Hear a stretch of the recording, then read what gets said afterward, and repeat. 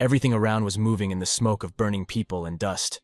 The air was filled with the stench of dying bodies and ash that irritated the nose. The man's eyes did not reflect emotions. The man stood up and wandered aimlessly forward across the battlefield. Then flagpoles were visible sticking out of the ground. The wind fluttered his red cloak. The blood on the blade had long dried. Jack kept thinking and imagining how his life would have turned out if he had found the blade earlier in that case. His life would have been happy. Having found the blade, his sister, the first beauty of the kingdom and an innocent child, would not have been sent to the Empire, and her fate would not have tormented her so much. If he had only found the sword earlier, then he, as a bloodthirsty killer of thousands and the death of people, would not have existed at all. I wonder what he would be like. Or a mentor, his friend and ally, with whom he associated a huge number of good and kind memories, the one with whom he associated his kindest moments. It was she who was the main culprit of all his knowledge, skills, and abilities. She helped him shape his potential and turn him into the person he was now. She was the best thing that happened to him in all his years. His strength left him. How desperate he looked now. His long hair was stained with ash and blood. The scars all over his body were darkened. His leggings were notched and stained with dirt. He had lost everything. He didn't want all this. He never wanted it. All these endless wars and obligations were disgusting to him. But worst of all was the fear in the eyes of people. Everyone looked at him like he was a monster. Jack heard a noise. Behind him, another detachment was approaching him. This procession was led by a young nobleman. The boy's face was sweating with fear. Holding his sword at the ready, Jack noticed how the blade of his sword was shaking. The man felt sorry for him. The young man's hands stubbornly did not hold the sword tightly. Jack told the nobleman that he did not fight with children. The guy's trembling lips parted, and with great difficulty he told the killer that he had cut short his father's life. The boy's voice conveyed emotion and anxiety. Jack only grinned at this accusation. He had ended the lives of countless husbands, both from noble families and from lower-class ones. He did not remember the victims. The boy's eyes flashed with furious fire. A real monster in a human body, he thought. The monster in front of him spoke about the deaths of people so calmly and peacefully that it became creepy. But now the word monster could not touch Jack's soul. The people around him and those he met spoke this word so often that it lost its meaning and did not touch him. Suddenly, streams of blood gushed from the wounds on the killer's bare chest. Jack was seriously wounded. His groan of pain echoed across the battlefield. He covered the wound with his hand. Jack felt tired, mortally tired all over his body. His muscles were frozen with pain and spasms. His head felt like it was melting. He wanted to end it all. But nevertheless, he wanted to wait a little. To watch this boy, the young nobleman looked at him as angry as he was afraid. Jack, the one who raised an entire empire, killed all the great masters and overthrew the royal family, was called a monster. He asked the young man if he knew how often his sword had eaten the flesh of men, taking their lives. How often he himself had witnessed the death of others at his own hands. The killer's face was distorted into a mad grin. His golden eyes exuded fire. He killed hundreds of thousands of people, and whether he was a monster after that, Jack mocked the nobleman. He shouldn't have been so surprised. Even greater fear ate into the boy's body. This monster in front of him was not human. His heart seemed to be about to break his ribs and jump out of his chest in horror. Jack assessed the nobleman with his gaze. He stood with a trembling sword in his hand, dressed in expensive fabrics, and looking at him with eyes full of silent horror. The boy resembled him. The warrior asked the young man's name. He called himself Jack Stewart. What a lot of coincidences today was becoming more and more interesting. Weaker with every second from lost blood, the warrior's voice remained as calm. Jack liked it. 100 young Stewart was his namesake. The warrior kept thinking about Stewart's words about the murder of his father. He kept trying to remember him, but could not. He told the young man about this. Tears began to flow from the young nobleman's turquoise eyes. Jack had killed too many people, and almost all of them were the same, just like Stewart's father. The dialogue between the two Jacks was emotional. Young Stewart said that although his father was not a good person, the boy missed his lost father. Such love was enviable to Jack. Jack did not apologize or make excuses for killing the nobleman's father, but he could still do a small favor for Stewart. The boy became curious. Jack invited Stewart to kill him. The warrior said this in an absolutely ordinary and calm tone, as if he was asking him for an ordinary request. "Kill me with this sword!" These words echoed in the guy's ears. Jack's hand pointed to the blade in the guy's hands. The guy's face looked pale and surprised. Jack explained that Stewart couldn't find a better time than now. The warrior himself was seriously wounded. The guy could avenge his father and at the same time become famous. Although at the same time as the words were spoken, Jack began to think that he could easily leave here alive. His broken bones would heal. His body would be healed. Doesn't the guy really want fame? But in fact, the warrior did not want all this. Thinking about it, Stuart raised his sword above his head with a battle cry and towered over the exhausted Jack, striking. The killer closed his eyes, expecting pain, but the blade only left a mark on the ground. Passing by the body, Stuart fell to his knees. He could not do it. The guy began to cry in front of him. Deep down, Jack knew that the boy could not take his life. Jack was surprised at the guy's behavior. The War Master knew that Stuart's intuition told him that his actions were wrong. In fact, by killing Jack, Stuart would have taken on the heavy burden of a hero. This would lead to a life full of regret. The boy would make the same mistake that Jack himself once made. The warrior advised the boy to enjoy his youth. The demon asked young Stuart to tell everyone else that the monster had died, and with his death the war was over. The surrounding soldiers watched silently. Stuart's eyes did not stop shedding tears. He did not understand why, with so much strength and colossal experience, Jack lived so unhappily and cruelly. Jack himself had asked himself this question before. Why he lived his life this way? Something in the boy's question resonated in Jack's body with longing. The warrior's body collapsed to the ground. His strength left him every second. He realized that his life was finally nearing completion. This was the end. The sensations that Jack experienced at that moment were ambiguous. He felt how quickly all his life energy was leaving him, how he was ceasing to feel the flesh. His eyes slowly began to close. Everything became cloudy and black before his eyes. His body refused to follow his commands, although he no longer wanted anything. Everything around him ceased to exist. He slowly and gradually forgot how to breathe. His brain lost touch with reality. Stuart bent over Jack's dying body. The moonlit night illuminated the warrior's body well. This was the last moon in the monster's life. In the end, there was nothing left around him. His mind seemed to be ripped out of his body. He remembered his very last thought. If only he could start all over again. Jack's soul seemed to have fallen into a pool of water. He felt peace, and as if he was sleeping, he was dreaming a long familiar dream. In his dream, Jack's past flashed in pictures in it. He saw an aristocratic and cold father who questioned the blood connection with his son.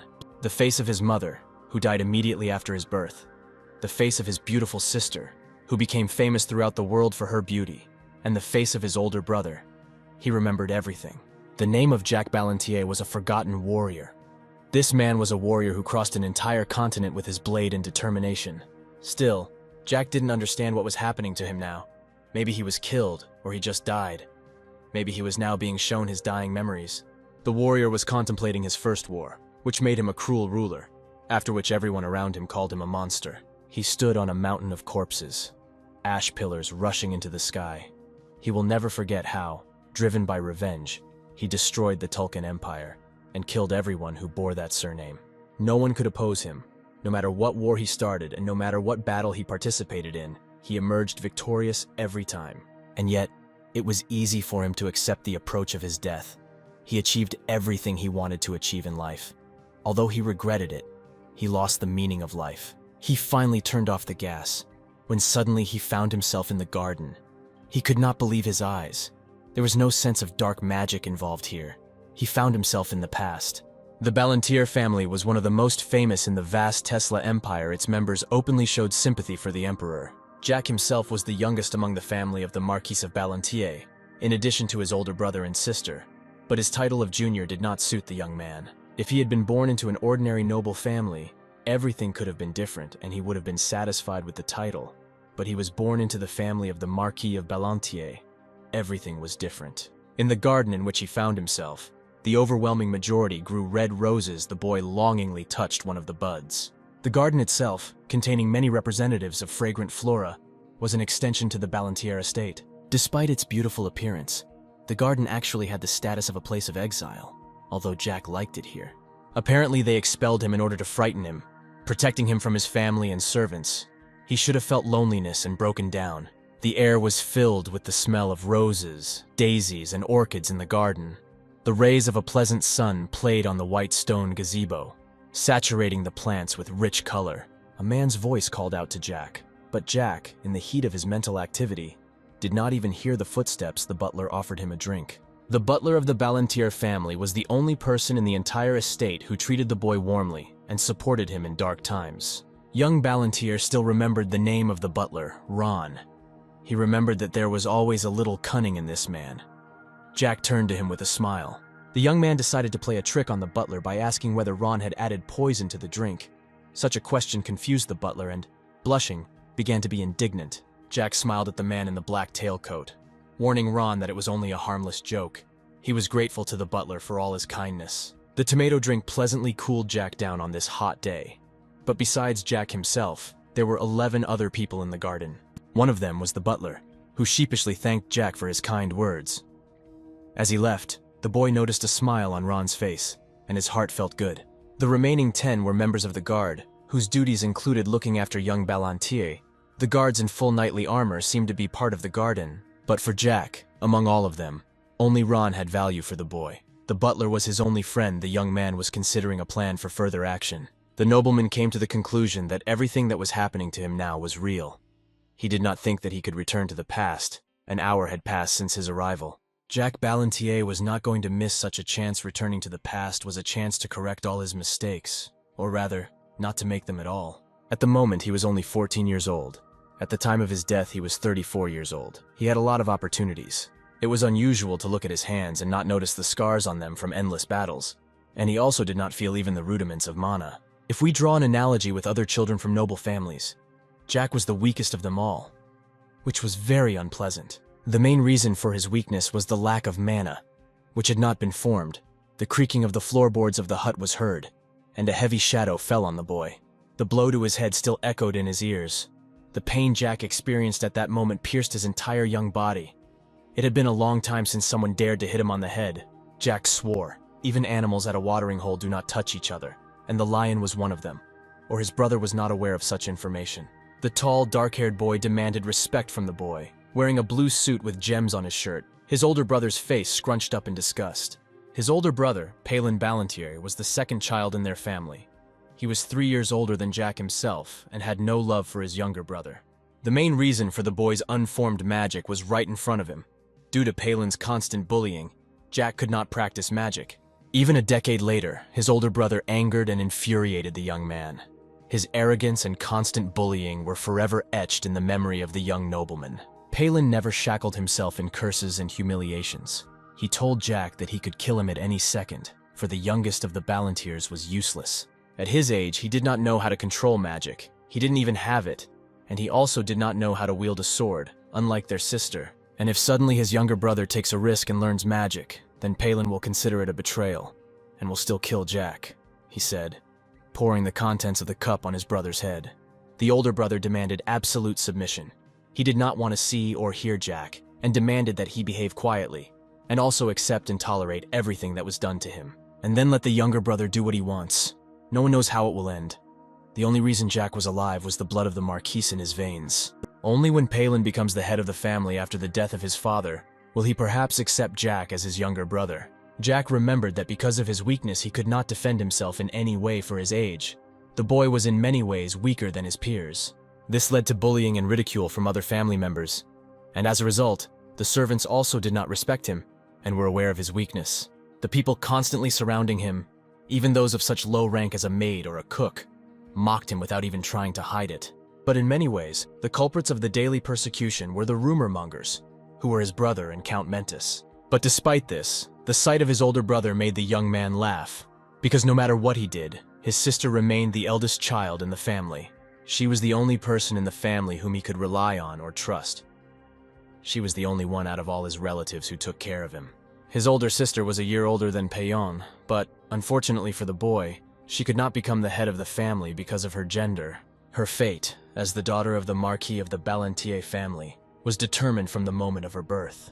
The fate of the Marquis's daughter is predetermined. She will marry someone who her father likes, and will live her whole life in a small estate, giving birth to heirs. The boy, frowning, stands and looks at his older brother with great hatred. In front of him stands the one who most contributes to making his sister's life and life be like this. The boy's hand clenches into a fist with rage, because this is the one who is ready to sell it to the first person he meets in order to quickly take the place of the heir. If he kills him, he will be doing a service to the whole world, because a man does not think about anyone but himself. The eldest swings at his brother.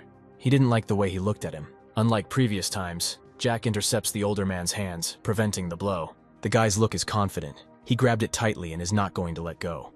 The elder doesn't understand how he dared to do this. But this was not the end. Jack makes a jerk, and dragging the huge body towards himself, throws it over his back. The boy's face mocks the situation. He uses a sarcastic phrase, humiliating his brother. Rage fills the elder. He reaches for his sword, and his body begins to blaze with fire. The servants standing aside decide not to approach so as not to get hurt themselves. The eldest begins to collect mana. Of course, they're not going to stop them, so Jack takes a confident stance. Suddenly, their butler Ron intervenes in front of them, covering the baby with his back, and asks the master to stop and not use mana now. In response to the request, the gentleman does not react, but hits him in the face for daring to interfere with him. The blow is so strong that the butler falls to the floor. Jack does nothing with this. For him, there is no point. He stands and grins, watching what is happening, but it doesn't help. Ron has a lot of secrets of his own. The elder's cry spread throughout the area. He reports that Jack is a vile brat and he will die along with his butler. He is interrupted by Jack imitating him, smiling as he supposedly clears his ear and jokes that the elder wants to stun him. Veins began to appear on the older man's face. Jack didn't expect it, but it drove him so far that he decides to draw his sword. It doesn't matter that his body doesn't know what training is and couldn't unlock mana. He's not going to lose. The elder swings his sword around himself. His teeth are clenched, and there is incomprehension in his eyes. But the magic of the third circle is his limit. No matter how expensive the sword he uses, he is still a child. Jack equips with his skills and passes under the blade. The boy's actions are abrupt and unreadable. He cannot be defeated with such a fencing technique. He makes his way as close as possible to his elder. A perfect opportunity is created to kill him now, but he refuses it. Smiling smugly, Jack whispers in his ear to see a doctor and get his head treated, which is considered humiliation. To use the third circle of magic, you need to fill your entire body with mana, including your head. Rushing forward, Jack grabs his wrist and, stretching his other hand forward, covers the older man's face with his palm. His eyes sparkled. He is ready to take revenge on his brother for every mockery of himself with 100 of his own. At the last second, his face twisted with rage and he fell to the floor unconscious, which forced the younger one to poke him with his foot, checking whether he was even alive. One of the servants reaches to draw his knife, but Jack orders him to hold still unless he wants to end up like a master. Having praised his obedience, he grabs his older brother by the hair and begins to drag him somewhere, dragging his body along the floor. Stopping near a fountain filled with water and saying that it's a little hot today, Jack generously wants to help his older brother cool off. Indifferently, he plunges his face into the water until he begins to choke. How shocked the elder must be to not even use the mana he so diligently saved. Jack doesn't let him escape and continues his mockery, because if you think like that, a lot of things went wrong because of him. Immediately after he sent his older sister to the Empire, he mercilessly poisoned his own father. He himself became the head of the family and tried to influence the affairs of the Empire, as if he had the right to do so. The result is clear to everyone. The house of the Marquises of Balantier was destroyed and wiped off the face of the earth. With regret, Jack remembers what happened, but he doesn't care about revenge for his father and their home. It was only a pity to lose the opportunity, the one that the sister gave them at her wedding, and it causes anger, forcing the guy to grit his teeth. Their sister was always very smart and had a pleasant character. Everyone spoke pleasantly about her. How painful it was for her to leave her home. It's hard for Jack to imagine what feelings overwhelmed her. She went to another empire to ensure her family had a good reputation. She was shrouded in horror. Elizabeth knew what she was getting into, because her fiancé was not an ordinary person. He was the fourth prince, about whom there were terrible rumors. But she was not his legal wife, so no one would come to see her. Just looking at his face, Elizabeth was filled with fear. He ordered her to stand quietly, nod when asked, and remember to smile. For the sake of her family, she was ready for anything, even for such a relationship. If only her father and brother knew what she really was like then. But once you stop, the more Jack thinks about it, the angrier he gets. So he can finish off the elder right there. The elder, still in his arms, rushed into tears and begging for mercy. He looked at his youngest with hope about life. You could see sheer horror on his face, and it reminded Jack of something. In his past life, when he killed people, in war, such grimaces of fear of death were encountered all the time. Clutching the strand of hair more tightly in his hands, Jack began to slowly lower his brother to the ground, asking him to think carefully about everything he was doing to him. Bending his face over the water again, he warns that if you have trouble thinking, you can help him remember. Or is it better to let the elder experience everything firsthand, so that he realizes the importance of family ties? Jack, without pity, swings his fist at him, and is about to hit him. even though he has already admitted his guilt, and asks him to stop. He is distracted by the butler Ron, who was watching everything from the gazebo, and asks the young master to stop the bullying. But his word means nothing to Jack. After thinking only for a second, he ends up knocking his brother out with his head on a stone. Throwing the elder to the ground, he turns to the servant and asks him to clean up, or rather, to carry away his still-living brother. While the worried servant rushed to help, Jack shreds his hands and calmly leaves from there. Walking past the butler, they bump shoulders, and Ron realizes that the young master has changed. Confidence and courage are trembling in him, and the house has learned about what happened. The lady fell unconscious at the sight of her son. This turned everything upside down, because Pelon Balantier, the future heir, supported by the forces of the influential family of Count Mentis, was defeated. Therefore, it stands to reason that in a family in which the title of Marquis was expected to naturally pass to Pelon, the sight of his broken head and newfound fear of water caused a total commotion. Many rumors spread. Pelon received the third round at 17 years old, and at such a young age it is a miracle how the youngest was able to defeat him. Also, the maids whispered that you, my dear YouTube viewer, are really watching my video. These young maids are just dream of serving you. So don't forget to leave a comment, like, and subscribe, and they will definitely come to you in your dreams to help you in all your affairs. See you soon, my beloved subscribers. They said that he was not trained in magic or fencing. Why did he need to hide his skills, and why did he show them only now? Pelon would turn 18 next year and should have been introduced as the official heir. But now, when the youngest showed his claims to the place of head of the family, nothing was decided in advance. Pushing the servant and squeezing between the crowds, Elizabeth appears, who asks to tell him what happened. Rumors began to spread further and further. Many in the estate came up with new details of what had happened. 2 servants were given the order to call the third. The head of the family is waiting for him. He is gloomy and menacing. Jack, not thinking about how the head of the family will react, eats a delicious dessert, praising it along the way. Suddenly, the maids burst into the room and tell Ron that the owner wants to see the young master now, so that he can notify him. Tiredly, Jack rises from his chair and, throwing on his jacket, rushes to the door, but he is followed by Ron's shouts that he will go with him. The guy stops his butler, saying that he is no longer a kid who needs to stand up for, and he can handle it himself. Disappointment flashed across Ron's face, but he did not dare disobey, and only asked him to come back as soon as possible. A bunch of eyes look at Jack walking through the castle. He feels each of them, realizing how long ago these sensations appeared last time. These feelings when it's as if he doesn't exist for those around him, even though the corridor is filled with servants. It doesn't matter what the others think of him, as long as it ends quickly. And he reaches out with his hand to open the door. But the knights forbid him entry. They pretend that he is not here.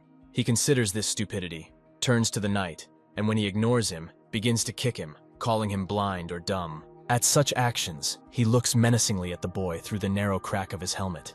And in the past, he would have immediately run away from such a look. But not now. Smiling sweetly, Jack menacingly tells him to relax his expression before he halves it. He ignores him again, but with all his strength he hits him and the knight falls to his knees. Jack says that he won't repeat it twice, the Marquis called him. But why then such a discrepancy? Jack asks why he does not allow him to enter. The knight stands up sharply and, stuttering slightly, says in a formal voice that he cannot answer. Rubbing his chin, the guy understands what it means he needs to wait. To the surprise of the knights, Jack turns around and leaves. There is no point for him to stand and wait. He is nobody here anyway. Jack asks where they think he should go, and puzzles him with this question. He asks me to tell you that since the Marquis wants to talk so much, let him come himself. Why call and not let him in? The knights decided that he was out of his mind. The servant asks for an apology and tells the Marquis that he has left, which brings a satisfied grin to his face. Correctly noticing that the youngest has changed a lot, he puts aside his paperwork and gets up from his seat. Jack occupies a bench on the street. At one moment he begins to hear stomping. It is the Marquis coming to him with his mistress and servants. The boy knew that everything would happen like this. Noticing him from afar, he looks at his father. Even from his face it is clear that he is an old stubborn donkey. Surprisingly, he remembers it exactly the same, despite the fact that he actually saw it many years ago. Sometimes Jack tries to think that he does not exist at all in a past life. The Marquis tried to kill him for trying to escape from home. In fact, the Marquis is a man who is capable of selling his child for the sake of his reputation, too greedy for power, and too incapable of achieving what he wants. Without rising, he greets the man. Such as the Marquis Balantier, why would he call this creature father? Frowning thoughtfully, he looks at his youngest son and asks him what is wrong with him, but receives a meaningless answer. The lady standing behind him began to scream. How dare he treat the head of the family like that? Shaking his leg casually, the guy asks Marquis if he wants to go inside or if he can talk right here. Waving his hand, he throws the saucer off him. It does not fly for long and ultimately breaks. A flame forms around the Marquis, and it begins to rush towards Jack. Most likely, he is trying to check whether he has a mana heart. Of course, the old man doesn't find him because he's gone now, but he notices the guy's talent for martial arts. It is impossible to answer that he, on the contrary, has weakened to the question of why Jack did not show himself earlier.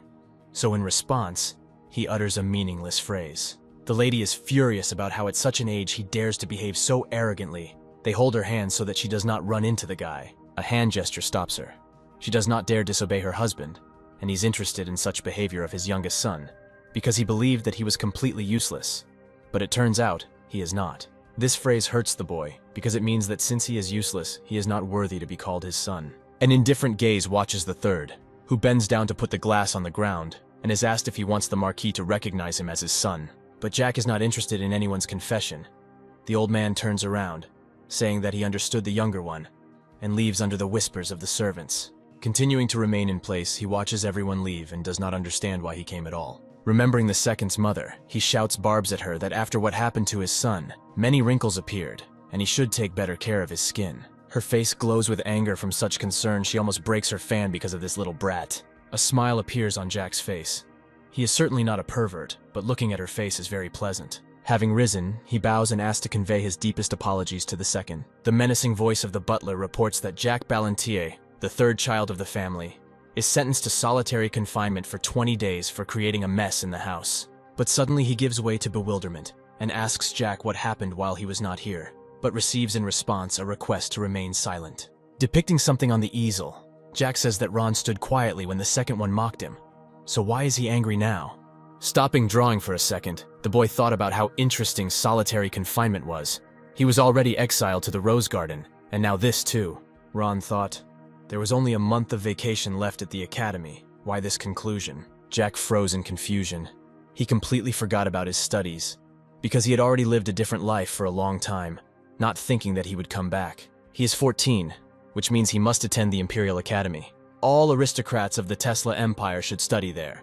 If you are not disabled, then this is a must. Study lasts 4 years. It begins just at the age of 14, so Jack is now in his first year. The first semester ended, which means the summer holidays began, and he felt awkward because he was a student again. His mentor is directly connected with the academy. He can skip any subject, but not her. Jack will no longer quarrel with the Marquis over trifles. He will go to the academy. There are 27 days of vacation left, 20 of which will be spent in prison. It takes 6 days to travel from here to the academy, which means he is sending him off to study immediately after prison. Even though this is his past, it is difficult for him to understand himself. Ron looked tiredly, asking if the guy was finished. Rising from his chair, Jack touched the easel, intending to show it to his butler, and at the same time asked where his imprisonment would take place. To this question, Ron expressed regret with all his appearance. There is only one place for conclusion. It is for criminals who have done wrong on the territory of the Marquis's possessions, and this stunned Jack. Uncertain, he decided to confirm his guess that it was a prison, and received a positive answer. A dissatisfied cry broke out. The guy didn't think that everything would be so bad and was not going to leave it like that. To tell the truth, vacations at the academy are needed not only to relax, this can be understood even by looking at Payon, whose head was smashed. Almost every day from the start of the holidays until his head was smashed, he attended social events, met with other aristocrats and noble families. Jack had never had anything like this, of course. He was not interested in the affairs of the marquises, but he was infuriated by what his relatives said. They said that there was no place for him, not here or anywhere else. But now he is sitting in prison, chained by his leg. The boy decided to go to prison himself, without waiting for a convoy to be sent for him, so as not to humiliate his dignity. It was hard to tell from the crying Ron's face as he looked after him how much pain he was in. Tears flowed like hail. He wiped them away with a handkerchief and looked after him like a pitiful kitten. In some ways, Jack was still different from the other prisoners, namely a bed, a toilet, and 3 meals a day. But what is the point of this when the boy is sitting in a small, cold brick room, and an annoying fly is itching around him? The blanket there hasn't been changed for half a century, and even the flies refuse to eat the stew. Leaning against the wall, the boy sits with his arms crossed. There is too much time to think, and this is too much. Aristocrats who have land holdings can punish residents as they wish, using local laws rather than imperial ones. In fact, on their territory, Aristocrats have the same rights as the ruler of the empire. Jack may be imprisoned by order of the Marquis, but he is still his son, an aristocrat. It would be nice if the guy rebelled against him, but why should he suffer all this? Well, or in this way he is trying to console the elder. I wonder if the Marquis uses poison or forbidden artifacts as an excuse for the public. Although this is already too much. Surely the Marquis came up with a good story to justify the second. For example, that Jack Ballantyre is a disgrace to the family. Because of his greed, he studied forbidden magic. Noble senior brother noticed this and had to do something. When his brother caught him in this and ordered him to stop, Jack not only did not listen, but did even worse. He dared to use it on his brother, so that he would not dare to tell him. And even though Peylon suffered seriously, he found the nobility in himself to forgive his stupid younger brother. Surely such a scenario had already matured in the heads of the Marquise and the Marquis. It's sickening to even think about it. But it would be okay if they kept him here for a couple of days. But the guy doesn't want to spend the entire holiday in captivity. He doesn't care about this place. He can run away even now. But he won't do it for 3 reasons: his sister Ron and his mentor. Plus, Jack is back in his original body. He's just a 14-year-old little boy with no muscles and too weak to survive on his own. He knows the rule of survival in this world. The strong devour the weak, the strongest survive, and the weak become food or die.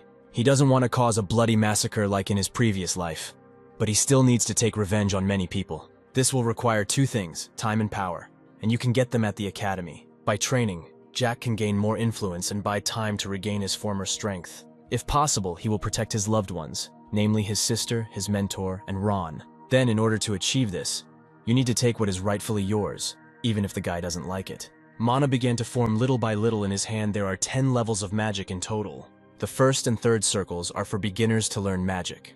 The 4th and 6th for experts. The 7th and 9th for those who master magic at the highest level. And the 10th circle is for people who are called masters or supermen. Pressing his palms to his chest, Jack gradually forms a blue glow, and it's even good that there is no one here. It takes 2 hours to create the 1st circle, and at that age he is a complete weakling. In a past life, he began to study mana at the age of 17. Raising his hand up, he lets it fly above him. But immediately everyone is waving his arms. No one should know what he is doing here. A strange sound is heard from the corridor, similar to the clicking of the Marquise's shoes. Has she really come? Jack wrapped himself in a blanket and already pretended to be asleep. But he heard that the sound was not as heavy as usual. This voice that he heard, of a person whom in his past life he could only see in dreams. The tearful sister, Elizabeth Ballantyre, pulled her hands to his face through the bars and excitedly asked if the guy was hurt. Tears rolled from his eyes. His beloved sister was still beautiful and kind-hearted. She addressed him affectionately as Jackie, a name he had not heard for so long. Pressing her hand to his face, he smiled with happiness and reassured Elizabeth that he was not injured and everything was fine. In a gentle voice, she asked why he used black magic, because she could teach him ordinary magic. Their hands intertwined together. She says that she is sorry and that Jack should have stayed at the academy and not returned home. His face froze. This made his sister worry. She, shouting a little, asks if everything is okay, and he listens to her at all. Having wiped away his tears, Jack began to smile. He was happy that this was all happening for real. But suddenly he calms down, and sitting down more comfortably on the floor, he seriously calls out to his sister. Jack asks if she wants to run away, perhaps to a small village and work in the fields together, but Elizabeth sternly repeats his name. The boy continues that he knows how the second and his mother treat her. It is better to leave everything behind and live in a quiet place. Find a person who will love her. He continues his speech that how long can one remain under the yoke of the Marquis? But he is interrupted by the cry of his sister. Elizabeth asks not to say that, because he is their father, and no matter what happens, he will always remain so. Out of embarrassment, Jack rubs his shoulder, and his sister continues that he loved their mother, and from this love they appeared, so you can't speak badly of him. She knows how his father feels about him, and she will try to change it, so it's worth being a little patient. But she doesn't remember that in a past life she said the same thing, even though her whole appearance radiated the sincerity of her words. Jack really returned to his past after death, and how wonderful it is to see his sister again. While the girl is touched by his words, the guy gets up and asks to move a little away from the bars. When she does this, he is satisfied with her position and collects mana in his hand. The sister is amazed by what she sees because Jack touches the cold bars with his hand and knocks out the lock. Slowly opening the cage gate, the boy comes out, and his sister asks how he mastered the circle. But not paying attention to many questions, Jack comes up and hugs the girl tightly, apologizing to her. This makes me worry even more. My brother's behavior is very strange. Elizabeth holds the guy by the shoulders and asks if he is sure that everything is fine with him. Jack and his sister stood hugging in the middle of the cell. Young Ballantier tried to persuade his sister to escape from this damn place and be happy. Jackie could give this person, the dearest in his life, a calm and peaceful life. He remembered the fate of his sister. His tears flowed like a stream from his eyes. They would not have to return again. As soon as he turned to the memories of his past life, Jack remembered that he was soon to meet the fourth prince. The fourth prince in the past took his good sister. The girl at that moment did not understand that she was going straight into the mouth of the beast. None of them knew. It is what this prince does that changes Jack himself forever, outlining his life before and after, and it is he who will make the youngest of the Marquis's children a real monster. Jack remembered how he found this representative of the Tulkun Empire. He was caught and locked in a dungeon, tying all his limbs to a torture board. This man made the life of his beloved sister a complete hell. That day, young Ballantier's face burned with anger and desire for revenge. His hatred towards the prince was so enormous that those emotions and memories of that day were fresh.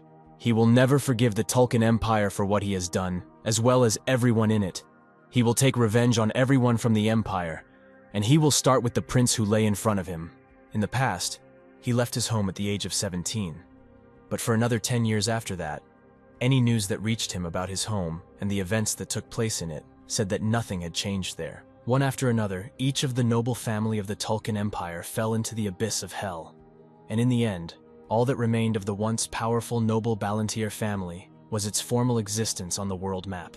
After the defeat of the Tulkun Empire, all power and sphere of influence was concentrated in the second largest and most powerful empire, the Tesla Empire. As already mentioned, some of the Marquis's children were still alive, thanks to which the Ballantier house actually existed. His sister was still alive at that time when she learned about the captivity of her family, although her life became a living hell. Until her death, she did not lose her kind heart. The eldest of the children, the Marchioness, fell to her knees in front of her husband, the fourth prince, begging him to spare and save her family. She received only a cold look. But in fact, she did not have any, even the most insignificant rights. Her position was equal to that of a concubine, and she was treated accordingly. No matter how she tried to persuade the emperor and the prince, no one even tried to listen to her, and they all rejected her request. But she was not going to give up. Elizabeth, Jack's sweet and innocent sister, spent the next few days begging the court to spare and release her family members, for which she was ready to do anything. For 3 days and 3 nights, the emperor's palace was torn with Elizabeth's pleas for help. The downpour hid her tears, wet and swollen from tears.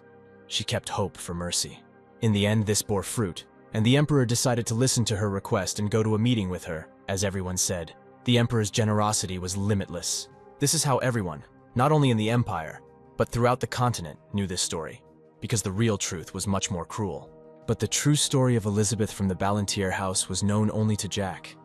He remembered what horrors lay behind the words about his sister's readiness to do anything. That day, having learned about the imprisonment of her family, Elizabeth asked for help from the fourth prince, who met her halfway. Her happiness knew no bounds, but her joy was short-lived. The prince bent over her like a mountain and reminded the girl that his power was enough to wipe out her entire family from the face of the earth, and she was obliged to obey him. The prince warned the child of the Marquis that as long as she obeyed all his orders, her family was safe. The prince did not hesitate to manipulate her. From that very day, Jack's sister turned into a real living toy for any palace intrigues and lustful fantasies. The emperor and the prince were cruel in their sadism. Naturally, in this situation, the real and legitimate wives of the emperor and princes did not stand aside, choosing not her side. Further time and everything that happened to Elizabeth made Jack's blood boil in his veins. His sister was doomed in the emperor's palace. Naturally, like every toy for a child, Elizabeth became a broken toy that no one needed, and the fourth prince lost interest in her. And from that time on, poor Elizabeth, like a domestic dog, was chained by the neck to a dark room, becoming a hostage in a barn. After these events, the Ballantier house was overthrown and completely destroyed. The already adult Jack managed to gallop only to the charred ruins of what had once been an estate, and then a feeling of revenge forever ingrained itself in the soul of the youngest of Ballantier. Then, for the sake of revenge, he became a monster who vowed to destroy the Tulkun Empire and kill everyone associated with them. First, he killed the Empress in agony. Then, one after another, cold steel tasted the flesh of the princesses, the wives of the third and fourth princes. But Jack didn't stop there, driven by revenge. He tortured to death all the families that supported them, as well as distant relatives of the murdered. Monster Jack did not want to stop until each of the Tolkiens, and everyone in any way connected with them, was put to fire and sword. The young man recalled this whole bloody story of his life, standing opposite Elizabeth in the dungeon. He realized that this could not happen again. His sister told her younger brother to take care of his health, and she would talk to her father. Jack only at that moment realized how much he missed her smile. He asked her not to worry. He would do everything that was required of him. This time for sure. Walking up the stairs of the mansion at night, Elizabeth kept thinking about her brother's behavior. He had changed so much. In the old days, Jack would have endured everything in silence. She wondered whether this was for good or not. There was a confidence and strength in her brother that she had not noticed before. But she couldn't get it out of her head that her brother didn't just use a random black magic spell, but that he did it with skill. She herself had magic of the sixth circle. Perhaps for this reason she did not feel the slightest trace of magic, but her father had the seventh. Everything was ambiguous. Standing in front of the door to her father's apartment, she decided that all these were the words of the Marquise. The girl gathered her courage and prepared to meet her father. Entering the chambers, her father was sitting over a cup of tea. She did not hesitate and asked her father to release Jack from prison, operating on the fact that he had not studied black magic. After all, everyone knew Jack's weakness. He did not even master the rudiments of magical art, and knowledge of such complex magic was out of the question. Saying this, she of course understood that her father knew the truth, but did not want it to become known to the public her father had no equal in ambition. Elizabeth noted that Jack was not chasing the title of head of the family.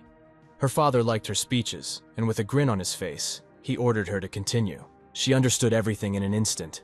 It was not just a punishment for her brother, it was a warning for herself what would happen if she did not obey. Her father noted her intelligence, she herself guessed. The eldest of the Ballantier house had long understood her pitiful fate. She was destined for the role of a toy, by selling which her father would increase the power of the house. And what happened was a lesson for the future for her. The girl pursed her lips and shuddered. Just at the mere thought of such a life, her heart was tormented by despair. Her father was a practical and observant man. He saw that his daughter loved and appreciated her little brother, and she was afraid to imagine what he would do to him if she did not obey. She was brought out of her thoughts by her father's speech. Jack had no place in their family, and he was going to announce his death when he reached adulthood, sending him away from their home with a fictitious name. Elizabeth could not believe her ears. Such a prospect of life for her brother meant that he would live, but only as long as she remembered her duty. But it seemed strange to the father that, having the third circle, his youngest son was able to defeat the owner of the second. Having said this, Elizabeth was surprised that Jack had a circle at all. But he decided that this matter was not particularly worth his attention, and looking askance at his daughter, he allowed Elizabeth to let her brother out. The daughter responded to such an act of mercy with a respectful bow and left her father's chambers. After this meeting, she was once again convinced that everything was predetermined. Having closed the door, her legs could not hold her. She still remembered Jack's offer to escape. No, it is impossible to escape from her fate, she decided, and began to sob in despair. The sun's rays illuminated the body of the young nobleman. Waking him up, the night turned out to be restless, because of yesterday's events, he dreamed of his past life. Jack was already beginning to think that his very presence in the dungeon was giving him nightmares. Dressed in a shirt, he decided to warm up. The sharp knock of metal on stone indicated the approach of a guard, who unceremoniously and rudely notified the younger Ballantier of his release. Jack did not like the frivolous way the guard addressed him, but he decided that this was not enough to provoke him, and out of spite he replied that he was sorry to leave such a nice place. The guard held his things in his hands. Jack politely thanked him for handing them over, and he reached his hands towards his trousers, but the guard did not give the thing back, looking into his eyes with irritation. Such impudence and disrespect for Jack, as the youngest son of the Marquis Ballantier, irritated him. The dungeon guard impudently replied that he had no shoes for Jack, and so that he would stop annoying him with questions. This fact and the appeal to the upper class outweighed the calmness of the nobleman. Jack was overcome with anger. He asked the guard if he was the guard's friend. Such pressure from the usually cowardly Jack confused the guard. He did not know what to answer. The guard began to apologize in fear, but it was too late. The younger Ballantier focused streams of magic on his fists and lunged at the guard's head. Jack decided to teach him a lesson and remind him how to treat his master. The warrior could not do anything to oppose him. The third Ballantier was calmly walking in the garden when Ron came out to meet him. The butler was worried about the master and was pleasantly surprised by his release. Ron ran up to Jack and began to examine him for wounds. The butler was very worried about the master, because he knew how everyone treated him. Ron's gaze fell on the drops of blood that had dried on Jack's shirt. The butler could not be stopped in his outburst of care and concern, but Jack replied that it was not his blood. The young master heard a noise in the garden and noticed a large number of guards. He asked Ron about this, and he replied that in addition to the usual 10 guards, an Iron Blood Knight had arrived. Jack appreciated the powerful armor and the war himself, coming to the conclusion that he felt sorry for him. It was unlikely that the plans of the war in its prime included the nanny's plans. It was sad for him to watch how such a warrior, at the peak of his power and in his desire to become famous throughout the continent, would watch him. The knight was communicating with the guards, when his face suddenly turned pale and acquired a marble hue. Jack guessed that he knew the reasons for his former imprisonment. The mighty golden-haired warrior approached them with the butler, while respectfully addressing Jack as the third master.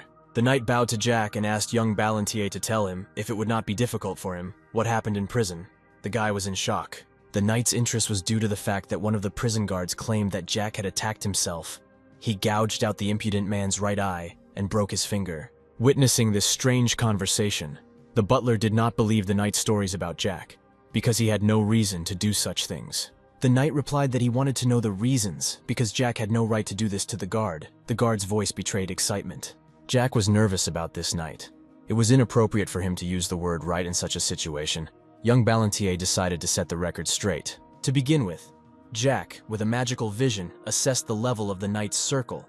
Analyzing his movements and posture, he came to the conclusion that the knight had at least a fourth. The knight was most likely Mentis's henchman.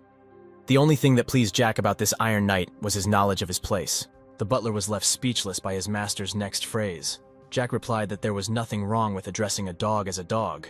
It was too much for a knight. The youngest son of the Marquis decided to clarify the relationship between them. The knight was assigned to him just to keep an eye on him. Jack was sure that Mentis had not given any other orders. Therefore, the responsibility and all the dirty work after Jack will fall on the knight's shoulders. He will have to fix everything himself in the best possible way. The third Ballantier ordered the knight not to dare to speak a word about rights to him if he wanted to get promoted. The Iron Knight turned pale in horror. If Jack continued to act outrageously, he would be torn to pieces, to which the guy replied that the knight begged him not to act strangely anymore. The knight only now began to understand that everything was not as simple as he thought. He had already come to terms with his situation, and apologized to Jack. After these words, the young master relaxed, and the atmosphere stopped heating up. He was glad that the knight knew how to work with his brains. But such arguments tired him in the morning, and Jack decided to take his leave, putting an end to their discussion and ordering the knight to sort everything out and report to him. Jack also warned the knight that if the knight had any problems, he should complain directly to Jack's father, the Marquis. Deciding to reinforce the lesson, the nobleman decided not to address the knight as a knight, but he called him Chicken, and so that he would chirp when Jack called him. The knight, and now his nickname Chicken, remained in place to digest everything that had just happened to him. He did not like this. Such conversations aroused great hunger in the nobleman, and he asked Ron to prepare him some meat dish. The butler obeyed the master's word and retired to the kitchen to prepare dinner for Jack, escorting him to the gates of his estate. The table filled with various dishes from Ron filled Jack's mouth with saliva, and he began to gobble up the meat steak with appetite. Jack once again noted the culinary skills of his butler, thanking him for such a tasty and quick lunch. Jack felt the butler glaring at him and allowed Ron to say what he wanted without glaring at him. But the butler was afraid to say what was currently in his head. He hastened to look away from his master. Jack decided not to give up and stabbed a delicious piece of meat to treat Ron. Because anyway, there was plenty of food, and the nobleman couldn't handle it himself. But Ron's position did not allow him to eat at the same table with the one he served. He was only a butler, and Jack was a nobleman. But this did not suit Third Ballantier, and he simply ordered Ron to sit next to him and share the food, while actively clapping the place opposite him.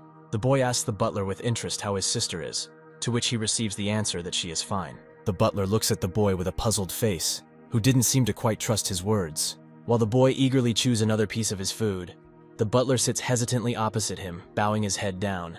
Cabbage soup is being cooked in a boiling cauldron, the aroma of which slowly filled the kitchen. A small child peeks out from behind the door, his big eyes watching with delight the servant preparing dinner. A guy with long light brown hair was holding a bitten apple in his hands, quietly peering behind him.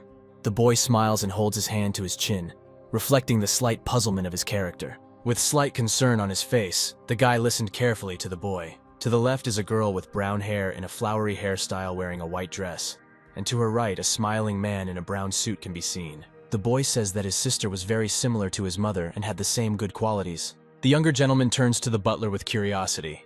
Jack, smiling, says that if this whole story were the plot of a novel, it would be unrealistic. The tramp of a horse instantly rushing somewhere in rainy and cloudy weather. Two unknown men in cloaks were quickly racing on horses. A man with long hair sits on a horse that has raised its front legs in fear. A man with long dark hair wearing an eye patch looking forward. A guy in a cloak, sitting on a horse, stretches out his right hand, around which lightning has formed. The boy, holding a cup of tea in his hands, could not believe that his servant was the magician of the ninth circle all the time, while he sat with his head down. The boy asks the butler if he knew about his mother's ability. The butler looks thoughtfully at the same point, his gaze seeming to be directed downward. The boy, slightly narrowing his eyes, says that he can pretend that he doesn't know anything. The butler, sitting with his head down, demands to know what the boy needs from him. Silhouette of a girl with long hair with a pink ribbon on her hands on a purple background. The main character explains that his sister was so kind that she was ready to die for the sake of others. The boy's hands are loosely intertwined. The younger gentleman stated that he intended to visit the academy, and if everything went well, he would not return back. In a relaxed atmosphere, the boy and the butler were calmly discussing something at the table. The butler had a sad face as he addressed the boy. The boy looked at the butler with dissatisfaction on his face, his voice full of indignation. Leaning back in his chair, the boy calmly spoke about something. The boy screamed something with dissatisfaction, clearly not expecting anyone. One of the knights, breaking into the boy's room, reports that one guard has been sent to a hospital. Afterwards, he declares that due to his negligence, he was unable to control the blade. The younger gentleman turned to the guard with a slight grin on his face, mocking his actions. The boy, as if mocking, offers the fair-haired guy a tasty treat, but he refuses. The blonde knight, bowing his head slightly, introduces his real name. The boy, looking at the knight with a smile, asks him for a real sword for fencing training. The knight says that this is not his responsibility. A boy's hand weakly holding a silver fork. The boy grins evilly, leaning back in his chair. Jack insistently invites the guy to beat the crap out of him. The hand of a boy, whose fingers are located at different levels and slightly bent. The knight looks at his palm with concern and confusion. Palace with brickwork and decorative elements against the blue sky. The butler, closing his eyes, tells the boy that this guy is in the 4th round. The butler, with an uncertain expression on his face, asks the boy if he is confident in his abilities. The knight, standing among the rows of swords, carefully examined each of them. Wrinkling his eyebrows, the butler suggests the boy not to bet on losing. The boy asks the servant with a smile, he can bet on that. The butler, clearly worried about the boy, worriedly asks if he is sure to go for it. The boy bristled, his young face reflecting all his worries and uncertainty. The younger master suggests to the servant that if that knight hits him at least once, then he wins. The butler, with both hands on his knees, listens to the boy. The guy, looking down, says in a submissive voice that he can simply order if he wants something. The boy can barely contain his laughter at what the butler heard. The boy's hand, holding a fork, reaches for something. Looking away and slightly embarrassed, the butler reprimands that it is awkward to point a fork at another person. The younger gentleman, holding a fork in his hands, closed his eyes in bewilderment. Sparkling his pupils and crossing his fingers, the boy seems to begin to devour his servant with his gaze. When the butler says that he doesn't mind the requests, he begins to sparkle with happiness. While the knight bows before the younger gentleman, he calmly listens to him. The boy rests his hand on his chin and looks to the side, a hand lying on the table whose fingers are slightly bent. The guy looks nervous with a bead of sweat running down his face. The younger gentleman invites the guy to go to a deserted place where they can train. The boy, with a sly look and a grin on his face, mocks, saying whether he is afraid to lose. In response, the guy says with some confidence that he is not afraid to lose to the boy. The blonde guy, clearly unsure of himself, begins to sweat from excitement. The younger gentleman asks the butler if there is a deserted place somewhere nearby. The guy thoughtfully put his hand to his chin, plunging into his thoughts. While the boy looks at the basement in surprise, exercising his elbow, two guys stand and watch his reaction. The boy asks the servant if he is practicing here. In response, the guy gives a negative answer, saying that his mother arranged this place for her children. The younger master says why he didn't know about this place, to which the servant replies that the boy had no reason to go there before. Many crafty arrows and swords, neatly folded in their places. The boy sparkles with happiness, looking at the butler, who readily fulfills his wishes. The boy, crossing his arms over his chest, turns indignantly to the fair-haired guy. A boy's hand with an open palm. The boy extends his hand forward, opening his palm, demanding a sword from the knight. The guy hands the boy a wooden sword standing opposite him. The boy narrows his eyes and smiles slyly, thinking about something. The boy looks forward with a serious expression on his face, as if he is assessing the situation or thinking about something important. the boy suddenly begins to attack, rushing towards the guy. The boy, waving a wooden sword, tries to hit his opponent, but the guy manages to block the attack. The guy underestimates the guy's attacks, considering him a beginner. Having underestimated the boy's attack, the guy finds himself in front of his sword. Junior Master creates a tense and dramatic scene, leaving the opponent in complete shock. The boy smiles and his expression looks a little sly. Drops of sweat can be seen on the guy's face, which may indicate that he is tense. The butler, covering his mouth with his hand, is surprised to see how the boy managed to get close to the guy's neck. From a sharp attack from his opponent, the boy throws his sword off his hand in horror. The boy finds himself on the floor in front of his opponent's sword. The younger gentleman fights the enemy with a real sword, immersed in the atmosphere of knightly tournaments. The sword is again at the guy's throat, and at that moment time seems to freeze. The butler stands in profile, holding his hand to his chin, as if deep in thought. The guy looks concentrated. His black-gloved hand is raised to his lips. The younger gentleman, with a smile on his face, holding a sword over his shoulder, asks something from the fair-haired guy. The guy looks worried and tense as he gives an answer to the younger gentleman's question. Next, the boy asks the guy when he started training with mana.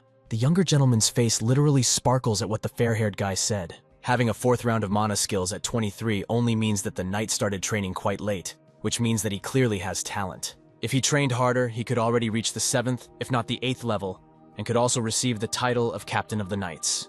Jack headed to the assortment and armed himself with a real sword. Thinking about how funny it was that a knight with such talent was entrusted with looking after a child, he turned to James, saying that he was starting to like him. The knight only warned the guy that with a real sword he could get hurt. In response, the boy laughed. Jack gave him advice that there is a difference between confidence and vanity. Does he really think what happened was just an accident? James was starting to get angry at the boy's self-confidence, and the younger one let him start the next fight. The knight immediately rushed into battle. It is this trait that prevents him from developing, Jack thought while attacking. The swords touched, and the boy knocked the knight's weapon out of his hands, putting the iron sword to his throat, thereby ending the fight with victory. Jack smiled and reminded James that he had died for the 2nd time today. The knight immediately recoiled from the sword, and the boy. He was in extreme bewilderment at what had happened. How a person of such a young age, who has neither skill nor magic, shows such success. The boy only explained his victory by saying that he simply changed the direction of the sword during the attack. Nothing supernatural. The knight was in despair. He lost to a 14-year-old boy, and said with incomprehension that he did not understand how he did it. Jack told him that it was just a matter of advanced technology, and nothing more. After which he offered to show him again. James was not taken aback and agreed on the condition that this time he would also take a real sword, to which Jack reacted as calmly as possible. While he was choosing a sword for himself, Jack turned to the butler, rhetorically asking if he had won the argument. Of course, Ron understood this. The boy recalled his desire to protect his sister during his training, and hopefully asked Ron if he would fulfill it. The butler bowed in an interesting pose, and declared that he would lay down his own life to complete this task. Meanwhile, the knight was already ready to start the next fight, and told the boy that this time, everything would be different. Taking a fighting stance, Jack armed himself with mana, concentrating its power on the sword, and invited the knight to also use his own. James did this and invited Jack to start a fight, who in turn attacked immediately. The blades clashed, but only this time Jack's strength again surpassed the knight, and the end of the boy's sword was approaching the blonde's face. Unable to withstand the confrontation, the knight lost his weapon and fell to the floor, suffering another defeat. Lying on the ground, James exclaimed and hesitantly asked if Jack had the 3rd circle. But if it was the 1st, then such power was impossible. Jack stood elevated above the knight in his thoughts. He understood how offensive it was for him to lose to the 1st round, but everything was very simple. Usually mana is distributed throughout the body to increase physical capabilities, but he concentrated it in one place, in the sword. Jack asked the blonde if he really wanted to become an official knight, to which he answered incomprehensibly that at the moment he did not have such status. What would the 3rd master order him to do in that case?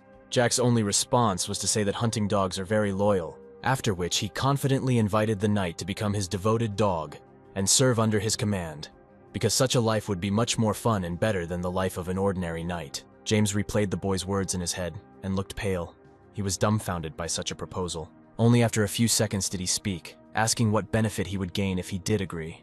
Jack was bluffing, because he expected that the interlocutor would first ask what he would have to do in the event of an agreement, and asked this directly from the knight. Without waiting for his answer, the heir explained that if James nevertheless became his dog, he would receive the strength and power he needed. Throughout the conversation, the guy listened carefully to the boy, after which the knight also dumbfoundedly asked what his duties would be. kill those who interfere with the master, and protect him at the cost of his own life. The butler and the knight were horrified by this answer from Jack.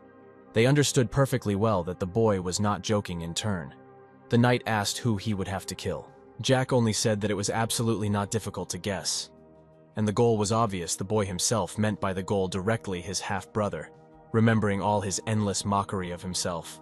He gave the knight a day to seriously think about his proposal and choose the right side for himself. Already inside the mansion, Ron gave Jack a relaxing massage, asking him whether the gentleman was too careless in his actions. It was hardly worth seriously trusting James. Jack, sipping his drink, answered in the negative, and said that of course he understands that most likely the knight will report everything to the Marquis, and smiled. The butler told him that in such a situation he should not smile, because it would only benefit her, and if the Marquise finds out that Jack is leaving tomorrow, she is able to arrange something really bad for him. Perhaps he will even kill. Isn't the gentleman worried about this? Jack only relaxedly answered Ron that the Marquise has the right to do whatever she wants. Nothing will work out for her anyway. And he was lost in his thoughts. Several days have passed since the incident, but his brother is still afraid of water. Jack was absolutely confident that the Marquise wanted him dead, but could not do it yet, and the Marquis also began to look after him very carefully, because he needed him to control his sister, in which case the Marquise would not be able to kill him. In response, Ron simply asked him if he was confident in his actions, because the Marquis was able to give the Marquis approval to kill him. Jack reassured the butler that he was leaving for the academy anyway, and there was no point in killing him now. And now the Marquis is only able to wound him. There is nothing to talk about murder. At one time many tried to kill the master, such as Lady Harpy, the Lord of Orcs, the Lord of Dragons, but none of them succeeded. Jack laughed right in the same massage place, with thoughts about whether this woman would succeed after the desperate attempts of the others. Afterwards, Jack thanked Ron for the massage and got ready to leave, explaining that he needed to exercise more to get his muscles working. Before leaving, the boy told the butler that they could not kill him unless he decided to die. Ron didn't understand the guy at all, what he was thinking about at such an early age, like his own death. Jack just joked that it was better for him not to know about it and laughed while the butler still looked at him incredulously in a cold sweat. Jack said that if he was interested in what would happen, he could follow him, to which Ron was surprised and asked if they weren't going to go to the academy together. The boy turned sharply towards him and replied that Ron could not go with him. That was his order, and it would be best for him to follow Jack from afar. The butler accepted the master's decision and was about to go about his business, when suddenly Jack turned to him with another request. He asked if Ron could not let anyone in because he wanted to create a second circle. Ron was shocked by his statement and turned around and asked Jack if he really thought it was that easy. Jack looked at him questioningly and mockingly, and a second later he smiled and said that for him personally, such a thing was easy. Meanwhile, the knight rushed along the corridor and thought desperately. No matter how much he thought, Jack's magical skills could not possibly match the first circle. At least the third, and that's for sure. He understood that the third gentleman was very talented, but his request to become his personal pet dog was simple stupidity. After all, he does not have much support, for example, the support of Counts Mentis, and also there are no personal knights. He is alone. James froze in the middle of the corridor and kept remembering the gentleman's words, his offer and confident tone. These are too strange words for a child. After thinking about everything, the knight decided to tell everything to the Marquis, about Jack's hidden talents for martial arts, about their conversation in the basement. This is his chance. He broke into a nasty smile with the thought that he would finally be able to please the Marquise and Marquise. His thoughts came together. No matter how talented the third master was, he would never be able to defeat the Marquises unless he was a monster. Meanwhile, Madame Elizabeth sat in the spacious hall and listened to the words of the Marquise that her commoner mother had left her a chance for a good life. That Elizabeth has nothing worthy except her appearance. The girl, sitting, calmly listened to nasty things directed at her and was silent, unable to answer, when suddenly the Marquise invited her to drink a glass of wine in order to calm down. Elizabeth immediately refused, explaining that she could not drink in front of the Marquis. The woman drained her glass in one gulp and insidiously continued her speech. She told the girl that it seems that the eldest son of the Duke of Malin is interested in her, as is the middle son of the Duke of Ausenblois. Immediately the Marquise interrupted herself, tisked and corrected herself. The middle son would definitely not suit the girl. She will find her a much better match.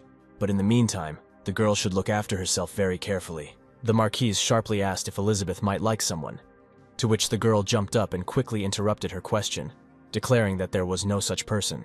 The woman immediately said that this suited her, because if the girl already had someone in mind, she would have had to quietly remove him. The girl sat on pins and needles and was afraid of the woman, when suddenly the Marquise started talking about her brother. She knew about Jack's conversation with the knight because the blonde reported everything to her. She told Elizabeth about it, how her beloved brother tried to lure the knight to his side. The Marquise brought the girl up to date and said that the knight had been on the side of the second master for a long time. Elizabeth shrank from her words. Suddenly, the Marquise burst into loud, insidious laughter, saying whether this boy really wanted to destroy them, what stupidity this was. The girl sat desperately on the chair in her thoughts. It was because of their parents that her brother had such thoughts. She needs to be careful, otherwise their hatred of Jack will become even worse. The Marquise calmed her laughter and immediately turned to the girl, saying that it was very nice that Elizabeth understood her, and she will continue to look for a suitable partner for her, so the girl can only follow her own path. Suddenly the woman bent over the girl, wrapping her arms around her neck, and threateningly warned that if Elizabeth started dating some man behind their back, she knows perfectly well how this will turn out. The girl shook with fear, and could only say that she understood everything, and the Marquise need not worry about this, after which the woman left the girl alone, warning that lunchtime was approaching and she could come down. The whole family, with the exception of the youngest third gentleman, was already seated at a table full of food, when suddenly the door swung open sharply and Jack entered the dining room. He was inspired, while the Marquis and Marquise looked at him with displeasure. The boy said that he was still the third son of his father. Is there really no place for him after all? He needs to have dinner in full force at least once. There are two main ways to manage mana. The first is to distribute mana throughout the body. This method helps improve the body's abilities, enhance sensations, intelligence, and strength. The second way is to materialize mana by creating a formula. Fireball, ice arrow, demonic fire, and other types of magic. Ron is a magician of the 9th circle, a knight of the 4th. There are two reasons why people who use magic are divided into magicians and knights, so I am a knight. This means that he can use magic. A few minutes ago, before he arrived in the dining room, Jack was training. The butler looked at him with complete misunderstanding in his eyes, and the boy only told him 2 words: 2 months. Ron said he had to spend so much time creating the 2nd circle. Everything was clear to Jack. Although usually the transition from the 1st to the 2nd circle takes 4 months, but Ron did it in 2, and he didn't go back in time like Jack, so he knows how much work he had to put in. Jack praised Ron for the very fast results. Ron said it was strange to hear that from someone who had created the 2nd circle in 5 hours. Ron looked at the time and replied that it was 5:48 minutes in the evening. Jack was surprised that it was already so late. He realized that it was already dinner time, and suggested that Ron cook the steak as usual. Jack thought that the others would also be having dinner now. The guy exclaimed that he had decided everything, to which Ron, trying to hold him back, shouted after him for the young master to wait, to which Jack said that he would simply inform them that he was leaving tomorrow. As he devoured the freshly cooked chicken, the young master thought that he did not know about the sumptuous meal in the main hall. Jack's brother Palin and the Marchioness sat at the table very worried and frightened. Jack was glad that he had eaten deliciously and to his fill. Jack's father asked him if he had come to say something, to which Jack asked his father if he thought there was another reason, and if he would just come here. The father believed that his son would be ashamed to appear here without an invitation. But this did not happen. The young master asked him why he spoke so badly about him, because he only spoiled the atmosphere. The Marquise asked Jack to come out and talk if he needed anything. The father said asked him to speak if he had something to say, and Jack blurted out that he was returning to the academy tomorrow, because he could no longer bear to be in such a terrible environment, to which the father was only happy with his son's decision. Jack just grumbled that he didn't need permission, and the young master sarcastically thanked his father for his agreement. Jack asked his worried brother how he was. He asked him if he could not drink anything because he was afraid of water, and said that he could imagine how he was tormented by thirst. Jack said that he may have treated him badly all his life, but a brother is a brother. The guy assured that it was not water, but wine, and invited his brother to drink a glass. The Marquis shouted that he was a scoundrel, and wasn't it a shame to make a scene here? To which Jack retorted that the mongrel was barking again, and he had nothing more to say. The Marquis called him a vile brat. Smirking, Jack replied that he would await their next move. The frightened maids hear rumors that Jack is a walking worthlessness, and should have been kicked out long ago. It was also heard that how dare he talk like that, and this is all the influence of his sister. While one of the girls said that she did not think that the third gentleman was capable of such a thing, and her words were confirmed by another girl. There was wine spilled on the table, and one of the maids decided it was best to clean it up before it all stuck. It was a sunny day outside, and the night passed peacefully. Of course, except for the beating from the angry sister, who hit her brother on the back. The third son of the Marquis goes to the academy, and it is unknown why the procession looks so modest. Sitting in the carriage, he thinks that at least he can sit comfortably. Looking at the knight galloping nearby, Jack thought that it was that idiot Rajon, the knight of the sixth circle, who was in charge of the procession. The guy also believes that Rajon is afraid to even look in his direction. Surely the Marquise gave him a special order about Jack. The sister asked why she couldn't go with Jack, and responded that everything would be fine. She said that mother had probably thought of something and it would be better if she carried it out. Jack told his sister with a grin that everything was fine. He assured her that he would definitely not die. Continuing to send his sister away, Jack asked how long she was going to go. The sister gave up and agreed to leave in parting. She wished him to be careful. Ron checked with Jack to see if he would be okay, because the situation at home was not very good. Jack thought that Ron and his sister had the same facial expressions, later answering that everything was fine and asking if he remembered their agreement. In response, Ron assured that he remembered everything, because this was the request of the younger Marquis. Jack asked him to take good care of her and come back, because he couldn't leave her alone, and he thought that Ron would watch the procession from afar, so he could witness what might happen. Conventionally, this will be a gift for Ron, who served Jack for so many years. The procession continued to move, and Jack decided that he would rest for a while. Night had already fallen on the street. Jack continued to sleep in the carriage, and the sixth night Rajon angrily spied on the sleeping Marquis, as if he was planning something. Sleepy Jack, getting out of the carriage, was surprised that night had fallen, and did not understand why no one woke him up. The whole procession stopped, and people unloaded things from the carts for a stop to spend the night. An awkward silence arose between the blonde, stately knight and Jack. Calling the knight his chicken, Jack realized what decision he had made, to which the knight replied that it happened that way. Chuckling, Jack said that it was impossible to expect anything else from the chicken, and his decision would have to be accepted. Then Rajon came up with a crowd of other knights, and said that since Jack understood everything, there was no point in long speeches. Serious Jack told him to explain himself because he would listen. Reagan's eyes lit up wildly. He said that every night during the 4 days of the trip to the academy, he would set up camps, and Jack did not understand what was wrong with this information. Continuing his speech, Rajon said that in the meantime they would break Jack's ribs, and when it was time to move on, they would cure him with a potion. Rajon said that there is also a separate order from the Marquise, and the knight said that the Marquise knows that Jack can make a circle of mana. Therefore, his crowd of knights with him at their head is going to destroy him. The destruction of the heart's mana circle is like death, and although it can be restored, the chance of being filled with mana again is 1 in a million. Besides, because of the shock, a person risks remaining disabled for life, Jack thought. Rajon continued his speech, saying that James told them everything, that Jack was not only good at mana control, but also wielded a sword. Others may be mistaken, but the knight knows that Jack is nothing of himself. He continued that it was impossible to change anything with just mana and a sword, and demanded not to resist, so that it would not hurt more. This atmosphere seemed familiar to Jack, as if he had returned to his homeland, while the guy sitting in the carriage looked at this squabble, to which the other told him that he should not get involved in fights between aristocrats, and told him not to look in their direction. Rajon began to pull out his sword, and Jack thought that he had experience from his past life.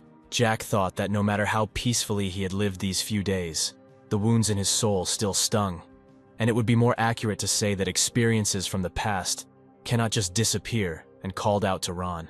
Then the blade of the sword was pointed at him, to which he said that he had spent 10 years in the mountains. Jack met a mentor there and learned a lot from her, but when he went downstairs after her death, he learned that a lot had changed. Continuing his story, the guy said that the Ballantyre family and the whole country were destroyed, and then he thought that he didn't care who died and why. Rajon did not understand what the third gentleman was talking about. Drawing his sword, Jack asked the knight what happened to his sister. He said that his sister was smart and talented, and he hoped that she would at least be lucky with her husband, since things didn't work out very well with her family.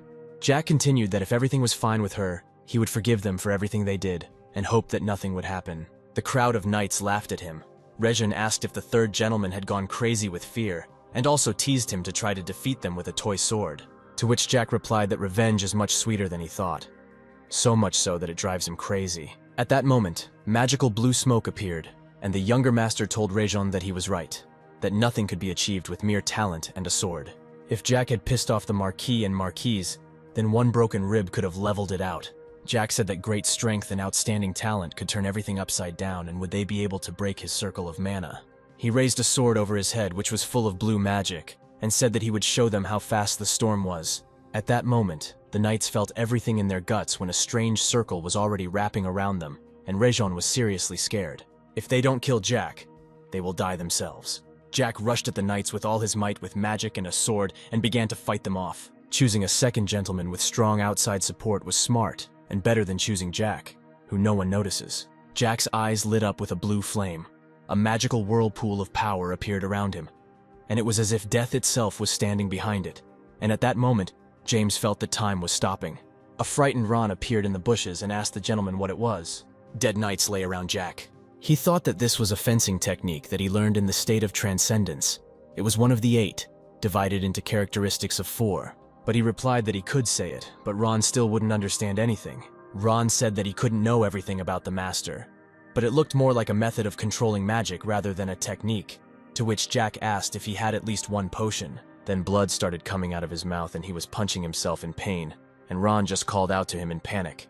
Coughing up blood, the boy says that this is nothing and asks for a potion as soon as possible. Rushing in his pocket, the butler takes out a bottle with scarlet contents and the gentleman, rolling down the carriage to the ground, drinks it in 1 gulp.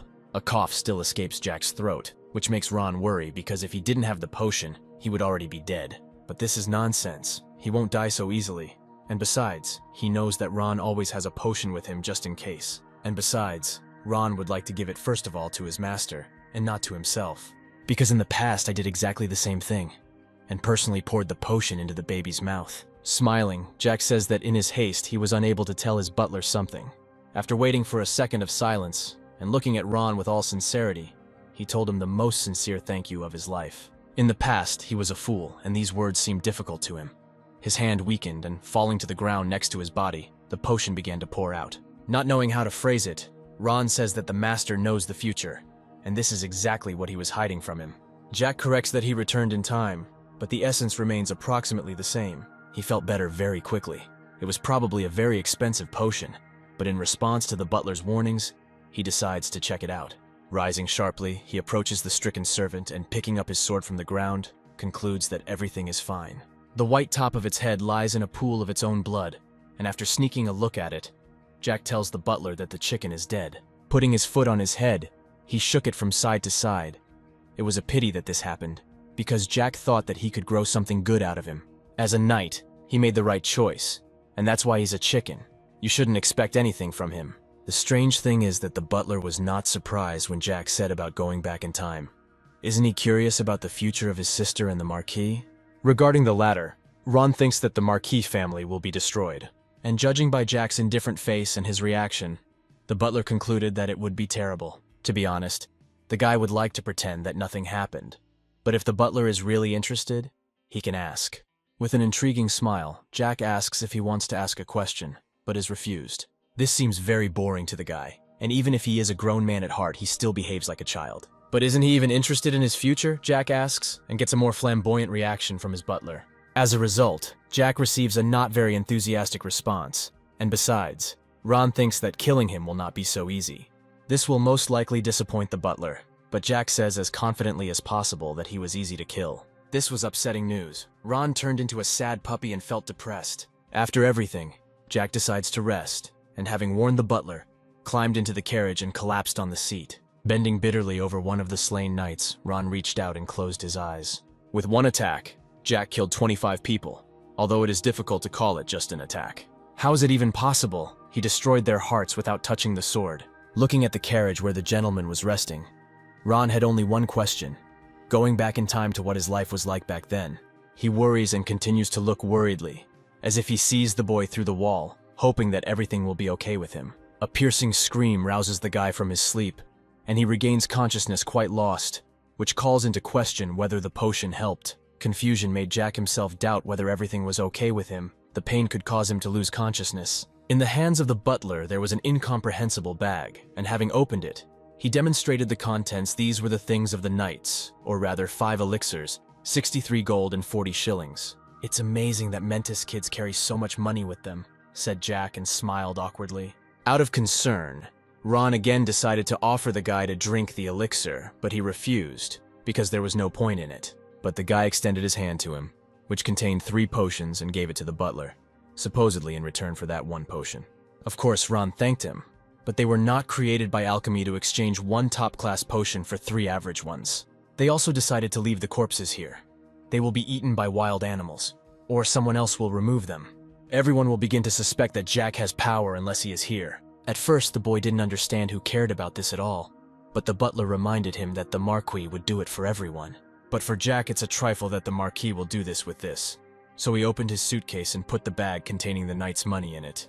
Ron assumed that, in the place of the Marquis, he immediately called the third one to his place. The boy proposes an argument, but the butler immediately refuses because he no longer wants to lose. This shows that he is smart. Unexpectedly for the guy, Ron gets down on one knee in front of him and says that he believes that he has his own reasons for thinking so. A satisfied grin appeared on the guy's face. He asked if no one knew that the butler was with him. Using the illusion, everyone thinks that he is there, and most likely the second Ron is now cleaning the yard. Illusion is a magic available to the ninth circle. Few people can be considered to have such an ability. Usually those who know how to use it, or at least distinguish it, work in the demonic forest.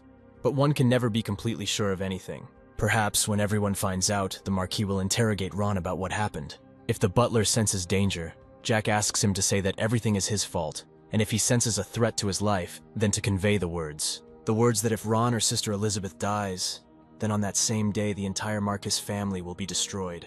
After that, everyone clearly felt uneasy. They froze for a while, and silence hung between them. Jack helped to brighten the situation by saying that this phrase was only for extreme cases. John hopes that everything will be fine. He will give the Marquis one last chance to behave like his sister's real father. Ron is worried whether the gentleman really needs to go to the academy, and what will happen if the Marquis calls him. He is reassured by Jack's words that the academy has its own rules. Namely, that from the beginning of the semester, if it is not the death of a relative, then you cannot leave. It's clear from the butler's face that he wants to go with the master. He himself would be happy about this. But it's too early. The butler is about to leave, and Jack wishes him as a parting word not to run into monsters on the way back. Most likely they will see each other again only in 4 years. But who knows? You never know what will happen. The only thing that matters most to Jack is his sister, and he asks Ron to look after her. Ron left, and now it's just a matter of small things, or rather, planning the path to the academy. Before the academy from the Marquis's estate, you can camp 3 times on the mountain. But if you walk along the road, it will take 4 days. Although along the mountain, it will also take about that. It is impossible to say that the mountain path is more difficult. It is not particularly different from an ordinary road. Taking his suitcase, Jack gets up. There should be a village nearby. Approaching the horse, he attempts to climb onto it, but from the outside it looks ridiculous. He fails. It turned out to be a whole challenge. Because of my short stature, there were so many problems. It's just Jack and the horse, which makes this night seem so peaceful after what happened. But the boy has his own plans. He's not going to immediately head to the academy. He's very embarrassed in front of Ron and his sister. But for now, he needs to focus on his mentor.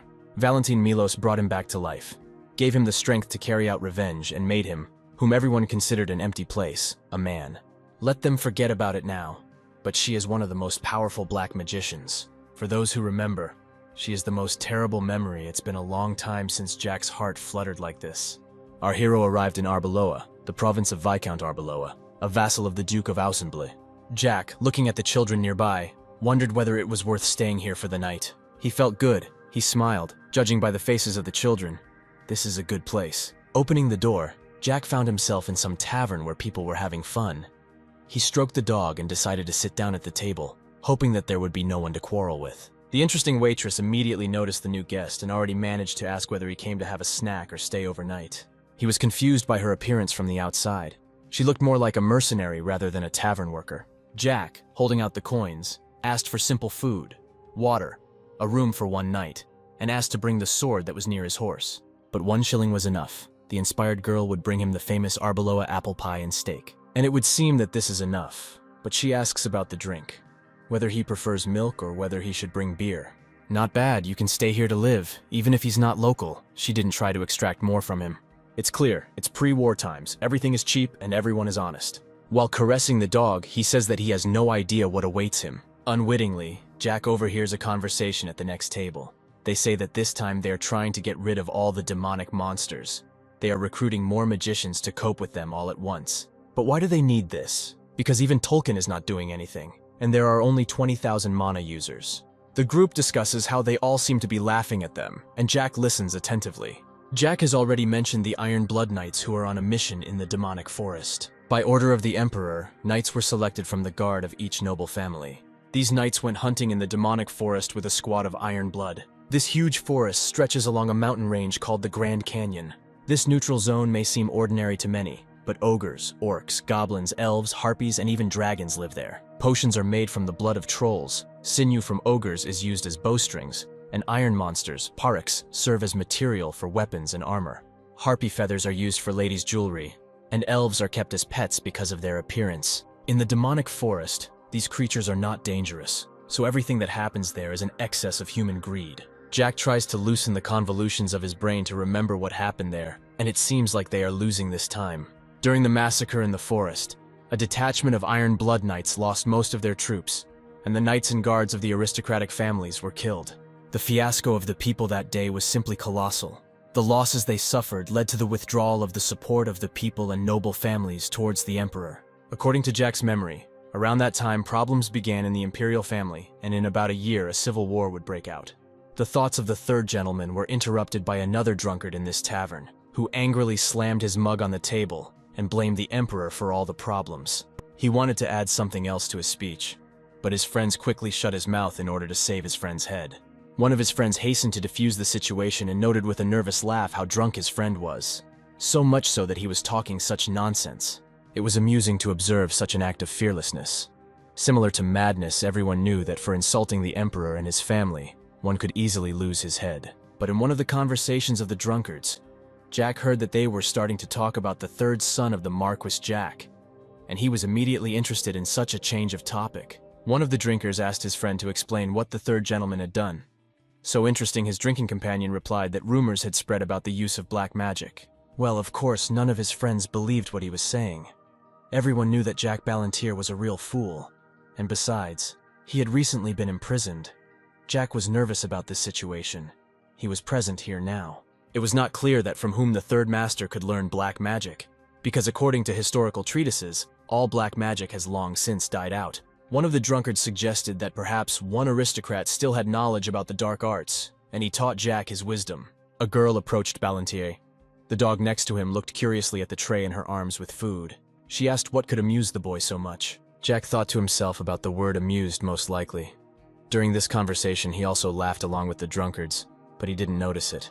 A girl sat down at his table who, laughing and in a good mood, asked him to tell him about Jack's humorous thought that made him laugh, because everyone here was incredibly bored.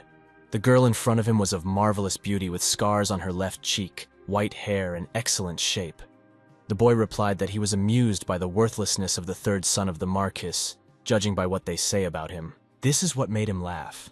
But the stranger replied that in fact, all people were like that, they loved to gossip about what they themselves could never hear or see. He asked what the girl did at such moments, how the stranger judged people. The girl thought about it and answered after a few seconds. In her opinion, if you wanted to know the truth, you had to see everything in person in order to decide for yourself that the rumors were just rumors, and to separate the truth from the lies. The guy noted with a smile that sometimes rumors really turn out to be true, although it's rare, and yet it's true. The stranger stroked the dog and asked again in surprise. Jack cut off a piece of the pie that she brought him, and noted that the pie, although it was not as refined as Ron's pie, tasted good. And to Jack's surprise, the stranger continued. She replied that she still thinks that if it turns out that the third gentleman is a good person, then all the rumors about him will be a lie. Jack froze in place with a piece of pie in his hands and a bitten-off piece in his mouth. He froze and did not know what to answer to this. The thoughts of this stranger were amazing. The girl asked what happened to Jack. He didn't stop thinking. If you analyze her appearance, she was a man with scars, a toned body, and surrounded by mercenaries. The stranger took the pie again, and this time cut it completely into many pieces to make it easier to eat. Jack only quietly said whether she was the leader of the Adventurers Guild. At first the mercenary was surprised, but then she smiled. Of course Jack said this for a reason. Her presence here in itself was suspicious. In the village where he arrived, there was a huge number of mercenaries who were looking for easy money to fill their pockets with gold. Mercenaries did not disdain any kind of work. They could join the local guards, be detectives in order to find someone, or become monster hunters. All such tasks are issued in the building of the Adventurers Guild, which was located in any province. This was a common area. Therefore, such guilds offer housing. Jack said that most likely the mercenary had a lot of free time. The busy guild leader probably would not have started serving the inn if he had a job. If we take this factor into account, many questions arose, and I even felt sorry for the stranger. She replied that the building nearby belonged to the guild, but now there was almost no work there, and what work there was poorly paid, and it was unbearable to live on that money. That is why she paid great attention to the tavern as her only income today, because everyone wanted to live on something. Jack correctly noticed that the place in which he was now was a cover for the Adventurers Guild. He realized this almost immediately as soon as he entered. The guy noticed that the stranger was in vain in assuming all this, and thinking about him, Jack was known as a disgrace to the Marquis family, a complete mediocrity, and without a talented young man. His story was a completely simple legend for the amusement of mercenaries in such establishments. But one thing did not leave my mind: how the girl was able to recognize him, or whether she saw through Jack by his appearance. However, everything was much simpler if you think about it. A few minutes ago, when he rode into the city on his horse, he gave a distinctive sign. He was incredibly tired while riding his horse to this place. His journey was long and difficult, and all he dreamed of was a soft feather bed and a hearty piece of steak with its intoxicating aroma. When he entered the gate, some of the guards stopped him and asked about the reason for his arrival. A lonely boy on a horse at night was suspicious, and so that there would be no further questions, Jack took out the distinctive sign of his house, the coat of arms of the Marquises of Ballantier. The guards knew what he looked like, and immediately began to bow and ask for forgiveness and apologize for not recognizing the third gentleman. After apologizing, they naturally allowed Jack to enter the village and wished him a good trip. He thanked them with cold courtesy. That's roughly how she found out everything out loud. He said that she learned it from the chatty guards. But no matter how important the information was, she couldn't trust unverified sources. It was dangerous. The mercenary herself had just told him about it. She smiled with all 32 teeth and kindness and replied that the third son of the Marquis was really worried about her. He answered with a grin that for now, he thought to himself that this would last as long as she treated him normally. Despite all the rumors about him, her attitude towards Jack was better than the attitude of her own brother and her own knights towards Ballantier. She was flattered by his concern, and she extended her hand in greeting. Apologizing, he had to introduce himself right away. Her name was Jane Arbeloa. She was the master of the Arabes Guild in Arbeloa. She was glad to meet her, but the word Arbeloa was the name of the village, and she had a surname consonant with this name. Jack remembered something. He asked the question directly whether she was the first or the second. Jane answered that she was the third. Her older brother was the local lord. It was very unusual that aristocrats were involved in such things. Usually they loved lavish celebrations and feasts. He became interested. According to Jane's status, she should have been married off, because she was an aristocrat. The mercenary replied that she herself would not mind, but there were difficulties. Her family would never have sold her to someone else. They valued her very much, and were a strong, loving family, for whom the word daughter and sister was not an empty phrase.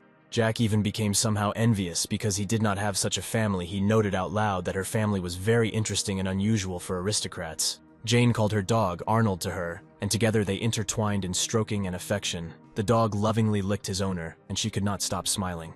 She took her dog in her arms and placed it on her lap, asking Jack a question that such a prominent gentleman as the son of the Marquis had forgotten in their small village, and also alone without guards. The guy answered with a grin that the shame of his house did not need guards. His life had absolutely no weight or value. Jane and Arnold froze. The mercenary replied that it was very strange. Jack's entire behavior and his abilities did not correspond to the rumors that were told about him. Ballantier ignored this and said that it would be difficult to get to his goal alone, so he would not mind finding an escort. Jane curiously asked what exactly he was looking for. He was looking for 5 people with experience in camping and good cooking.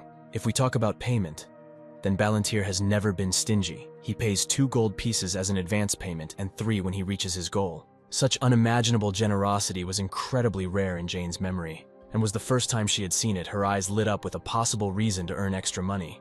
Her surprise was explained by the fact that they usually paid only 30 shillings per person for escorts, but imperial money was very simple.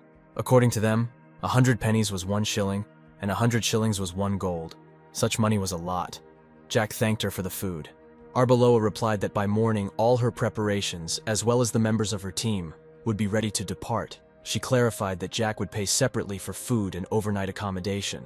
Ballantier was not going to waste time on trifles and replied that he would give them 3 gold pieces, and if they had horses and a carriage, then this fact would greatly please the third gentleman. Jane was pleased that they would help such a rich guest. She had to take advantage of every opportunity to get rich. The mercenary answered with a smile that Jack did not need to worry. There were people in the village with rich experience, and provided Ballantier with the key to her chambers. Jack noted to himself with a smile that if such a woman was the master of the guild, then there was no need to worry about the well-being of the village. Arriving at the room, Jack collapsed exhaustedly on the bed. The road had incredibly tired the third gentleman, and he only wanted to sleep. He dreamed of him, memories from life. He found himself in a damp cave. Every now and then he could hear drops breaking on the stone. He did not stop sobbing and crying, but suddenly a figure illuminated by moonlight began to talk to him. He took pity on this unfortunate child, saying this in a sweet voice. A hand with chains reached out to him. Did he really plan to live his whole life in helplessness and weakness? Did he want this for himself? The boy looked at the outstretched hand. Jack began to cry again, falling to his knees. The figure continued. Being good was not something bad, but being weak in our world was a sin. Didn't the boy really want to change in order to finally feel the freedom and strength of his life? The woman's words sweetly reached Jack's entire insides. The figure in front of him was chained by the neck and arms. The woman had green hair, but her eyes were not visible. The third gentleman said that he really wanted to change. The figure was pleased with his answer and said that from today, let the third master call her his mentor, and their journey began. Jack's eyes opened. The guy woke up in a cold sweat. He didn't notice how he was crying. Memories from the past always caused a storm of emotions in Jack. Judging by the light oozing from the window, dawn was already coming. It was morning, which means it was time for the mission. Today Jane had to gather people, and they would set off. But Jack's thoughts were interrupted by a sharp slam of the door. Jane burst into the room so actively and energetically that Jack was speechless. She replied that all preparations had been completed, although she could have knocked. Following his mistress, Arnold burst into the room, who instantly jumped straight onto the third gentleman and began to lick his face. The sensations were not pleasant. It was a shame that all this happened to him in the morning. Jack collected all his things and went down the stairs. The veil of sleep had not yet left his face. Jane turned to him and smiled, seeing that the master was sleeping soundly. The head of the guild assured Jack that she had prepared an excellent carriage for him. Jack would surely like it, and he would not regret investing so much money in their trip. She also did not forget about Jack's request to assemble a team with extensive escort experience. When she came out and saw the group, 5 eyes looked at him, the bodies of which were covered with scars. Among them were those figures who yesterday spoke all sorts of nonsense about Jack in the tavern. Everyone said hello and with a white face looked away, greeting the young master. The largest and tallest among the group stepped forward and introduced himself as John Doe, the captain of a squad of fire ants who would accompany Jack to the Stone Mountain. The figure extended his hand. Jack asked the stranger's name, because John Doe was given to unidentified corpses, and this pseudonym aroused curiosity on the part of the third gentleman. Out loud, of course, Jack noted the interesting name of the man, who responded with warm courtesy, thanking him for appreciating such an unusual name. John explained that it was a long way from here to the Stone Mountain, and along the way they would have several small villages, so their plan was to set up camp twice in hidden places. There were also 2 excellent cooks on the team. The mercenaries themselves were excellent at settling into the camp. The guy drowsily said that he didn't need to do anything, and John, smiling, confirmed that this was indeed the case. They would take on all the work on this trip. Let him not worry and enjoy the trip. The third gentleman was very pleased with this prospect, and he hurried his subordinates so that they could go quickly. Because he was already tired, Jack handed over the luggage and proceeded to the carriage. Finally, Ballantier looked at Jane. She remained at the door seeing off her guest. He noted that the guys were experienced, to which she showed an okay gesture with her fingers and said that the men were experienced. In principle, an ordinary mercenary whom Jane had assembled for him would have been enough for his business, but it was not so easy for them to deceive Ballantier. Even though his body was now much weaker than before, his senses and eyes retained their ability to see hidden things. Despite the fact that Ron was in the 9th circle, he tried his best to hide his enormous and real powers. It was difficult to call him an ordinary person. But that squad leader, John, was a mercenary with the 8th circle, and it was not a fact that this was his full potential. Such a prospect caused a little concern, but Jane replied that she only wanted to please her guest. Wasn't he the one who said yesterday that he wanted the best of the best for his purpose, whom she selected for him? The guy replied with a smile that it was really so, and most likely he and Jane would see each other again in the future. Let her not forget him. If this was indeed the case, then Jane would like to have a glass of beer with her guest in honor of this event and Jack's departure. The third gentleman replied that he would not mind only if it was at her expense, smiled slyly, and walked forward. The girl good-naturedly wishes a good trip to her little guest. A guy with his eyes closed rides on the roof of a carriage, enjoying the sunny weather.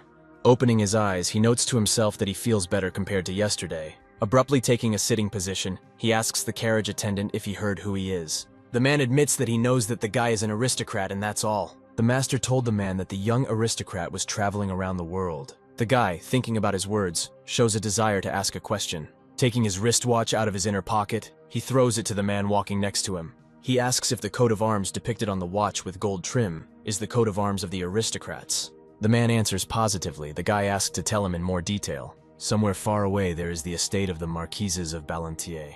The guy with a smile declares that their house, the damn house, will soon be destroyed. The coat of arms depicted on the clock is theirs. This coat of arms belongs specifically to the Marquises of Ballantier. The guy admits to their imminent destruction quite calmly and joyfully. This takes the men by surprise. The guy says that he heard that there is one complete loser in this family. He asks the man about it, assuming that he knows better about it. He even recently went to prison. The man begins to get very nervous and tremble. Finally, they understood who this guy is, because it couldn't be explained more clearly.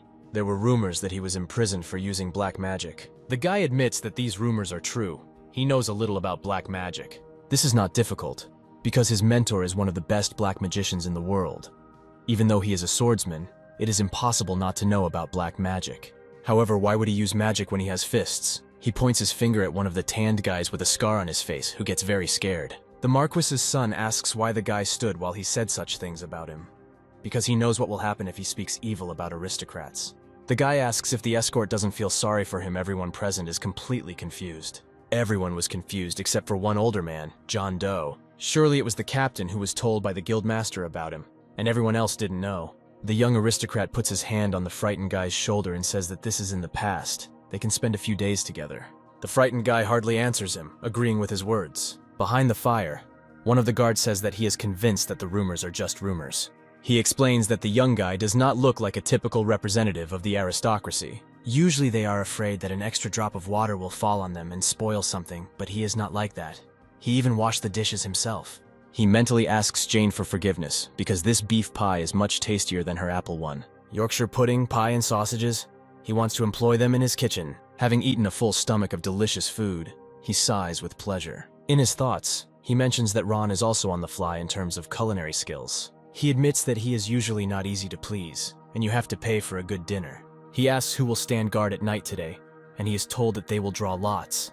He is asked to join, but the disgruntled aristocrat replies that children need a lot of sleep to grow well. The embarrassed male guard withdraws the invitation after hearing this. The guys decide that it's getting boring and decide to start telling stories. The young aristocrat decides to start first, and thinks about what he would tell the people behind the fire. He asks if they have ever wondered how many dragons there are in our world. One of the guys wonders if the emperor, the founder, destroyed all the dragons many centuries ago.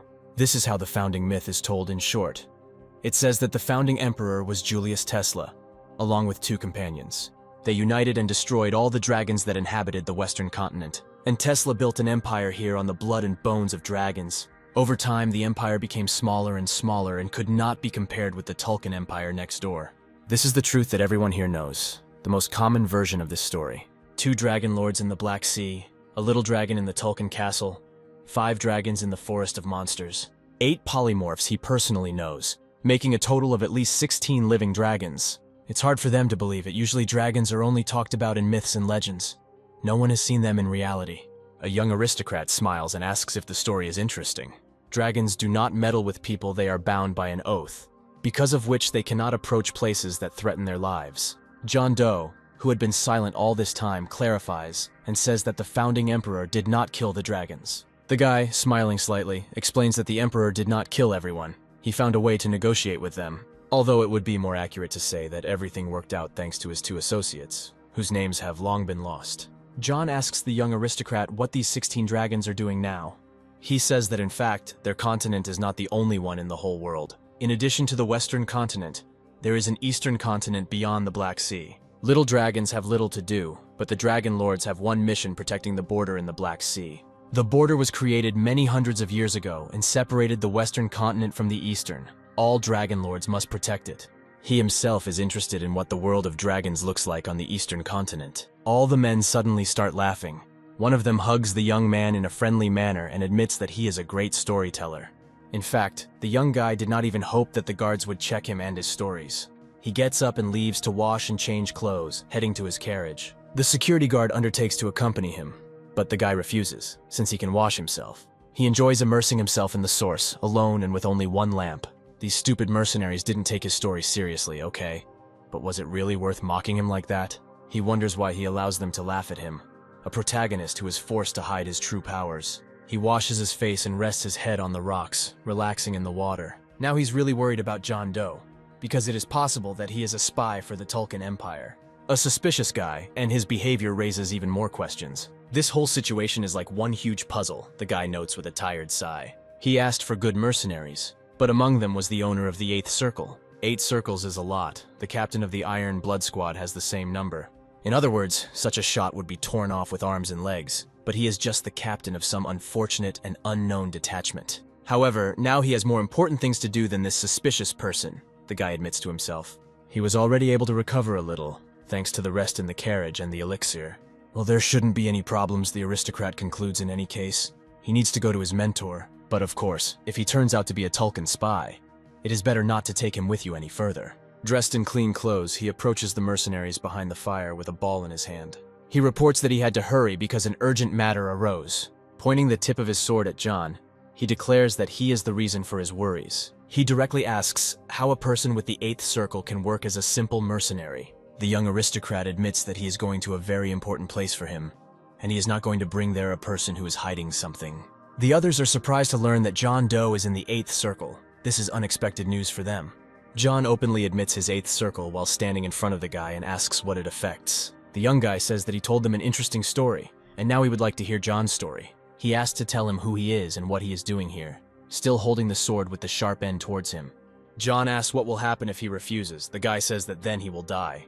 The guy's gaze sharply turns to one of the mercenaries, a young blonde guy, and asks if he is a Tulkun spy. That woman, Jane, said that the next time they meet they will drink. But maybe he should suspect her too, the guy wonders. John's face contorts and he asks in irritation why he's suddenly talking about her. The young man asks if he wonders if he will buy her a drink before he kills her. He says this with a calm and even joyful face, noting that the situation is becoming more interesting. In his thoughts, he notes that he has come so far, but he does not use magic. It is unknown whether he did it on purpose or planned something, but it's better for him. He says out loud that he has little control over himself, so there are two options: die or stay alive. He says with a smile that he gives him 1 minute to think and advises him to think carefully. A day earlier, John and Jane were discussing him. The man notes that he is an interesting kid. Jane tells him that he is the 3rd son of the Ballantiers. His family almost abandoned him. John Doe said Ballantir's 3rd son asked for an escort, so Jane had better find out what's what. Jane thought and said that maybe he could change their lives, because he is not what the rumors say about them. Jack Ballantyr asked the mercenary what to do now: kill him immediately or leave him alive. The young man demanded to answer him right away, and the mercenary did not like the aura around him. Jack thought that all his senses were screaming about danger. He was like a deer meeting a lion. He put a sword to the mercenary's chest and was ready to strike him, and the whole situation was very strange. The mercenary was surprised how this kid realized that he was the owner of the 8th Circle, and thought that maybe Jane had told him something. However, then he thought that no, she wouldn't. He believed her. She would only say if she was tortured. The mercenary told the young man that he himself admitted that he was in the 8th Circle. So would he be able to kill John? The mercenary raised his eyebrow, cut to the point of blood, rubbed his scratched cheek, and wondered why there was so much bloodlust in the eyes of this child. And at that moment, John Doe doubted whether the boy standing in front of him was really a child. A companion behind him told him that since he was in the 8th Circle, he could try to get out of it or tell the whole truth. But the captain did not know what to tell him, because he had lived his whole life as a mercenary, and now all the choices he had once made in life flashed before his eyes. Then the boy said that the time for reflection was up, and if the mercenary was not ready, he would have to kill him. The mercenary asked the boy if he could tell him what was happening to Jane. He agreed, and then John Doe began his story from afar. His story was short, nothing special. It can be found not only in his fate. The love story of an aristocrat and a commoner, such ones can be heard everywhere. When he was 19 years old and in his 7th Circle, he met Jane. They fell in love with each other at first sight, and have not been separated since then. Jack thought that this was why Jane had not yet gotten married. Even if this is a connection between a commoner and an aristocrat, he could become the support of Tesla with his 8th Circle. Everyone around was surprised to hear John tell him that he and Jane were in such a relationship, but something had to happen to them. Although, given her character, it can be said for sure that her family is not interested in increasing power through marriage. Jack began to clarify everything about Jane, and John confirmed that she was the master of the Adventurers Guild in this small province. However, the young man did not believe that John was a simple mercenary, and he asked the mercenary if he really thought that he would believe him.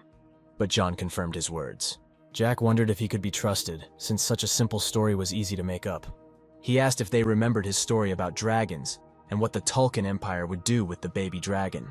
John said he had no idea where he would have gotten that information. Then Jack said that he thought that the mercenary knew that those who wear 10 circles of magic on their hearts are called masters. But even the masters do not know that there is something more in this world. Monsters that use souls rather than mana as power, they are called transcendents. In 2 years, the captain of the Empire Knights will become a master, and will be named the strongest knight of the continent. He will help forgotten stories of transcendentals become reality again. Jack laughed and said that it was funny to him that the captain himself would never be able to become one. He asked John if he liked this interesting story, and he asked him to continue. The captain will replace half of his blood and bones with dragon blood, and become half man and half dragon. Jack smiled and said that it was immediately clear from the listeners' faces what feelings they were experiencing. And John asked the young man how this story is connected with what is happening now. He replied that there is only one dragon in the Tulkun Empire, and even though they are practically immortal, you cannot conduct many experiments with one dragon. Jack raised his finger, and after a significant pause, noted that this is why the Empire sends its minions to other countries. This is necessary in order to collect information and to find other dragons. The mercenary did not believe it, and said that this was just a story from a novel. One cannot believe in such a thing. He suggested that Jack tell this tale to other mercenaries, in case they took the bait. But the young man chuckled contemptuously, and I thought to myself that it was difficult to say that he was a spy based on the mercenary's reaction. John asked the boy if his doubts were cleared, and he nodded in the affirmative, lowering his sword. And then he wished the mercenary good luck with the guildmaster, and said that he was waiting for an invitation to the wedding. Suddenly he turned around and again pointed his sword at the mercenary, who had already turned his back to him. Jack said that since he was the first to suspect him, he would spare his life. He grabbed the mercenary by the collar and said threateningly that this was his last warning, and if John tries to do anything against him, Jack will turn everyone, including him, into dust. The companions became worried and suggested that they calm down, lower their swords, and talk. Jack thought that it seemed to him that he and his companions had already become closer, but apparently, by doing this, he only pushed them away from him. But nothing can be done. The relationship between employees and employers is always like this. He asked John a question that had been tormenting him for a long time: why he was working as a mercenary with his 8th circle. But he replied that he did not know. Jack said that it was also strange to him that the mercenary said that 2 years ago he had a 4th circle, and he confirmed that this was so. The captain's companion set aside that he was offended, of course, but he was really a good captain, and even saved his life, so he would not be very offended. He smiled and told John that the 8th circle was great. It turns out that John is the best mercenary captain on the entire continent, and invited him to become the king of mercenaries. But John chuckled. This title seemed stupid to him, and he asked, "Since when can you become the king of mercenaries with the 8th circle?" The companion said that, as far as he knew, there were as many as 4 masters among the mercenaries, but John replied that he did not think so. Jack was surprised and asked his companion if the words spoken by the mercenary were really true, and John confirmed. The young man was surprised and said that this news was shocking for him, but he would try to survive it, and John replied that everyone has their own secrets. Jack smiled and asked the mercenary why he didn't do anything then. John replied that even now his hands could not stop shaking, and he felt as if he was on the verge of death. The mercenary closed his eyes and thought that just a little more, and he would have shit himself from fear. He also decided that Jack was an interesting kid, albeit dangerous, and that he should try to get to know him better. The companions noticed that the entire continent was on pins and needles, due to the fact that there was a struggle for the throne in the Tulkun Empire. And if spies and dragons appear in the current situation, it will probably be bad for everyone. Jack was already falling asleep, but he thought that this would really only make things worse, and he needed to find out more about it. A couple of days later, Jack asked if his companions would like him to tell an interesting story. He asked his listeners what they knew about the Orc Lord who lives in the magical forest. But they said that, in principle, nothing, and suggested that perhaps he had the 9th circle. Jack laughed and said that it was not the 9th, no, but already, as he thinks, probably the 10th circle of power. The young man noted that someday they would know for sure, but he still wanted to tell a story about the past. Jack said that if you count according to imperial time, then about what happened 23 years ago. The young man said quietly that the Orc Lord was very fond of weapons, and asked his listeners if they knew about their relationship with the harpy lady. They answered that they did not know, and their faces were tense. It seemed that this story frightened them. Jack continued that it was difficult, because it is generally accepted that relations between orcs and harpies are not very good, and not only not very well, but in fact, on the brink of war, because they were constantly conflicting with each other. The young man noted that he always thought that the mercenaries who constantly hang around in this forest for money should know at least something. Orcs and harpies are two races that are considered the strongest in the magical forest. They are even called the protectors of the forest. Jack said that there was one reason they were given such a nickname. They were very strong, and asked his fellow travelers if it was strange for them to hear that the orc lord and the harpy lady were in such a relationship.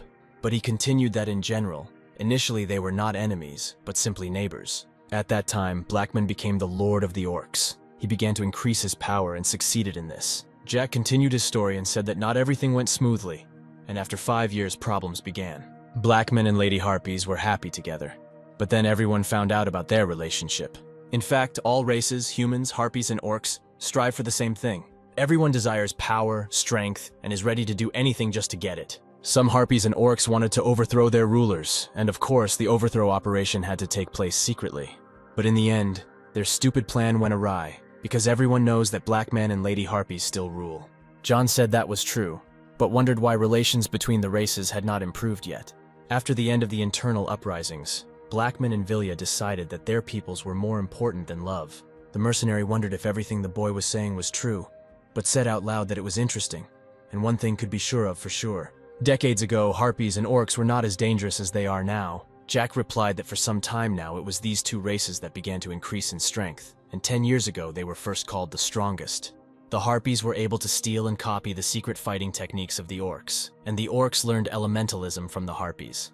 This is how the largest and largest races inhabiting the forest were able to master each other's secret techniques. And the two rulers of the two strongest races, Blackman and Vilya, were able to directly contribute to this. After this, the two races finally moved away from each other, but at the same time, they became the main ones in the magical forest. Jack invited his companions to tell this story to the orcs or harpies if they met them. The young man laughed and added that then perhaps representatives of these peoples would not kill them right away. John thought that he did not know whether what he had just heard was fact or fiction, but it would be better to pretend that he believed it and said out loud that if this happened, he would probably do so. After a story that is hard to believe, the man offered Jack meat. The boy immediately agreed and began to bite him on both cheeks with pleasure, but Jane did it herself. In the Marquis's office, they report that after the province of Arbeloa, all the guards accompanying the third gentleman were discovered. After investigating, they found out that most likely everyone was killed by high-level magic. This news made the Marquis tense. There is a possibility that this happened precisely when the Iron Blood Knights were absent. Not knowing that his youngest son has magic makes him think of the Emperor, the Duke, anyone but not Jack. What his people said is not enough for him. He decides that he needs to conduct a personal investigation and tells Gonzalez that they must definitely find the culprit. Finally, the Marquis remembers about his youngest and asks why he didn't mention him right away. Did he really manage to survive? He is notified that Jack was not found among the corpses, so they thought that he could have escaped. Sighing heavily, the Marquis suggested that then the younger, as a witness, should know something. The Marquis ordered to use all forces and find out everything. When Gonzalez left, a smile crossed the man's face. Maybe he understood everything, because he reminded himself that he thought that the third was useless, but it turned out that this was not the case. The next day, Jack continued his journey. Now he was at the beginning of the mountain range. The hand holding the pouch, which had previously been collected with the belongings of his murdered servants, reaches out to give it to the good man. The bag was strangely heavy. He looked inside and saw a bunch of money. He was taken aback because it was too much, but the boy reassured him that 10 gold and elixirs would be enough for him. The rest is their tip because Jack had a lot of fun on the road, and at the same time he apologizes for suspecting him. Smiling innocently, the boy says goodbye to everyone present and wishes them to be careful on their way. But the men continue to stand silently and look at Jack, and in the end it is Jack who begins to say that he may cross the line, but wants to say something.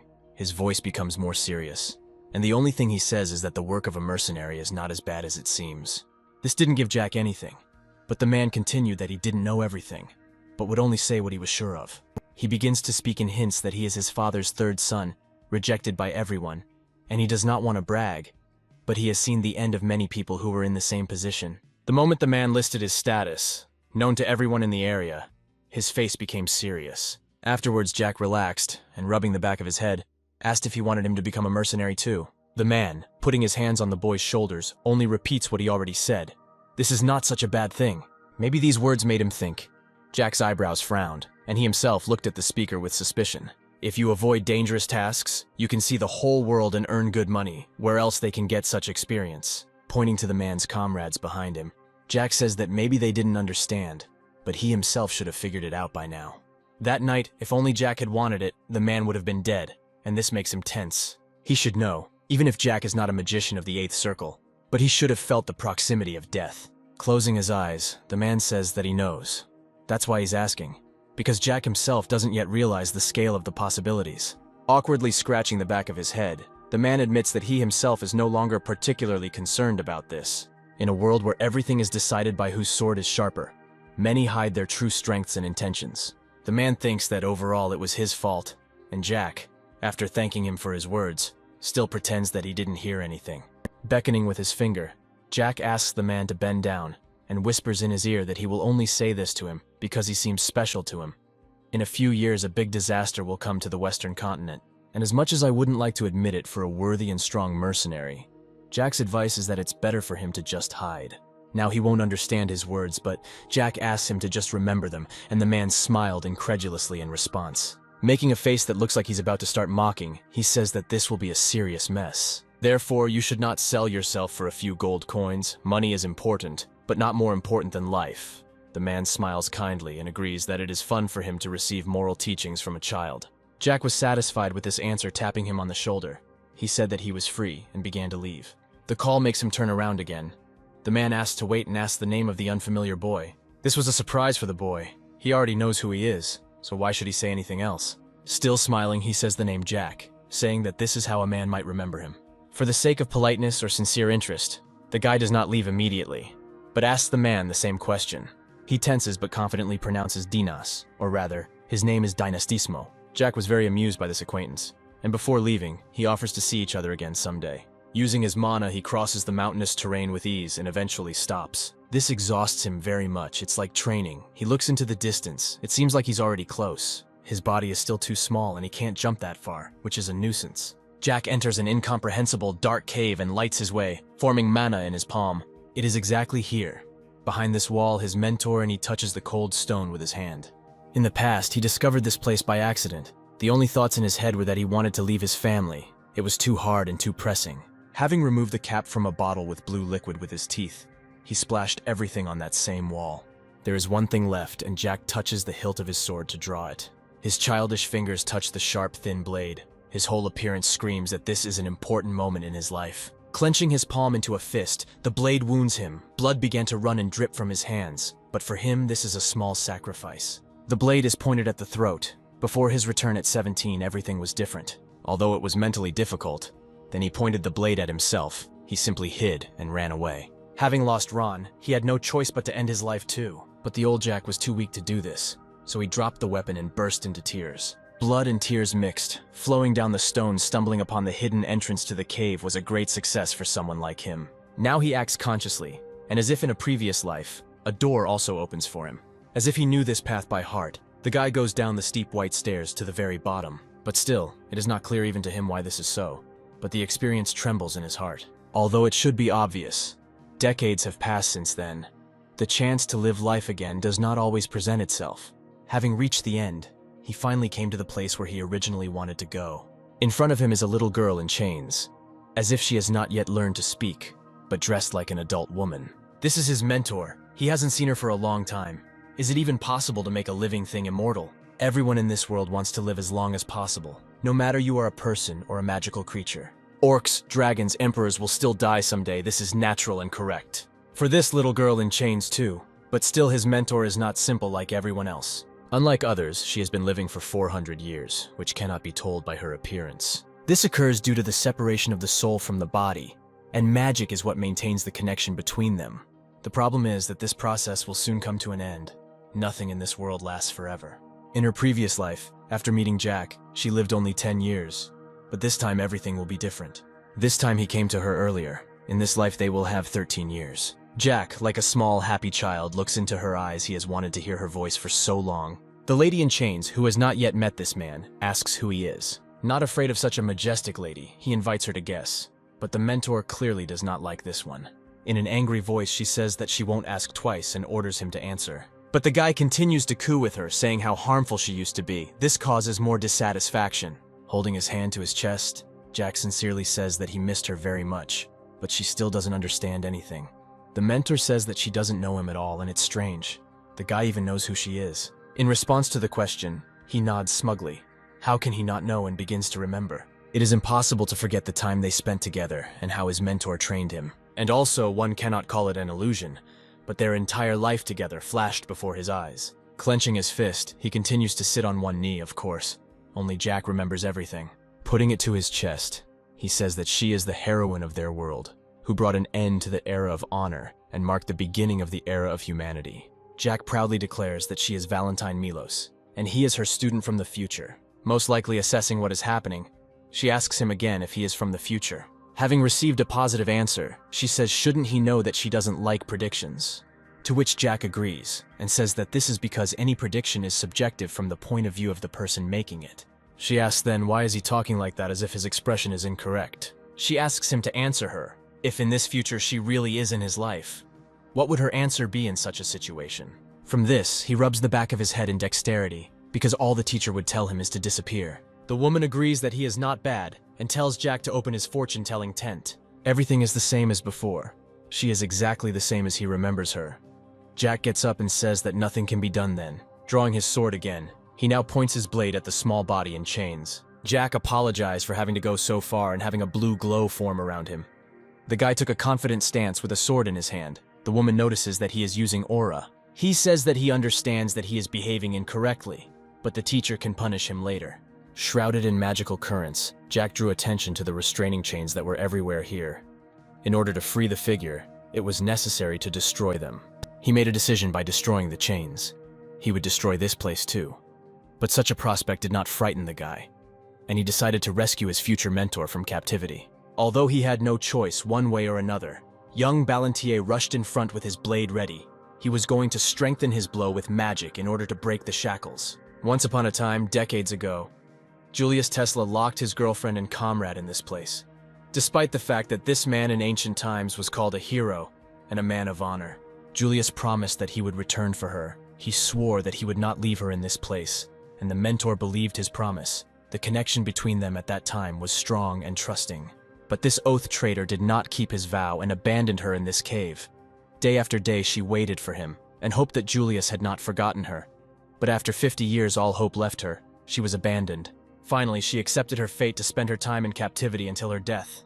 She did not expect help or support from anyone, and only humbly awaited her fate. But Jack Ballantier violated her views. The guy instilled hope in her, rushing forward. The nobleman waved his sword so that she did not have time to follow him. The mentor felt strength and energy returning to her body. She could not believe. These shackles were made of dragon bones and were considered indestructible. This guy had not even crossed the threshold of adulthood, but already possessed powerful strength. It was the first time she had encountered something like this. Her weak floating body was picked up by Jack. Holding his mentor in his arms, Jack assured her that he was not like Julius Tesla, and he would never act like him. The small figure did not take his eyes off Jack. Ballantier was going to prove to her that he was not like Julius, not just with words, but with actions. He had a lot of work to restore trust, but it was worth it. As he expected, the walls of the cave in which the mentor was imprisoned began to collapse. Jack needed to quickly leave this place.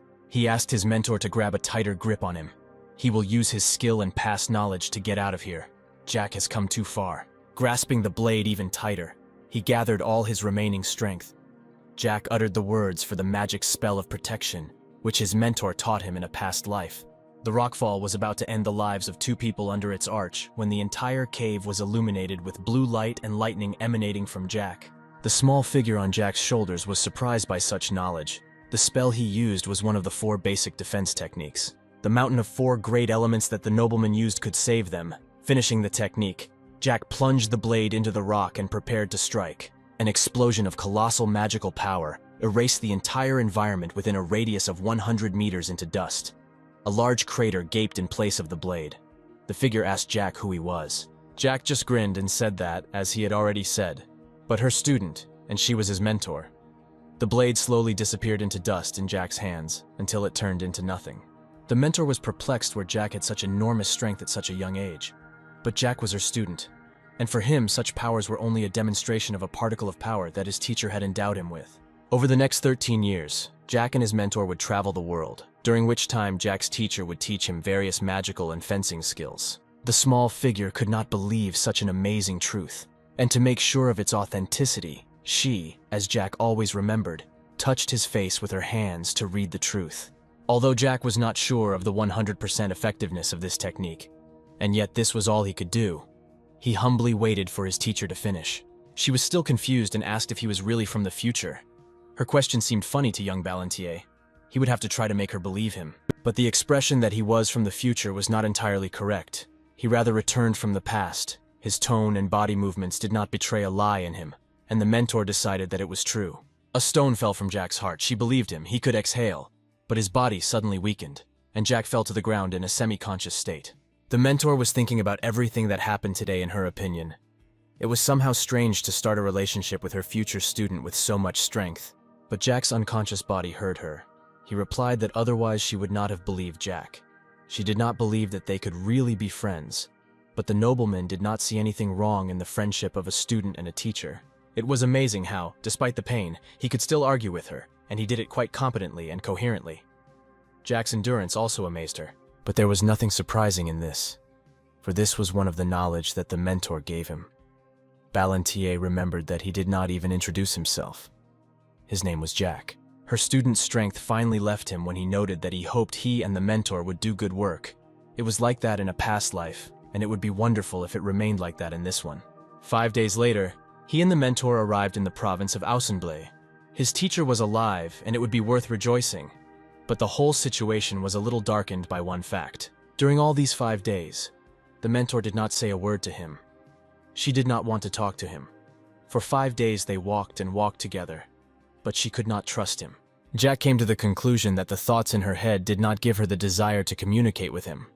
Ballantier even told her that since when did she have paid words. Sitting on his shoulder, she said that the first shock for her was his origin from the Tesla Empire, the last time a person from there betrayed her. She also still could not understand how a young man at such a young age possessed such magic, and it was the magic of souls, rare and difficult to control. She was not stupid and knew what her owner had to go through to gain this power and learn to control it, but she wanted him to finish her sentence. He needed to tell the truth, although she probably wouldn't like it. He would like to remain silent, but based on his past experience with the mentor, he remembered that in that case, she would simply punch him. He started from afar.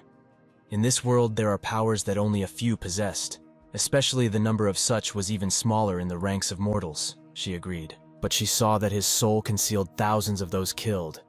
She could not even imagine what kind of guy was now in front of her. You need to be a real monster to kill so many. Jack just grinned. Of course she was right, as always. And he would love to tell and explain everything to the mentor, but she did not want to talk to him. Jack's hands were up to his elbows in blood.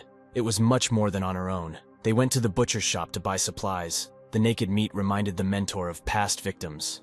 Jack was interested in hearing information from the past teacher. But with all his sins, with so many ruined souls, did Jack even think about one detail? Why was he given a chance for a new life? For correcting all his mistakes? In a good way, he was not worthy of such a prospect. Jack could not answer it. He himself had been thinking about this for a long time. The very fact of his return to the past defied any reasonable laws. He did not solve this riddle. Jack only answered the mentor that he had come to nothing. She looked at him with a sad and contemptuous look. Life was in full swing on the busy street. The couple walked further along the road. From the look of the mentor, Jack felt uneasy. He tried to soften the situation by saying that it was not he who returned himself to this world. Rather, someone had plans for him, for the fulfillment of which he was transferred here. He reasoned that since someone has a goal, then this stranger himself will show up, and then Jack will be able to answer some questions. But if not, then he will continue to live. The conclusions of her student led the mentor into some misunderstanding. She still does not understand Jack. And by what rules this young man lives, he is fraught with many more secrets. Jack continued anyway. At this point in time, the most important thing in Jack's life was her, the mentor, and the time spent with her. Ballantier showered her with a gentle smile. The mentor was transported into the guy's arms. Her childhood height allowed her to do this. She noted that Jack knows how to seduce people with sweet speeches, but she was more interested in the plan. The first thing is to find comrades in arms. Jack remembered his pirouettes in the cave, how he fought in the place where the mentor was imprisoned. It was hard for him. His body was still physically weak. Executing the protection spell not only took away all his strength, but also affected his state of health. He was on the verge of death. He was lucky. And yet, after being rescued, he had to drink 2 top-class elixirs to restore his health and normalize his condition. Although despite this, the pain haunted him for another 5 days. He sensibly understood his chances of such adventures due to his weak body. He needed good protection. Otherwise, his journey would end before it even really began. They went on shopping. They had to stop by the blacksmith to buy a sword. The old one fell apart in his hands before Jack managed to get out onto the main road. As a blonde girl with a basket of yellow flowers flew into it. She was whining in pain, holding her forehead, apologizing for such an incident. She said that she had urgent business. Jack apologized. He didn't look around. He reached out to the girl to help her get up, when something about the lying peasant woman suddenly alerted him. He made a decision instantly, deciding to start gathering the team with her. The girl all this time shook herself off and collected fallen flowers. She was glad that she remained safe and sound. Looking up at Jack, a bag of gold coins hanging in front of her nose in the young man's hands, Jack invited the stranger to work for him, or rather with him. At first, she didn't understand anything, but when she began to understand Jack's offer, her eyes widened in surprise. The guy said that in return he would give her this bag of gold. She took the bag, and it turned out that it was indeed full of gold. The girl thanked him for the offer, but noted with regret that she could not accept that kind of money. The young man decided that she was from a poor family and asked her how much she wanted for the work. But the blonde was not at a loss and said that 1 shilling would be enough. Jack was amused by the girl's confusion. He hurried to give her a shilling. She extended her hand to take the coin. The cold coin touched the girl's flesh. She immediately gave Jack her basket of flowers. Jack didn't know what to do with these yellow flowers, but thanked the girl for it. The mentor watched the blonde with interest. Having given the basket, the girl hurried to hide, but after running away, she remembered that she had not bowed as a sign of gratitude. Jack sheepishly accepted the gratitude, and the blonde wished them a good day. Now, the first comrade in arms appeared on his team, who, however, was not just a person. The mentor noted that she had not seen vampires for a long time, who were rare guests on Earth. Without leaving the meeting completely, Jack agreed that it was surprising. He also did not expect to meet a vampire, even in a crowded human city. The mentor rewarded him with a cold look. After a moment, the young man realized that he had indeed met a vampire. He did not know this until the mentor said she was surprised, thinking that he had chosen her because of his appearance. Ballantier replied that he chose her because of her great potential. He thought that she would be able to reach the 10th circle, which is the achievement of a strong magician. The mentor was unnerved by his reckless stupidity. It was surprising that such a person had once acquired such power. But the young man only confirmed her speculations and said that he hoped for her long life, during which the teacher would teach him a lot, but this will depend on Jack himself. He pleasantly noticed that the teacher, whom he knew, had not changed at all, and the couple went on shopping. However, the teacher was now talking to him. While they were walking, the mentor stood in front of the image of that girl.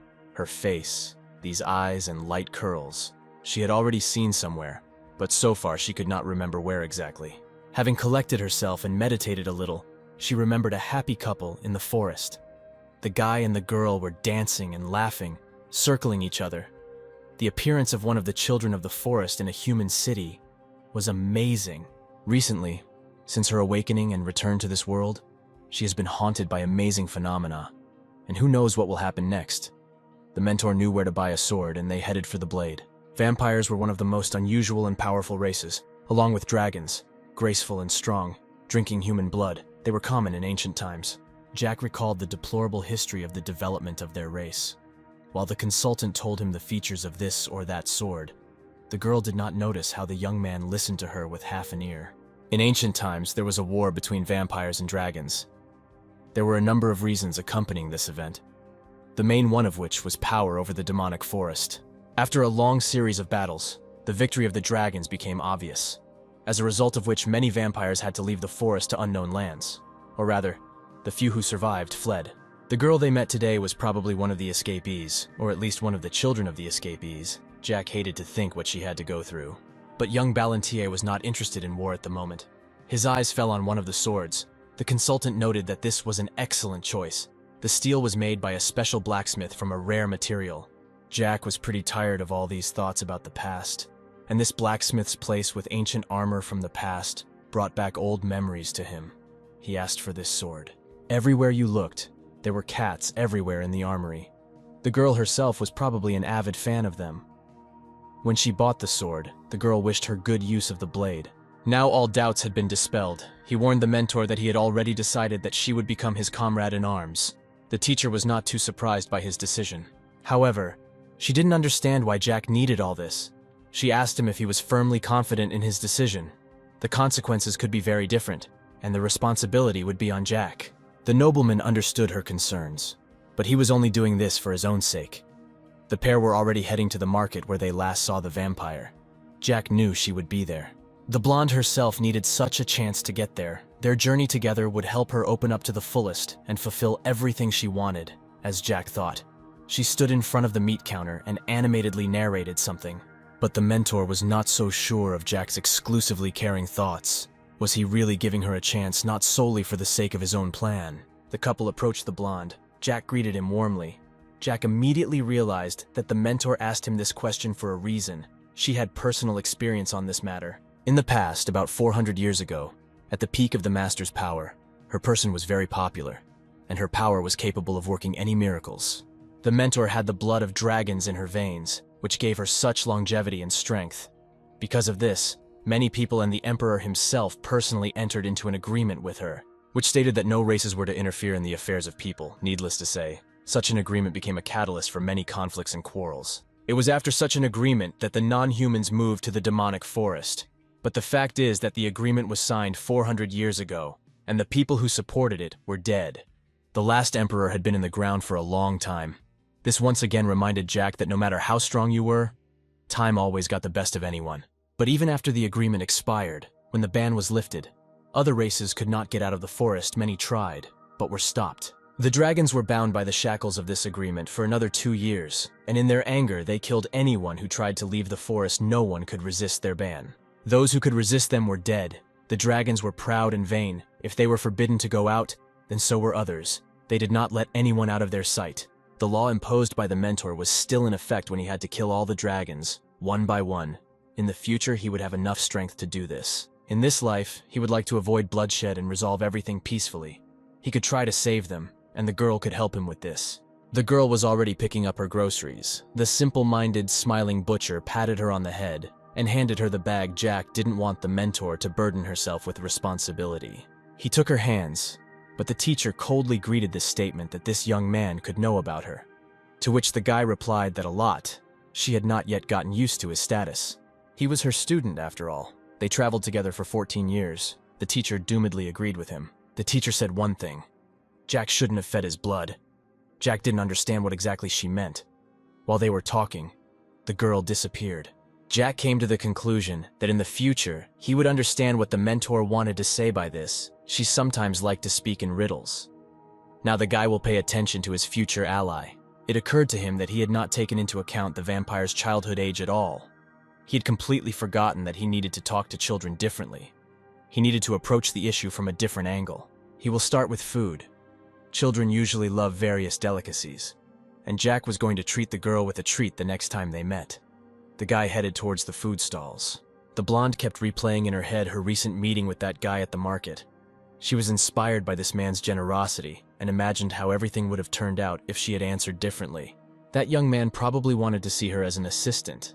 Not that she could do much, but she received at least 1 shilling, and it was impossible to wish for more today.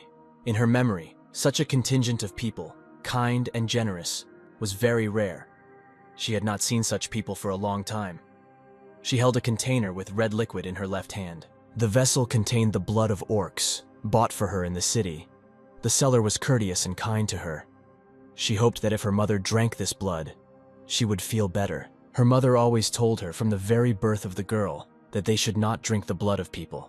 She repeated this constantly. But now her mother's strength was fading, and speech was difficult for her. In principle, she was forbidden to drink blood other than that given to her by the girl's uncle. She always tried to follow this rule and had never broken it. The girl hoped that at least today her uncle would honor her and her mother with his presence. The blonde opened the door of the house, announcing her arrival. The vampire carefully and quietly crept towards her mother's bedchamber, keeping her blood ready. She did not want to disturb her mother if she was sleeping. Mom was not sleeping, and said that they had guests. Entering the room, Mom was lying in bed as usual. An emaciated and pale woman looked at her daughter with half-open eyes. Her hair gave off an old-age silver sheen. She didn't immediately notice the guests, when suddenly she heard a greeting from upstairs to her side. Jack politely asked the girl how long ago she had arrived. He himself was sitting on a raised platform near the door. Charlotte got scared, spilling some of the liquid on the floor out of fear. She wondered how they could have ended up here. She saw this couple for the first time only this afternoon. The teacher irritably demanded that the woman get out of bed normally and show them her face.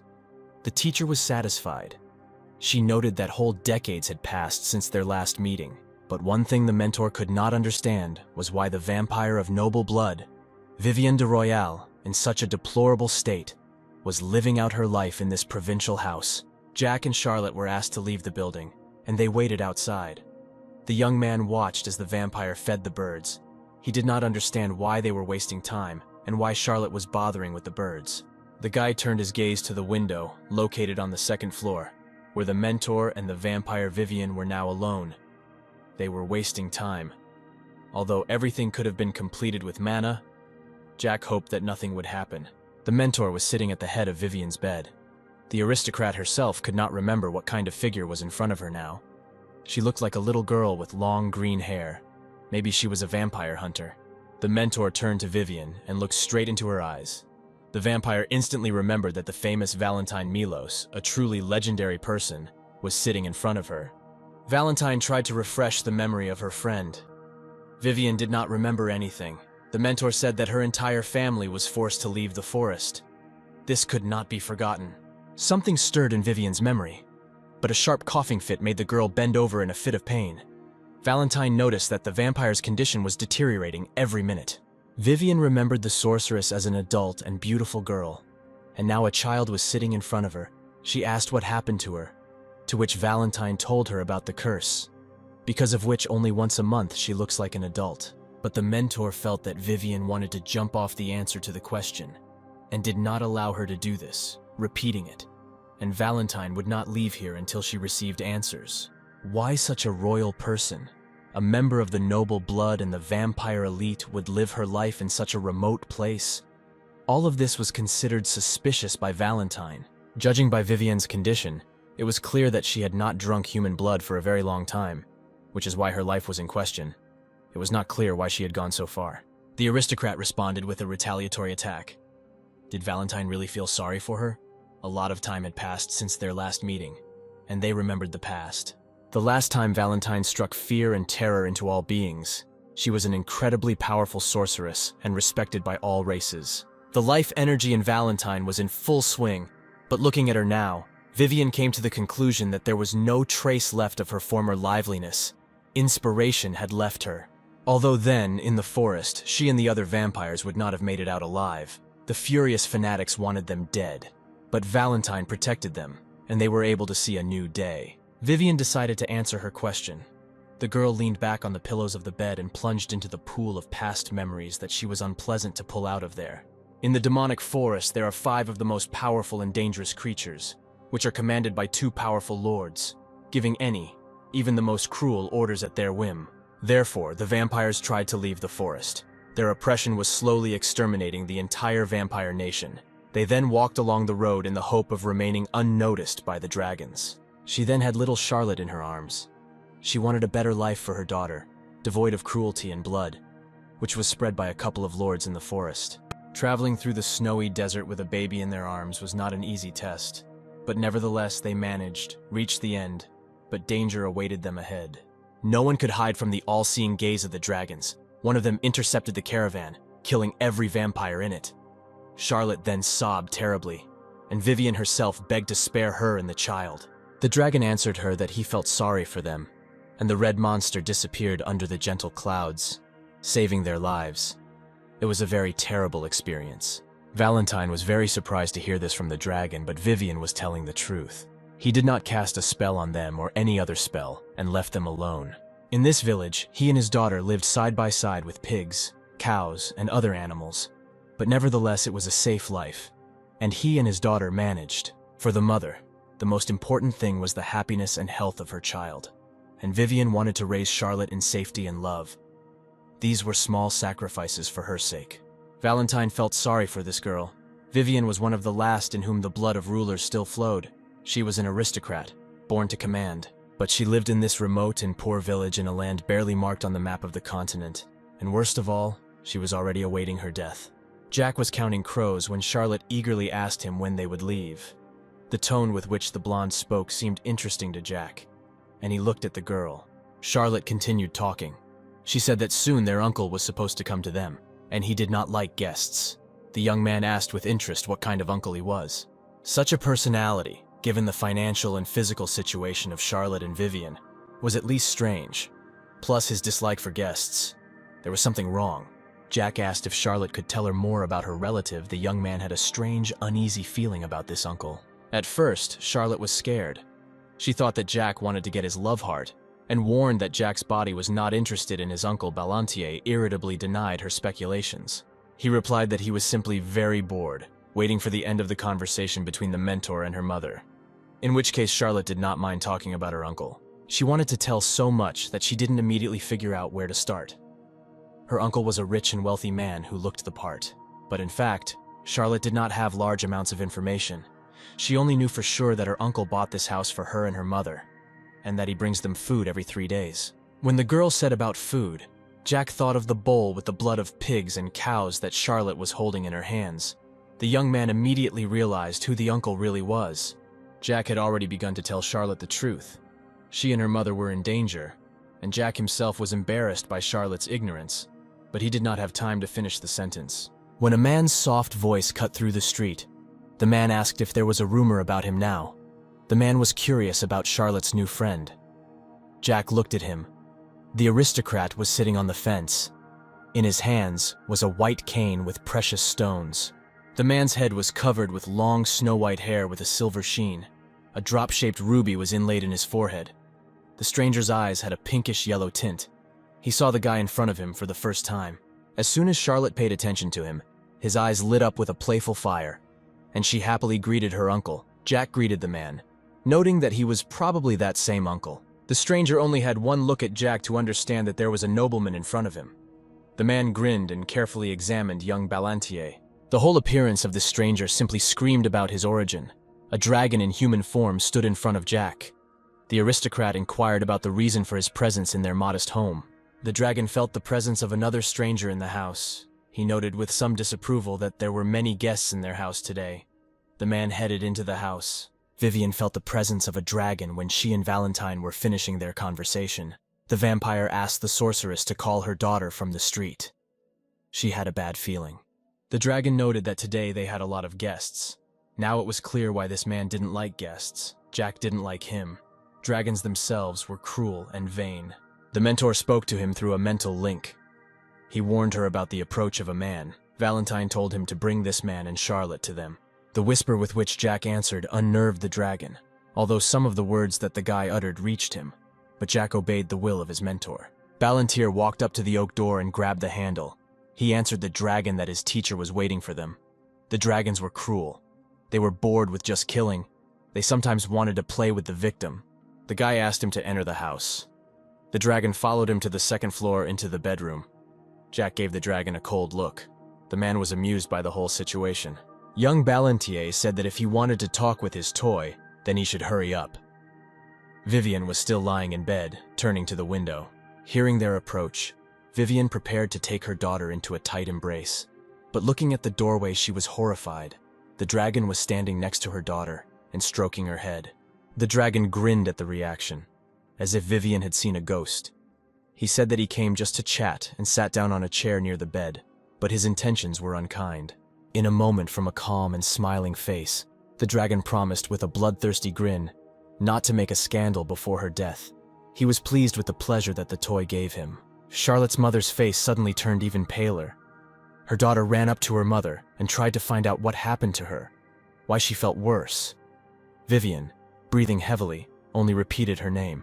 In a panic, The girl said that she had orc blood, which could improve her mother's condition. The daughter hoped that her mother would be able to get up and talk to her again. But Vivian refused. She only said that she had prepared a gift for her birthday.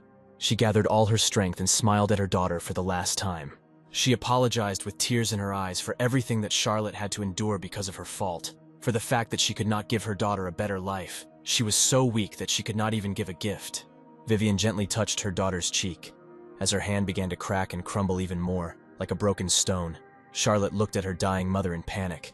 Initially, neither Jack nor his mentor were supposed to witness this picture. Valentine generally averted her gaze from this heartbreaking picture. Jack accidentally ran into her and followed her out of curiosity. He had no reason to keep an eye on this girl. He was only going to gather his comrades. But looking at this, he decided to change his views a little. He approached the dying aristocrat and asked her if she would trust the life of her daughter in his hands. Although initially he did not have reasons for this, he will create them now. Vivian thought that Jack was joking, but he replied that they did not have much time. He took Vivian's hand and proceeded to smoot. He looked into the vampire's eyes and asked what she wanted for her child. The guy's face was extremely serious, and Vivian did not doubt the power of his words and promises. Whether she wants Charlotte to become a full-fledged vampire, or wants the entire continent and the whole world to lie at her daughter's feet, what she says now is very important. Or perhaps Vivian wants revenge for the fallen lives of all vampires and kill the unfortunate dragon. The man watched the performance in front of him with a smile and interest. Vivian replied that she really wants a different, happier fate for her daughter. Like every mother, she wants the safety and happiness of her child. Vivian had nothing to wish for except this thing. She directed her clouded, faded eyes at Jack, the last energy leaving her. She could only say a few words. Her most important desire is for her daughter to constantly smile. She did not dare to dream of anything more. Charlotte did not have to go through all the hardships that Vivian went through. But before her death, she would like to know the guy's name during the conversation. She completely forgot about this detail. The nobleman introduced himself as Jack Ballantier. A nice name for such a young man. Vivian liked it. She asked if he could protect her beloved and dear Charlotte. Vivian's face began to crack. Jack replied that he gave his word. Let the representative of noble vampire blood, Vivian with the veins of the blood of true rulers, rest in peace. She thanked him for his promise. The aristocrat called her daughter. Vivian wanted to touch her Charlotte for the last time. Let her know that her mother will always love her. She touched the girl's face, and pieces began to fall off from her hand. Vivian began to collapse, and Charlotte rushed to her sobbing. She kept begging her not to close her eyes. The girl did not want to acknowledge the death of her mother. Screams were heard everywhere. Charlotte still did not stop crying over her mother's body, which was slowly dissolving into the air. How would she live without her? Only one word was heard louder than anyone else from the house. Mother, Jack, and Valentine watched silently. The room was engulfed by the loud, heart-rending laughter of the dragon. He clutched his head with laughter and could not stop. This whole picture amused him very much. Even in death, his toy pleased the owner. The man could hardly stop laughing. It seemed that he was about to die from it. Words of revenge and happiness were heard in this room. He was amused by the responsibility that the boy took for the girl's life. The girl was soon to die as well. It felt as if this little one's life was worth something. The dragon burst into laughter again, as Jack concentrated his magic and jerked a blow at the dragon. The dragon's body crashed through the wall of their house, and there was a small bruise on his neck. The man didn't even have time to realize what had just happened to him, but he liked this fun. The dragon decided to have fun with the boy. He sarcastically noted that attacking a defenseless person is a sign of bad upbringing. The man landed on the floor of the street with the agility of a cat. Arcs and streams of fire began to dance around the dragon. Flames engulfed the man's body. His eyes acquired a pure white set. Jack prepared for the fight. The battle promised to be difficult. The dragon, in a frenzy, pledged to teach Jack a lesson in good manners. He was already preparing to attack. His hand reached out to Jack, his claws extended, when suddenly a voice in his head ordered him to identify himself. The dragon did not understand where the voice was coming from, but he felt weak magic nearby. Someone else had the nerve to talk to the keeper of the flame like that. Today promised to be fun. He noticed a girl in the boy's arms. More like a toy, Valentine reasoned that if the two lords were removed, then there would be 5 dragons left in the forest, and this man was not among them. She assumed that this dragon was about 200 years old, and as a result, he was born somewhere in the interval of this time. The man could not believe what he heard. How did this toy know its origin? Then it is like this. The dragon was seized by a new attack of anger. Now he was not going to just let them go. He ordered this girl to identify herself, but Jack was angered by the dragon's address to his mentor. She was much stronger and older than him. He had no right to talk to her like that. Valentine asked Jack to lower her to the ground, but she assured her student that she could cope with the dragon herself. Jack was very worried about the mentor. She was not in the right shape to be able to resist the dragon. Having dropped to the ground, she introduced herself as Valentine Milos, a sorceress from the past. The dragon had already heard this name once. They stood opposite each other. He could not believe that now in front of him was that same immortal necromancer, instilling fear and awe in the heart of every living creature. Valentine confirmed that she was indeed that magician from the past.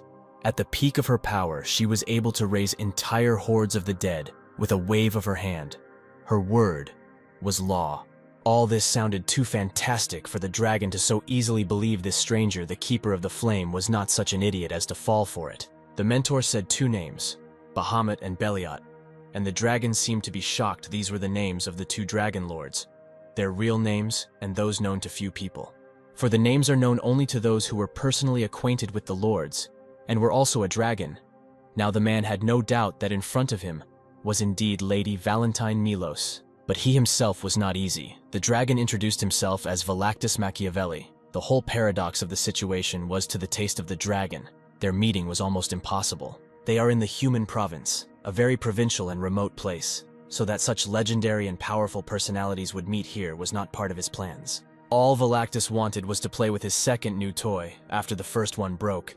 Vivian gave him a lot of pleasure, and he wanted to get the same amount from Charlotte. Valentine looked into his eyes with an empty gaze, and in a tone that did not tolerate arguments, she ordered the dragon to immediately leave the city. They were still standing opposite each other. Valactus only laughed at her words. The contempt that Valentine put into her words provoked him. She had no right to order him. He wanted to remind her of the history of the past. Dragons were those who were superior to people in all respects. Strength, knowledge, power, and other factors were not on the side of ordinary mortals, and as a result, people lost to dragons. And after that, Valentine had the audacity to give orders to him, the dragon. This woman in the body of a toy must have gone crazy. A subtle trace of magic came from her. The situation was heating up. The mentor noted that all the dragon's tales were equated to nonsense, which he had invented for himself. Was he really sure that dragons had surpassed people in everything? It was Valentine who personally did this, surpassed the dragons. The dragon did not specify one small historical detail. His conceit did not allow him to admit that the dragons had once submitted to her. Valactus forgot that it was in the hands of Milos that the treaty that forever separated dragons and people lay. This treaty was still remembered, but the dragon did not admit it. Due to the all-encompassing conceit of the dragons, the world began to plunge into chaos. Dragons rampaged everywhere, and their dull conceit was a bad help for making peace. The dragons devastated one nation after another, and in their pride they endangered all intelligent life on the continent. Because of them, everyone suffered. No one could fight back. And although the Keepers of the Flame saw the consequences of their outrage, they still continued to consider themselves better than others, playing as they pleased with their weaker toys. Valactus did not want to listen to all this nonsense any longer. The nonsense that this sorceress was spouting was a lie. She could not know anything about the past. The dragon was overcome by fire. Jack, who had been silently listening to the conflict until that moment, could not help but mock this creature Ballantier called the dragon a lizard, and advised him to listen more, and not to grind his tongue. If Valactus is as tough and strong as he called himself, then why did his body tremble like a maple leaf in the wind at the mere mention of the mentor's name? The dragon could not tolerate such an insult. He rushed forward, raising his clawed hand to strike. Valactus was going to show this bastard his place. No one was a match for the dragon. The hand passed Jack's head. He managed to easily dodge such a sweeping blow. He watched the dragon's movements as if in slow motion. Dodging, Jack kicked the dragon in the chest, knocking out all the oxygen from his lungs, and the man flew several meters back. Having slammed painfully against the wall, it seemed to Valactus that he would give up all his breath. The guy's young appearance was deceptively weak. The dragon could not stand up. Leaning on his knee, he was trying to catch his breath. Jack approached him and raised Valactus's chin with the toe of his shoe. The veins on the dragon's neck and jaws pulsed with anger.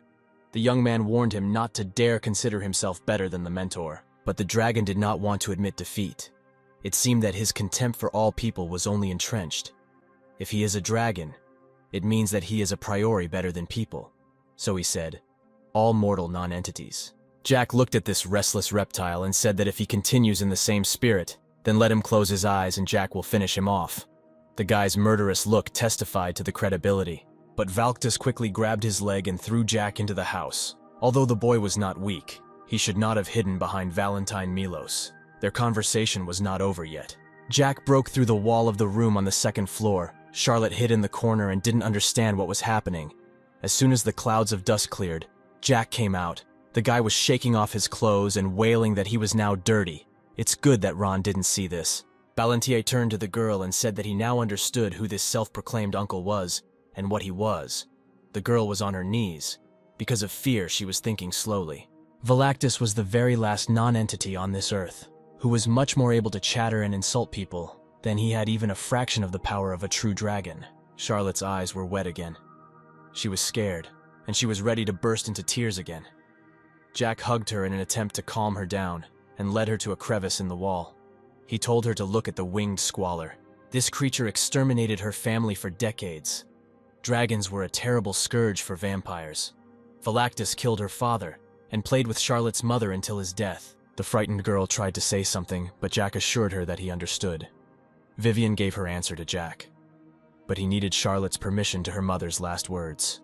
Ballantier stood on the cliff and prepared his sword for battle. He only needed Charlotte's final word. She must decide everything. He keeps his word. Jack was going to show in practice what his oath was worth, how responsible he could be and how much strength he had. The guy rushed at the dragon, raising his blade to strike. Valactus was already waiting for him. He prepared to dodge the blow. As soon as the young man swung his sword, he jumped to the side, and the sword cut the air where the dragon's head was. Valactus increased the distance between them by somersaulting backwards. An evil grin did not leave his face. After a moment, they both pushed off the ground and approached each other.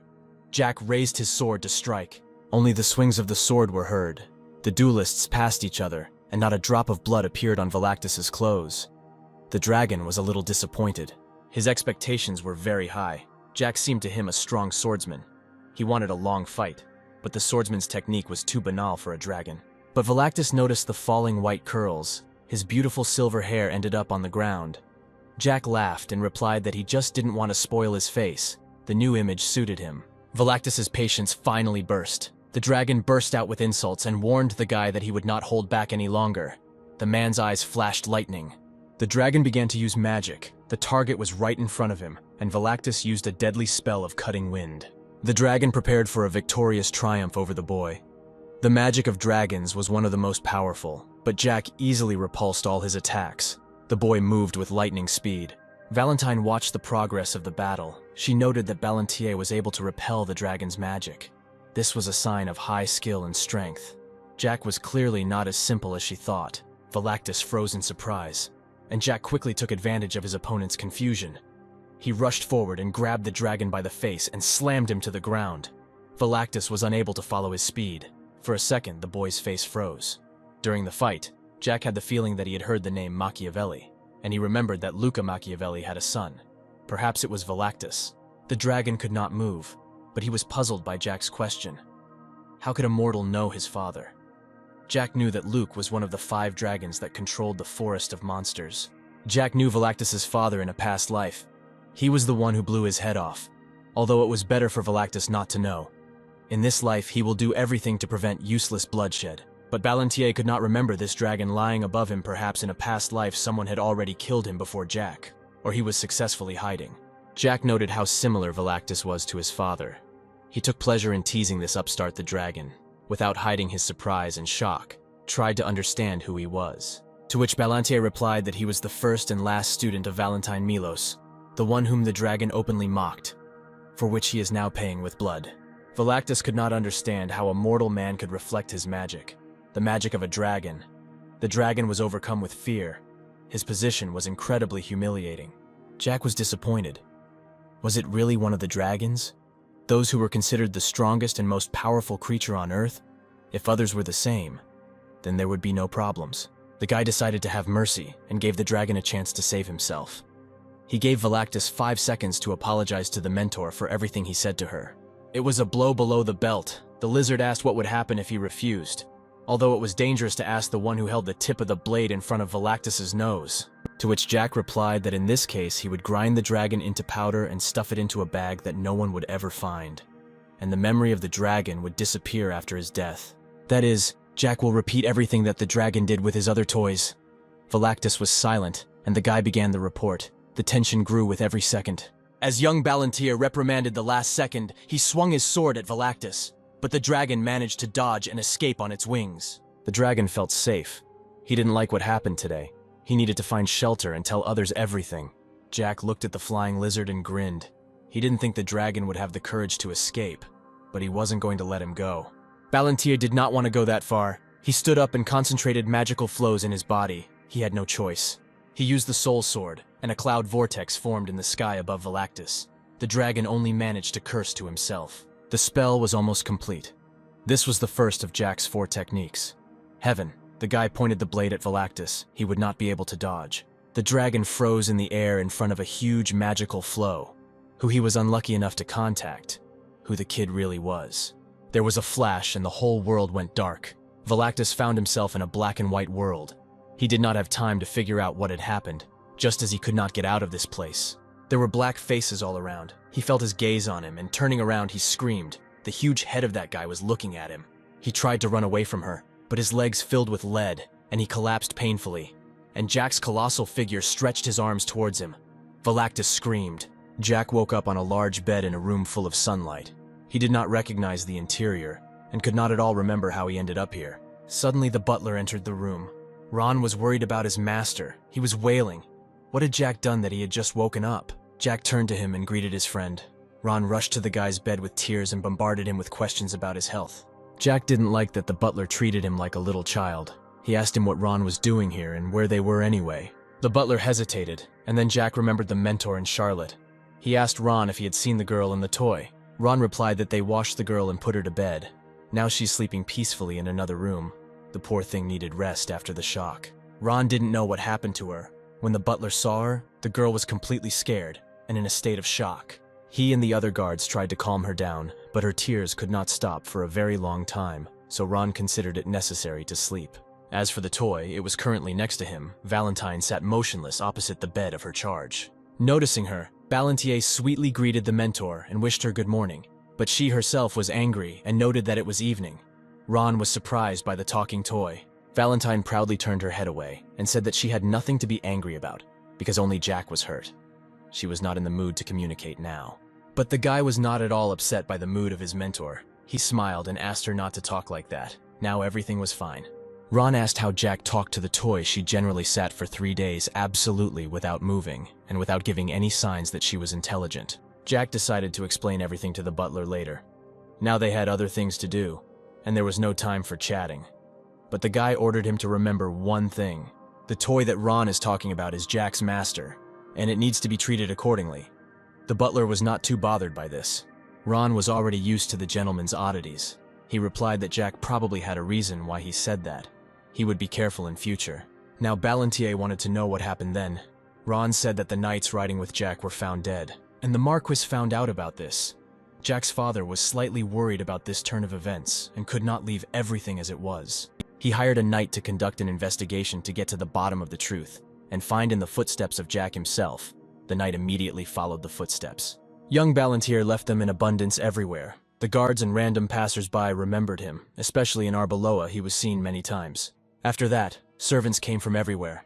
As if Jack had gone to the province of Autumnbull, Ron noticed a blue funnel and a man in the sky above the province. As a result, they got to Ausenbly and found the seriously wounded Jack unconscious, lying in a pool of his own blood. The guy asked what happened next. No one understood what could have happened to Jack, but his wounds were severe. His body was moved to this room, and treatment began. To raise the guy to his feet, the servants used as many as 3 high-class elixirs. Jack still had a strawberry aftertaste after them. Ron said that they really were strawberry-flavored. Jack was pleased that the butler still remembered his favorite things, such as strawberries. But nevertheless, Ron himself should not be here. Jack asked him why he was with him, and not protecting his sister, because Jack ordered him. The butler lowered his eyes guiltily and explained that his sister also wanted to go in search. But the Marquis stopped her and sent Ron instead of his daughter. Jack was quite surprised that his father had personally sent Ron on his quest. His father was too devious for this to be a heartfelt concern. But this act of the Marquis was very reckless. The father was clearly planning something, and as soon as Jack recovered, he would find out what exactly. Ron finished his explanation and waited for further instructions. But Jack was pleased to see his old friend nearby. He was not angry with the butler, and now it was worth paying attention to another figure in his room. A red-haired man stood near the wall, who did not make a single sound. This man's face showed little emotion. He only said that the third master had finally woken up. His tone did not inspire confidence. The man was arrogant. He called himself Gonzalez, second in command of the Iron Blood Knights, and he was the knight hired by the Marquis to search for him. Gonzalez had questions for Jack, and he began by asking whether the third gentleman really did not know that it was not up to the son of the Marquis to play with commoners and visit the provinces. Perhaps this was permissible for the third heir, but Jack at the same time was also the son of the Marquis Ballantier, who was not allowed to do this. Ron was about to stand up for his master because he was still ill, but Jack stopped the butler and decided to listen to the knight to the end. Gonzalez still had a couple of questions left, and he hoped for an honest answer from Jack. The knight's face was adorned with a malicious smile. Jack got ready. If you believe Ron's words, then this knight was the one who bought 3 elixirs for Ron, and the elixirs were of the highest quality, which was not a cheap pleasure. Therefore, Jack decided for himself that he would endure 3 questions from Gonzalez as a sign of gratitude from this gesture of the knight. He clenched his fists. Jack told Gonzalez to start asking his questions and looked him straight in the eye with a piercing gaze. Gonzalez was uncomfortable with this. Jack was the only survivor at the scene where his body was found, and Gonzalez wondered what happened there. Jack replied that there was nothing unusual. Jack's guards received a strange order. Didn't the knight really know? They had to cripple Jack, give him an elixir to drink, and do other vicious things? Gonzalez stared at him with a frightened and incomprehensible look. Jack asked if this was the first time the knight had heard such a thing, but Gonzalez asked not to change the topic of conversation. And to continue the report, he still had not heard the information he needed regarding what happened. The second time Jack held back, but he made a promise to himself and continued to speak further. It was interesting for him to look at the face of this knight. What he said were the verbatim words of the guards who accompanied him. They also noted that they hoped for Jack's understanding. His motorcade had to stop for 4 nights somewhere on the way to the academy. For 4 stops, Jack and the guards ended up together. They had to break all his bones 4 times, and the next morning treat him with elixirs, and so on until the very end of the journey. Jack asked if Gonzalez thought they were terrible guys. Ballantier did not try to hide the sarcasm in his speech, and continued the story. One of Jack's guards was a 6th-class knight whose name Jack forgot. Gonzalez asked that he might mean Region. Jack confirmed that this was so. He said that Region believed in his powers so much that he tried to destroy Jack's mana circle. Ron was horrified by the gentleman's story, and did not understand what he was talking about. Jack mentally noted the butler's observation. Jack simply killed Reagan. The knight did not believe Jack's nonsense and asked him again, to which young Ballantier got out of bed and said in an eerie voice that Gonzalez had really gone deaf. Jack had killed them all. The knight was perplexed how this guy was able to defeat the entire squad alone. The weakness of the third gentleman was known to everyone. His eyes widened. Was this really possible? Was this young man telling the truth? This information did not fit with everything that Gonzalez knew. But the knight quickly came to his senses and said that he could close his eyes to many things, but certainly not to such arrogant upstarts as Jack. He could not tolerate that. Gonzalez was the deputy of the knights, and this kid mocked him and laughed. Jack only said that the knight really doubted his veracity. Ron warned the master that no matter how much Elizabeth loved him, the butler was not going to stand aside and turn a blind eye to everything that was happening now.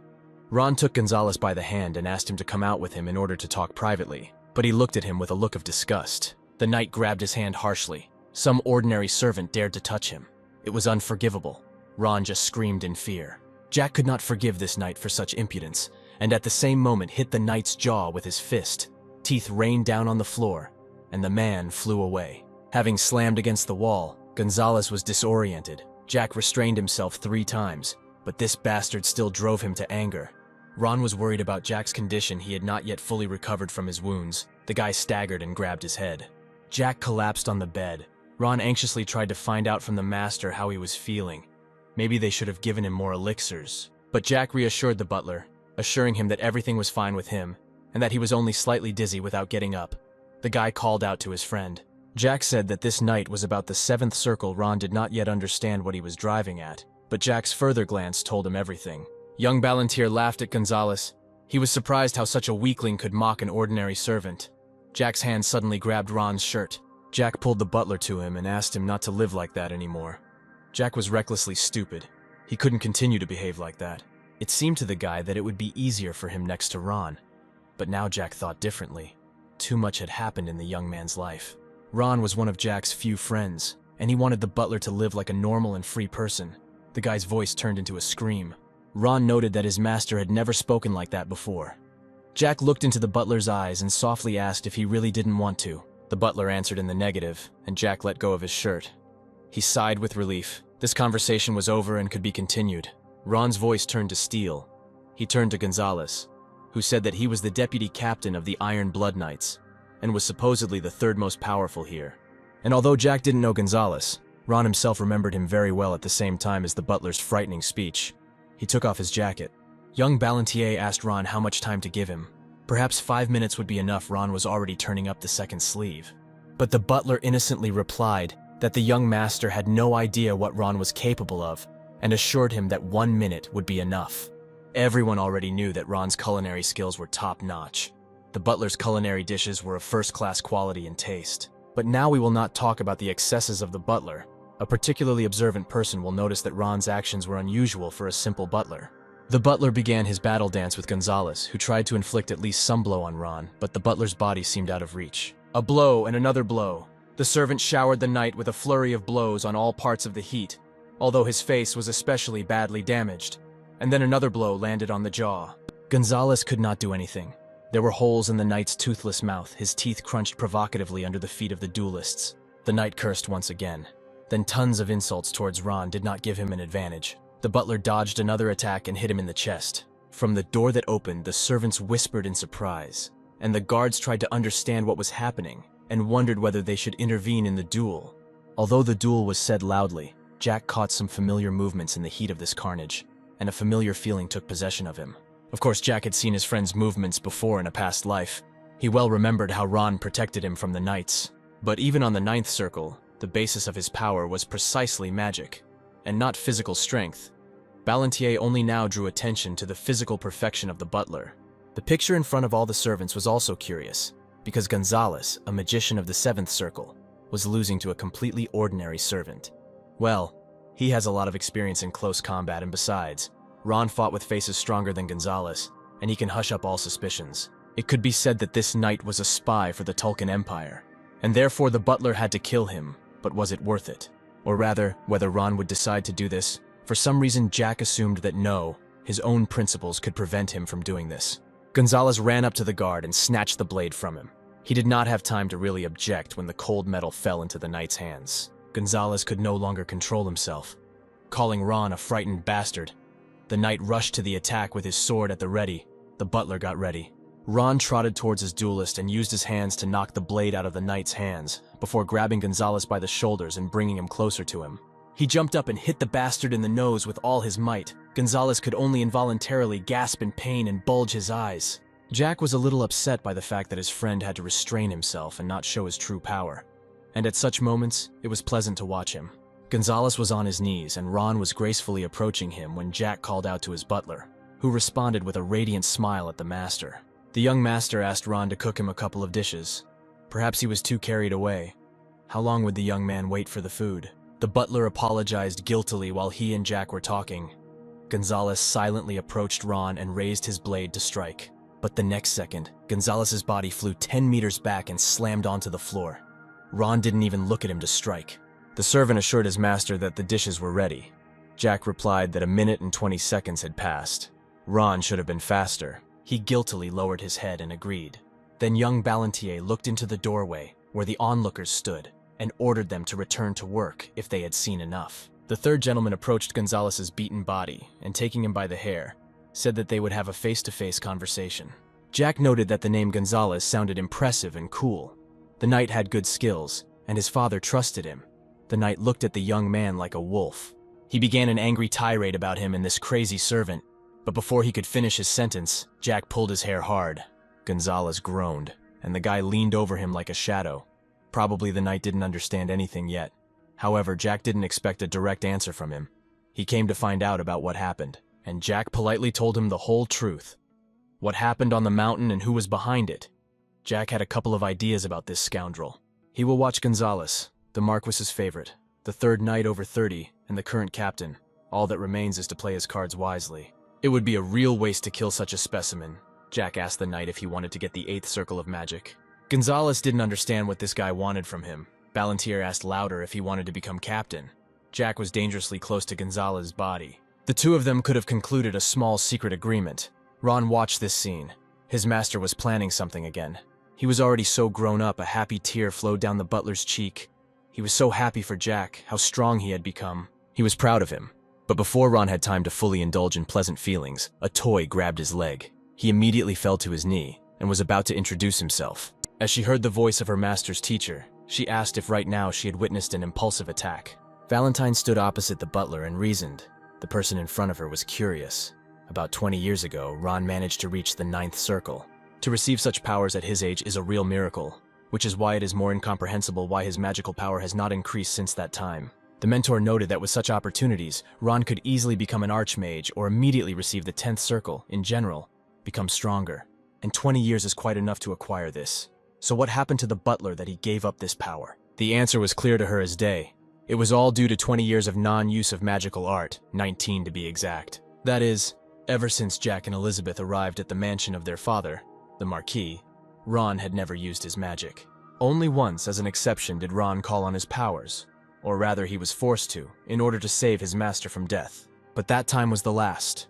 Ron skillfully hid his art, but Valentine was annoyed that such potential was fading away in vain. However, this didn't make Ron himself any worse. She wondered if he really didn't regret the life he gave up. She got closer to him. All these people who could insult and hurt him were weaker than Ron, so why should he receive such treatment? He shouldn't have turned a blind eye to his own desires, or the butler was going to live like this forever for the sake of the child. Now she began to understand where Jack got such skills and knowledge of magic. Ron taught him well in his previous life. But Valentine wondered if Jack knew how much power his humble servant truly possessed, or if the secret of Ron's magic was hidden from him as well. Ron shook his head and replied that Jack had once told him that there was no point in looking back on the past, no matter how hard it was. Most likely, Jack is well aware of all of Ron's magical prowess, but does not pay much attention to it, or hides it. The butler thought that if Jack could now hear their conversation, he would pretend that he did not understand anything and what kind of magic they were talking about. Young Ballantier was still talking with the limp body of the knight. He warned that he would not repeat the proposal again. He would gladly kill him. But Gonzalez could be useful. So the main question is, whose side will Gonzalez be on? The guy's question took him by surprise. The man didn't know what to answer. But Jack was tired of waiting. The knight's hesitation tired him out. He sat on the man's chest and was about to look at something he was kicking and squirming. And Jack warned him that if he disturbed him so much, it would hurt more, so he should try to lie still. Ballantier began to pour mana into Gonzalez's body. He was very scared for his life, but tried to take the remnants of his dignity and lie still. The guy felt how mana filled all the arteries and veins, moved through the vessels to the heart, and finally found 7 crystals that made the heart beat. Jack warned him to immediately surrender without a fight. Now it would take a little longer, but no less interesting. He began the spell. Jack connected his mana with crystals. He changed Gonzalez's mana. He could not understand what the boy was up to and was worried. The knight began to kick again, but the young man firmly nailed his hand to the floor and ordered him not to spin, because he warned that it would get worse. Jack could kill him at any second. He continued his spell. Lights and streams of mana danced around them. Ballantier cast a spell over the man's heart. When the work was finished, Jack allowed him to open his eyes. At first, the knight thought that it was a big joke and nothing had changed, but he felt a great surge of magical energy now. There were 8 crystals near the knight's heart, increasing his power. The guy explained that they would work for 3 to 5 months. Gonzalez was scared by Jack's change of mood and couldn't believe it. The knight did not understand why the third gentleman needed to make him stronger, who Jack Ballantier really was. The guy replied that Gonzalez was in no position to ask questions. He could still change his mind. The man clicked his tongue displeasedly and turned away. Ballantier was pleased with the work done, because now the knight had no choice and he would have to obey. For even he was not so stupid as not to understand the consequences of failure to submit. For in this case, he would die such a terrible death that it is difficult to imagine. The fact that there were various rumors about Jack about his mastery of black magic played into the boy's hands. They would help him subdue this stubborn man. Jack remembered that even when he beat Palin, various rumors about the third master began to emerge little by little. And as soon as he went to prison soon after that, Small echoes of the rumors that people had sown began to reach him. Everyone kept telling the estate that Jack possesses black magic rumors, especially through the servants, spread with lightning speed. And what's most interesting is that they were not groundless. Jack really owned black magic, however. Gonzalez already understood this. "Well, now it's time to finish," Ballantier ordered the knight to kneel. He immediately obeyed the order, and not a trace of his former pomp remained. The guy advised the man to turn on his brain and listen to Jack carefully. His life depends on it. Any disobedience is punishable by death. The first order was to return to the Marquis, Jack's father. He couldn't wait to teach his father a lesson. Such a chance could not be missed. When he returned, he had to report, noting that the third gentleman had no idea and did not know about what had happened. Ballantier paused, and Gonzalez thought that this, naive then, 3 months later, the supporters of Count Mentis and the knights on the side of the Marquis should be killed. At first, Gonzalez agreed with the order, but after some time the essence of Jack's order dawned on him, and he gaped in fear. But Jack didn't want to listen to any arguments. It was not in vain that he strengthened Gonzalez by adding an 8th crystal to his heart. He was pleased with his plan. After that, the knight obeyed. Jack was pleased with the result. He hugged the man in a friendly manner and advised him not to be so sad. One way or another, Gonzalez should have listened to him right away, and then the knight would not have had to suffer so much. But all this was no longer important. There were, after all, some advantages from their deal. Gonzalez was strengthened, and in a second became a magician of the 8th circle, which would have taken him about a year to achieve. All that was required from the man was only obedience, and then Jack would not harm him if he carried out all his instructions. Ballantier kept his word. Or if Gonzalez still hasn't realized that any disobedience is punishable, he should be beaten again as a preventive measure. The next second after these words, the knight became very tense. Jack asked why he was silent. Let him relax. Now everything was fine. But Jack had one more task left for the knight throughout his life. The knight constantly mocked and humiliated the butler. And all these years Ron had to endure all the insults directed at himself. He did not have the right to even raise a hand against the iron-blooded knight. And now it's finally the turn of a little retribution for everything that Gonzalez did. Now the man will obey Ron. In other words, he will become his servant. Ron was present at this order and smiled slightly. Jack simply patted him on the shoulder and advised him not to shirk his work. Now that Gonzalez was finished, Ballantier kicked him out of the door, and there were a few more things left to do.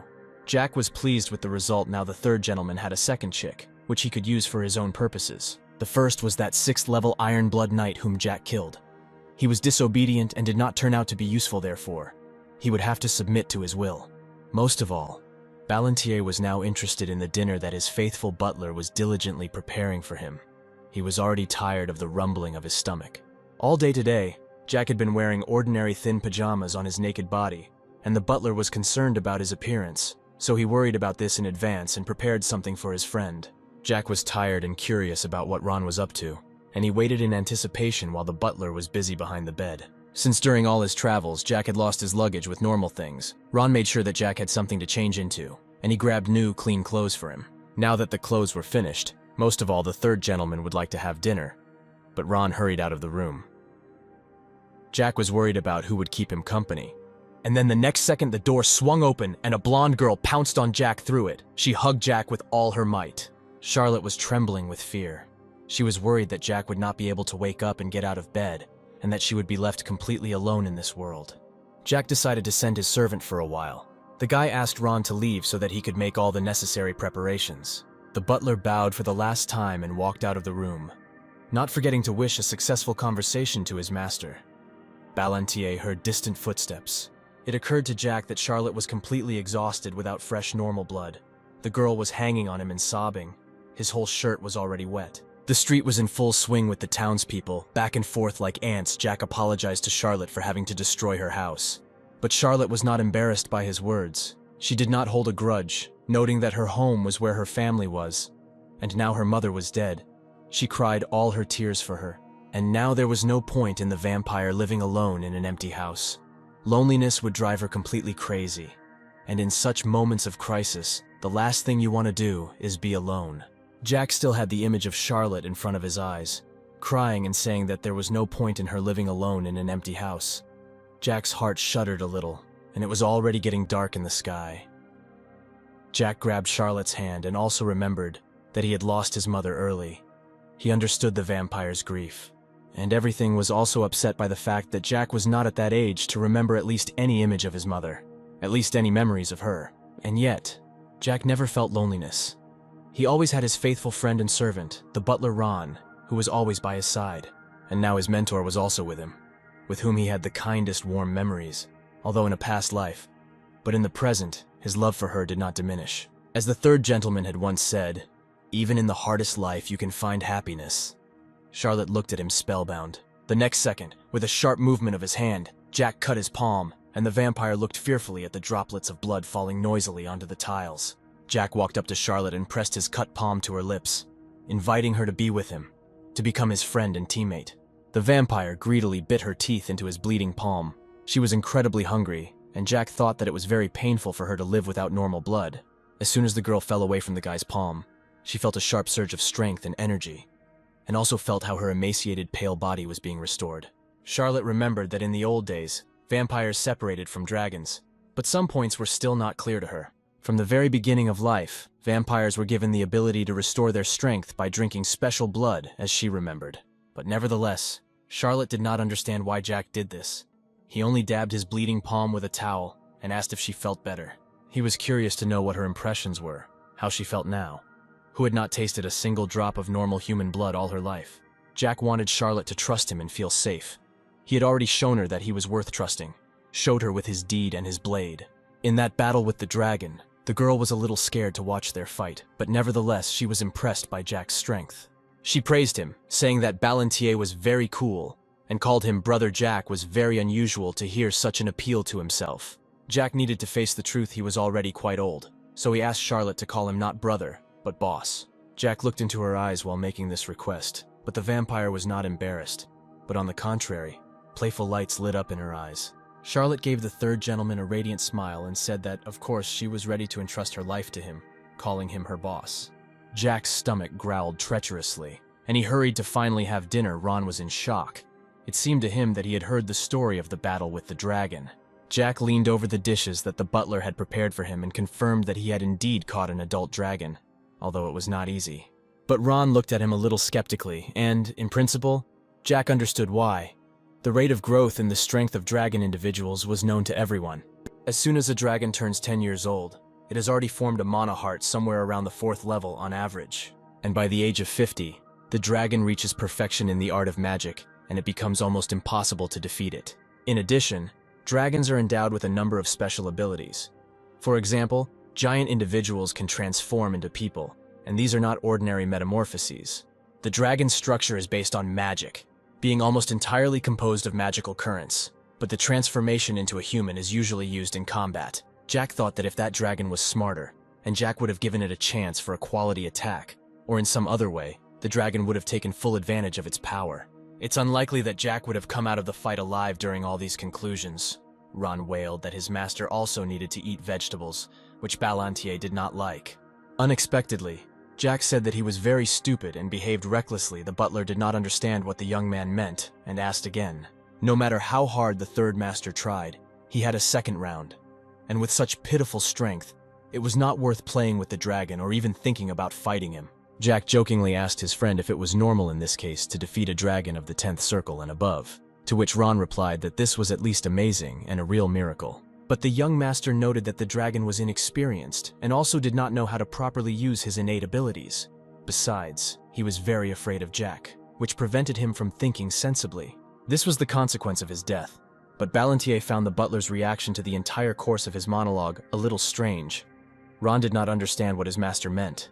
Jack's surprise was due to the fact that an ordinary person, having learned that some guy had killed a dragon, would start laughing and not believe a single word. Jack remembered that when he was walking with the mercenaries and he said things they thought were stupid, they burst into uncontrollable laughter. Jack noted that previously it was normal for Ron to entertain the idea that his master could defeat a wizard much stronger than himself. The butler lowered his eyes in embarrassment and asked if his friend really didn't know the truth about his servant. Jack pretended that he didn't understand at all what Ron meant. He decided to play along with the butler and asked what he meant and whether he was hiding something from his master. At that moment, Jack had great fun. The butler quietly said that there is something that Jack doesn't know, something that Ron has been diligently hiding all this time, but the time has come to open up. Ron warned his master that the conversation was going to be long, and whether it would be tiresome for him to listen to him, Ballantier refused. The guy was well aware that Ron could not say anything that would still love his love for him, because Ron was very valuable to Jack. Jack remembered that even in a past life when they ran away from home together, he did not talk about his past.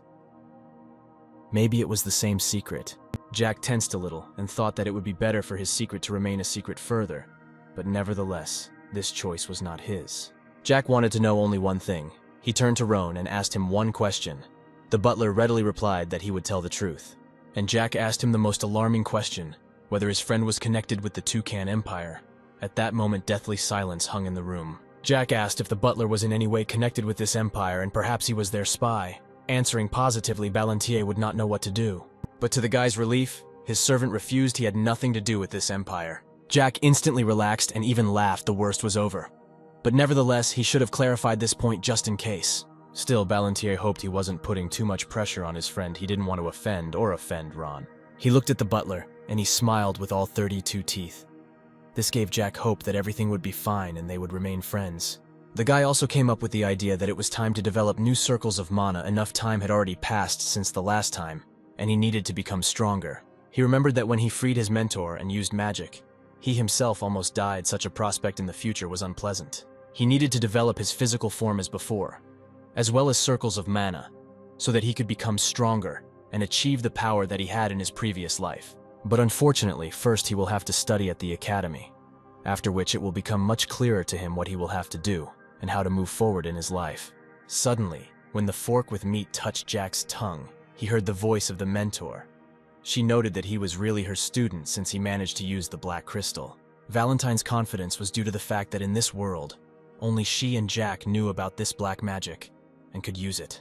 She was unknown to other mortals and immortals, for it was the mentor who was the progenitor of this type of magic. She created this spell at a time when she was at the peak of her power and everyone bowed before her. It was the golden time of her life. In other words, this period coincided with a large number of wars and conflicts, when Valentine showed herself in all her glory. It was at that time that she began to use her spell, the black crystal. If she engraved dinner on the magic circle and did not follow it, there could be unpleasant consequences. Because otherwise, not only the circle itself, but also the body of the bearer would be torn into pieces. No one could oppose this spell with anything. It was this terrible magic that made Valentine an even more famous magician, glorifying her throughout the known world of that time. But Valentine was curious about what kind of dinner he had engraved on the circle near that knight's heart, and what Jack himself needed from him. Her student replied that it was just a safety net for himself, his sister, and the butler, who was flattered that Ballantier had not forgotten about him. He even burst into tears again and clasped his hands together in front of him, thanking his master once again with tears in his eyes. For some reason, Jack noticed that Ron had become too emotional after talking with his mentor, and the young man didn't know if that was a good thing. Suddenly there was a knock on the door, and Charlotte leaned out, addressing him as if she were a boss. She remembered his request. Ballantier was surprised to see her. She explained that the maids had tired her very much. They ran around her in every possible way, and wanted to dress her in different outfits and do a variety of hairstyles. But Charlotte came just in time. He asked her to sit next to him. She did not understand what he wanted from her, but she obeyed his will. Ron politely asked her if she was hungry. She refused. Noting that this was the merit of the third master, Ron gave his master a questioning look, and Jack began his speech. He wanted to send Charlotte to the academy, and he was wondering if it was possible to arrange this, looking fervently at the butler. The butler replied that the guy could sometimes forget that Ron himself was an ordinary servant, but the guy knew that his friend was unusual, special. Jack openly manipulated him. He asked that such an all-powerful butler as Ron could not arrange this little detail for him. The butler's face turned pale, and it was clear to the fool that his master was trying to manipulate him. But since Ron could not arrange this, Jack decided to sort it out himself. His friend leaned over to Ballantier and said that it was impossible to blackmail people, to which Jack replied that there was no blackmail because the third gentleman was not some kind of bandit. At that moment, Charlotte stood up abruptly, throwing her chair back with a roar. She shouted that of course she would go to school. This soap was one of her desires when she still lived with her mother. Jack confirmed that she really would go there. Charlotte couldn't believe her ears, but Ballantier wasn't joking. But in fact, Jack really loved to joke, and sometimes it was hard to separate the truth from the joke. Jack would be very annoyed to waste such potential. The girl's eyes were wet. She did not believe that she could enter the academy. The third gentleman came to the conclusion that since she did not yet have mana circles, he himself could help her reach any circle. even the 10th. He anticipated the future fate of this girl. If he did everything correctly, she would be as capable and strong as himself. But in this matter, Jack could have been helped by Gonzalez. The knight would have to get her into the academy with his status. This was not a big problem, for the main problem is that one could enter the academy at the age of 14, but the vampire was only 11. The difference of 3 years could become a slight hindrance, and in order to solve this small hitch, it was necessary to put a little pressure on a couple of people, and Ballantier knew who and how. Charlotte was already worried about her future, but Jack assured her that she would study there in any case. He gives her his word. A few days later, the third gentleman, in the company of his friends, arrived at the academy grounds. The journey was long and tiring. Ron assured his master that he had collected all the necessary things and tools in his luggage. The butler tried to take into account all of Jack's needs. Ballantier thanked him. In turn, Ron advised Jack to monitor his health and, in case of any danger or need, send a letter to him. At the end of the meeting, Jack approached his friend and wanted to ask him to fulfill a small request. Since Jack was not in the estate, he would like to leave a reliable person to monitor the affairs of the house, which was the butler. Deeper plans were not hidden from his friend. This decision meant that Jack was going to devote himself entirely to the academy and focus on training. Jack greeted this assumption with a smile, and pointing his finger at the knight, noted that this was also due to the great stupidity of Gonzalez, which could not be hoped for. In fact, Jack's thoughts were not groundless. It was true Gonzalez did not have outstanding mental abilities. In fact, for the most part, he was completely useless to Jack. The only reason why the young master still hadn't gotten rid of him was because he had a job, Gonzalez's only reason for living. Therefore, Ron needed to monitor the execution of Ballantier's order so that everything would go well. But the butler did not quite understand what his master meant. Jack explained that it was time to take out all the garbage from his house, but this had to be done gradually. Jack still remembered his past bloody experience. The butler guessed that now they were talking about his father's vassals, namely the family of Count Mentis, a malicious and hateful man for Jack. Jack noted the correct course of thought of Ron, but he was worried about Jack's sister, Lady Elizabeth, on whom this could have a detrimental effect. Indeed, Jack's sister was an incredibly kind person, and her soft and compassionate heart could not withstand such an event, so she needed help to change. For if nothing is done about her, and she is not prepared for the coming bloodshed, the atmosphere at home can have a very bad effect on her. That is why Jack gave the task to the butler to look after his beloved sister in his absence and prepare her. Ron was a little worried about his future responsibilities, but nevertheless agreed with all the orders of his master, and noted that he had changed a lot in a good way. Jack embarrassedly said that he might have imagined it, and they separated. Valentine told Jack that he had good and loyal subordinates, but the third gentleman slightly corrected her statement, saying that Ron was a friend, not an ordinary subordinate, and even more. As they walked to their quarters, the mentor sat on a cushion placed on top of the luggage on the gurney. Jack had a brilliant idea. He also noted that the mentor was also his dear friend. She closed her eyes in embarrassment and turned away, asking not to make her laugh anymore. The academy appeared before them in all its splendor. Charlotte joyfully ran forward, in admiration of such beauty. Before they had time to really look around, Jack heard an address to himself, and a maid appeared in front of him out of nowhere. Charlotte instantly grabbed his hand and hid behind the guy's back. The young man confirmed that it was indeed him, and the maid bowed to him, expressing respect. She was the director's messenger. The maid said that the director was waiting for him in his personal office. The director's office was a vast, richly decorated apartment with huge shelves filled with books. The director sat at the head of his table. He had heard a lot about Jack as an aristocrat who destroyed several buildings and killed an entire group of people. The director noted that it was published in the newspaper, but Jack did not hear about it. He did not listen much to the director, remembering that he had not been here for a very long time since his previous life. In front of him sat Rommel Einhar Essenbell, who was the father of the current Duke of Essenblay. He was a man of prominent years with a long beard and snow-colored hair, as well as a large staff with emerald stones in his left hand. Ballantier remembered how he had already sat in this office and noted that nothing had changed here at all in a past life. Everything was the same as now. Jack remembered his past self here. He asked Rommel if he could conduct an experiment related to his visit, but the director quickly realized what the guy was getting at, and said that if Jack was on the list of the best students, he would not expel him, even if his father and brother insisted. That look of Jack was pitiful and beaten. The fire in his eyes had gone out a long time ago, and his head was bandaged. The director said that his stupid brother and father could kill him before he came of age. In the director's memory, there were a huge number of guys just like Jack. He was not the first in his grief and misfortune. The old man's tone was sad and dreary. The guy asked him if in this case it was true. Then how could he continue to live? He was completely confused in his fate, and thoughts of suicide began to visit him more often. But the good-natured old man only lightly stroked him on the top of his head and said that he must decide this himself. We all have our own path. The director could do little to help him, and yet, if Jack wanted, he would be given a private room in the dorm. Jack remembered that the director had a special weakness for unfortunate children, and he tried in every possible way to help people like him. And although power was concentrated in his hands, he could not do everything he wanted. Sitting at the moment opposite Rommel, Jack invited the director to conclude a small deal between them. He had not forgotten anything. The elder did not understand what this guy was talking about now, but the third gentleman was going to atone for his debt. He wanted to save his life. But for this, the director needed to fulfill Jack's small request. The old man looked thoughtfully at the guy and noted that at their first meeting, Jack was not so sharp-tongued. Looking at the director, the guy interestingly noticed how a person can change in a month. Although time influenced everyone, even such powerful people as Rommel. For Rommel, only a month had passed, but for Jack, almost 20 years had passed. It was a little unusual to be here again, as before. However, even a river can change its direction twice during this period. So there was nothing surprising in this. The laws of nature had the same effect on humans. The old man was very curious to listen to this young man, and how Jack was going to save his life.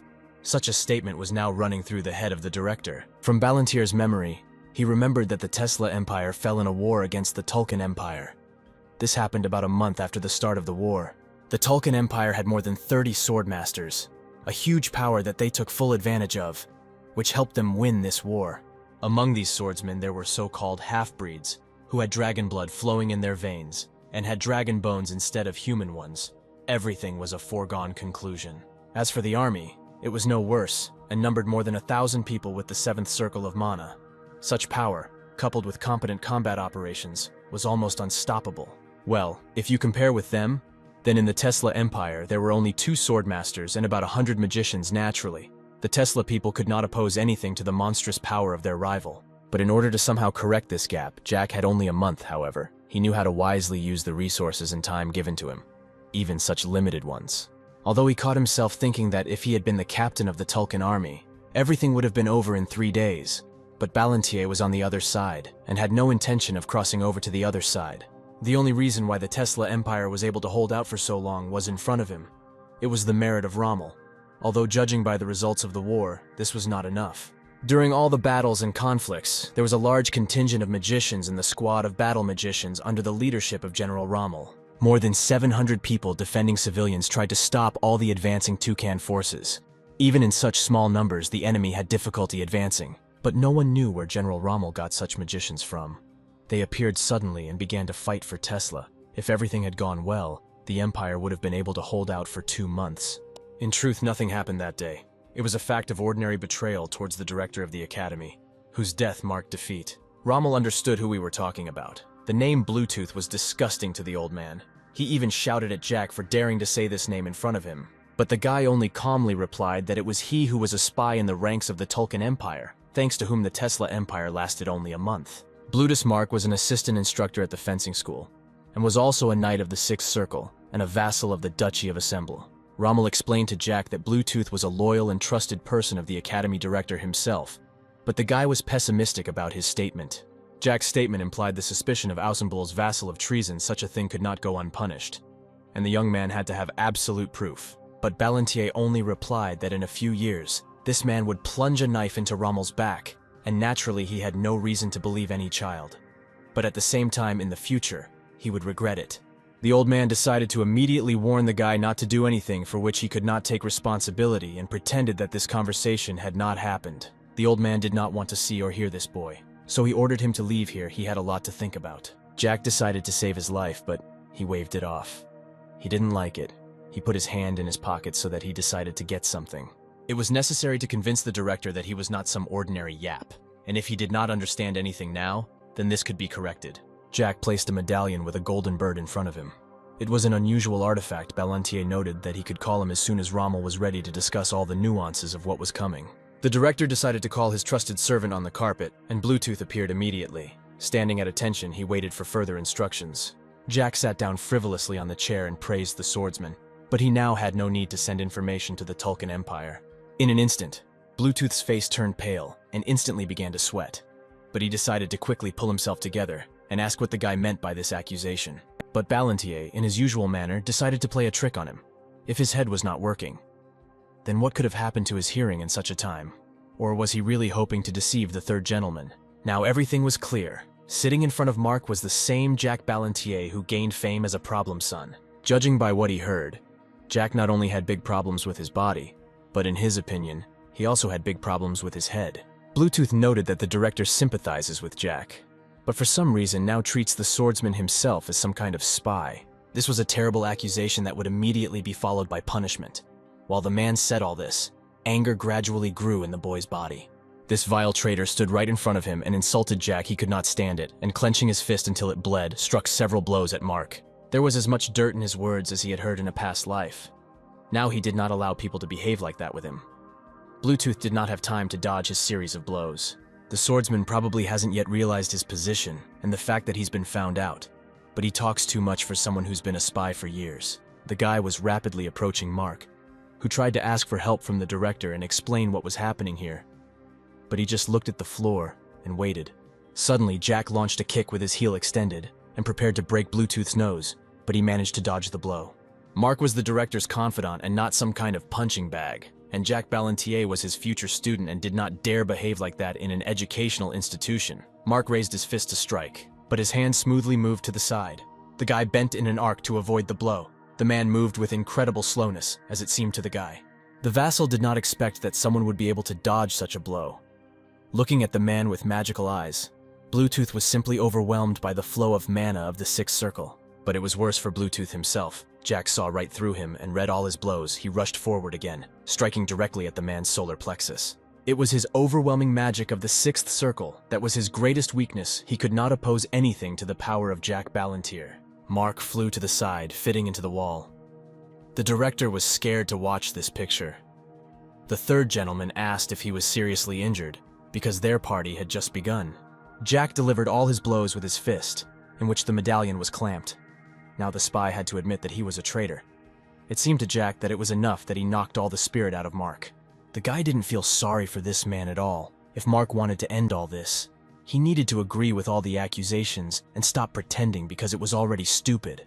But Mark stubbornly refused to admit all his accusations and accused Jack of only talking nonsense. The fencer was a tough nut to crack. Jack was starting to get tired of all this clownery. He put his hand on the man's heart and felt 6 crystals near the organ. The sixth circle meant that its owner had gone through great pain. Otherwise, the sixth circle could not be obtained. This was a kind of opportunity for pressure if destroyed. Then what a person had been trying to achieve for a very long time would forever remain in his memory. Jack was by no means one to feel sorry for his enemies and embarrass himself in instruments of pain. He decided to ask one question to the man lying in front of him. If he lies, he will destroy all the circles one by one, filling his body with enormous pain. The horror on Bluetooth's face instantly caught the eyes of both the director and the guy himself. But from Ballantier's behavior, it was clear that he was capable of doing something similar, and the guy began his interrogation. First, the swordsman had to answer whether he was a spy of the Tulkun Empire, and again this question knocked all the ground out from under Bluetooth Mark's feet. He trembled all over and his body was covered with beads of sweat, but he once again denied in every possible way that he belonged to another empire. This answer was incorrect, and a whole chain of pain ran through the swordsman's entire body. Jack began his bloody ritual.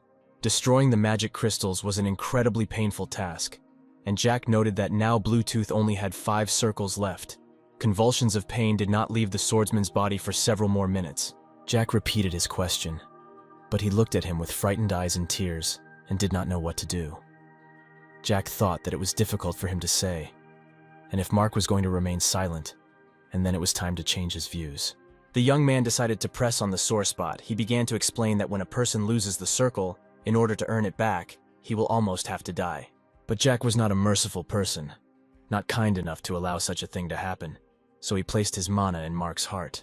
Now if Bluetooth tries to create a new circle, a monstrous pain will pierce his body, in which he will wish for death in order to end his agony. All this meant that Mark would no longer be able to obtain new circles of mana, and would remain forever with 5. Although after tonight, if he had at least 1 left, it would be a great success for him. However, the third gentleman knew a small option. There was a way to restore the already destroyed circle. But Bluetooth would not like such a prospect. Jack had no doubt about that. In his mercy, Jack could talk about him, and he began, "You could pour dragon blood into your body and replace the bones with dragon ones. The process is very painful and long, and it is not a fact that the result will be as expected. And after all this painful path, there could be a chance that the owner's mana circle would be restored, so that the processes of destruction could be reversed." The guy couldn't know all these terrible things. It was outside their curriculum, and for Jack's age, such information was impossible. In front of him was clearly an unusual 14-year-old boy. In front of him was a real monster, and Bluetooth did not know what other knowledge the third gentleman had. Jack decided to try something different. He came up with the idea to check the true essence of the man. He prepared to scan his body. When Jack talked about dragons and the check, the mask of fear did not leave Bluetooth's face, which means he understood something. It was suspicious. A person with the 6th circle of mana could not know such information. Only stronger magicians with a high circle of mana could understand Jack. Bluetooth freaked out and began to scream. He tried to understand who Jack Ballantier really was, but he did not listen to him and continued his magic ritual. In the heat of his tirade, he asked how the third gentleman knew about secret research in Tulkun. The guy smiled cheerfully and contentedly. It was all over. Mark tried to remove his hands to stop the spell, but Jack seemed to be filled with steel and completed his spell. A terrible cry of pain went through the entire academy. It was all over. The swordsman lay unconscious in front of him, but one or another part of his body moved, remembering the past pain. But the guy just smiled and noted that now Bluetooth had 0 lapse. Jack took care of this. The young man was pleased with the work done. He turned his golden eyes to the director and asked if he agreed to fulfill his request. The director looked at him thoughtfully.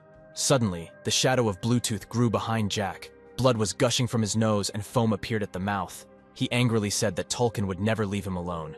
He decided to express all the bile in his speech. Every day of Jack's life would be filled with pain, but he did not have time to finish his sentence. Jack had already raised his foot over Bluetooth's face to deliver the final blow. The boy did not care what he said. His life was already filled with pain. The guy apologized to the director for the fact that he would have to spend money on cleaning. There was a lot of dirt from the fencer. Rommel was perplexed. Jack didn't look at all like the boy who came to see him a month ago. They were literally 2 different people. But the boy just innocently held his head and grinned. How much can I change in a month? This period was sufficient for people to change something in themselves. The old man understood his hint, although it was not true. Nevertheless, it was not particularly important. He decided not to ask the guy further about his life. And yet, he asked Ballantier to tell him everything in more detail. Firstly, he was curious to know what exactly dragon blood does to a person. But Jack stopped him. He still had not heard the results of the deal. Whether Rommel would agree to it or not, it was important. Otherwise, the guy would have simply hidden all the available information. How much did the elder know about the situation on the continent? In fact, even now the war is gradually gaining momentum, moving toward inevitability. At the moment, in the Tulkun Empire, there was a struggle for the throne, the results of which sealed the fate of the Tesla Empire. At the moment, there were 2 opposing factions in the Tulkun Empire. One faction of silence, which was led by the 2nd son of the imperial family. The second faction of cruelty, which was led by the current crown prince. And unfortunately, it was the crown prince who would win, which would affect the life of the entire continent. Something had to be done about this. His reign marks the beginning of a bloody war that will entail millions of dead souls. Images of death and devastation were still fresh in Ballantier's memory. But also at that time, Jack had spent 10 years in the mountains with his mentor, so he didn't really know what was happening below during the battles. Jack decided to save Bluetooth's life. The man could still be useful. At least he had more information about Tulkun affairs than Jack himself. Bluetooth also knew a lot about dragons and, in principle, had comprehensive information about the magic and politics of the Tulkuns.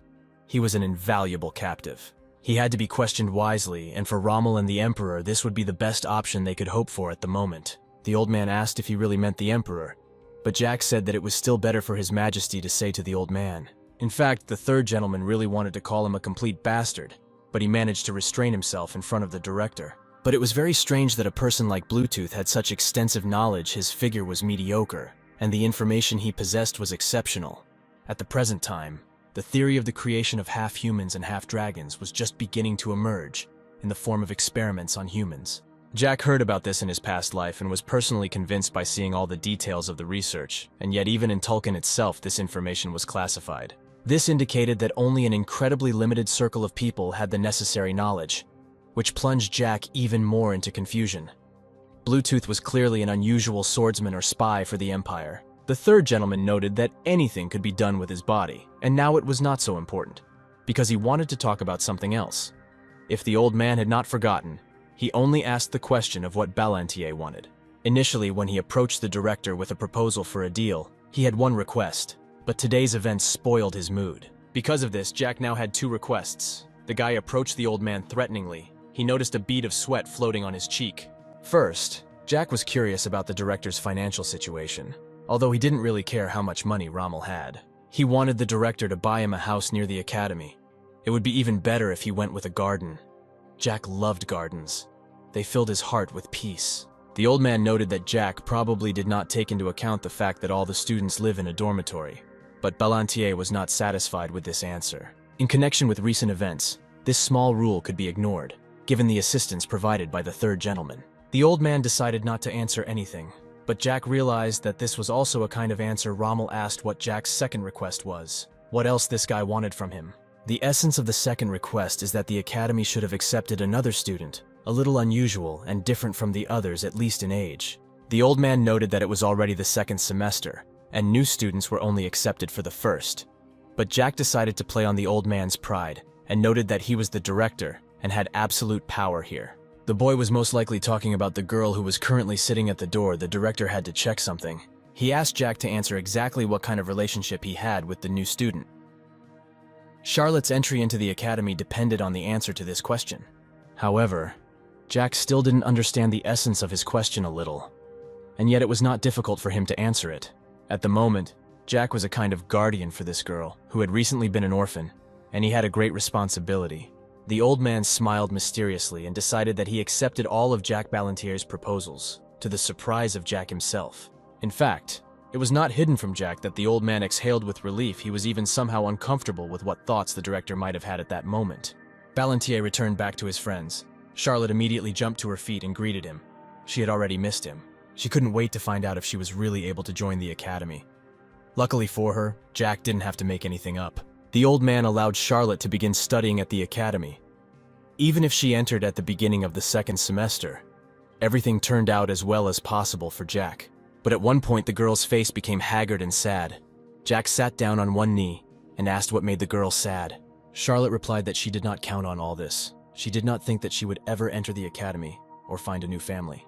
In itself, her presence at the academy was unnatural, since this building was intended only for a select circle of people. Well, Jack himself knew that Charlotte was not a human. She was a vampire. She had no place here, so she felt. But the guy answered her that it doesn't matter what race you are, only your will and desire to pursue your happiness matters. Jack asked her if she was ashamed of being a vampire, and if she wanted to become a human. If she was really so ashamed of her origin. The girl didn't know what to answer him. Jack had no right to say that, but he felt very sorry for her. Jack needed to work on her confidence. Charlotte came from a family of aristocrats who ruled over all vampires. She had the blood of rulers, like her mother. However, this happened before in distant times, when the dragons did not exterminate her family. At the peak of the power of the vampire race, it is a pity that the girl was not born at that time. Nowadays, most of her race were killed. Her father was killed, as was her mother, who was mocked by the dragon. However, Valactus was already dead. The last person who had value in Charlotte's life was her mother, but she died right before Charlotte's eyes, which almost drove the girl into madness. The guy took a deep breath and replied that stop worrying about your origin. There is no need to separate people and vampires. We are all united in this world. Charlotte was a proud vampire. She had to become one. She was Charlotte de Royale from a hereditary dynasty of aristocrats who were destined to rule. Let her not forget this. Now Jack will have to keep his promise made to her on the day her mother died. The words spoken that day were still fresh in the young man's memory. She needed to remember that no matter what happens, he is responsible for her. He will support her no matter what happens. Even if Charlotte wants to become queen, Jack will make her queen. And if she asks to restore her race, he will help her do this. Balantier will help her in all her endeavors. No matter what problems come her way, he will solve them all. He will support her in the darkest hours, no matter what happens. Therefore, he no longer wanted Charlotte to allow such dark thoughts. Let her remember his words well forever. The girl embarrassedly thanked him, but replied that when her mother was alive, she taught her one rule of this life, which was followed by all living ones. Vivian taught her that there is nothing free in this world. Nothing is given to us for nothing. and we have to pay for everything. Charlotte herself learned this truth during her lifetime. Ballantier chuckled and replied that her mother was actually right in the world. There really was a rule that had to be followed. Charlotte replied that at the present time she had nothing to offer Jack. She had nothing left. The guy replied that for now it was true. But in the future, one day, he will ask Charlotte for one favor, and she will only have to fulfill it. Nothing more was required of her. The girl was glad that she could at least somehow repay Jack for his kindness and everything he did for her. She would help him, so that he did not ask her. Now that the conversations were over, it was possible to walk and carry the suitcases, and then take a walk around the academy. Jack had not appeared here for a long time. The guy was happy with today. He remembered how a few minutes ago they talked with the director about all of Jack's requests. The director noted that today or tomorrow he will be able to arrange for Charlotte's admission. He gives his word. No one will challenge the girl's admission. If we talk about the apartment that Jack wanted for himself, he would arrange it in about 2 hours, a house outside the academy. But there was one caveat. It will be very difficult to live alone in a large house, especially without servants. So Rommel will send several people to help Jack.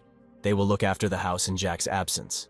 Ballantier replied that he would only be glad of the help provided he was flattered by the care taken for him. The director himself would provide him with servants. Naturally, the director's actions were not due to simple concern. In this way he is going to use surveillance of him. While they walked to their new home, Valentine did not take her eyes off Jack.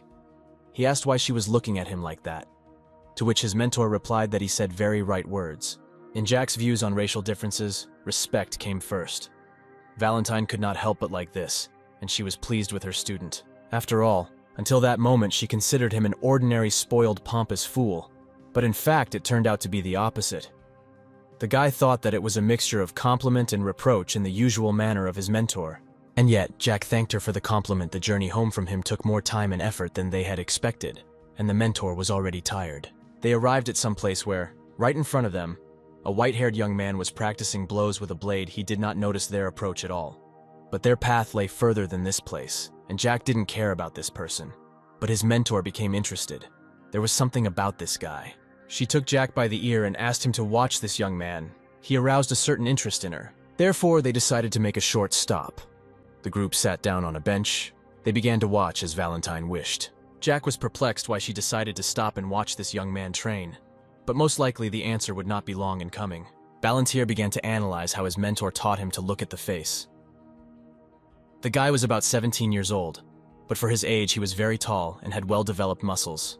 Now Jack was curious to know how much mana this nameless swordsman had. He looked at the guy with the eyes of magic.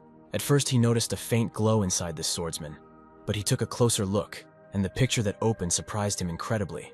He couldn't believe his eyes. Something like this had almost never happened, especially at this guy's age, and even more so while studying at the academy. Jack even swore out loud and couldn't believe his eyes. He had a lot of questions for this young man. Jack saw that the guy had the fourth circle, and had the same strength as the second. He had never seen anything like this, and didn't think it was possible.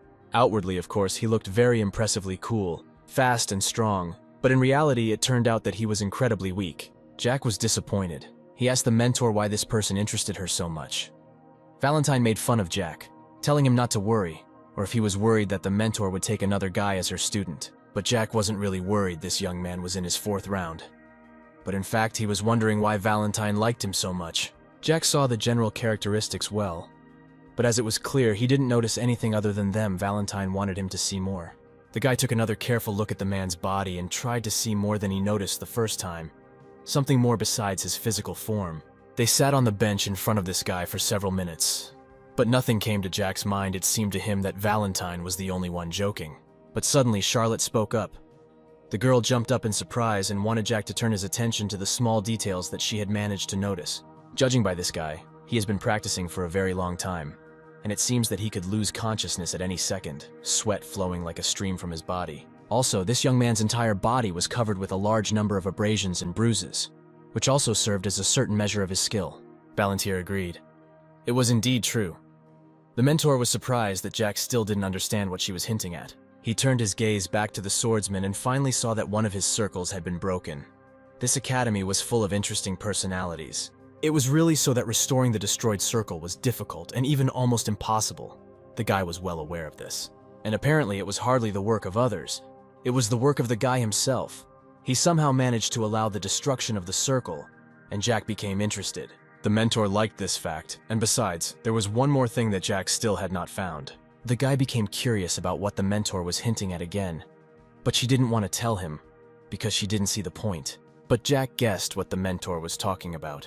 She was attracted not only by physical strength, she knew that the basis for any black magician was dark emotions. They were death, destruction, chaos, and endless revenge. If you add up all these factors, then a person could make a good black magician. She saw in the guy the perseverance to restore the destroyed circle, as well as the willpower to raise the sword over and over again despite large wounds, and also the hatred that was hidden deep inside this young man's body. It would be interesting to know where he got it from, but it was clear that the young man could not control it. Jack approached the guy with a conversation. He had a little respite and he could take a breath. He spoke to Jack with constant aspiration. The fencer was completely out of breath. Ballantier began with advice. The guy put too much strain on his hands, which was a big drawback. More effort was spent, and there was less return. He pointed out that his right arm was too tense and it was necessary to swing the sword more accurately if the swordsman did not want to die. But his main flaw was that he was too focused on the destroyed circle, and it was best to protect his heart. Jack advised changing the attitude towards what is happening in your head, and then things will go much faster and better, and the fencer will be able to reach greater heights than he is currently trying to achieve. The stranger asked who Jack was, but he only replied that he was a completely ordinary spectator. He decided to tease the guy and asked if he was ashamed to be a weakling with such a physical form. He, embarrassed, could not answer anything and only turned his gaze away from Jack and looked at the floor. He was ashamed to talk, even think about it. Ballantier decided to lend him something. He gave the swordsman a red and blue bottle, which was an elixir. Moreover, it was an unusual elixir, but a drug of the highest level with the taste of grapes, which Jack also loved. The stranger was perplexed why this guy, an ordinary spectator, gave the elixir to him, but Ballantier replied that it was just of his own free will. At this moment, the third gentleman hoped that he could just give away an expensive, high-class elixir because Gonzalez was rich enough. At least it was of some use It was necessary to move forward, but Jack almost forgot about manners. He asked the stranger's name. He looked at him and was silent. Jack asked his question again, and the stranger called himself Thanos, his whole tone betraying his fussiness and uncertainty. Jack wished him good training and turned to leave. He still had urgent matters to do today. But it turned out that Thanos still wanted to ask Jack about something. He didn't hear the guy's name, and wanted to find out this was the first time the swordsman had met such a person. The young man introduced himself and walked away. He liked the effect he made as he left. Ballantier felt Thanos looking at him, unable to move. Valentine noted that only Jack could conduct conversations so poorly. She was not very pleased with this trait of her student. Charlotte smiled and said that her boss was incredibly cool at that moment. But Charlotte herself understood little in adult conversations. The group continued to their apartments. Jack embarrassedly said that Charlotte overestimated him, and the mentor complained dissatisfied that Jack was not listening to her at all. They calmly walked forward and enjoyed a small, casual conversation. There was sunshine all around, and Jack was in high spirits. Studying at the academy promised a new stage in his life. Thanos still stood in the middle of the training field and looked at the retreating figures of strangers. They left as abruptly as they appeared in front of him. He looked at the elixir again, and only now did he realize that the elixir had been given to him by Jack Ballantier himself, a controversial and famous figure of late. The swordsman had heard rumors about this boy. Everyone called him an imbecile, a stupid offspring of the Marquise's son, who was only capable of eating and breathing. Absolute mediocrity. But now, after meeting this boy, Thanos was not so sure of the veracity of these rumors that surrounded Jack like flies festering meat. Everyone knew this when he began studying at the academy. He had no equal in terms of academic performance. No one could compare with him. In the first semester, he had grades in all subjects. It was completely incomprehensible and confusing. Maybe it wasn't him at all, and the boy decided to play a trick on Thanos, because all the rumors and what he noticed today were contradictory. After some time, Jack finally reached the estate next to the academy. It was an estate built especially for the Duke's guests, a white majestic building richly decorated with gold, marble, and a large garden. Somehow you wanted the third gentleman. He was met by a group of servants led by an unfamiliar man in a white robe with blue hair. He noted that if the master needed anything, he could always inform his servants about it. Jack recognized this unfamiliar figure. It was the director's servant whose name was John Doe. His past life was of great benefit. Ballantier remembered that a man who became famous for his cruelty during battles and a bloody war had the same pseudonym. Jack was pleased with the result. The Duke's estate was on a completely different level, and the director was not stingy with the third gentleman's request. The house that was provided to Jack Ballantyre was an estate for aristocrats. Such an implication was not lost on Jack's sharp mind. He couldn't help but feel as if the director wanted to interfere with the inheritance of titles in the Ballantyre family. It was clear to a fool that the old man had his own plans for him. Jack asked John about this, but he only replied that his personal feelings were completely unimportant. He did what the master ordered. The guy agreed with his statement. He really was a servant, but it was not very polite on his part. The hooded man wondered what Jack meant. This man was hiding his true nature in front of his new master, and this was a sign of bad taste. I wonder if the director knew about this. The servant was perplexed at what Ballantyre was getting at and wanted him to explain everything. But the guy didn't stop. He criticized this strange hood that covered his face. Jack was tired of the fact that lately he had come across so many idiots. As far as Ballantyre knew, there were very few holders of the 9th circles in the kingdom, and by all accounts he was an incredibly lucky man. But one thought crept into the guy's mind. He decided, just in case, to ask his new house manager one thing. Is he not a spy for the Tulkun Empire? Because otherwise Jack will first interrogate and then kill him. Instantly, a tense silence hung over the entire environment. No one could answer anything to this. Everyone was fascinated by waiting for John's answer. The next moment, the hooded man swore. He was perplexed how Jack could understand because he stopped the flow of mana in his body. In these seconds, the stranger's face and hair changed. The final face had a completely different texture. It was a middle-aged man with a scar near his left temple and long gray hair. The director's request to look after Jack greatly surprised the owner of the Tesla Empire Tower, Bellamy Craig. In the war between the Tesla and Tulkun empires, in the past life of the Third Master, it was he who remained near the director's body until the last. When Rommel's lifeless body was found, Bellamy did not leave his master until the very end.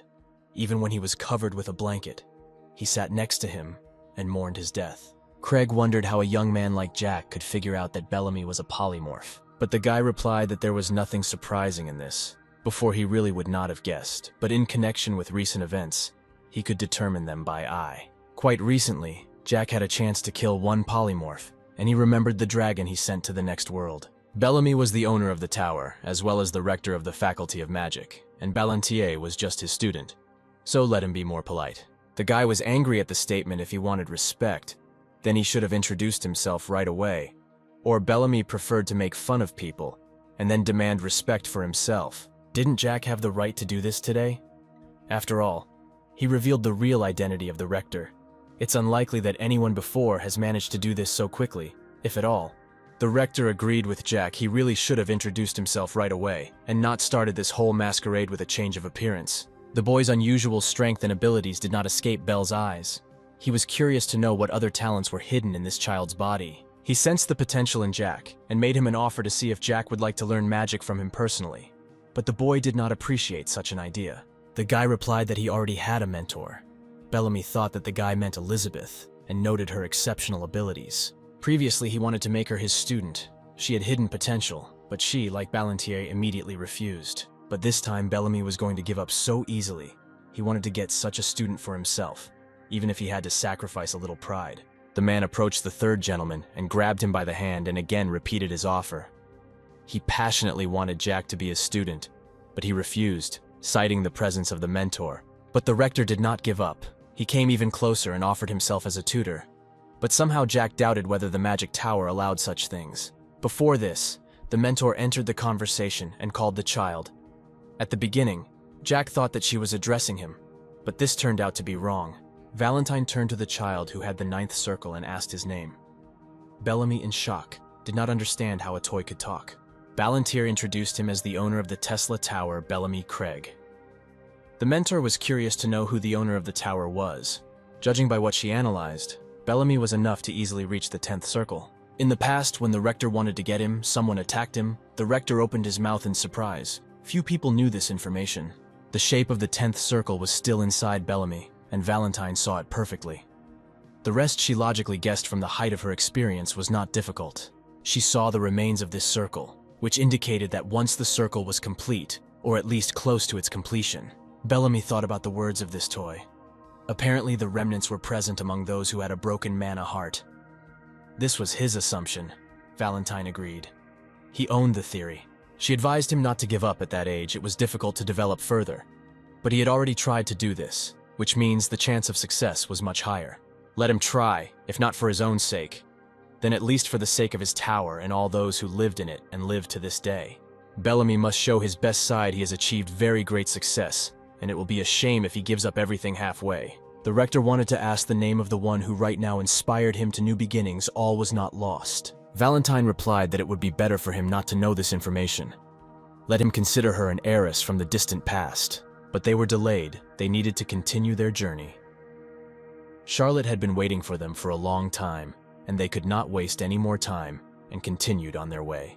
But finally, Jack asked Bellamy to tell the director that he would come to him on the first day of classes. It was still necessary to discuss a couple of nuances of their joint cooperation. While they were moving away, Ballantier was pleased that he was not taken to the magic tower. But the mentor did not share his relieved views, saying that it was even a pity. Today finally showed her that some people don't have talent, but they try to the end and do everything to at least achieve some fraction of their dream, to get even one step closer to it.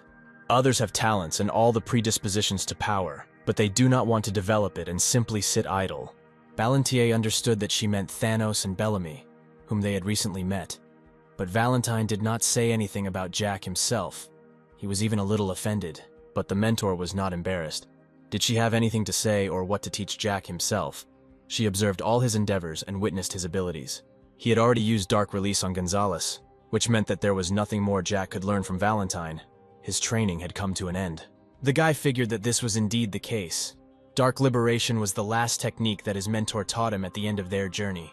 The owner of the tower himself came to the third gentleman if he came in order to keep an eye on him.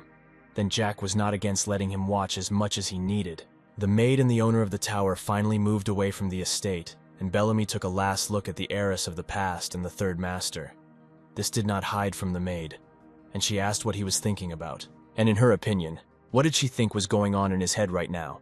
And she suggested that the director probably told him something important. It was natural that Rommel would provide some further instructions regarding Jack Ballantier and Bellamy's role in all this. He remembered how he asked the question whether the director really listened to the guy's words. He answered positively, because he knew how to make deals. Did Bellamy really not like Ballantier? But he replied that this was not entirely true.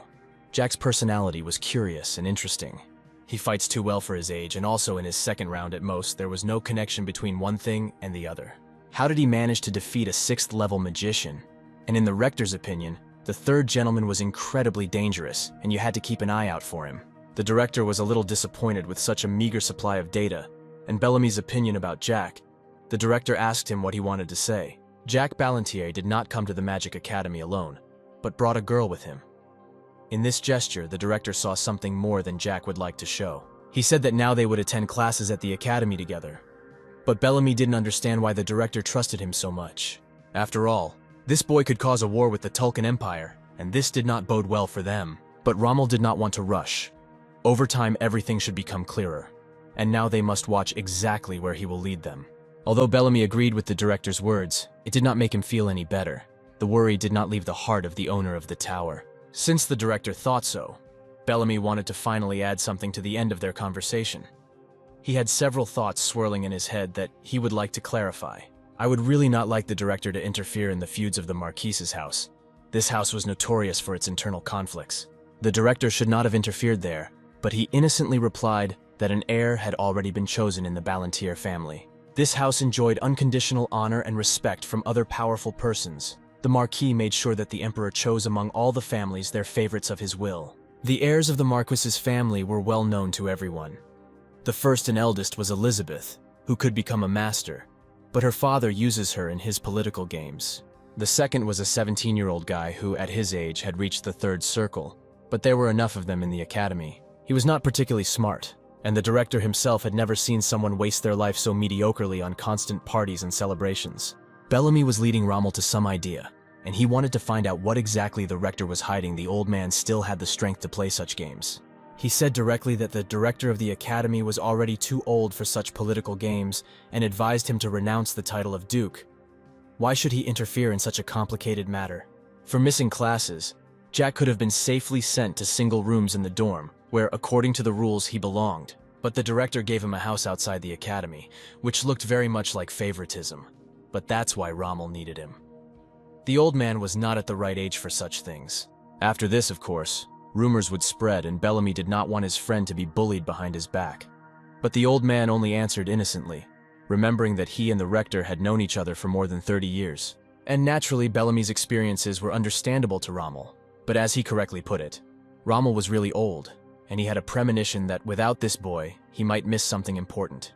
The director thought about how he looks when he says all this, and Bellamy will answer that he really looks very strange, to which the old man just laughed heartily. Soon the third gentleman's house will be ready, and if the rector wants, he can go and personally check the boy and then share his opinion regarding his personality and characteristics.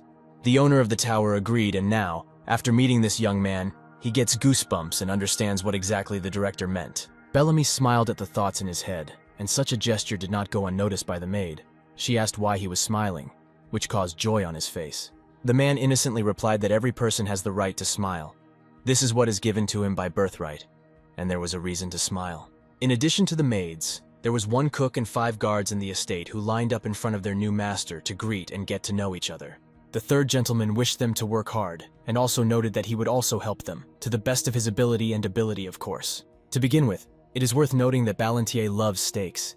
He needs them for a hearty breakfast. Lunch and dinner meat was what still filled him with joy. It was also necessary to use only fresh and high-quality vegetables without magic. This was a prerequisite. Everything had to be up to standard. The guy thought to himself that this food could not compare with the one his personal butler prepared for him. But nevertheless, it was better than nothing at all. Also, the servants should have known that he loved strawberry tomato juices, and needed them every day. Also for breakfast, lunch, and dinner. Let his new servants remember this and take note. The servants have remembered all his wishes and will try to fulfill everything according to his whims. Jack decided that since the director had provided him with servants, he would make full use of them. Otherwise, why would he need them at all? If Jack's memory served him right, the cook's name was Guinness. He looked at the young guy who looked sleepy and distracted. Most likely the cook was an idiot, and he wouldn't be of much use, so Jack would treat him accordingly. Most likely he is unlikely to remember all their names, but he will call them 5 musketeers, so it will be easier to remember. They were either murderers or informants, raised by the old man. Having said this, all their faces were covered with a mask of fear. Apparently all of them, like the guy he saw near the training field today, had their mana hearts broken. As a matter of fact, it was possible to make a new circle at the academy after its destruction, although it would not turn out perfect. But nevertheless, it was possible. Judging by the reaction of the musketeers, they heard about it for the first time. They asked if Jack would ask the director for this. He replied that it was possible if they worked well for him. Suddenly, Charlotte ran out of the hall. Her face was covered with a big smile from ear to ear. The girl noted that this place was incredibly spacious. She had never lived in such a place. Well now, after talking with their new servant, Jack and Charlotte needed to look at their new mansions. The director donated this mansion on the 9th of August, and studies at the academy began on the 16th. He had little time to carry out some plans. Today was already the 14th, and all this time Jack was gaining strength and resting, preparing for the school semester. The young man in his robe lay on a spacious bed. The burgundy fabric pleasantly hugged the skin, and the light wind outside the window created a pleasant coolness. During these days, she and Charlotte bought new clothes she needed shopping. The girl completely lacked a variety of dresses and other women's things. They also toured the city, ate local food and other delicacies, and had a very good time afterwards. A performance was being shown in this city, to which Charlotte and Jack immediately headed. They had a lot of work ahead of them, and a good rest does not harm anyone. He remembered all their adventures with a smile on his face. The pleasant time was fun, but time was running out. But in this barrel of honey there were also fly in the ointment. 2 points that denigrate all the wonderful leisure time of people. The first is that it's time to go. Jack decided to go for a run around his mansion. Despite the rest, there was no point in abandoning physical training. Jack was not very good at mastering mana, and it was not easy to correct this. But he could overcome his physical weakness, because now his body needed a lot of training. As he ran, he heard Charlotte call out to him, suggesting that they run together. He noted to himself that she was trying hard, which was a good sign. He decided to tease her and hurry her up. Jack said that if she didn't hurry up, he would run without her, and they continued on their way together. Having reached the first stop, they decided to take a break. Charlotte was very exhausted and sat down on a bench. Jack stood next to her and drank water. His appearance did not reveal that he himself was almost falling, but outwardly he stood firm. Charlotte clarified that today they will again go to look at that guy whose name was Thanos, and now the time has come to the second moment. From the moment they met, Jack noted that the fencer appears here every day and trains until he loses his pulse. He had been watching him for 5 days in a row and noticed that Thanos was trying very hard. All this time, non-stop training continued from morning to night. Although he completely lacked talent, even thanks to such perseverance, it was possible to become the first in the academy. Jack even became suspicious of himself. Why this figure interested him so much, and it wasn't a matter of appearance. Jack preferred women. His injuries were getting worse every day, and these were by no means ordinary bruises due to clumsiness. Having finished the next exercise, Thanos turned to Jack. Why he came, Palantir noted that apparently he never took the elixir that the third master gave him last time. Having asked, the swordsman's face fell. He shamefully lowered his eyes. He was hiding something, and Jack intended to find out what it was. Thanos began to explain that the elixir costs about 40 gold. But the third master did not understand what he was getting at. The young man gave the drug and did not sell it. But later everything became clear to him. The guy began to talk about obligations about repaying his debt. Although it was unclear what kind of debt he was talking about. But nevertheless, even after this, Jack did not understand why the guy never drank this elixir. Some part of this story was hidden, and Jack was going to find out the rest. This guy needed this elixir. He had very serious injuries, and probably had several broken bones, and the potion would have cured him. Also, his legs were damaged, and after some time he would not be able to move them. But even all these arguments did not convince Thanos to admit that if this was all, he would continue to train. He trained despite extreme pain and day after day for almost a whole week. This was impossible for the average person. Jack even suggested that he spends all these days flying by in this way, from morning to night, practicing various blows and earning himself new injuries. He sadly stated that he did not understand how people like him who try so hard get so little in this life. Valentine chuckled slightly. No matter whose cow mooed, it was strange to hear such statements from Jack himself. He, like no one else, should understand everything. He noted that Thanos was very cute. Valentine sarcastically noted that this was indeed the case, although she expected more compassion from the student. But in fact, even if Jack seriously thought so, Valentine herself was very sorry for this young man. She noted that as her student, Palantir himself should have learned how much hatred and greed filled Thanos at the moment. He agreed that he understood that at first glance it might seem that these traits lead him forward. But in his case, on the contrary, if he does not know how to control them, they will inevitably lead him to complete collapse. Of course, during all his self-destructive training he grows, but at the same time, regression occurs. Wasn't Jack really sorry for him? However, Palantir had already seen enough of this torment, and the time had come to make a decision whether to take Thanos with him or not. He and the mentor exchanged glances. Of course, the swordsman had absolutely no talent, but nevertheless, he was an interesting person, and Jack was not going to leave him so easily. The third gentleman called out to the man and asked why he was raising his sword. At first, the swordsman did not understand the question. His answer was extremely banal. He replied that he really wanted to become the best swordsman of the entire continent. Was he really saying this sincerely? Valentine was surprised to hear such a statement from a 17-year-old guy. Jack asked him again. But before he could finish his speech, he burst into uncontrollable laughter. So strong that Jack's body doubled over. Thanos looked away and replied that the guy could laugh at his dream as much as he wanted. It would not offend him in any way. But the young man didn't even think of laughing at his dream. Even if he didn't think so, he was amused by other things. But in the beginning, the guy had to calm down his hysteria. He was curious. He could not understand how great the greed was in the swordsman's heart, but now he understood everything. He turned to Thanos again. He irritably asked what else this impudent man wanted from him. Jack directly asked the question whether he wanted to become a new chicken. Charlotte hummed some unknown melody as she ran to Jack and carried a jug of water with her. Most likely he was thirsty and she wanted to please him. Returning to the training field, the vampire noticed how Jack approached Thanos and took him by the shoulders. They were excitedly talking about something. She became curious about what they were talking about, and she heard that Jack wanted Thanos to be his chicken. The fencer did not understand at all what the third gentleman meant by this proposal. But nothing bothered Palantir, and he thought that he needed to repeat his proposal. Perhaps he didn't hear Jack really said the word chicken and the guy confirmed his guesses. He heard everything correctly. Jack was waiting for this talented guy to answer whether he would be his chicken. But Thanos replied that he didn't understand what he was talking about, but felt that it was unlikely to be something good. Jack noted his intelligence. If he does not agree to be his chicken, then he can become Jack's dependent. This proposal was higher in status than the chicken. Thanos heard such a word for the first time in principle, and wanted Jack to explain to him the meaning of this term. The swordsman suggested that this was most likely something like a vassal, and Jack confirmed his guesses, which in general terms was true. But the social status of Thanos himself was low. He was a commoner from birth, and acquiring a high status was unattainable for him. But it seemed that the boy was in no way embarrassed by this information. The financial situation of the sword-bearer also left much to be desired. But this statement did not frighten Ballantier. But he had heard about the Ballantier family, and noted that Jack was not at all like the man from the rumors. The boy realized that Thanos must have heard about him at least at the academy, and hardly something pleasant. But again he repeated that, what does it matter? The swordsman had no money or talent at all, and Jack had better find someone more worthy than him. The continent is full of outstanding people.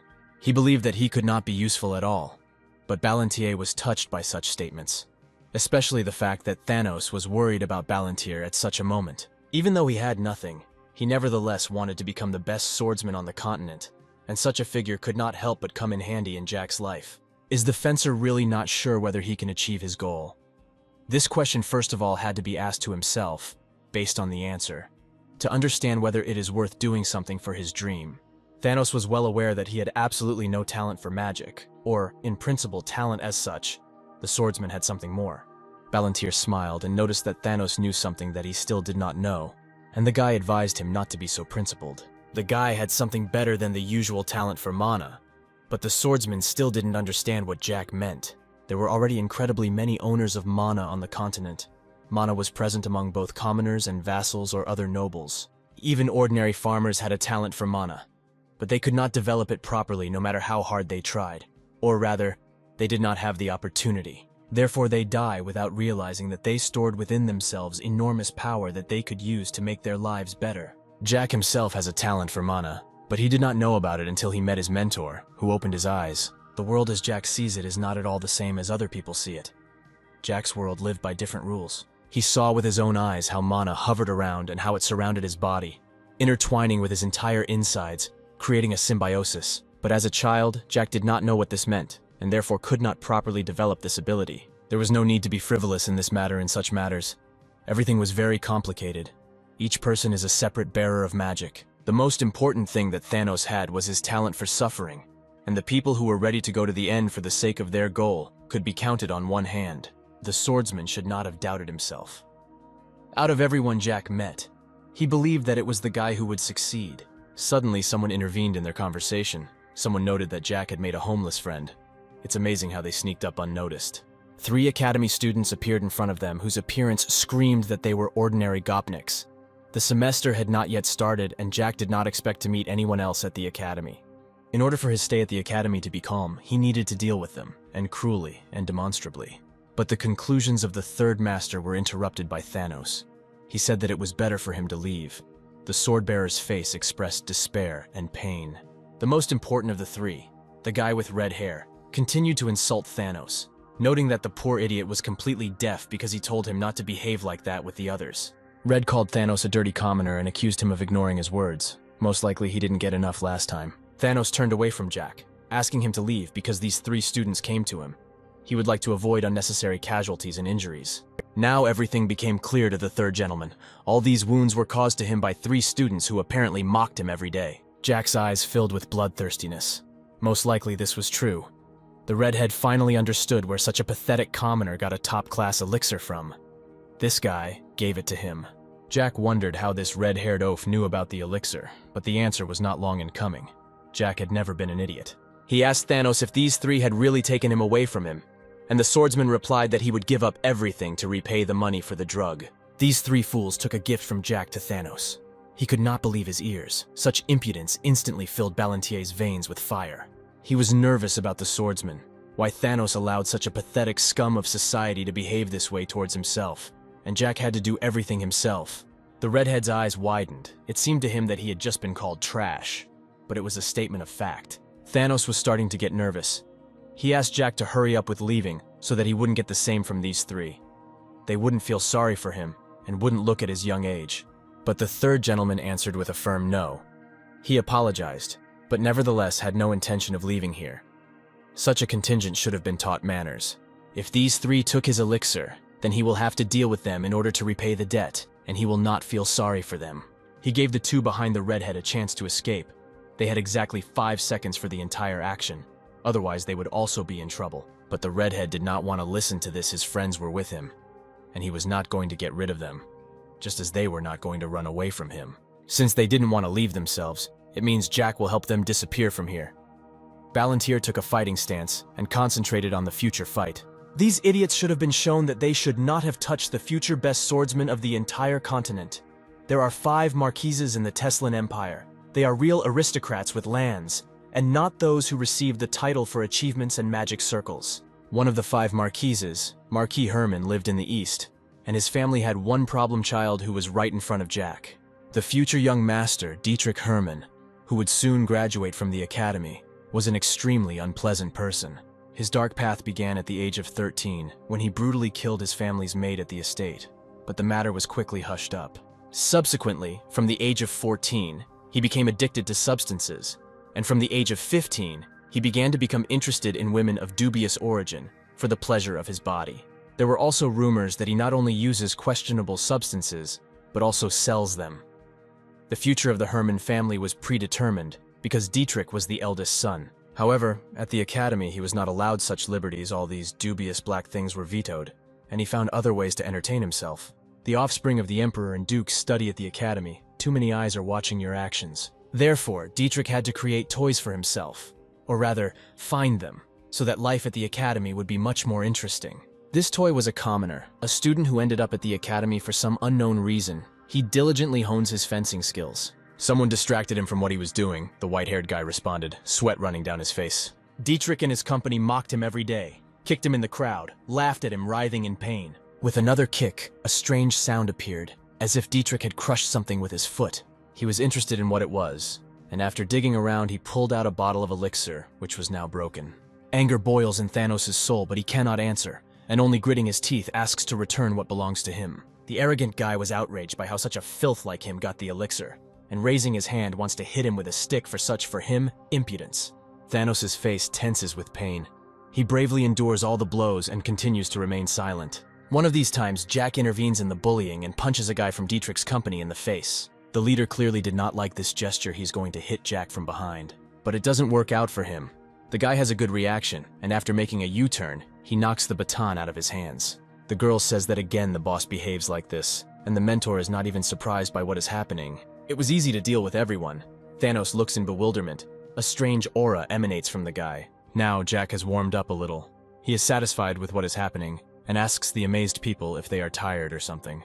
But suddenly, a beaten Dietrich begins to appear on the floor, and Jack dares to do this to him. Dietrich's idiot servants are not going to interfere even now when their object is lying around. A long sigh escapes Jack. It infuriates him that no one is paying attention or doing anything about his security. The phrases continue to be uttered hoarsely that Jack is a vile brat, and that Dietrich will immediately contact his father. But the next thing this guy sees is Jack lifting his leg. Stepping on his head, he presses it to the ground and laughs because he can't get out. After this, he gets the attention of the guards who orders him to stop. Finally it happened. Jack was already tired of getting dirty on Dietrich's head. When asked if he understands who he has contacted, the guy just smiles and asks in response if it is important. Turns to Thanos to inquire. He whispers that it is Dietrich Herman. This gives Dietrich goosebumps and tells him not to dare say his name. Immediately after the phrase, a kick from Jack flies into his head. He doesn't like his arrogant phrases. Jack says he gives the guards 3 seconds to explain why the hell they let that idiot beat Thanos. They are sitting in front of him in a ready stance. They clearly do not intend to answer some guy's question. Without saying anything useful, one of them, insulting Jack, attacks him. The mana will mix with the bright red blood and the dark black darkness, creating a primal explosion. This is what kind of spell the servant intends to use.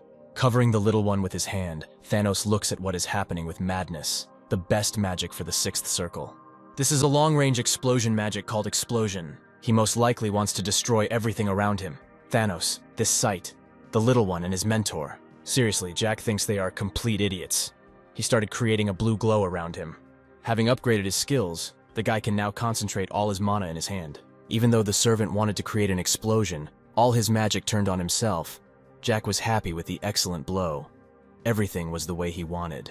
But the guy in tears has not given up yet. He is about to attack again, and Jack notices an important detail. A swing was made, just like the first time. The guy immediately noticed that he would again attack with his right hand, and bending down, dodged. All his blows are so similar, Jack slipped underneath and hit his chest with his fist. After Jack's blow, the servant, having endured it, drew his blade and swung it over his head, throwing his body back a little. His leg flies up and knocks the weapon out of his hands. The guy has excellent stretching. Apparently the servant's head hurts, because he's having a hard time thinking. While he was clutching at the pain in his hand, they had already managed to get around him from behind. A hand wraps around your hooded head, pressing, depriving you of air and forcing you to suffocate. The body quickly went limp. Jack was even surprised that it happened so quickly. He now has mana blocked in his body, and is unlikely to restore it again. With such a spell, a servant could undermine the entire academy and cause a lot of difficulties. In a barely breaking voice, the lying man asks Jack how he was able to remove the magic. But he doesn't need to know. All that remains is to admit defeat to the 14-year-old boy. Bending down slightly, the guy reminds him that it's time to explain why they mocked Thanos. Although there is no point in listening. For them, Thanos is just a toy, because he is a commoner and will not even be able to complain about them. Then it's better to start with something simple. Jack asks to return his money for the elixir. And although this seems like a laugh, it would be better for the guys in raincoats not to be stupid. Gritting his teeth in anger, the servant says what is the importance of the elixir when Jack has become an enemy of the Herman family. But what does he care about his family? But the elixir was Jack's, and I would like to return it back. Jack smiles innocently. Can't the servant in the black cloak agree with this? The elixir cost 40 gold pieces, and they took it 5 days ago. It would be worth returning. Then, Jack offers to settle on 5,000 gold, and spreads his palms. However, where do people like them get their money? It's better to pray that the rest of us have at least something. Fear gripped Dietrich when he sat down next to him, but the boy asks him to relax, because there will be no more. The only thing is that you need to give Jack everything you have. Your teeth are creaking. It's very humiliating. 2,000 in cash and 60 gold coins, and Jack became a rich man in an instant. The mockery itself comes out of Jack's mouth. How sad Dietrich can be.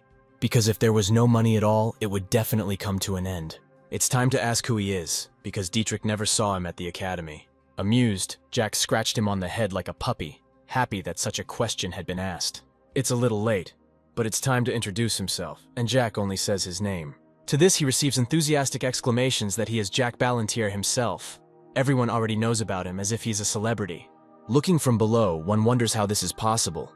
Is he Palin's younger brother? Now it became clear what kind of friends the idiot older brother Jack has. Now it became even more pleasant for him to mock him, he thought, not trying to hold back a smile.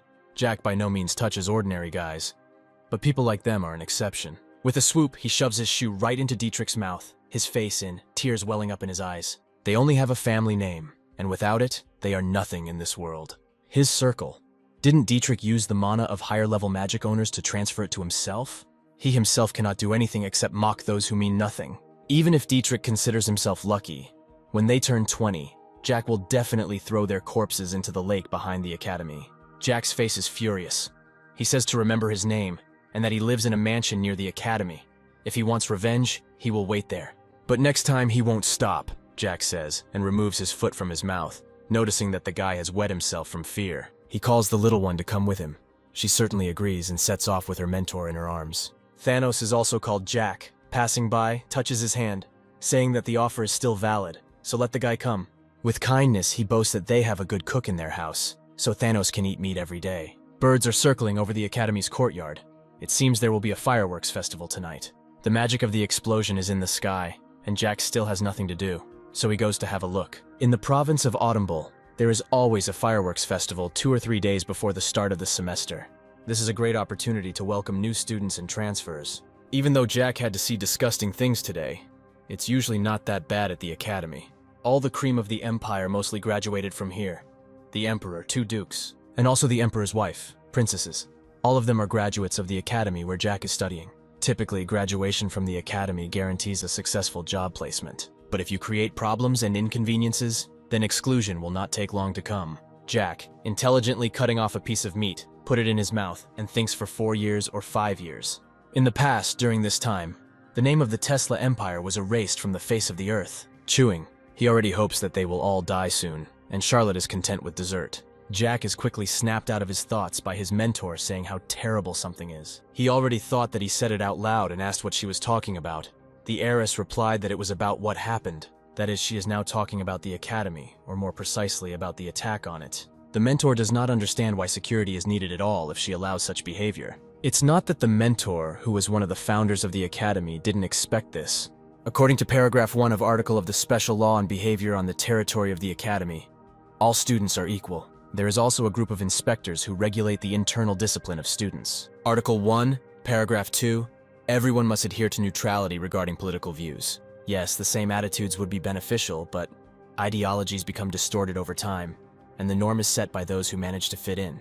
Huffing with displeasure, the mentor admits that she hid something. She talks about dragon blood, dragon bone, and the Tulkun Empire. Awkwardly scratching his head, Jack thinks about telling what happened in his past life. But this will take a long time. But nodding understandingly, the mentor says that there is no need, and the guy quite agrees with this. The sky began to shine. With each explosion it acquired more colors. The attention of all the heroes switched. Festive performances, fun, people. Jack had not lived in such a world for a long time. The glass almost touches Jack's lips, but he is distracted by Charlotte's question about how he fights so well. The only correct answer is that he has accumulated a lot of experience. After thinking a little, a logical chain formed in the girl's head, and the next thing she asked was whether he had killed a lot of people, and received a positive answer. Deciding to make sure, he asks again if he really came from the future, and again the answer is positive. To be more precise, Jack went back 20 years ago because he is little again. It seems Jack had already talked to Ron about this. He was the first to know about it. Then he said that he died by accident, but in fact there was no accident. Jack offers to tell the truth. It is that he saw Charlotte for the first time in this life. He visited that city quite often, but had never seen her before. More precisely, Jack met vampires only in the Forest of Monsters, to which the girl remained silent and bowed her head. When Vivian died, Velactus told Jack that he had come for a purpose. This target was Charlotte. In a past life he came to kill her. This means that Charlotte from a previous life died when she was only 10 years old. Jack asks the girl why she is even interested in this. Let her tell her what happened. Her face is red. There's a hint of awkwardness. She admits that she also wants to fight like a boss. I wonder if the girl reminds the guy of something. He already knows this feeling. Namely, this is a painful past and a heart that yearns to change something. Here Jack abruptly says that then they will start training tomorrow, and this greatly excites the girl. Squeezing the baby's cheeks, he asks why she's so surprised. Doesn't she want to learn? Plans are ringing out. Tomorrow Jack is going to make her a mana heart, and see how she manages to control it. Most likely, Charlotte did not expect such responsiveness, but she really likes it and a smile appears on her face. Having agreed, she thanks the boss. The little girl's face shines in the light of the fireworks and looks happy. Jack smiles smugly again. Helping someone only makes him happy. She imagines how difficult it will be for him in the future, but this is not something she should think about right now. The poor maids scream for their master to calm down. One of them clearly has a broken head, but the answer is a rude shut up. Chairs fly into the walls. The whole room is turned upside down, and in the center stands the culprit of the booth, named Dietrich. Enraged, he savagely repeats Jack's name, saying what a damn bastard he is, trembling with uncontrollable anger running through his body. Even if only for a second, Jack's gaze was very frightening. It burned scarlet and thirsted for blood. Why is it that some 14-year-old boy was able to scare Dietrich to death? And to wet ourselves in front of him, it was damn disgusting and humiliating. The fist is clenched so tightly that it shakes the poor maids better not get caught in the eyes of the fierce guy. All that is visible around the room is the mark of the blade of his knife. They fly at a decent speed, and Jack's non-stop insults too. There is trash on the floor. Most likely Dietrich has shredded something. He promises himself to do the same with Jack. Out of breath from his own rage, he can barely hold the sword in his hands. But as if from a distance, he is shouting that he is finished. Charlotte still follows Jack. It's already the second day of the semester. Many out-of-town students have arrived. Jack wants to see Ron. His steaks are incredibly delicious. It was unclear to him why, but his body began to tremble. Although the weather outside was pleasant, something made his head spin. Jack felt bad and grabbed it with his hand. Although the reason is clear. That red sauce that Charlotte devolves with her sandwich is his lifeblood. His skin has turned pale. It is clear that he is not at ease, but he asks if the baby is tasty. She answers happily, says that very much, but she went as she liked. Suddenly, their attention is attracted by a carcass sitting sadly at the gate. It was Thanos. When asked what he is doing here, Thanos only sluggishly raises his head. But seeing Jack's gaze, he sadly lowers it again, asking if he can ask them for a favor. Sitting at the table, the guy spreads his arms in different directions and says that it's nothing luxurious, but take what you want. In response to the hospitality, Thanos shyly folded his hands in his lap and slightly wiggled in his chair with excitement. Sipping from a glass of red drink, Jack nudges him, saying that they will find him a room later. Charlotte, who has already settled in, also asks Thanos to start eating. There's a plate of gorgeous steak in front of him, but the depressed guy lowers his head. Suddenly, tears begin to flow in a stream. Sobs are heard throughout the table. This puts Jack into a stupor. The huge guy burst into tears, nervously biting his lower lip. Jack, in order not to embarrass the guy, tells the cook that he was apparently in a hurry. And this time there are too many onions. It hurts his eyes.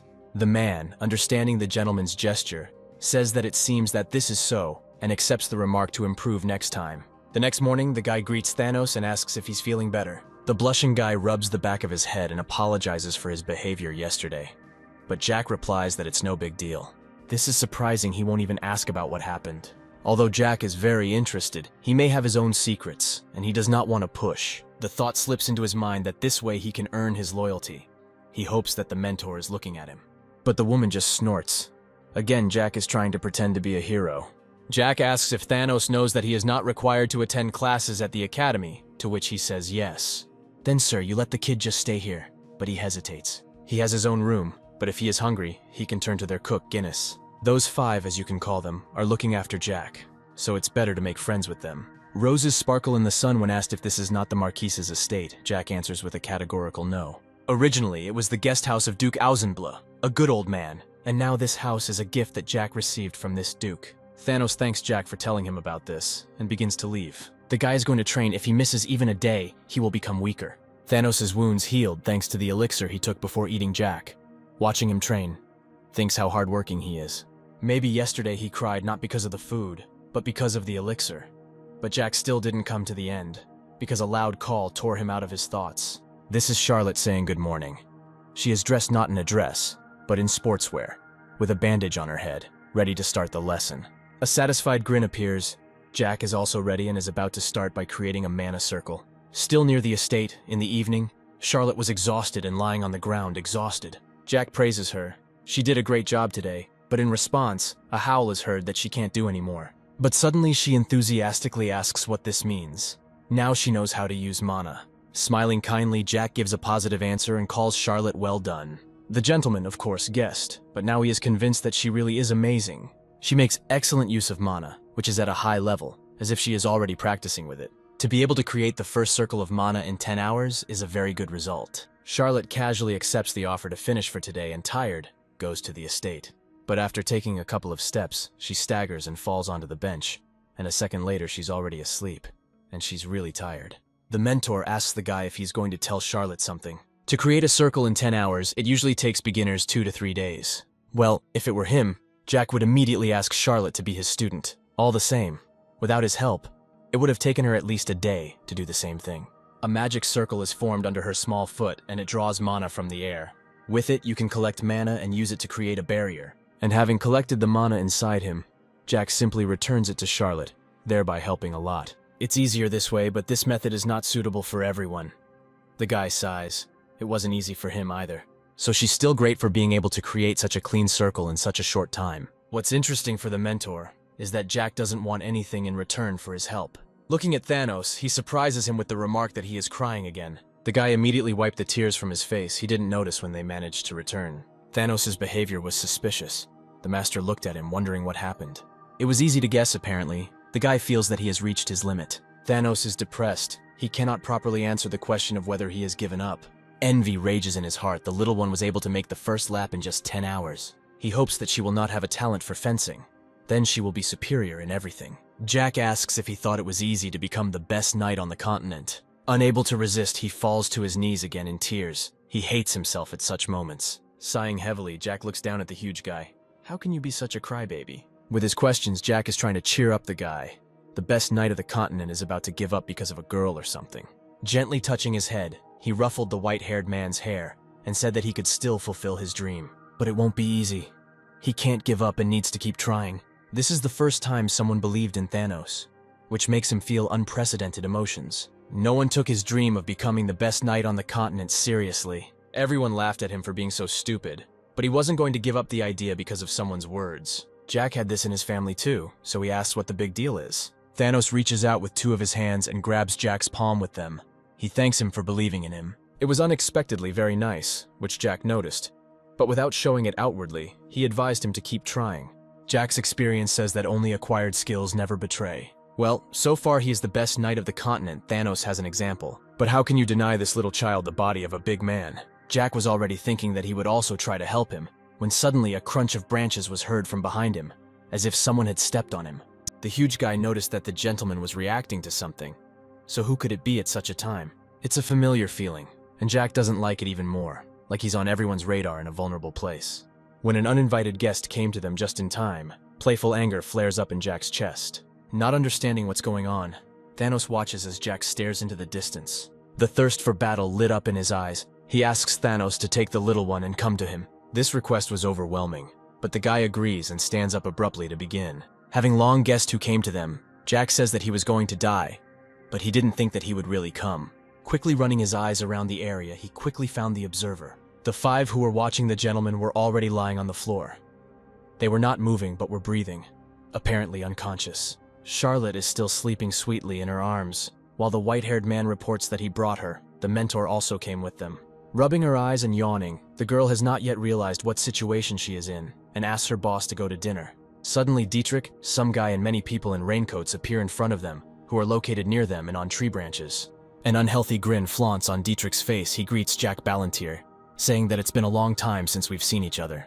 Mutually calling out his name, Jack had already raised mana around him, taking a stable pose, and he warned him not to come back. Thoth, Dietrich Hermann, future Marquis of the Great Eastern Province. The world is ruled by power, and the power of the family will soon be his, so why leave annoying Jack alive? Of course, there may be problems with the Duke of Autumnble, but there is one point. This point is that it was Jack who struck first, and there are witnesses to this. This will cause a second skirmish between the Hermann and Ballantyre families. With him is a guy in a plague mask. This is the master of the Fentanyl Guild, Ventamin. No matter how strong that idiot Jack is, he can't beat a Ninth Circle master. Dietrich explained the essence of the matter to his mercenary. Their goal was Jack, and he was the only one. Now the target is in a vacant lot near the mansion, with a girl named Charlotte, who was specially accepted into the academy yesterday, and Thanos, a student of the 4th house. Dietrich wonders if there is anything else he needs to know, and the mercenary knows that Charlotte is making a mana heart. Sighing with relief, he thinks it's great news that they've been there for 9 hours, and will most likely stay for some time. No matter how talented she is, it will take at least 2 days for a mana heart to be formed. Among their staff, they have a cook and 5 servants. They checked their location. When the order comes, they will all be killed. But it is better to avoid confrontation with the Ausenblay family as long as possible. There is no likelihood of the mobilization of the Knights of Ausenblau. Now they are busy with other things. There are people near the estate. Everyone is screaming, asking for water to be brought quickly. A fire has started. Before their arrival, a fire started in the basement of the Duke's estate. Everyone is busy extinguishing them, and will not be able to allocate a detachment to remove them. The Plague Mask tells all this to its fighters. Everything worked out perfectly for them. They are ready. The decisive cry that it is time to attack comes from Jack Ballantyre, and they begin the mission. Making a hand gesture, dozens of fighters broke loose and got down to business, shouting forward. That's how it was. A special order for 500,000 gold, which starts now. Proudly, Dietrich thinks that Jack Ballantyre is finished. Suddenly, little Jack is covered by Thanos' huge back. He asks the master to run while he delays them. Charlotte also intervenes. His hands are shaking. The heavy sword barely remains in them. He thanks Jack for believing in him. He believes that it is his fault, so Jack does not need to interfere. He will definitely delay them so that he can escape. The fact that they voluntarily gathered to protect him is very unexpected for Jack. The guy begins to smile. He thought they were cute fools, but where else could he find such people? In fact, this is a pleasant feeling. In his previous life, he died alone, but now there are so many people around. Pushing his shoulders back, he comes forward, telling them not to worry and to stand behind him. He won't let the baby get hurt. With a confident gait, he approaches Dietrich, because if he wants to die, then nothing can be done. Since this happened, the master is going to blow everyone up and is already starting to accumulate mana in his hand. But he is interrupted by his mentor, who pinches his cheek and asks him to stop. She descends to the ground in front of Dietrich. Jack thought that the mentor herself wanted to remove them. Continuing to look arrogantly, Dietrich does not understand why the toy moves and speaks. Her eyes began to glow like lanterns, and her hair began to fly up, all with incredible noise. The glow and particles fly towards Dietrich, causing him to close his eyes and complain that he doesn't see anything. Now an adult girl stands in front of him, and smoke covers her nakedness. They saw a great heroine who had done a lot in the past, the one who was able to raise this continent and all of humanity to the top level of the pyramid. But Dietrich still does not understand how the toy became a person. Finally, this woman returned after a 400-year hiatus. Tilting his head, Jack is pleased that his mentor has returned and greets her. Having interrupted the word again, she hits him in the face with her fist and hears a scream that arises. Lying on the cold ground in front of her feet, he rubs his face, asking why she hit him. Now he must remember how he ignored her opinion and forcibly dragged her out of the cave after waking up. At that moment, Jack didn't care about her words or what she thought. And even when he is scolded, he sits with a satisfied face, admiring her, thinking about how he missed her. The mentor explains her blow as punishment for Jack's bad behavior. Undoubtedly agreeing with this, he points his finger at Dietrich and calls out to him. Through force, he asks to give him his coat, although he is definitely not delighted with such an action. This was Dietrich's heroism, but Jack continues to ask, because he doesn't understand what's happening at all. After another request, which clearly humiliates the guy, he finally throws his coat into Jack's hands. Dressing his mentor in it, he carefully says that it's cold outside now. He also adds that he does not regret that he then pulled his mentor out of the cave. Without showing surprise, the mentor asks again if he regrets.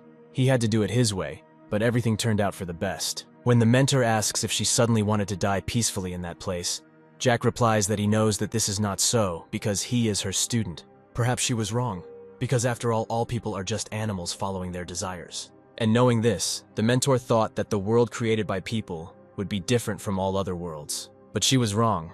There is no difference between humans and other races. That day, Jack pulled her out of the cave because she subconsciously wanted it. He knows his mentor hasn't made any bad choices in the past. Having trusted someone who shouldn't have, he was never able to fully see what she had been striving for so long. As a result, this cave became an eternal prison that she herself created for herself. Dietrich's people and he himself feel fear.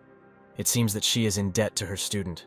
Looking at her back, Jack at first didn't even understand that the mentor was talking about him. Everything seemed different, so he thought that she considered him not her student, but simply a mischievous little child. In any case, Jack will not refuse such words. He is very pleased to hear them. The hand reaches forward. Black smoke began to circle around it. This is the mentor accumulating mana. Since they came to eliminate Jack, the mentor asks not to hate her when there is nothing left of them. The jaw clenched. The sweat flowed in a stream. Dietrich clearly did not like such a statement. He commanded his people to kill them now. The teacher begins to recite a spell, a black resin that will cover the earth and color the sky. The world around began to look different. Jack looks up and barely sees the mercenaries. A violet glow circles around the mentor and gathers above her head into a black cloud. Continuing the spell, she says that by her order, the resin will return to this world, and the shadow of a skull appears from behind. Somewhere in the Tulkun Empire with the Master, at that moment, something happened wrong. He is fine, but it seems that recently he already had such an unpleasant feeling. Maybe it was just an illusion. An island on the Black Sea. Someone's discussions are going on there, and they definitely don't doubt anything. There can be no doubt that the past energy of the soul and the present one are too obvious that they belong to Valentine Milos. The dragon still has a hole in his heart left by that woman. Someone in a raincoat would like to forget her, but it doesn't work out, maybe because she's still alive. A person cannot live for 400 years. How long will this woman rule their world? Jack's amber eyes reflect his mentor's spell. That black tar turned into a skull. Opening its jaw, the skull lets out a piercing scream to strike Dietrich's mound. All that was visible from Valentine Milos was a black shadow and glowing eyes, and the shockwave from her attack scattered everyone who rushed towards her. Dietrich's mind is clouded. There is only fear in his eyes. He does not know what is now in front of him. A strange sensation in his legs makes itself felt. He has never seen anything like it. Around him, the mercenaries lie in agony. Each one's limbs begin to disappear and turn to dust. They grab the air in an attempt to catch them. When Dietrich's legs began to disappear, then he realized that this was death. His hands are shaking, but this does not prevent them from crumbling into small particles, which means that this is how he will die. A bony hand reaches out to him as he tries to crawl back so it can't touch him. In an attempt to save his life, he rushes to the last thing he can offer, which is money. But the mentor half-heartedly ignores the proposed increasing amount, not intending to spare Dietrich. Nothing helped him. When the guy finally crumbles, his particles fly away into a glowing portal in the sky. Out of fear, Charlotte covers her mouth with her hand and turns to Mrs. Valentine that she is the final boss. The woman reaches out her hand. The baby is scared at first, but it turns out she just wanted to touch them. One on Charlotte's head, and the other on Thanos' shoulder. First she turns to Charlotte de Royale, who has inherited the noble blood of her ancestors. Then to Thanos, a warrior who moves forward without giving in to anger or his desires. She introduces herself, adding that she is the mentor of this stupid student from the past. The mentor adds that she hopes these guys will take care of Jack. Suddenly Thanos decides to object, putting his hand on his heart, saying that the mentor said everything correctly, except for one thing. Mr., or rather Jack is definitely not stupid, and this phrase was unexpected for the guy. Grinning, the mentor agrees that she was mistaken and Thanos was right. Not figuring out what it is with her, Jack decides to play on his nerves, turns on the narcissistic little kid, from which the mentor pushes him away with her finger, and he is convinced that he is still the same evil one. Having asked to be left alone, the mentor wants to talk to the student. Jack tells Charlotte that if she's hungry, there's his blood in the kitchen for her to drink before bed.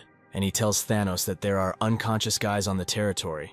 You need to wake them up and he can also go to sleep.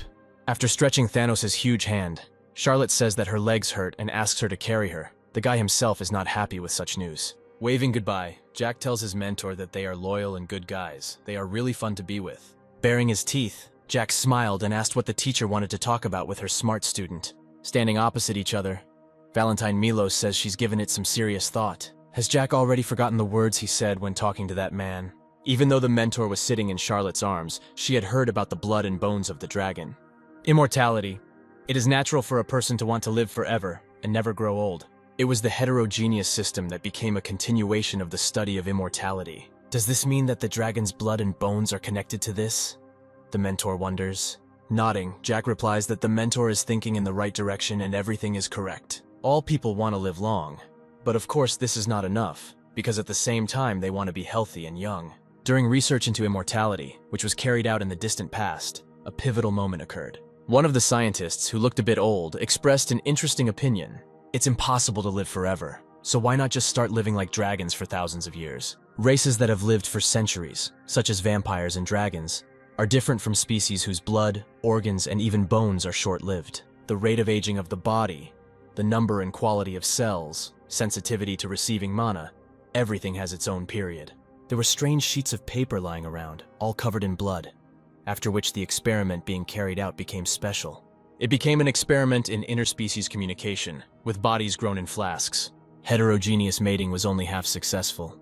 It was a complete failure on the path to eternal life. But people were able to learn to use the power of orcs and elves. However, there was one problem after receiving their power. They only have 5 to 10 years to live. An experiment conducted more than 400 years ago is now being carried out in the Tulkun Empire. In 2 years she will complete it, and the life expectancy of half-breeds will increase to 30 years. With guilt in her soul, the mentor says that she thought that she had killed everyone 400 years ago, but apparently this was not so. Jack shakes his head negatively. The mentor found out about the experiment too late. She walked into the laboratory alone, her bare feet walking on the cold floor strewn with leaves. There, the mentor burned all the documents related to him and killed all the half-breed monsters created. The body on the floor was barely crawling, it was near death, crying and reaching out with its hands to the woman's feet. Scientists, magicians, knights, and so on suffered the same fate when they saw her. She destroyed all documents and killed everyone associated with the experiment. However, she missed one point: the mentor should have killed the Dragon Lords. Sadness appeared on her face. She understood why they had to be destroyed. To destroy, the Dragon Lords most likely handed over their own as test subjects. That's right, because the two lords really want to penetrate the human world. Jack asks if the mentor knows who exactly became the test material, but receives a negative answer. The guy thinks that he doesn't need to explain for a long time what it is about half-breeds. These future half-bloods can harness soul energy, just like Jack and Valentine Milos. This means that the dragon that became the material for the experiments is the child of two lords. Among all the dragons in existence, only these two lords can use soul energy. And of course, their own child, their heir, also has a talent for this. A heterogeneous combination of the owners of the 10th circle of the Tulkun Empire and the child of two dragon lords. Thanks to their talents, they can easily break through the mana wall and use soul energy. Having heard all this, the mentor had one more question, and Jack didn't mind answering. Looking at the student, she asked what he was striving for, but the guy almost missed the point. She is a person from the distant past, and she does not want to be connected with the world, but she cannot stop being interested in it. Since Jack knows about the future, then he must have something in his head, and that's what interests her. But he doesn't know. In any case, the experiment will be completed in 2 years. In a year, he will grow to the 5th or 6th circle, and plans to go to the Tulkun Empire during the holidays. And of course, they will have to destroy everything in the laboratory and kill everyone associated with the expert. Poor Thanos piled on all the servants lying on the floor at once to carry them home. It's hard. The mentor pulls the sleeve of her cloak over herself and asks about what they're going to do during the holidays. But is it really necessary to wait? She wonders, and surprises Jack with this question. He began to ask doubtfully about something, which made Valentine convinced that he was her student. Knowing well what she was thinking, Jack reminds her. She said that she would not interfere in world affairs. It's just a duty for her. She herself must make sure that everything is finished. Therefore, she thinks it would be right if this time she intervenes in what is happening. This means that right now she wants to send Tolkien to the Empire, and Jack can't even stop her. She's his mentor. And she's right, for the Tolkien Empire, exploding the laboratory will be a huge problem. More precisely, this is a problem for radicals who want to unite the continent. The reason is that radicals are conducting experiments in interracial relations. Now she does not remember the insult from the past, which will forever remain only with him. In fact, come to think of it, they actually annoy Jack now. Jack remembers and asks the mentor to open another space. She asks again in surprise. Stretching out his hand, he said that he needed one sword, a very good one. Without surprise, the mentor waved her hand. Jack even knows about this. Once again, making sure that he was her student, she made a sharp swing near her, and a purple luminous stripe appeared in the air. From another space, we fall into his hands a sword, with a thin, elegant blade and a scarlet sheath with gold trim. The famous sword, which was worked by mermaids in the past and personally forged by the king of the dwarves. The sword is called a Solarian. Jack is happy to welcome it. Apparently he has worked with it often in the past. Having touched some object with his finger, Valentine takes out something else from another space. She holds a mask in her hands. Jack needs to hide his face and not get caught in the Tolkien Empire. Jack, taking a white mask with a pattern that seemed to match him, looked at it with interest. You can feel the magic that closes and opens your face, as well as a strange flow of mana. When asked what kind of mask this is, the teacher says that she doesn't remember. She bought it a long time ago at some market. While putting it on, Jack says that she has items that even he doesn't know about. The face turns malicious. Jack laughs, wondering if her mentor used her to spy on men in a public bathhouse. Valentine did not like this joke. She blushed with anger, and her palm turned into a fist. Having knocked him hard on the head, the mentor asks for coordinates for teleportation.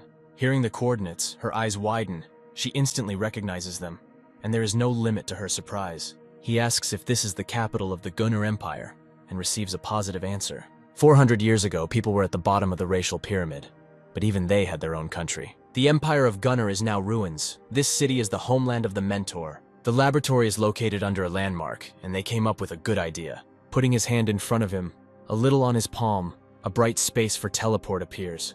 Entering the portal with one hand, the mentor turns around and extends her hand to Jack, asking if he is ready. Jack laughs happily and extends his hand back. He's always ready. The doctor is a genius for inventing the union of man and dragon. He is honored that Henkes Begerman himself praised him. He asked permission to ask why Henkes just did that. More precisely, the man suddenly held back his glass. Maybe the doctor did something wrong. He just had the feeling that something had appeared in their world that did not belong here. But this is not possible. It's not even worth talking about. So he replies that it's nothing and shouldn't be paid attention to. Henkes suggests getting back to the point and asks, since when did the doctor start experimenting on people? Experiments on livestock have shown excellent results, but he is most concerned about the decline in the life expectancy of the subjects. If he experiments with cell activation, there may be a result. A hand gesture stops the doctor's conversation. Henkes absolutely commands him. His gaze is interested. The only worrying question is when the doctor will be able to start. The doctor rubs his palms out of nerves. He likes that Henkes is as interested in the experiment as the crown prince. Now it is difficult to find materials for experiments. If he had them, then the doctor would definitely start now. This means he needs experimental subjects. Or better yet, those who have a talent for magic. Beckoning with just a finger, the maid comes up and understands the order and looks down. Taking the fur coat, she throws it over his shoulders, at which time Henkes has another question. What will the doctor call the man who will be created from the union of a dragon and a man? Without even thinking, the doctor replies that they will be called Half-Blood. Henkes smiles. He likes this name. Before he could leave, he turned around and asked the doctor if he had made an appointment with someone here. Taking his chin and rubbing it, the doctor said that there was nothing like that. They stand opposite each other.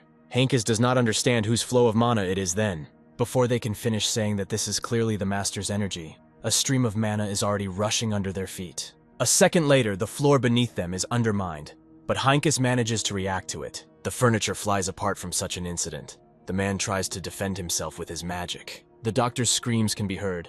He tried to protect himself, but his strength is not capable of this. Blood began to pour from his mouth. The doctor does not understand what is happening.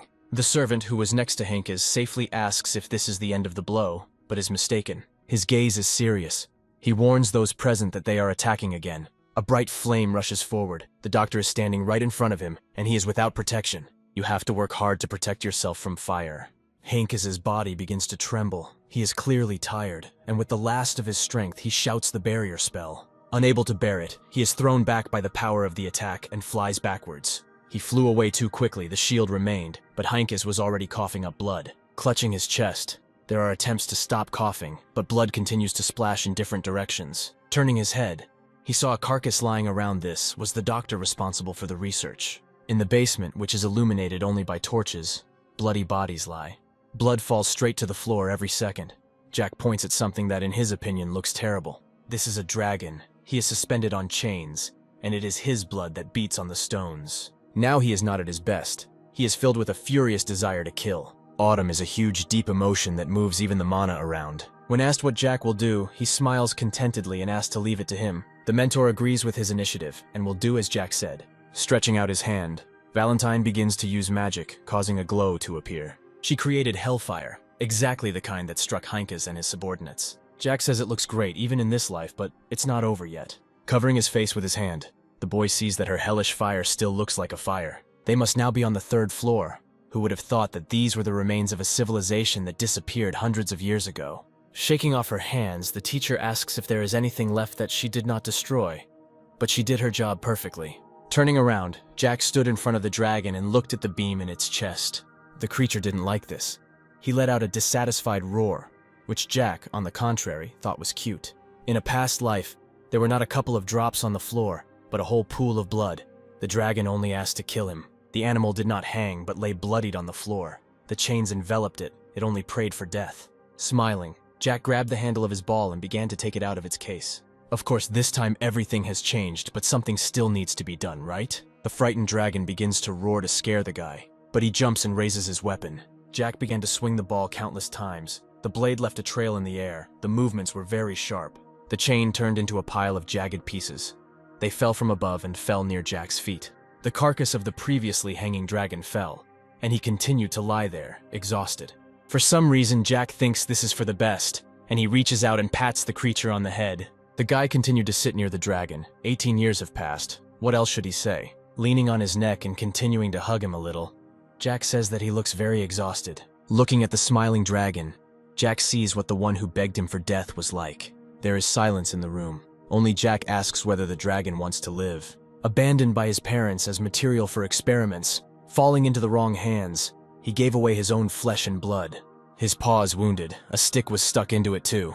Does the dragon know what his position is called? It is no better than livestock. Such a name brings tears to the dragon's eyes. They made armor for themselves from his skin and used his blood and bones for interracial experiments. If nothing worked, they tried again and again and abused the animal. And of course, no one was interested in his opinion. He was simply locked up by force. Jack continues that eventually the dragon will go crazy. One day you will lose your will. Afterwards, he will forget all the insults and will simply pray for a quick death. Jack asks if he wants this. Wants to be used and die. The dragon was already hysterical from his words. But the dragon has a chance. He can live in another distant place that is not like this.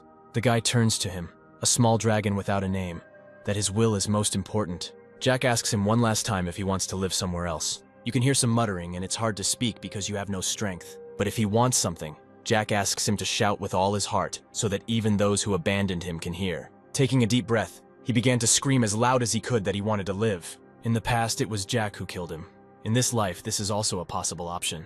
In truth, he didn't want to kill him then.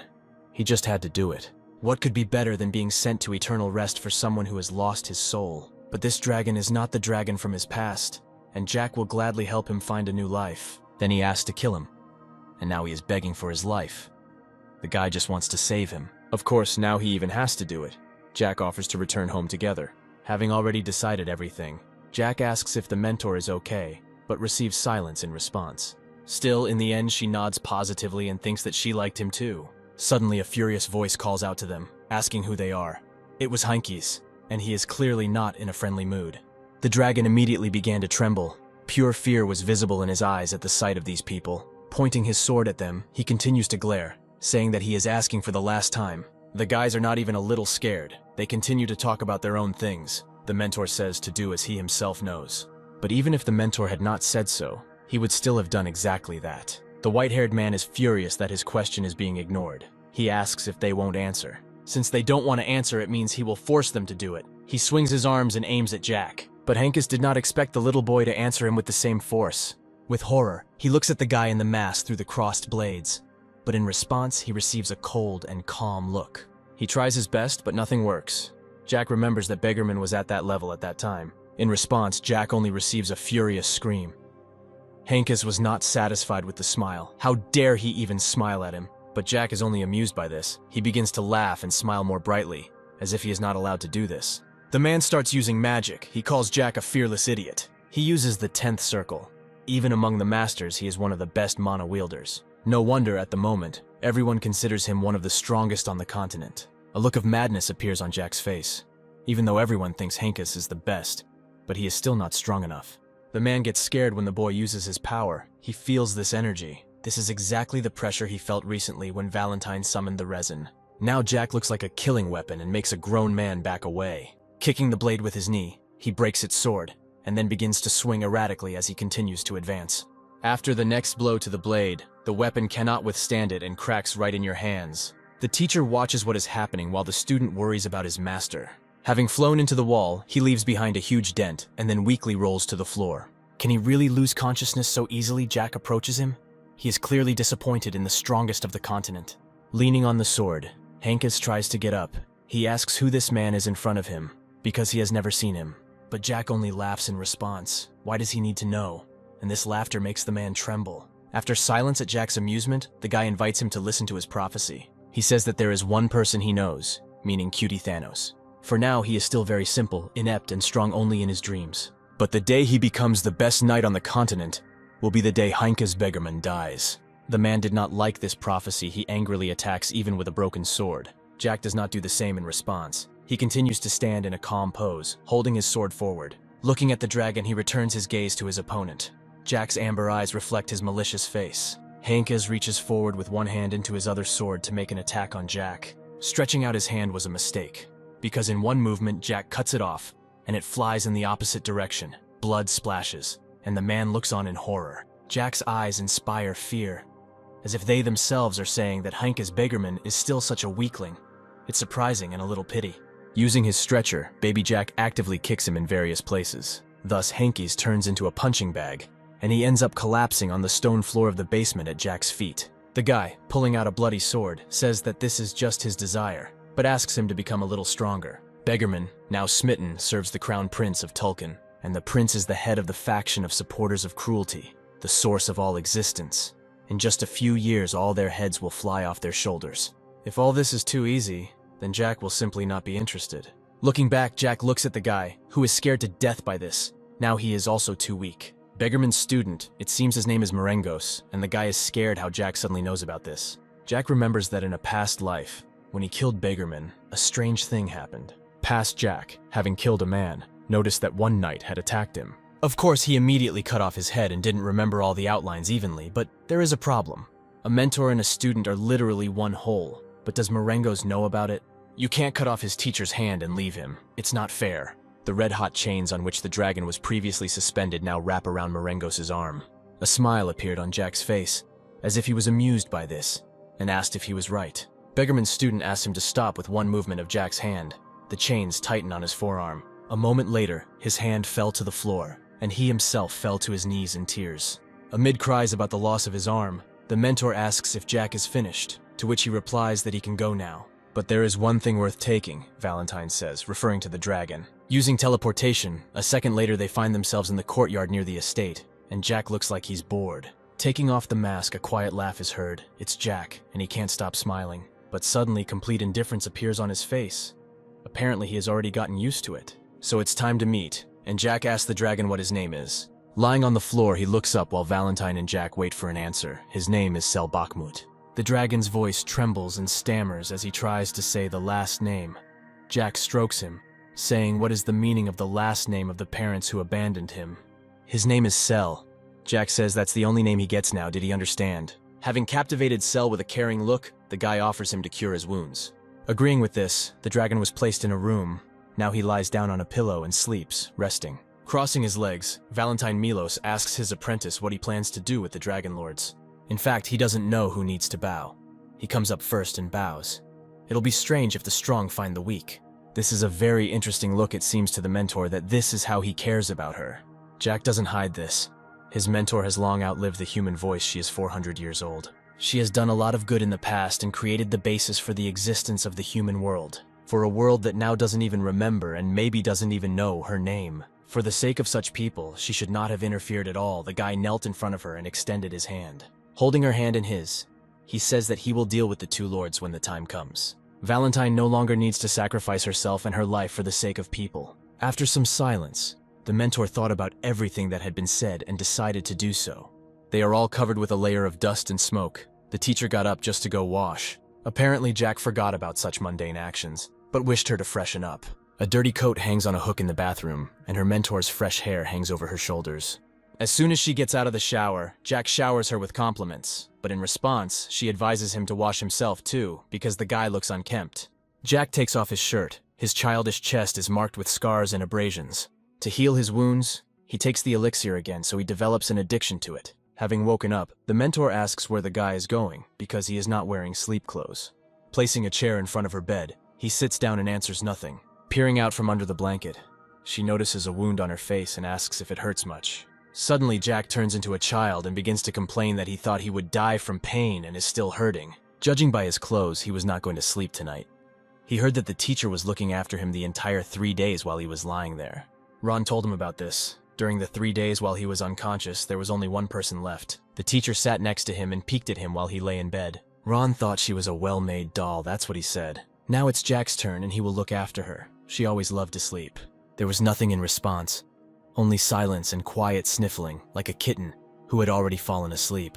It's full night outside. The time has already passed 3 hours, and Jack continues to sit on the chair. Sometimes he wonders what would have happened if he had met Valentine Milos earlier. If Jack had met his mentor 400 years ago, at the time she was born. Pulling up the blanket, he covered his mentor more comfortably and hovered on the bed on all fours, continuing to look at her.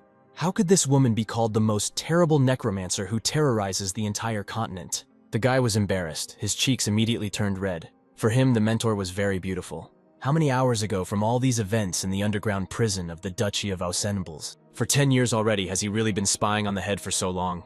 A handcuffed man asks the owner of the tower if this is bad. The head cared about him very much, so the head of the tower replies that this is bad. The man stabbed him in the heart, although the head accepted and raised him. This means that all his work and sincerity were just a game, since it does not matter to him. The owner of the tower says that there is no testimony or evidence of how much longer the man can remain silent. Suddenly he bared his teeth. The owner was clearly not going to stand it and asked for the last time. Not understanding, the man asks if the owner of the tower really doesn't know about this or is just pretending. Surprisingly, even in such a situation, in the basement and shackled, he feels too confident. As the owner of the tower heard, they even destroyed his circle. Where does such confidence come from? Bluetooth suggests thinking about everything that has happened over the past 10 years. The owner of the tower really believes that this was an accident. Then why did the previous owner of the tower decide to become a citizen of the Tulkan Empire? Why did so many 10th Circle holders leave this country without hesitation? And why were so many magicians summoned under the pretext of clearing the forest with monsters? With a serious face, turning to the prisoner, the owner of the tower says that he will speak when the torture begins. In response, a deafening laugh is heard, similar to hysteria, but it is quite believable. Why didn't they still torture him? Why did the Duke of Ausenbla still keep him here, despite the fact that he is a traitor to his homeland? Maybe because you're not sure you'll get him to talk to prove his loyalty to the king. This man really doesn't look like someone who has been tortured. He has been in prison for 5 days, but he has not lost any weight. The owner of the tower needs to think carefully. You need to think carefully about whether this kingdom really has a future. The owner of the tower runs up the stairs. He does not understand the reason for such self-confidence. There is only one explanation. It is only if the kingdom is already completely rotten. And if this is really so, that means that the shackled Bluetooth behaves so confidently. Walking along the basement corridor, the owner of the tower continues to think that tomorrow Bluetooth will be transferred to the castle. There probably won't be an official trial. Everything will probably be decided internally. But Bluetooth, surprisingly, is not at all scared, but, on the contrary, is absolutely confident in himself. The owner of the tower wondered if the man really believed that he could survive. 4 hours later, the same fire started in the underground prison, thanks to which Dietrich wanted to calmly attack Jack. The man who is the owner of the tower immediately rushed to where the bars were. Seeing something terrible, he was speechless and fell to his knees, exhausted. This is unlikely to be camouflage. Bluetooth is definitely dead, or rather burned in a fire, what is actually happening. And then, this morning, no matter how much Jack thinks, this dragon stands out too much. Charlotte is not very happy to see such a creature. But when did the master have so many allies? Nervously pointing his finger at the animal, Thanos asks if it is really a dragon. Jack replies that of course it's him, and a chill runs through Thanos' skin.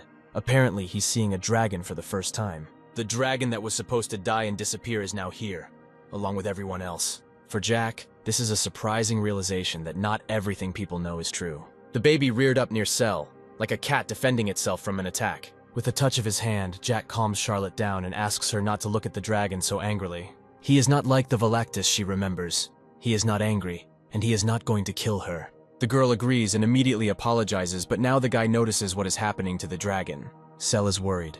Jack takes his trembling face and reassures him that no one will eat him here. In fact, an ordinary sword would never be able to harm a dragon. It's not for nothing that such terrifying creatures are called blessed animals. Most likely, it was Hankus Beggarman who used Cell's body for the sake of experiments.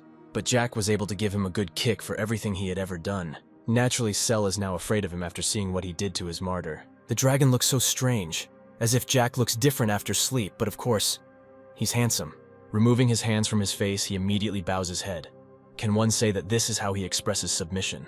In his past life, Cell almost lost himself, lay in the blood without strength and wanted nothing. But now, Jack thought that he would be better off than 10 years ago, but this is not the case at all.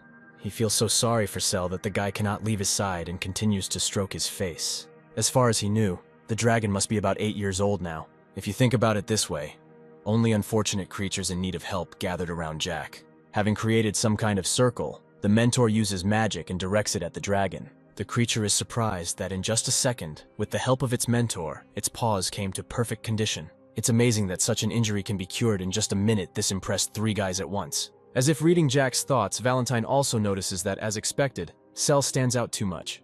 Although the limbs and the entire dragon as a whole have already been healed, the mentor continues to do something. As a result, the creature begins to scream in distress and does not quite understand what is happening. Suddenly, the dragon's limbs turn into human ones, and soon a cute girl stands in front of them. She has become a polymorph. The mentor is glad that now she won't stand out so much, and the frightened Charlotte clung to the same Thanos.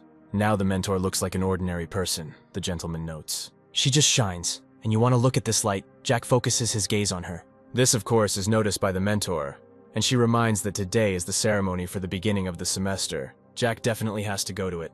Charlotte and Thanos too, and they don't mind. Looking at Cell, Jack warns her that they will be back soon and asks her to rest. At the last moment, he remembered an important question. What do dragons eat? Attempts begin to guess their preferences. For example, fish or meat, they are unlikely to be vegetarians. At the mention of steak, the girl's eyes lit up, and although it was clear that she did not understand anything, she clearly liked it. Jack would like to ask what she was fed in the dungeon, but it's better not to. Touching her shoulder, the gentleman says that he will ask the cook to cook something for her and let her try it. There is also a task for her. The view from the roof is cool, and if Cell gets bored, let her get up and think about what she will do next. Many years ago, even before all these events, a country called Tesla appeared. The academy was also founded in those days and managed to cultivate many talents. Addressing the students, the old man says that nothing is eternal in the world. Everything declines and disappears over time. These words surprised Jack. They were different. They were not what he had heard in his previous life. His words were that they were the hope of the kingdom, wanted to be confident and focus on their studies. But now the old man continues, which is the same with the current generation. It is not visible from the outside, but the kingdom casts a very dark shadow. The students of the academy are sitting in bewilderment. No one understands what the old man is talking about now. But his words are true because yesterday the teacher blew up that terrible laboratory. 2/3 of the holders of the 10th Circle in Tulkun are still supporters of the Hard Party. Of course, in the battle for the throne of Tulkun, it will be they, those whose hands are covered in blood, who will win. And in a few years, a war will definitely begin between people with different views. Judging by the old man's speech, he knows a lot. Maybe he heard similar things from Bluetooth. The speech continues. Their kingdom was built through the blood and sweat of their noble ancestors who gave their lives for them. Their ancestors were very persistent, and they are so now, so let them remain so throughout their journey. All these guys listening to the instructive speech are dear students of this academy. Afterwards, all the students of the academy went out into the courtyard and began to go about their business. Tired Jack pulls himself up after sitting for a long time. There are no lessons or events on the opening day. Apparently this will all end. Maybe Jack should go visit the old man. He should thank him for the house. He really liked it. Suddenly, the guy comes to his senses and notices a familiar silhouette in the crowd. Without hesitation, Jack shouts joyfully, calling out to his brother, who flinches at his voice. Joyfully waving his hand, he asks when his beloved older brother arrived, but he quietly replies that yesterday. From Jack's touches, the elder twitches and moves away, ignoring the barbs that he looks good, because apparently he can drink water again. Patting him on the back, Jack asks him to at least say hello to his brother. Having squeezed his hand, he argues for his actions by the fact that the same blood flows in them. Jack looks at the elder with an angry gaze, threatening that if he doesn't answer, he will wring his limbs. To a stifled no, Jack warns that if he had not answered, he would have been killed right on the spot. Afterwards, in order to hide their dialogue, he says in front of everyone that he seems to have delayed him too much and pats him on the shoulder in a friendly manner. Jack lets him go to his friends, but Palin runs off instead, causing Jack to sigh. Charlotte arrives and, looking after the running guy, asks the boss if these are his friends or something. The guy answers no way, which puts the girl in doubt, because he just said that they are blood brothers. Yes, but not everyone you are related to by blood will be your family. In response, Charlotte gives a mysterious look, which makes you ask what she was thinking about. Her question takes Jack by surprise as to who she is to him, and in addition, she presses for pity with her cute little face. This confuses the guy. What kind of nonsense is this? She has already started puberty or something. But the answer is that of course she is his family, which makes the baby happy. And even if this sounds like consolation, these are not empty words, but 100% truth. When Jack considers someone to be his person, they are like family to him. Those he cares about, and those he is responsible for. All these people, of course, are friends for him, and now he stands in front of its members, the Mentor and Thanos. Yes, he clearly must be with the wrong idiot in the company of arrogant people. Jack should be with people who have a mentor next to them. Those who have a big soul. Palin is told that the guy who is talking to him is strange. It doesn't look like he is his little brother. Jack gave his older brother's friends the impression that he looked like a moron. The strange thing is that if you look at them together, you can mistake Palin for a weak-minded person, which makes the veins bulge on the elder's face. The guy's behavior seems strange. The friend notes that usually he would be furious at such words. Thoughts about his younger brother irritate him. Palin doesn't understand why he's even afraid of him. He, this bastard, was still the elder's toy, but at one moment everything changed. From these thoughts, Palin quickens his pace and breaks away from the company, which causes even more misunderstanding. This behavior makes the guys suspect that the guy is bipolar. In general, they come up with all sorts of things. It turns out that the enraged Palin ran to his brother to put everything in its place. Jack reacts confidently to the unpleasant call, causing the elder to get scared and step back. Because of this behavior, Palin was unable to say what he wanted. He turned away and did not admit that he wanted to hit the younger man. Having fallen to the floor, Palin does not dare to raise his eyes, from which he receives his brother's words that he is boring. He definitely overcame his fear of water, so why is his heart beating so fast? The guy had never felt anything like this about someone before. This was the reason why he did not know that he now had an injury. Picking up the frosted cookies, Jack wonders what it means that Bluetooth is dead. This news does not surprise the guy in any way. On the contrary, he asks what's wrong with it. The old man didn't understand this, but Jack really doesn't care whether the man is alive or not. Apparently, the guy got bored with this conversation. The old man hesitated because he had nothing more to say. Suddenly, Jack remembers that he wanted to express gratitude for the estate, and immediately corrects this moment. And the chef there cooks amazingly delicious food. Charlotte is simply crazy about his dishes. It is strange that the old man did not react in any way to the death of Bluetooth after that fire. When Jack is about to leave, the old man asks him to wait and stay. As far as he knows, Jack entered the first year of fencing. The cookies almost came out of his mouth when he heard the offer to transfer to the Faculty of Magic. It seems that the owner of the tower asked the old man about this, and he does not hide it. In any case, Jack had no intention of attending classes sooner or later. The laws of the academy would be revised. Students recently visited the old man and started an interesting conversation with him. These were the guys from the student council. They reported that there are students like Jack who use the shortcut method and do not attend classes. The words made Jack think, the laws of the academy will be revised in the second semester of next year, and conversations about this have already begun. The old man says that he will have to attend absolutely all classes. However, if the guy transfers to the Faculty of Magic, then the old man will reduce the time he spends on classes. Of course, he needs a document about graduating from the academy, but he really doesn't want to attend classes. Will it help the rest of the students that someone like Jack, a narcissist, will study with them? They will have to endure his character. But Jack agrees on one condition. Once a week he will attend classes. The old man himself said that he would reduce the training time. After touching his beard and thinking, Jack was asked if this was too little. Blinking his eye, the gesture supposedly agreed. The old man stops at 3 days a week. Jack has no plans to attend classes at all. He stands his ground. There is nothing to teach him, and he has the best teacher. Isn't it funny that he can't learn anything here? Then why did Jack enter their academy and even look for a house nearby? Handing the cookies to his mentor, the guy admits that he only needs a certificate from the academy. Surprised whether the old man heard correctly, he asks about the certificate and the goal of entering the treasury of the academy. This is a place in the Tesla Empire. A graduate of the academy is given not only a certificate of completion of training, but also something else. Some other things are armor, a cloak, a staff, a sword, and so on. Inside the treasury, there are magical weapons with a 400-year history. Each generation of graduates can take one of the weapons with them. Everything worthwhile had already been taken from it. It was unlikely that the sword Jack needed was left there. In principle, it is not available in the duchy. But from an ordinary sword, an old man can make one worthy of a squad captain. In terms of level, they will be better than any weapon in the vault, but as Jack guesses, it is not free. Bellamy Craig is a man who, as everyone knows, has been devoted to the director for over 30 years. He needs a student. Initially, it was his personal desire, but now they both want to make Jack their subordinate. Having guessed this, Jack only thought that he was so cute, not at all for his age. Now I want to skip the school year, and Jack asks to organize it all early. The old man suggests discussing this later, and now returning to the original condition. It would be better to compromise and choose between 3 and 1 day a week, resulting in 2 days. There is no point in refusing this, because it is the best option, so Jack agrees. Then his first year at the Faculty of Magic begins from today.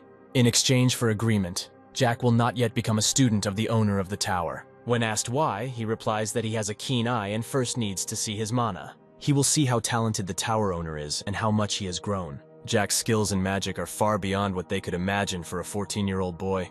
Interestingly, the old man notices that he has a talent for separating good and bad. If this is true, then he will take responsibility and make Jack a marquis. Clutching himself on his stomach, the guy bends over to his knees with laughter upon hearing such news. Having calmed down, Jack apologized for such behavior.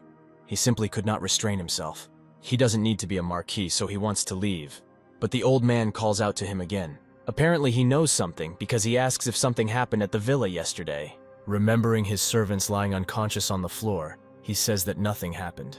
The old man's questions are similar to an interrogation, but Jack says that he went to check on the guys because they had not prepared food.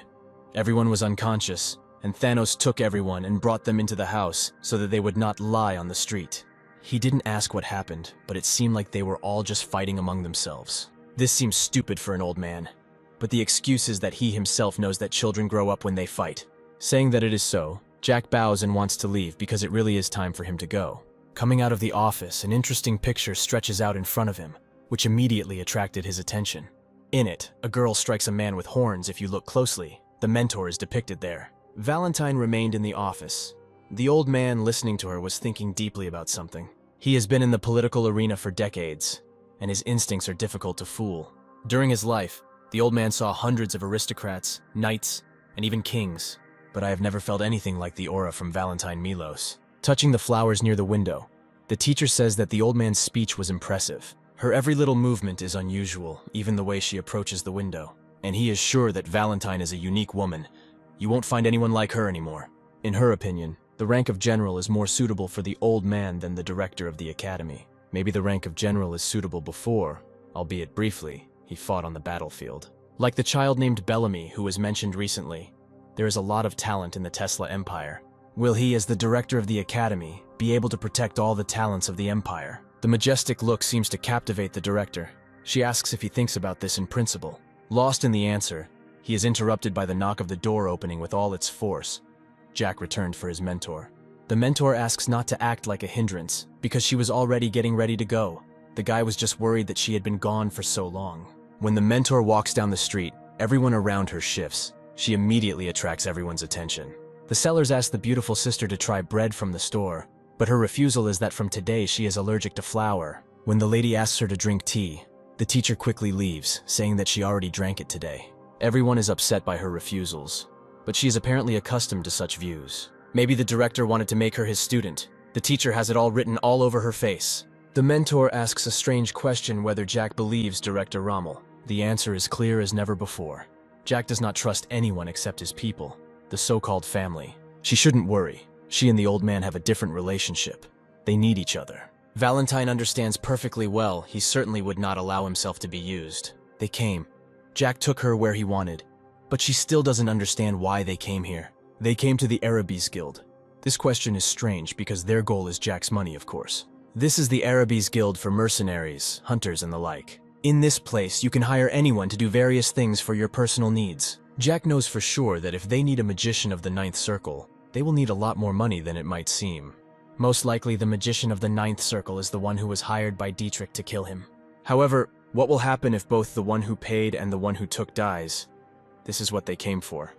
They were met by a nice girl. She turned to the mentor, but Jack showed that he was the initiator, asking the manager, of course, all the money should go to him. Please convey just a few words to the manager last night, the Ninth Circle and murder. After these words, the girl's face became very frightened, and the squeal randomly spread around. The hand of the guy standing next to her instantly covers her mouth after Jack's name accidentally escapes her lips. Jack's reaction is not long in coming.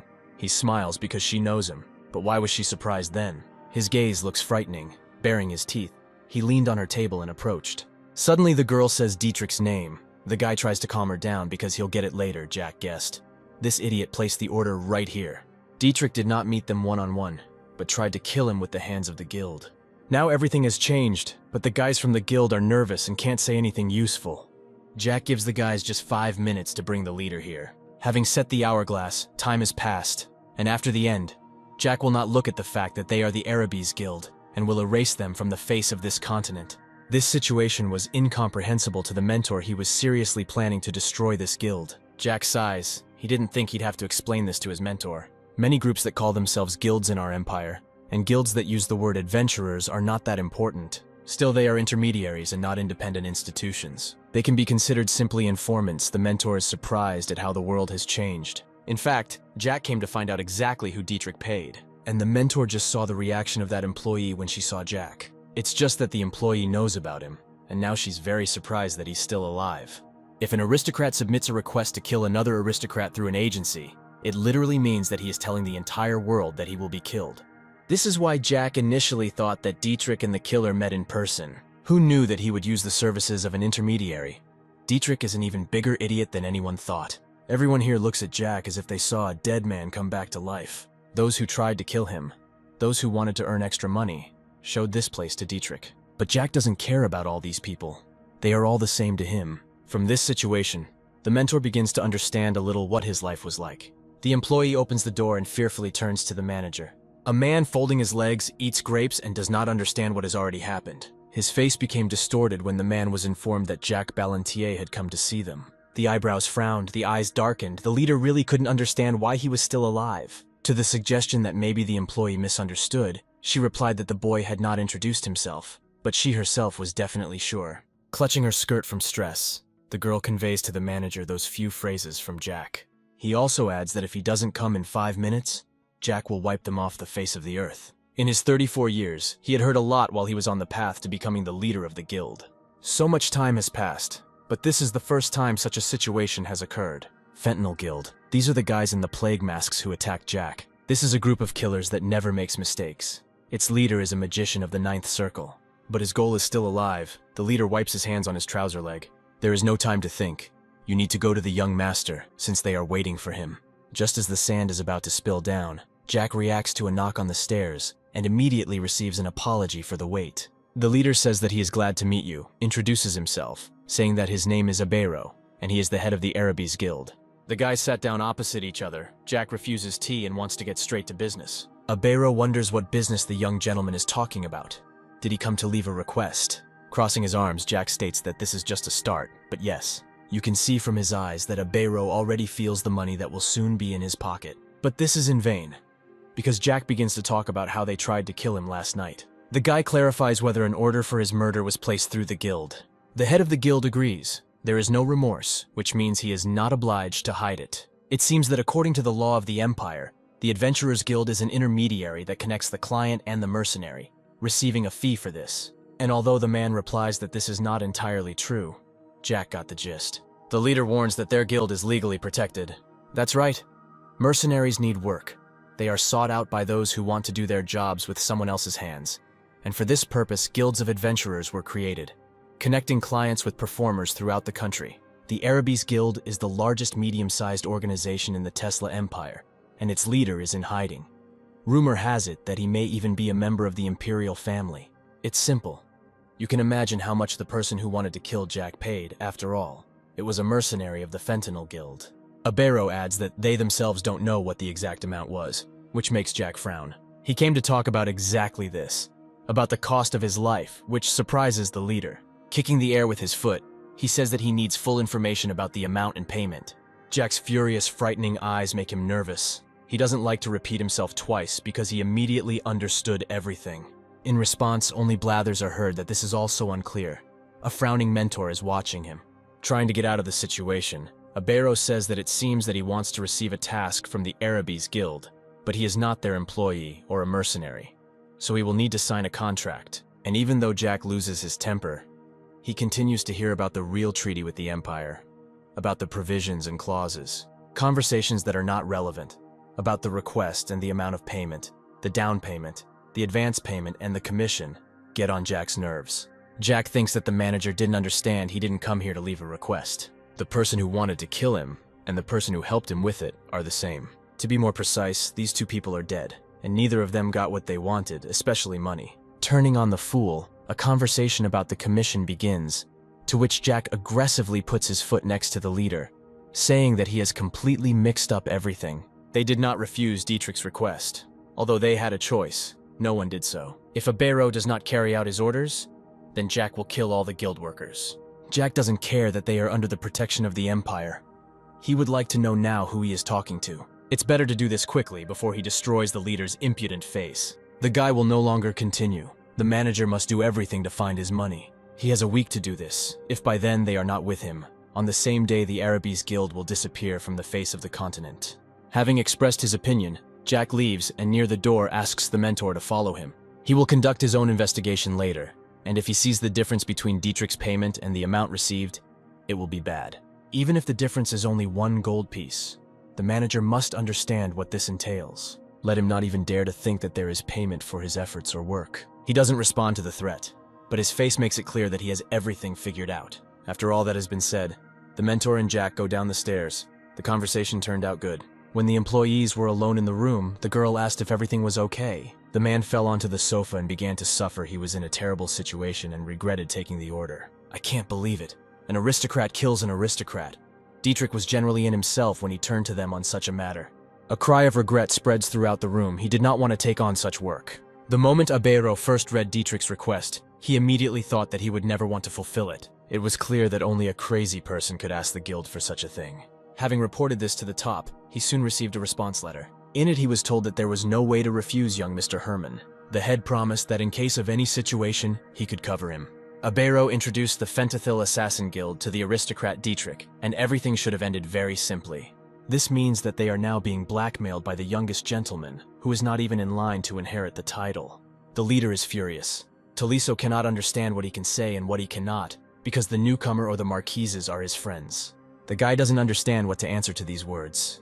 He hesitates and rubs the back of his head. This is understandable because they took this guy in just a couple of months ago. He has truly outstanding information gathering skills, but it is unclear why else he was chosen. Taliso sank from the realization. He apologizes, because he realized that he was mistaken. There's no way that Ventamin suddenly became a raven, so that he becomes a raven and gathers the most elite members near Ausenbly. It would cost 30 silver, but what to do if the target of the murder is still alive? Jack Ballantier, when asked to be honest about the payment for his life, literally said that he did not know the amount of the contract. And there is no evidence that the killer escaped from the province. Maybe he was caught, but then he would have known the exact amount paid. Calling out to Taliso, the manager asks if Dietrich Herman was at the opening ceremony today. The answer to this question is that he was not there, after which Abero asks for more details. At the hotel where Dietrich was staying, only his servants remained, and the accompanying guards had not appeared since yesterday evening. My head is almost smoking from such news. It is very strange that he simply disappeared. Abero asks to imagine that he was attacked by the owner of magic of the 9th circle and 30 professional killers of at least the 6th circle. Such a performance gives Taliso goosebumps, and he turns pale. It's terrifying. These guys are the most professional of professionals.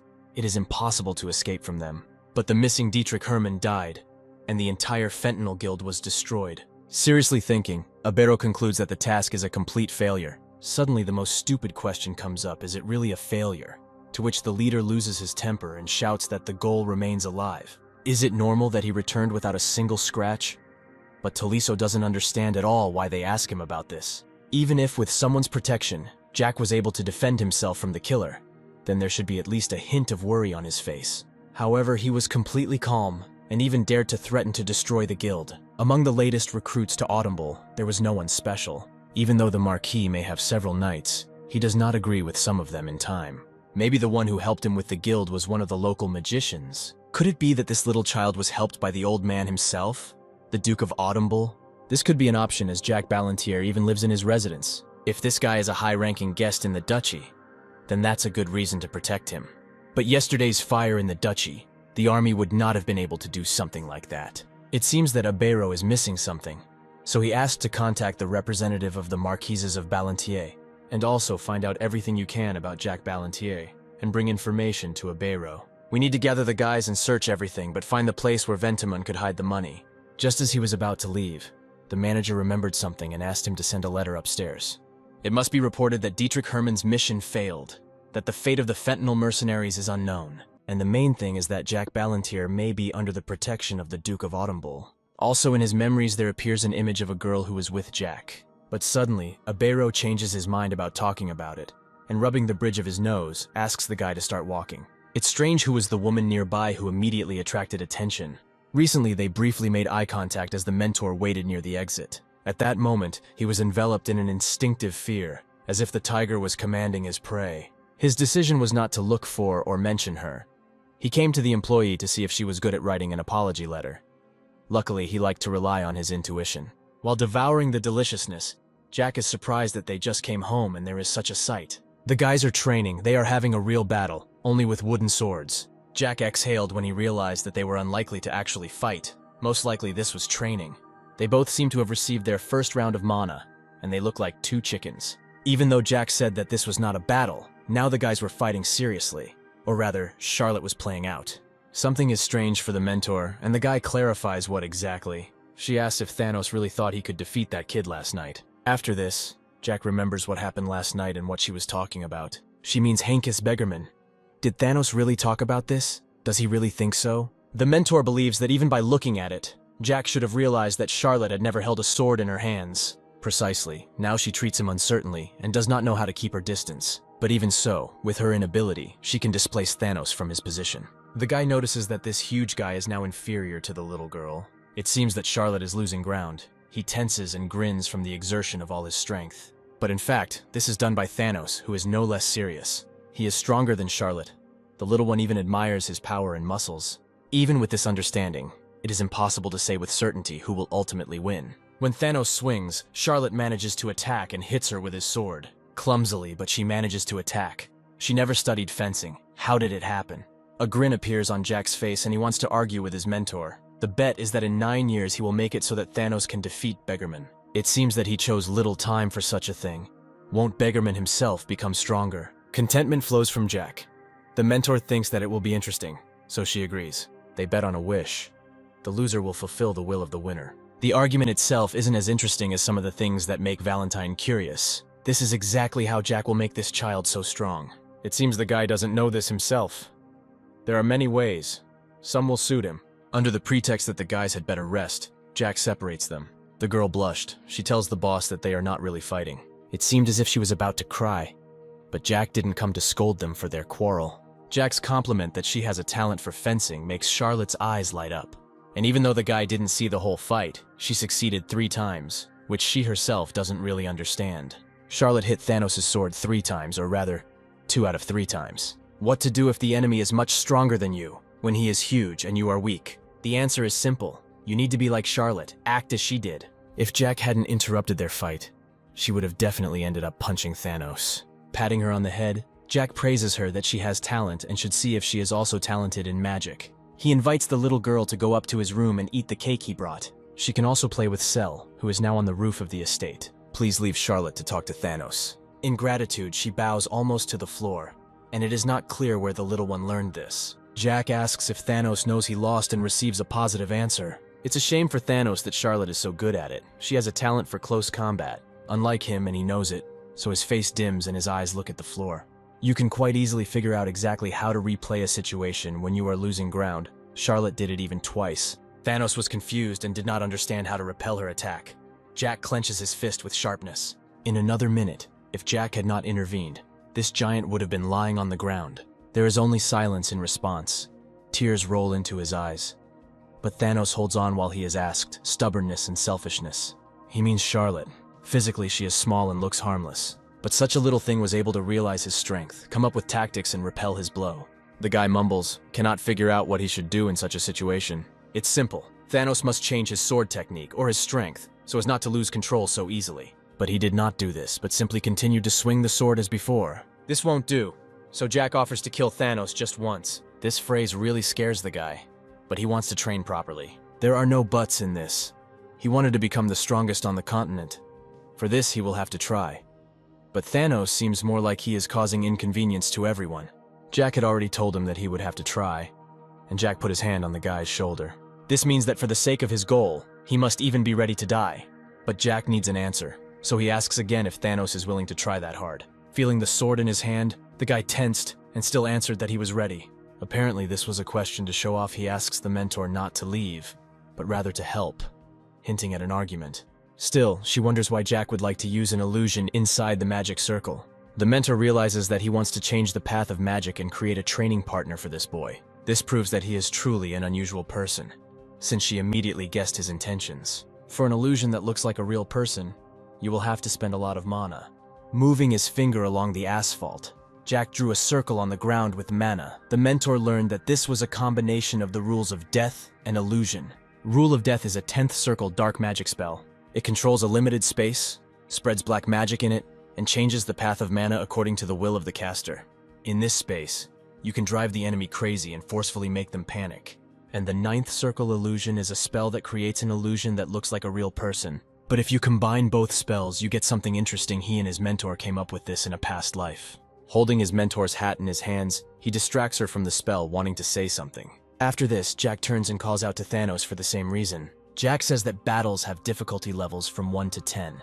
The higher the number, the stronger the enemy. Immediately following the explanation is the question of what level Thanos wants to start from. Hesitating to overestimate himself, the guy sadly replies that only from the first. Since Jack himself provided the choice, he did not object, and it was better to start with an easy one. Moving his finger along the center of the circle, Jack continues to conjure it. It amuses him that when he dies 100 times, he will definitely learn to hold a sword. After the mentor has finished with her work, Jack tells the guy to enter the circle.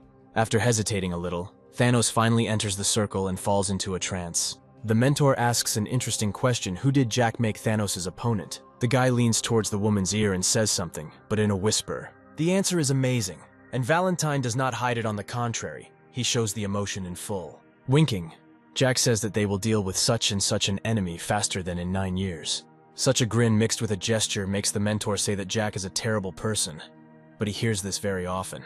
Looking around, Thanos does not understand where he is. There is only darkness around. Hearing a sound behind him, he turns around and sees a man in front of him holding a sword. Having looked at him carefully, Thanos remembers that he saw him somewhere. As soon as the man opened his eyes, he immediately saw Jack's face in front of him. This is an adult gentleman, but he did not utter a word, but swung his sword in his direction.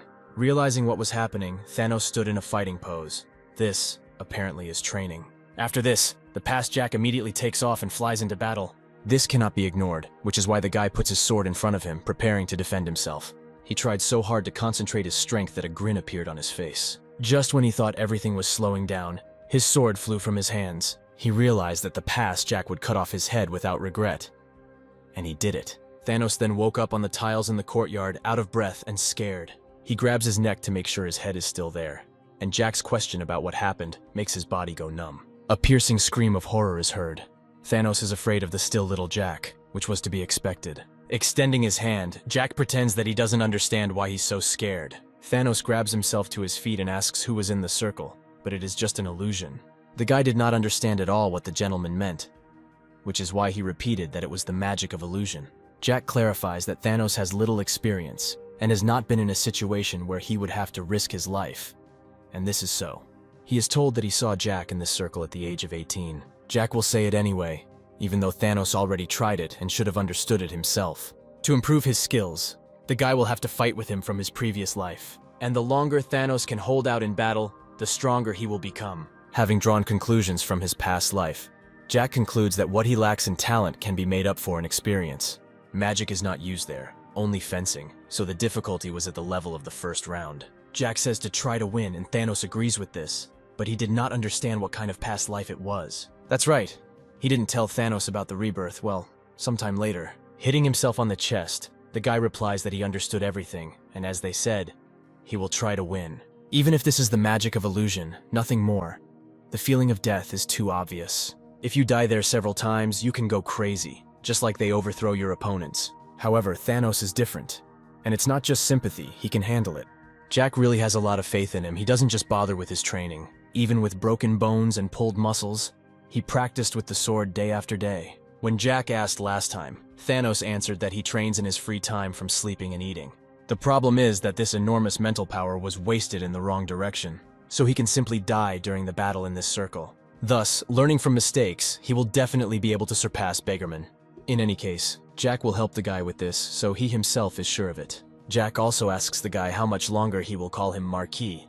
Initially, Jack thought of just playing with this chicken, but over time his plans changed. He will make his own man out of a chicken, so the Marquis is too formal. It is better to call him boss. Still, this form is uncomfortable for Thanos. He wants to object, but he does it politely. He asks if he can call him young master, which makes him think. Jack didn't object. He patted him on the back and agreed to do whatever was convenient for him. From such a gesture, Thanos' face turns red, and then he smiles and says that he relies on the master. Jack doesn't turn around at this, but continues to walk, only calling Thanos to him to hurry up. Walking up the steps, the girl thinks and doesn't understand what she did wrong. Charlotte waited for the boss after the ceremony, but he still didn't come. And then she saw Thanos nearby.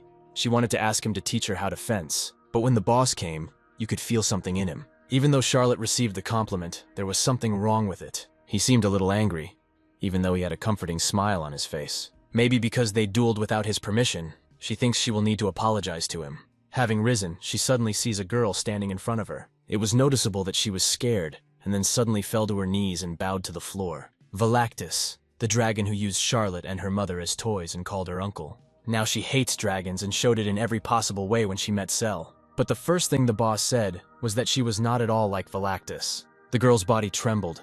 She felt guilty for not knowing that Charlotte was coming here. Tears come. Apparently she's very sorry for Cell, so she also falls next to her and hugs her tightly. Until now, Jack had not told them what happened to her, but it was clear that Cell was very traumatized. But maybe Charlotte can help her somehow, for example, with communication and friendship. The cook remembers that child and is surprised that she is still on the roof. He talks to Jack and offers to try something, since he ran to the cook. Suddenly, the two girls are asked why they are both hugging on the floor here. Jack thinks they became friends so much, but it seems to the mentor that only one side became friends. Well, yes, if you look closely, Cell is trembling for some reason, and Charlotte is crying. Charlotte finally hears the dialogue behind her and immediately takes notice. Turning around, the girl sees the boss, quickly gets up and runs with an apology. But as soon as she ran up to Jack, they notice that Cell bows again, almost hitting her forehead on the floor.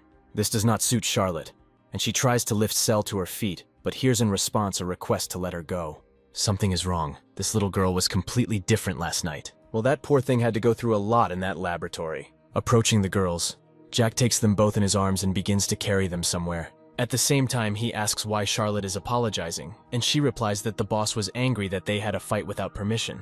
Suddenly, Charlotte begins to almost cry and scream that it won't happen like this again. Nothing like that. She can have contractions whenever she wants. She doesn't need Jack's permission. Afterwards, Jack exhales with relief. Why would he be angry about this? If she doesn't hit him on the head with a wooden sword, then he definitely won't be angry, she warns Charlotte. So there's no need to do this. And then Jack felt sorry for Thanos, who fought stupidly, and they were convinced of her talent as a fencer. So Jack suggests testing her magic at night. Jack notices that Cell in his arms is not as mobile as Charlotte, or rather, she is simply trembling, trying not to move at all. This is the right time to ask if she liked the steak for breakfast, which the chef worked hard on, and he hears a positive answer. When asked if she wants to try something else, there's only silence. This reaction makes him worry. Jack wonders if something is wrong and why Cell doesn't have the strength. Yesterday when he freed her, she resisted so much. A day passed, but she managed to change a lot. She waves her head in different directions, saying that she doesn't feel bad, and begins a sentence about a blackened demon. The demon who changed the earth and the sky. Jack didn't understand the point a little, so he asks again. He guessed that it was because of the destruction of the world, and Cell confirms this. The teacher notices that the girl is talking about the prediction of the third Dragon Lord. 400 years ago, something happened to the third Dragon Lord. The one who was stronger than the fourth and fifth combined opposed the will of the mentor and died. Of course, her victory was obvious, there was no need to even doubt it. He could predict the future using the power of souls, so he left a prediction before his death. In the near future, a blackened demon will appear who will change heaven and earth and destroy the entire world. So she's afraid that Jack is a blackened demon who will destroy the world. Apparently, yes, but Jack thinks this prediction is complete nonsense. When he innocently sat down next to her, Cell turned and looked with a frightened look. But Jack continues to say that the end of the world is nonsense. This opinion causes a violent reaction from Cell, because this is the prediction of the Third Lord, and he has never been wrong. Jack concludes that she must be energetic if she can scream like that. Apparently her parents didn't tell her that the Third Lord liked to change his predictions, which makes Cell very surprised. He did this often, but only to protect the dragon race. Patting her on the head, Jack says that she was worried about stupid things, and it's time to calm down. Of course he can. But to make sure, he asks if he definitely won't eat her. But why does he need this? Dragons are not his type at all, which calms the girl down. It's almost lunchtime, so little Cell better tell Jack straight away. To say whether she liked the morning steak, at the mention of which the girl's eyes light up. The saliva immediately began to flow, and she herself became embarrassed, and honestly admits that the steak was very tasty. Then Jack suggests eating steaks together for lunch, but not the same ones as in the morning. She will ask to cook something new starting tomorrow, and the girl will be even more excited about the new steaks. So Jack suggests just eating the delicious food and not being sad. Suddenly I remember that he didn't introduce them to each other at all. Of course, they already know each other, but still introduces Charlotte, and that she will become the queen of the vampires. Also introduces Cell, saying that she is the future dragon mistress. Remembering Thanos, embarrassed in the corner, Jack says that he will introduce him at dinner. Only when Charlotte's name is mentioned does she, like a subordinate, call out. She was only asked to convey to Guinness a request to start preparing dinner. Charlotte shakes Cell's hand, but the little girl doesn't understand this gesture. It was a gesture of invitation. Charlotte smiles and wants them to go together. In response, the girl looks uncertain and a little scared, but agrees. It turns out that it was an embarrassment, because after that she blossomed and left arm in arm with Charlotte. The mentor notes that Jack is an excellent liar, because the Third Lord was very special. The dragon did not use soul energy as mana like they did, but only for psychological skills. And all his predictions were short, but Jack is silent on such a story. Like tomorrow it will rain, the day after tomorrow a battle will begin, and so on. All his prophecies turned out to be true. Only one thing did not come true, exactly what he said before his death. Jack asks his mentor if she thinks he can destroy the whole world, but as far as she can see, only he can talk about such a thing. But he doesn't know anything. In his opinion, it's not true and shouldn't be believed. If the prediction had been true, he would have destroyed the world in his past life. The teacher notes that it means he failed to do this, but this is not so. There's just one thing: Jack managed to destroy one country in the past. He destroyed it, but then he died. A lonely death without loved ones. This prompted the mentor to ask again. Jack explains that he has no reason left to live. Yes, he didn't want to live, so this is definitely a false prediction. Therefore, he thinks that the blackened demon is definitely someone else. But afterwards, Jack tells his mentor that the future and fate are not determined. For him, the predictions are that it will rain tomorrow, and then a stupid battle will begin somewhere. If you close the sky and stop any conflicts, then you can prevent the prediction from coming true. So the future is uncertain, because Charlotte is not dead, and Thanos is not being bullied like in his previous life. I don't want to accept that this is fate, in which the mentor has 13 years left to live. If this really happens, Jack will be very angry. But for now, he is enjoying his time with her. The girls look into the kitchen and watch with delight as the cook cooks on the fire. They all gathered together at the table, and the kids finally got to know each other. Thanos, he is 17 years old. If you don't know about Jack's past life, then he is the eldest. Charlotte, who happily sings songs at dinner, is 11 years old. Cell, who is still sitting at the table with embarrassment, is 10 years old. And Jack, who looks like he's 14, they're like a bunch of little kids. Guinness cooks better than Jack expected. His dishes are mouth-watering. He said that he worked as an imperial cook for 4 years, and he was clearly proud of it. Who knew that such talent was so close? Jack would have met him earlier. Jack warns Cell that there is no blood in the steak today, and Charlotte immediately understands. Apparently Cell is afraid of blood. Charlotte, talking about this in her ear, asks her to remain silent. Children grow and learn quickly, super active. Charlotte spins around and notices everything. She will become the queen of the vampires. and sell the mistress of the dragons. But for now, Charlotte just offers her a piece of food. The soul is shining, and Jack is burning outside. He is very happy with such company. This is what it means to raise children. His contentment was interrupted by his mentor's question about why he wasn't training. There is nothing to come up with in response, so there is silence between them. Jack put a piece of salmon in his mouth, closing his eyes with pleasure, and said that they don't have to worry. The mentor was surprised, and after a pause, asked not to worry about Bluetooth or the mercenary guild. Charlotte also looked up from her plate, asking Jack if he thought she didn't know anything and what he would say about Bluetooth. And she also asked Jack if it was true that he trusted not them, but only himself. And Jack lowered his eyes. And then he answered Charlotte that, of course, she had a small body, and she needed time to get the third or even fourth round. The girl frowned and said that if she tried, she could get the fifth one, and let Jack have no doubt about it. The mentor took a sip from a glass of red wine and noted that the physical component was very important. Jack replied that he hated to admit it, but biologically he was just a little boy. His body is not the same as before, and there is a difference in the size and length of the veins, and even the size of his heart is different. Jack glanced at Thanos and said that at his age he could easily get around every day. But now Jack needs more time, because he is not the same as he was before. And besides, one should not forget about vigilance. And we must remember that if a person is injured while creating a circle, the circle will collapse and the person will experience shock. At the same time, he will receive such pain as if his heart was torn into small fragments, and it will be difficult for him to cope with it. The mentor looked at the piece of meat that Cell had skewered on her fork and asked Jack what he must be worried about. After all, he could get into danger when he creates a circle, and Jack told her that it is difficult to deceive her. He remembers the white flashes that accompanied him when he was reborn into the body of his 14-year-old self. Then Jack was able to make his first circle for the first time right in the Marquise's dungeon. And there were serious reasons for this, because no one could get into his prison, not even his beloved sister Elizabeth. Then it was time to create the second circle of power, and Jack remembered every moment of that important process. Next to him at that time was Ron, who was very worried about Jack, and his whole forehead was sweating with excitement. And then Jack was sitting on the bed, and Ron was opposite him, and they looked into each other's eyes, and Jack was sure that next to him was a person whom he could completely trust. The young man thought that he needed to protect his mentor while she was a doll, which means he did not have time to create a circle. They brought him dessert, and he continued to think about the fact that she returns to her usual form once a month, and this happened today.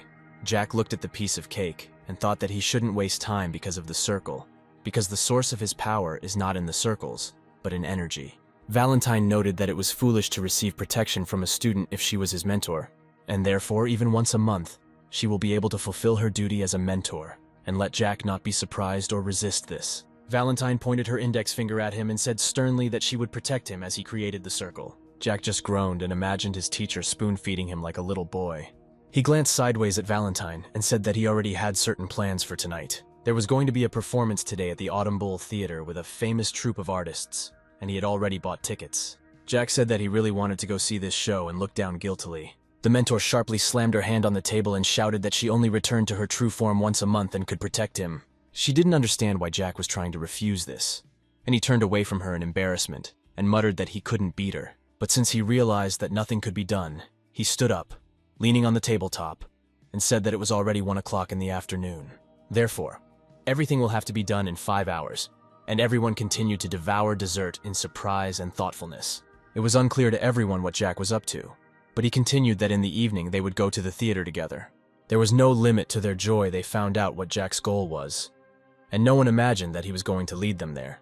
At this time, a letter was read in the Arabesque Guild, which stated what the fee for killing Jack should have been, and it turned out that it was 500,000 gold. Abero, the head of the guild, was surprised and asked Toliso whether they really should pay so much for the murder of one person, and he replied that the customer personally made this order. Abero opened his eyes wide, tensed, and said that young Mr. Herman was truly a complete nutcase. Dietrich was willing to pay 500,000 gold for the murder of Jack Ballantyre, and it was an incredible, unthinkable amount. It should be taken into account that the Marquis's annual budget is about 3,000 gold, that is, tens of times less. Therefore, it was incomprehensible to him how the young Marquis Herman was able to find such an abundance of money and pay it off in one go. But Toliso replied that for the sake of killing one person, Mr. Dietrich borrowed 200,000 in the name of the Herman house. He received the remaining 300 right away. So these 500,000 gold coins turned out, but still the head of the guild still had questions. After all, He had to get these same 300,000 gold pieces from somewhere, and where it came from was completely incomprehensible. He asked Tolisso if Mr. Dietrich was selling illegal drugs, but he replied that there were rumors that Dietrich had started his own business, but he had not found confirmation of this. The head of the guild, Abero, lay thoughtfully on his bed and looked at Tolisso, and then asked if he really couldn't find anything at all. It is not unusual for aristocrats to lead an idle lifestyle and use drugs, but it is unlikely that aristocrats will open a business related to this, because this will discredit a person from high society. Usually this can be just a hobby of the young gentleman, but not a serious business, although in the case of Herman this is not at all the case. Abero said that as far as he knows, Dietrich Herman does not run the business alone, and it seems that all the Hermans do it. He looked again at the piece of paper from the letter, which said how much money was due for murder, and chuckled, said that it was interesting. Abero suggested that perhaps Dietrich was simply speaking on behalf of the Germans, and not doing anything on his own. They have distribution routes all over the country, and the guild leader wondered how far they had gone. Tolisso wondered aloud whether Abero really understood so much after just one glance at the document, and scratched his head. The head of the guild yawned and confirmed that he knew everything, after which he asked Tolisso how far they had gone. Tolisso replied that he had not yet found out everything, and after hesitating, asked whether more investigations were needed. Abero continued to lie on his bed, thoughtfully examining the nails on his hand, and did not answer. The business of selling forbidden elixirs is impossible without the support of the ducal or royal family. This means that Abero rose sharply on the bed, the paper sheets fell to the floor, and Tolisso automatically looked at them. The head of the guild said that there was no longer any need to investigate, and that it was important to deal with the payment, after which he asked Tolisso if he had found it, and he replied that only half. Abero thoughtfully asked again, and having heard the same answer, said that now everything was completely clear to him. The assassination attempt was unsuccessful and failed, and the Fentanyl Assassins Guild was destroyed. Otherwise, Abero's informants would have found out about this long ago, and would not have let them go just like that. Ventiman hid his money after dividing it, which is why Tolisso only found half. Abero said that the second half would not be so difficult to find, and then he realized that he was hungry, and that he needed to go buy food. He told Tolisso that he understood everything and let him continue the search and order the guys to join. Tolisso hesitantly asked why they needed to hide this from the top, and smiled embarrassedly. He did not know if they needed to do this. Abero replied that they would not hide this. They just needed to decide everything themselves, so as not to add problems to the top. The head of the guild added that the top were too busy, and Tolisso admired his wisdom out loud, and Abero thought that it was very good that he was such a fool. Soon, Abero went out into the city and went to the market to buy food, where he reached the shop of a baker, a gray-haired and mustachioed fat man. He simply burst into a smile when he saw him, and Abero asked the baker, Mr. Martin, to wrap up 10 buns for him. And while the baker took the hot buns out of the oven, the head of the guild pondered Tolisso's words, whether they were hiding something from the top, and grumbled that he could not trust them. Jack's threat was real, so he needs to find money at all costs to save his head. He looked at the problem from different angles, and finally decided that he could then decide whether to report to the top or not. When he thought that even though he was the head of the branch, there was no point in giving his life for the guild. Someone touched his leg and meowed. Abero saw the cat wearing a collar, thought how cute he was, and leaned down to pet him. And while he was stroking, he thought that he had never seen the top of the guild. Even when he became the head, he did not know either their age or their gender. He was only sure that this was not one person, and this confidence was reinforced by what he knew about the guild. But he had repeatedly wondered how one could be faithful to those who hid their identity. A voice came from behind, asking him not to feed the cat, who had just eaten 2 bowls of food in the morning, and Mr. Martin laughed and remarked that now he understood why the cat was so fat. Abero took the bag of buns, and thought that from the very beginning, it was strange to try to subjugate the forest of monsters. He wandered down the street, chewed bread, and thought that he even felt a little sorry for the people who give their lives in this place. He took another small bite of the bun and thought that this battle could have been avoided. Moreover, this was not just a battle, but a war between people and monsters, and this war was not for life and death. The monsters cannot get out of the forest, but despite all this, the essence remains the same. It does not change. When Abero reached the door of the house, he had already concluded that wars are created to plunge society into chaos. They were already waiting for him at the house with food. And he told everyone that the kingdom was now calm, and handed over a bag of buns, offering everyone to take one. The girls, talking to each other, noted that the Arabi's guild is stronger than it seems, and that it is not difficult to control the mood in the country with the help of information.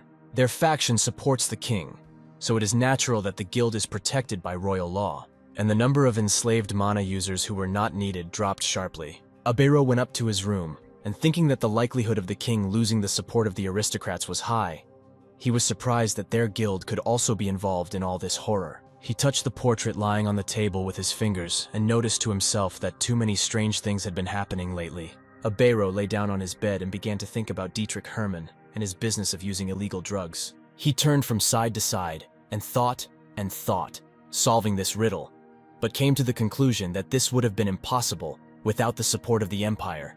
And then maybe those 300,000 gold pieces were used to push that idiot Dietrich forward and put him in charge. And in this case, without any doubt, they must have made a fortune because the amount is simply huge. But even without mentioning the amount, Abero could not understand how the guild could not have known about the movement of such money.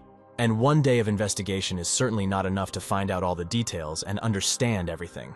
Abero himself was not aware that his superiors were deliberately hiding all this, and this worried him extremely. Abero again took the document with the amount of the fee, reread it, and understood why he had previously received a response asking him to accept Dietrich's offer. But he still didn't understand why the top would go so far. He lay there, looked at the ceiling, and thought about it. At first he decided that it was stolen money from his superiors, but the amount was definitely not the same. Then he thought that the money might be for military expenses, and then maybe they were planning to start a war. Abero continued to wonder whose money it was, and decided that it was either the money of the top or people even higher who were covering their backs. He watched the fly flying under the ceiling and thought that in any case, this was definitely not money for attacking the forest of monsters. The head of the guild also remembered that Count Mentis paid most of the amount, and this is also strange. Abero lay and thought, and all his thoughts boiled down to one thing: why all this was done. Lately it seemed to him as if someone was deliberately undermining the power of this city, or rather, the entire country. The number of drug addicts, and indeed the crime rate in general, has increased, and it is clear why so many mercenaries are now hired for protection. Abero thought that these were definitely not just assumptions, and besides, he remembered the events that took place 2 years ago. Then persistent rumors circulated around the city that experiments were being carried out on dragons in the Tulkun Empire. Even though they said that dragons are extinct, in fact all excuses can be considered just words. Without a doubt, there must be a reason why these rumors began to spread throughout the city. Even then, Abero wanted to check the veracity of the source of these rumors. But a message came from above. In that message, he read a strict order that he was not allowed to investigate rumors related to the Tulkun Empire. Abero picked up a tied tame pigeon, and looking at it, thought that if these were simple rumors, he would not have been given such an order. Then he let go of the dove and lay down again, thinking that it was just his premonition. But still, he would like to stop thinking about it. Although his life has always been connected with obtaining information. He felt terrible because he couldn't stop thinking, and he was afraid that it might take over his whole body. In the end, he summarized that the guess he created using the information in his head was something like this. Either the top of the Erebes Guild is connected with Tulkun, or one of its members is connected with this empire. It cannot be otherwise. The Adventurers Guild actively helps the Tulkun Empire in obtaining and controlling the information received and distributed. We need to think again about these experiments on dragons if this is true. Then a number of questions arise. And one of them is where they got the dragon from in the first place, if there shouldn't be any on our lands. Of course, it may turn out that dragons still live in the forest of monsters, and this is a very real version. And, if in fact the hunt is carried out to find their traces, this will be very likely. The Tulkun Empire does not value soldiers at all, and is ready to use them as expendable material. If there is a result, great. If not, they will simply be glad that they reduced the country's military power. It is the person from the Tulkun Empire who should have great power and control over what is happening. Abero thought that if his assumptions were correct, the Tesla Empire would not last long, and this was beyond doubt. All the same, it barely holds its borders and without any resistance can become a colony of Tulkun. Cold sweat broke out on Abero's face when he realized that Tulkun had become exactly what they were really striving for. This means that war awaits all the inhabitants of the Tesla Empire, and the Empire itself is absolutely helpless. Abero pressed his hands to his temples, his head ached. He groaned and continued to reflect on the situation. Surely at the top of the Erebes Guild and in the government of the Empire there are people who came from Tulkun or are associated with it. This means that they want to unite the continent, and there is not much time left. Maybe 20 years. It is likely that it will be 30 years. But this is most likely the deadline the sands of time are pouring inexorably. Although most likely no more than 10 years remain for this, and this is at best because it could be much less. Abero thought that he had always liked this country. But the time would soon come when everything would change, and then it will be completely unclear what will happen to the Tesla Empire. What will happen to the guild? What will happen to him? Abero did not at all like the prospect of becoming a hunting dog, thrown out after catching rabbits. The head of the guild was sweating from mental effort and from the terrible prospect that opened before him. Abero thought that he simply needed to create new threads, and these should be very strong threads. These threads must be so strong that they should never, under any circumstances, break. At this time, Jack Ballantier was sitting in the round temple in the lotus position, acquiring a new circle of power. Cell, a half-breed dragon, asked with admiration who he was, and that she hated people because they cut off her limbs. People drained her blood and held her in magical shackles as she became a dragon and roared in pain. Cell Bahamut could not love people. She hated them. But that was precisely the irony of fate, because it was one of the people who saved her when she was completely helpless. Her parents abandoned Cell, and on top of that, they wrote down knowledge about xenobiotics or something like that. And when the time came, they abandoned her in the middle of the land in a country called Tulkin, and that's all she remembered. At first, she was afraid that strong people like him could eat dragon meat, and it drove her crazy. But it turned out that this person did not need anything in return. And this was very strange, because everyone always needed something from her. Cell cried and said that a good person like him cannot be a demon who will destroy the world. She was firmly convinced that the Third Lord was definitely wrong in his prediction. This could not be so. But she did not understand how a person could reach the third circle in just an hour. And in another hour, he would reach the fourth. Jack Ballantier continued to meditate, and not even 2 hours had passed when another miracle happened. Everyone watched him in fascination, exclaiming in surprise, because he was already able to reach the 5th level in 2 hours. Cell turned to Charlotte, who admired her boss and said that he was very cool, and thought that everyone understood how she felt now. Anyone in Charlotte's place, and even in her place, would have froze with admiration when they saw this, including Cell. The mentor decided to tone down their worries a little. She told them to be calm, and the girls agreed. Valentine praised them, saying that the two of them had great talents and to keep a close eye on Jack, because the state in which Jack was, who was in complete nirvana, is the most impressive state of the circle. The difference of one circle is already very large, and the case with Bluetooth Marco is exactly the case when this is very clearly visible. There was a timid question whether it was true that she was a human, or maybe she was actually a god, or a demigod, or a monster. The teacher continued that Jack is quite strong, and each of his circles is in perfect harmony, and the form in which the body and mana become one is sometimes called the unity of mana. Valentine told Cell that if you can control this condition, you can open all borders. She affectionately hugged the girl and said that there was no need to think about nonsense, and she, puzzled, tried to ask something. The mentor asked Cell who she thought Valentine and her student, Jack Ballantier, really were. She thought about it, and the mentor continued her conversation and said that she could tell everything about herself, but not about her student. Cell lowered her head in frustration, saying that everything was clear to her, and that it was because she was a stranger to them. But the mentor laughed and replied that, to be honest, she herself didn't know much about him either. She hugged Cell affectionately and said that she understood perfectly well what happened to the girl in that laboratory. She brought her lips to Cell's ear, and in a whisper asked her to trust her student, because it was so important for both the girl and him. They looked back at Jack sitting in nirvana, and Valentine said that as long as he was around, no one in the whole world would touch Cell. Valentine and Cell hugged tightly. The girl hooted as a sign that she understood everything and laughed joyfully. The 5th round at the age of 14 sounds like a reason for pride, and this is truly an unprecedented case. Jack looked at his arms, his legs, turned around, trying to look at his back, and asked himself whether his body had always been like this. He thought that maybe he was only able to create the circles very quickly because he was near Ron and in prison. But his energy is not so pure because of his young age. And Jack thought that perhaps it was because it was all about the energy of the soul. After all, the soul is higher than mana in level, and since he knows how to manage the energy of the soul well, he copes with mana no worse. Therefore, it is likely that he will be able to become even stronger than he was before in his previous life. After all, it was there in a past life that he discovered internal energy, and was able to successfully manage it. Jack smiled and wondered if there might be a possibility that he would become stronger than himself. He sat in the theater with his friends and thought that perhaps he really had the power to destroy this world. Jack looked at Cell, who was sitting next to him in the box laughing cheerfully, clapping her hands, and not at all resembling her former self. This surprised him, and he wondered since when she had changed so much, and when she managed to become such friends with her mentor. The baby dragon smiled cheerfully, and so did the teacher, although it seemed to Jack that she had long forgotten how to do it. If Jack had known that they would like it so much, He would have gladly brought Thanos here too, who wanted to practice and did not go to the theater. Jack left him at home because he himself didn't want to come. And now he suddenly thought that it was difficult to become the best swordsman on the continent. But out loud he told Saul that it seemed to him that she did not like this performance, and threw a frown at her. She, clapping her hands, replied that she was very interested.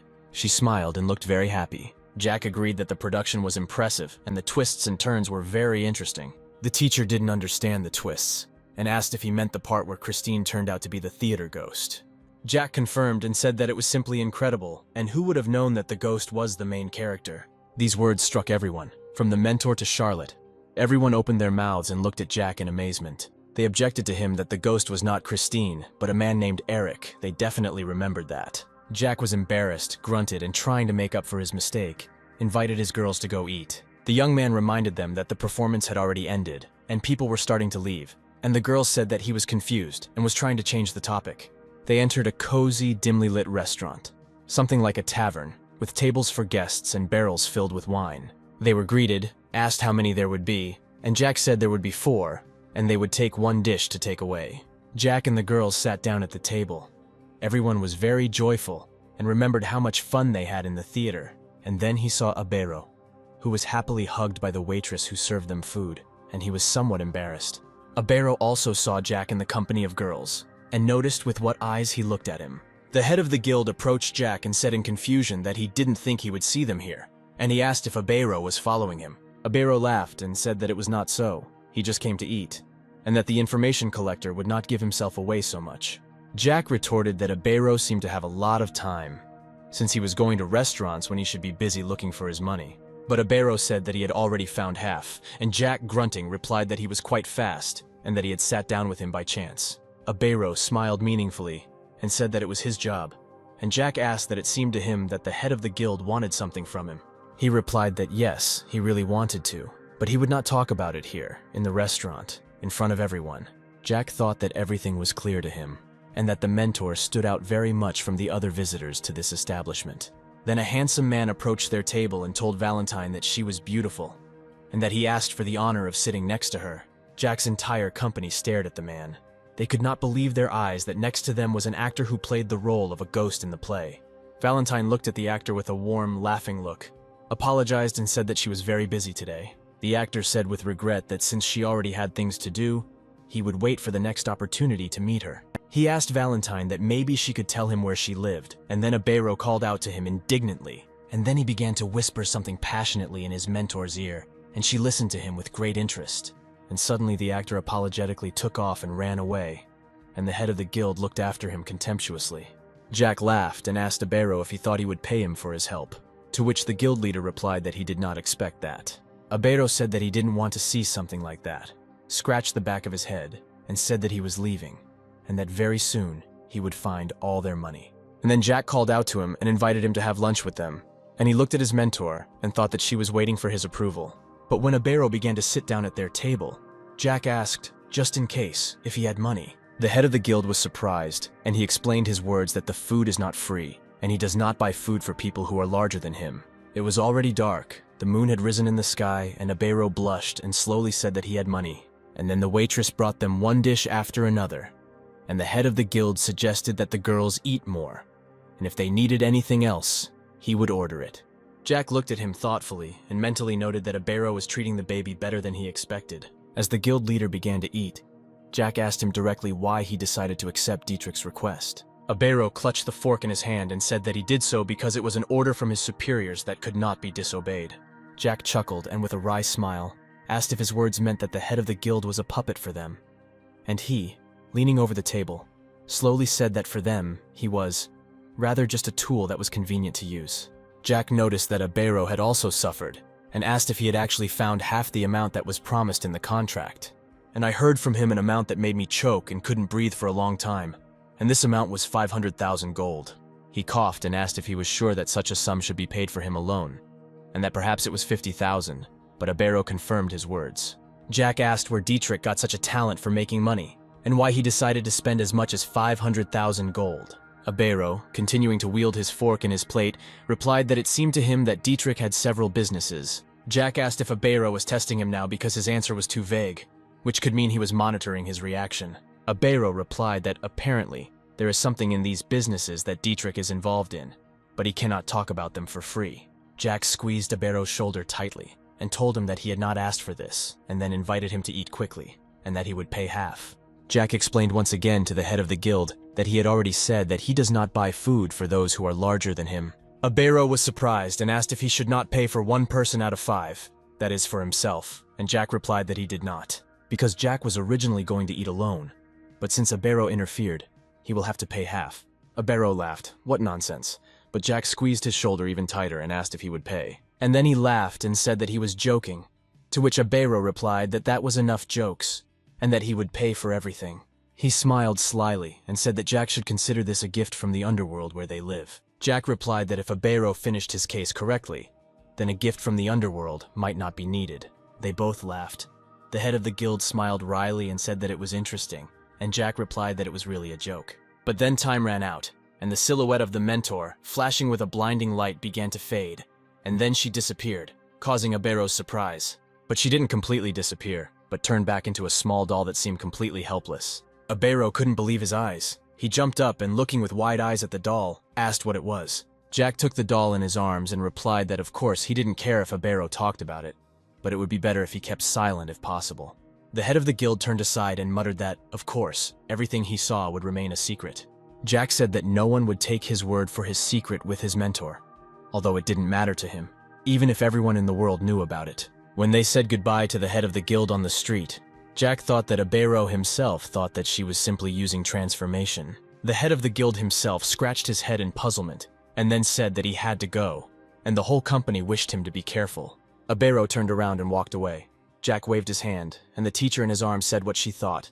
Even in a past life, she did not talk about it. Jack asked what she was keeping silent about, and the mentor, clinging tightly to him, replied that it could be considered her intuition. Or maybe the fact is that she spent her whole life facing death, and saw it in the face more than once. But she can smell death from people who are about to die, and she can't bear this ability. Jack asked in amazement if she really thought that Abero would die soon, and she confirmed that this was the case. The only thing she can console him with is that it is unlikely that Jack will kill the head of the guild. It will be other people or monsters. Jack thought that he knew that many talented people died in the Empire at this time, and apparently he was one of them. The doll asked the young man what he probably doubted, and Jack replied that, to be honest, he didn't even know. He added that he did not know what kind of person the head of the guild was. He only knew his name and title. Abero did not seem completely untalented, but on the other hand, he had nothing to give Jack. At this time, Charlotte and Cell saw a red cat and began to play with him, and then invited Jack to look at him. He did not refuse, deciding that over time it would become clear whether it could be used or not, but said that he had already said that he did not like cats, and suggested going home. At this time, Abero was walking down the street and thinking that perhaps he had overtime work again today, and that he would have to chew the awakening fruit in order to stay awake. The next morning, Jack went outside and blissfully stretched, snorted, and began to levitate. He felt fresh. The mentor, sitting on the steps, grumbled that this place was originally intended for meditation and prayer. And did Jack really have nowhere else to do this? Jack replied that he did not understand what kind of day off it would be, and invited the mentor to join him. But she, after thanking her, refused. On the steps of the temple, he saw Cell and asked her what she had decided for herself, and what she would do in general. He sat down on her steps and asked if he could find out, and she looked thoughtfully at her feet and remained silent. And then she bared her teeth menacingly. Claws grew on her hands, and she furiously replied that she wanted revenge. Firstly, she wants to take revenge on her parents who left her there and forced her to endure all this suffering. Secondly, the beggarmans who mocked her and caused unbearable torment must be punished. She was embarrassed that she was talking about this to Jack, and she hung her head, and he said that Thanos seemed to have a rival. Cell asked Jack if it would be difficult. He chuckled and replied that not really, but she needed to hurry. He explained to Cell that even before her revenge, they could all say goodbye to this world, and she began to cry. Cell lowered her head and thought. Her eyes were full of sadness, and then asked what she should live for then. Jack smiled and said that he couldn't tell her that because she would have to figure it out on her own. They sat on the steps and talked until Cell's emotions subsided, and then Jack asked where Charlotte and Thanos were. Cell smiled and quietly said that they were now at the academy and were having a lot of fun there. Jack knowingly asked her if she was asleep at that moment, and Cell replied that, of course, she was asleep at 7 in the morning. Jack began to tell her about the academy, that they not only fight there, but also study. That's why they go there. Cell called him boss and asked what they were learning from him, and Jack thought that Charlotte must have taught her the nickname. He told the dragon girl that he couldn't teach them anything except fighting, and that's what he was good at. But as for relationships with other people, the process of communication and so on, he cannot teach this within their circle. He told Cell that the academy brings together people from all over the country, and if you are surrounded by them, there will be more space for thoughts. Jack smiled and admitted that he would like to send her there too, but he feels that she is hardly ready right now. Cell confirmed and said that she still doesn't get along well with people, and it's unlikely that she will change in the near future. Jack was surprised and asked Cell why she thought so. The dragon girl hesitated and replied that she just thought so. Then Jack's face became cunning, and he splashed drops of his mana on her, which made her very scared and tried to hide from them. She shouted at Jack indignantly, calling him boss again and asking what he was doing since half of her body was missing. And he laughed, asked Cell for forgiveness, and said that she had a very displeased face. He asked her not to get too attached, because her past is just the past, nothing more, and it has already disappeared from life. Cell thought about it and asked Jack if he was attached to his past, and her eyes were full of curiosity. He thought that the dragon girl asked that because she knew, or simply noted it as something very important. And Jack answered her that he is he, and she is she, and that they are very different from her, because she is still just a child. The young man suggested that she continue to live freely, like a bird in flight, and widely, like an endless sea. The guy also asked the girl that if she ever wanted to attend the academy, she would only need to say so. Suddenly the boss looked into the room. He was looking for Jack, and asked if he was here. The man said that the gentleman had a visitor, to which Jack was surprised and asked who it could be. The guest turned out to be none other than the head of the Arabies Guild in Autumnblee. Jack immediately made fun of the mentor's previous words about the guy's imminent death, because he was still alive. The third gentleman received the guest, and after some time the guys settled down on the floor. It turned out that a Beiro had brought him money. Silently, the guy pushed a filled envelope with a red seal melted in wax towards the gentleman. Jack also silently accepted it and began to count the amount. He was surprised at how quickly a Beiro found the missing half of the money. Jack examined the contents of the envelope, in which, however, he saw checks from the Continental Financial House. The guy explained to him that if he provided them with one of them, he would receive gold in return on the spot. Counting the checks, Jack pulled back for a second in surprise. The envelope contained 500,000 checks and one for 5,000 gold. A Beiro explained this. The guy provided a check for 5,000 as a separate part of the money personally. The guy lowered his head uncertainly and said that he had several questions for the gentleman, and if he answers them, in return he will give him another 5,000. Jack was surprised, but still warned with a smile that he would not answer a single question concerning his personal life, and if he agreed with such conditions, then let him ask. The gentleman looked absolutely confident, but the guy sat hunched over with his head tucked. But the next second he started talking about the mercenaries of Pentanla, and asked if Jack was the one who killed them all. In turn, Jack repeated the guy's question out loud, not intending to give an answer right away. He thought carefully about his answer and understood that the interlocutor was trying to find out detailed details. Yet Jack replied that he did this before he was convinced that no one would ever find their bodies, and then wipe them off the face of the earth. The boy did not reveal the truth, because in fact it was his mentor who killed the mercenaries. Abero accepted his answer, and asked the next question if this could be related to the struggle for the throne in the Tulkun Empire. Jack immediately asked why he remembered Tulkun. How can a guy be connected with the Tulkun Empire? Ballantyr thought. Unexpectedly for Ibaru, he stood up and said that it was his turn to ask questions. Suddenly the room was filled with blue light and splashes of water. Jack called up his mana. He was angry, because it seemed like the guy was trying to dig up information about him. All the objects around rose in motion, even the water, so the girls tried to grab onto everything that was holding tightly so as not to fly away into the water cycle. Jack slowly approached the guest and said that, of course, he was glad that he had obeyed the order to return the money, but the Tulkun Empire. 5,000 gold, plus another 5,000 as a bonus, is not a small sum, and perhaps this is all the money he could collect. All this time, Abero desperately crawled back from the boy, groping for the floor. When suddenly a step of the stairs was at hand, the guy could not run further. Jack looked at him without any emotion in his eyes. When he suddenly smiled, and said that he was probably looking for someone to follow. That's the whole point. He immediately pressed the guy's shoulder with his foot, placing him on the steps. Jack got the idea that Abero was counting on those behind him to be the ones Abero would follow. Jack told him that he was sure that he knew how to survive in this world, but he was still wrong about some things. And the whole truth is that no one is behind him. Jack informed him of his mentor's prescience without revealing her identity, after which the boy convinced Abero that he was not the one who would kill him. And he has no intention of killing him, because the guy did everything he asked him to do. There's just one problem. Abero found out something he shouldn't have known, And this means that those people will soon find out about it too. Suddenly, to Abero's surprise, Jack lit up with the sweetest smile, saying how amazing it was. Tolkien mercenaries are not so simple. But the guy still found out about them. He patted the guy on the cheek and said that he liked his talents. He will be the person Ibaru will follow, thereby saving his life. The boy again turned to him with the words that if the guy needed help, then just ask, and he would help him. Even if he dies, he will turn him into a Death Knight and give him a chance to take revenge. Ibaru opened his mouth in surprise and just tried to ask about the Death Knight when Jack stopped him in anticipation and said that he would find out all the details later. And what's more important is whether the guy will be useful to him. Jack remembered his mentor's words that he was not destined to live a normal life. However, he already knew that.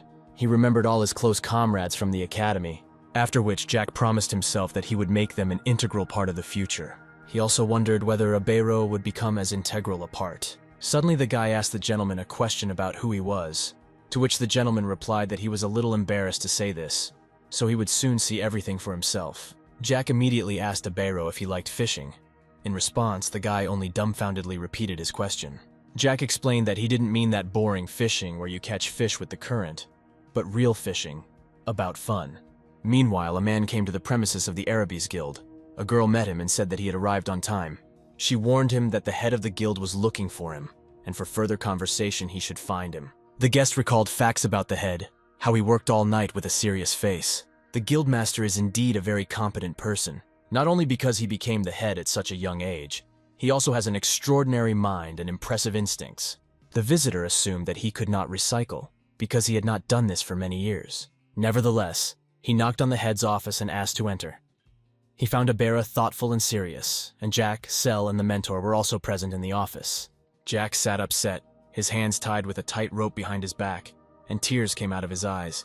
He asked himself what he had done, and weakly he asked Abero to forget about the words he had spoken to him earlier. The person who entered looked shocked, and did not understand what was happening. Abero explained to Jack that they were an unusual adventurers guild, supported by the Tulkun Empire, and people like the dukes and the imperial family mean absolutely nothing to them. Next, Abero asked the gentleman to tell him everything he knew, and also to tell him who was behind him, how he destroyed the Pentanil Guild, and why he chose to pursue profits from illegal drugs. Jack admitted that the order was given to him by the Dukes of Ausenblay and Malone. The boy also added that he simply did what they ordered him to do.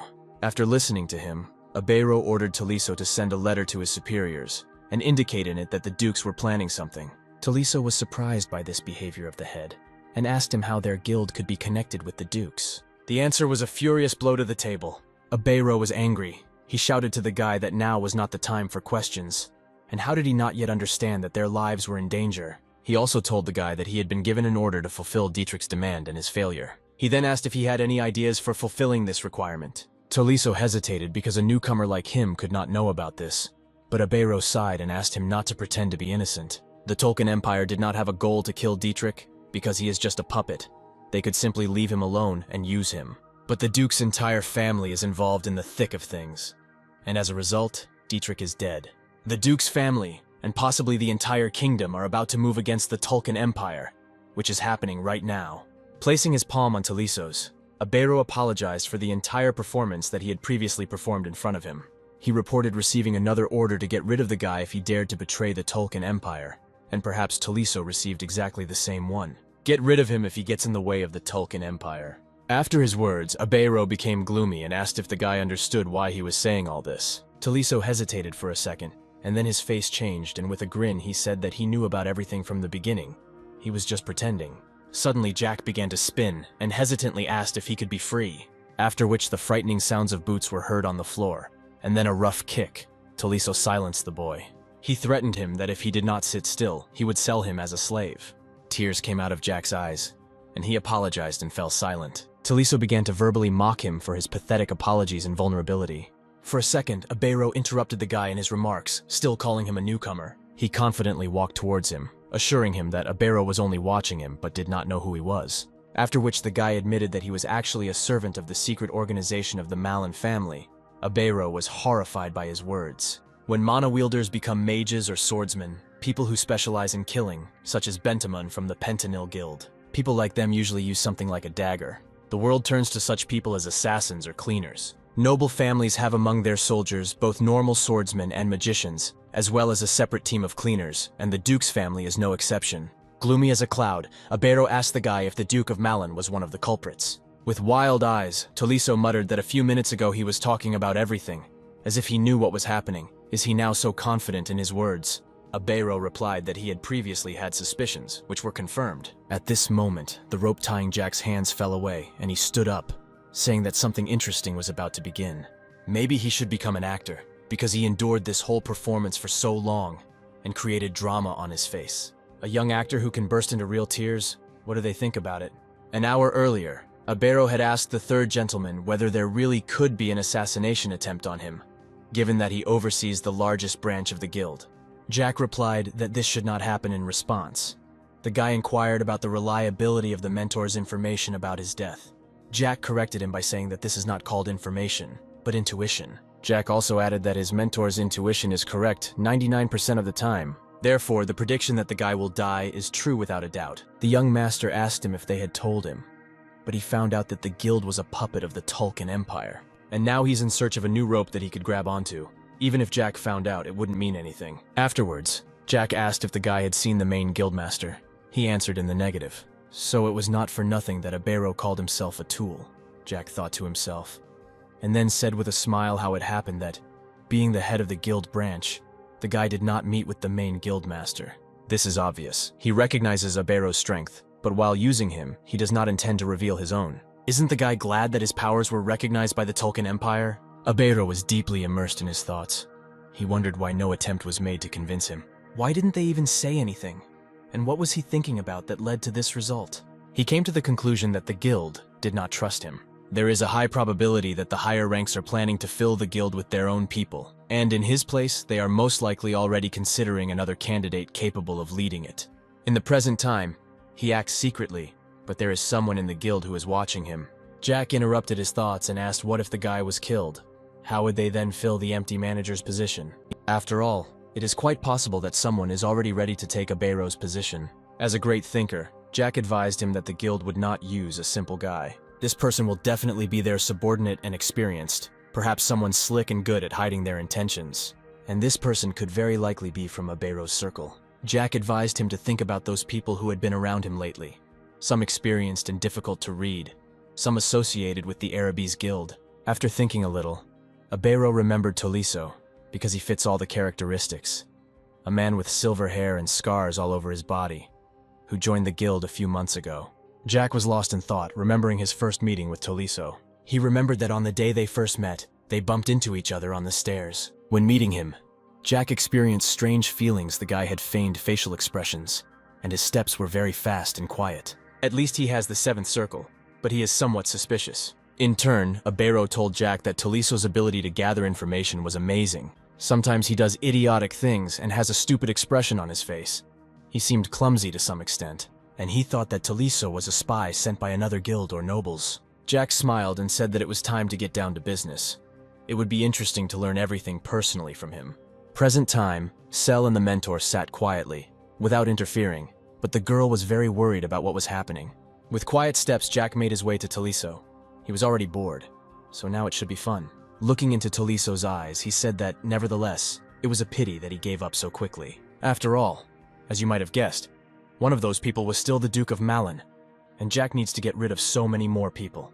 Tolisso clenched his fists out of anger. He was not happy with such words towards the Duke. For the youngest son of the Marquis of Mir, he prepared to take revenge, bursting out with mana. In an aggressive tone, he asked why Jack was still standing still. Jack smiled and asked if he really wanted him to attack. At that same second, Tolisso rushed at him, and Jack just stood still and beckoned him with his finger. Tolisso quickly pulled out a blade and swung the blade in front of Jack's face, who dodged sharply, laughing at the guy. With his next attack, he swung in a circular motion, while Jack went down plastically. Finding himself in front of his opponent, Jack looked him straight in the eyes. He said provocatively, which is what he expected from the assassin, "Let him give it his all, and he will look at it." Tolisso hesitated, because he did not expect such a turn of events. He furiously asked who the boy was. Standing on his feet, Jack slowly approached him, delaying him with empty words. The assassin lost his patience and angrily rushed to attack Jack. With one movement of his hand, the younger gentleman grabbed his wrist, thereby knocking out the weapon. Afterwards, Jack pulled him towards him and ironically laughed at him, wondering if Tolisso was worried that he might die. Immediately, Taliso threw him away with a blow. With his abilities, Jack slowed down the flight time and provoked the guy into the next attack. However, taking advantage of his confusion, he rushed at him with an outstretched arm, on which he concentrated all his strength. Taliso stood still. He had nowhere else to go. Before he could do anything, Jack's hand pressed against his chin, causing blood to pour out of his mouth and his body to convulse. At that moment, the mentor covered Cell's eyes with her hands so that the girl would not see all these bloody moments, because she was still very young for such sights. Abero looked at everything with wide eyes. He exclaimed why they had to kill him, because they still had not received the necessary information. Jack wondered if he was really asking for information at a time like this. Afterwards, he headed towards the girls, carefully took the mentor in his arms and said to Abero that a person does not have to remain alive to receive any information from him.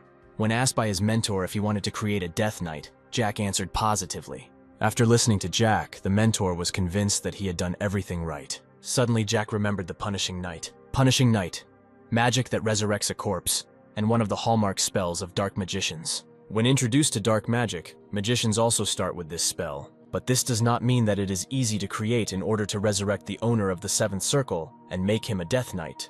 The caster must also have at least the seventh circle. However, this does not apply to Jack, because he controls the souls of high ranks, not mana. Jack approached Abir and said he needed a neck brace. Abero, of course, was surprised but quickly turned to the cabinets in search of bandages, since he was disgusted by looking at Taliso's shaking head. In the real world, Death Knights do not die and live forever as corpses. But corpses still decompose over time, so you need to save what you get before it rots. Jack pulled the dead man to his feet and ordered him to tell everything he knew. Taliso's mind was clouded, and he revealed that the Duchy of Malin was a longtime ally of the guild. Duke Malin himself is a member of the high-ranking committee of the Adventurers Guild, and his rank is currently approximately 4th. He found out about this when he was guarding the Duke, and he alone knows about it. Jack, controlling his body and mind, listened carefully to all the information, noting that he did not even ask the dead man to tell too much, but he was confident in his words. He understood that it was very difficult to hold back and talk at the same time, but he asked the dead man again if he knew anything else about the committee members. In a clouded voice and completely exhausted, Taliso answered in the negative, something only the Duke knows about. The Duke of Malon promised him the post of leader of the Ensemble detachment, and he, being the deputy commander of the Knights of Darkness, accepted this offer. Jack immediately asked Taliso what exactly the Duke ordered him to do. Before the dead man had time to answer, Abero found a bandage and vehemently informed everyone present in the room about it. After a few minutes, Jack returned to the question, waiting for Taliso's answer. The dead man replied that, firstly, he had to find and eliminate everyone who could harm Tulkin and Duke Malin. Secondly, keep an eye on the current head of the branch, Abero, and, if he begins to hesitate, kill him. Thirdly, disseminate information about the Tulkin Empire and report any non-fabricated data to the Duke. Jack carefully monitored the situation and held the dead man's mind, content with the information he received. For a second, he released his will, but the dead man was exhausted and looked incapacitated. Jack turned to him again to continue. Taliso continued to tell completely unnecessary information. Quite unnecessary, he told about the side affair of the Duke's wife with the Marquis of Darrett, as well as about the adventures of the young master. It's good that they managed to send their man there, as they expected such an outcome. The fact that a dead person tells unnecessary information may seem strange from the outside, but in fact it is a common occurrence. At its core, black magic allows you to take control of the mind and soul of another person.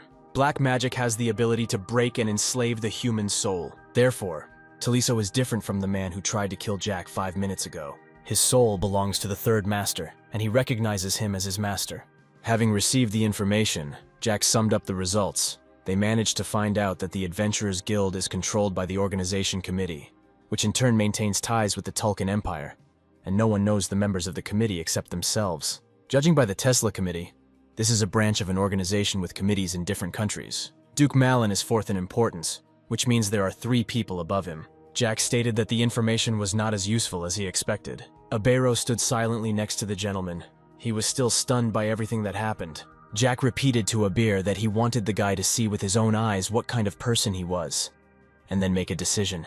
The guy didn't respond to his words, so Jack asked his opinion on this matter. Abero resolutely clenched his fists and knelt down on one knee in front of the master, pursing his lip, after which he asked to serve him. And just let Jack give him an order, which he will carry out without hesitation. Jack sat contentedly in front of him, rejoicing at the guy's decision. He immediately asked when exactly the guy found out that the guild was using him and was soon going to get rid of him, which made Abero shocked. The guy replied that he had started looking for a new patron. However, Jack warned him that his actions were not very different from the actions of the guild. And in those moments when the guy asked about him, he simply avoided answering. And to be honest, all this annoyed him. However, if a similar situation arises, everything will happen again. Jack asked Abero if he was right. Abero listened to him and replied that the gentleman was right in everything. Jack knows what the next step will be, not because of the information he has, but because of what will happen in the future.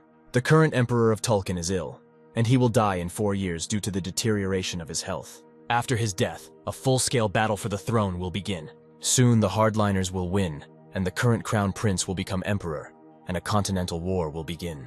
But he does not know what happened in Tesla during this period of time. But it is known that the sister died a tragic death, and the empire fell. That's all Jack knows about the future. To tell the truth, he was not interested. And even now, he doesn't really care about what's happening. The master wondered where he could use Abero if he became his servant. Suddenly, Jack asked his age. Abero immediately replied that he was 34 years old. The gentleman just laughed and said that he was still young and had a lot ahead of him. Jack continued to be interested in the guy's life, and touched on his personal one. Abero turned out to be single. What about long-term goals? The guy wants to live a long, happy life. Abero asked why the gentleman needed all this information. Jack replied that it was a simple interview and asked if the guy had heard anything about going back in time. Abero replied that if he means something that has been passed on from mouth to mouth for many generations, then yes. Jack just put his hand on his shoulder and stated that the conversation would be short. He admitted that he was the one who returned, and now he will make one exception and tell him what the future will be like. Jack told how he killed everyone who hid behind the name of the Tulkun Empire, and also all the dragons that got on his nerves, and the inhabitants of the demonic forest. Jack added that he killed everyone except the orcs and harpies. He means that he gave them all freedom by killing all the dragons. But becoming free, they united with the Tulkun Empire. Creatures of all ages contacted Tulkun and pointed their swords at him. He killed everyone because the situation was painfully funny. The reason he kept the orcs and harpies alive was because they helped him. He had many nicknames: the God of Swords, the Demon of Swords, the Devil, the Monster, and so on. Abero listened to everything. His face was shocked. He could not put together 2 words. Jack just smiled. Afterwards, Jack, like a little boy, jumped up and became embarrassed, explaining that he was embarrassed to talk about all this out loud. Without knowing the exact numbers, Jack calculated that the population of the Western continent had been halved because of him. Still, he decided not to go into details and leave it at that. After all, he doesn't want the mentor who was behind him to hate him. Jack only warned the guy that if he suddenly decided to leave this place, he should do it right now. In this case, he will not pursue or kill him. Abero only asked what outcome awaits him if he starts spreading rumors. Based on the fact that Abero told him his secret, and probably this is not the first time he finds himself in such a situation, Jack trusted him. Afterwards, the third gentleman assured the guy that no rumors would follow.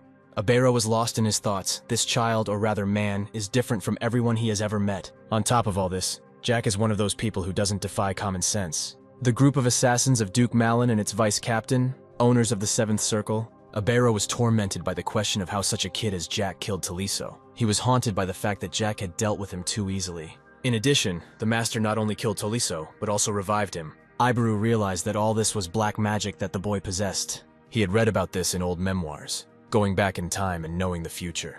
The guy had only one question left: whether Jack Ballantyre was connected with the destruction of the Tulkun Empire. Abero looked at Jack with the understanding that he was not lying to him.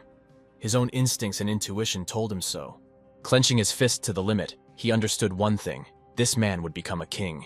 He bowed his head at the master's feet and swore allegiance. Jack was surprised by this gesture and immediately asked the guy to stand up. He gave him his hand so that he could get up. Abero asked what he should now call the gentleman, to which Jack waved his hand and replied that the guy could call him whatever it was convenient for him. Abero decided to call him young master or master, and assured that he would address him differently, depending on the situation. Jack thought that if people heard Abero call him master, the situation would become more complicated. He asked to be called young master, and the first thing was to help the dead man keep his head upright. Immediately, Abero wrapped the bandage around Taliso's neck several times. Later, Abero began sharing the information he had. The goal of the prohibited drug business is to subjugate monsters. Same purpose as hunting dragons. Abero also told Jack that the turnover of this business is estimated at several million gold. The hundreds of thousands of gold that Dietrich borrowed were received for his role as a puppet boss. Jack carefully studied the materials and information in them, after which he shared his opinion with Abero. 2 years ago, there was a rumor that the Tulkun Empire was experimenting on dragons. Jack continued to study the materials, and he was in a good mood when suddenly Abero asked him. He wondered if Jack knew how the future he knew about was formed, or if he saw it in the form of events that had already happened. The one who returned in time definitely knows the future. But the gentleman spent 10 years with his mentor in a cave. When they finally emerged from the cave, the Tulkun Empire had already united the continent. Jack answered the guy that this can be viewed from different points of view, and the only thing he knows about is the details of the processes that took place after the fall of the empire. Abero decided to get down to business, starting with an analysis of the situation. He handed the gentleman a stack of sheets of information. The guy said that first he would talk about the conclusions he had come to.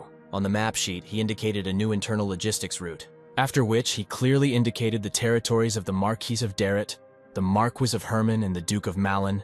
Jack, in turn, said that they were all definitely connected, and he explained this by the fact that recently potions began to be bought at a rapid pace. The nobles do not particularly fight for territory, but purchases have clearly increased. And it is obvious that all this proves that all three rulers are aware of the distribution of illegal drugs. There are currently 2 types of drugs in circulation. These medicines are called cannabis and munker. Cannabis is a type of tobacco that, although illegal due to its hallucinogenic properties, is non-toxic and non-addictive. In the villages, even ordinary workers know about it. But the problem lies in the munker. The drug, which is easy to make, gives users tremendous pleasure, but at the same time has a serious drawback. It melts the skin. The remedy to treat this side effect is a potion. The higher the level of the potion, the more effectively it copes with the side effect. Jack explained to Abero that in this way they make money from medicines, stock up on potions, and also make money from resale of them. He explained that this country would collapse in any case. Jack suggests that there is much more than several million gold. The man replies that this is the minimum estimated figure. Looking at the map, Jack mentions Darrett, Mellon, Herman. After these 3, they plan to do others. Turning to the man, he asks when it started. He answers that about 2 years ago. Prohibited drugs were distributed among ordinary people. Those who used them out of curiosity remained silent because they were afraid of punishment. They also spent all their financial savings to buy potions and get the next dose. All this is very similar to drug addiction. Jack admits with a faint grin that the more he thinks about it, the worse the situation seems. Just 2 years ago, high-level potions in this city cost about 20 gold, now almost 40 gold. Putting a stack of documents on the table, the man says that this should be enough. The distribution of medicine most likely began from the imperial palace. No matter how easy it is to produce drugs, distribution is impossible without permission from the ruling family, he explains. Since he noticed, the royal family had already earned as much gold as they wanted from such a black business. Most likely, this expensive and dangerous business of drug addiction has outlived its usefulness. Even if the ruling family of the kingdom gave the go-ahead for this, it is very difficult for such a business to stay afloat. Nobles not associated with the Tulkun Empire are not fools. In response, Jack only smiles good-naturedly with a kind expression on his face and says nothing, but in his thoughts he calls these nobles fools. He remembers and questions the man, asking if he found out the location of the mercenaries who were recruited to conquer the demonic forest. Jack remembers that the mercenaries and knights involved in this business are mobilized to conquer the demonic forest. Only now most of the mercenaries and knights will return from there as lifeless corpses on stretchers. In other words, they are destroying evidence as long as it is related to the Tushkin Empire. In other words, they are covering their tracks. Jack suggests that the civil war is being sponsored by hardliners, and the man agrees with him. There is still no sign of the transfer of large sums from the Tesla Empire to the Tulkun Empire, because this idiot keeps the money received. The man asks if he wanted to say that there is still something left in Tesla by mentioning money from the business. This amazes Jack, and he turns to him in surprise. He justifies the man's assumption and praises the man for his insight and intelligence. The embarrassed man jokes that he will praise him. Jack asks if he were in their place, where he would hide the money. The man thinks about such a tricky question. He makes a proposal, most likely in the palace, because the emperor and the ruling family are involved in this matter. He politely asks Jack to tell him more about it because he doesn't know much about it. He says that they know that Duke Mellon is the 4th, but it is not clear who, the emperor's deputy, occupies the remaining 2 positions. Jack asks him to stop making excuses and guessing, and just say what he thinks, because it doesn't matter whether he's right or wrong. The embarrassed man decides that since he is telling, the second one is occupied by the possessions of Duke Mellon. A bearded old man strokes a small brown puppy in a collar who has run towards him. It is very possible that the third and last one is occupied by the academy, the man admits in a conversation with Jack. Jack wonders if this is the same academy he is talking about, and the man confirms his assumptions. The first and second places are occupied by the imperial treasury, and the possessions of Duke Melon, which may well be true. But the participation of the academy itself is quite unexpected. Placing his hand on his chin and mentioning it in reflection, Jack notes. During the school year, the academy is closed to outsiders, making it a great place to hide things. The Ausenblay clan has much greater influence on the territory of the duchy than the imperial crown, the man continues to say. Currently, there are only 2 people in the empire who have a higher authority than Duke Melon, but less than the emperor.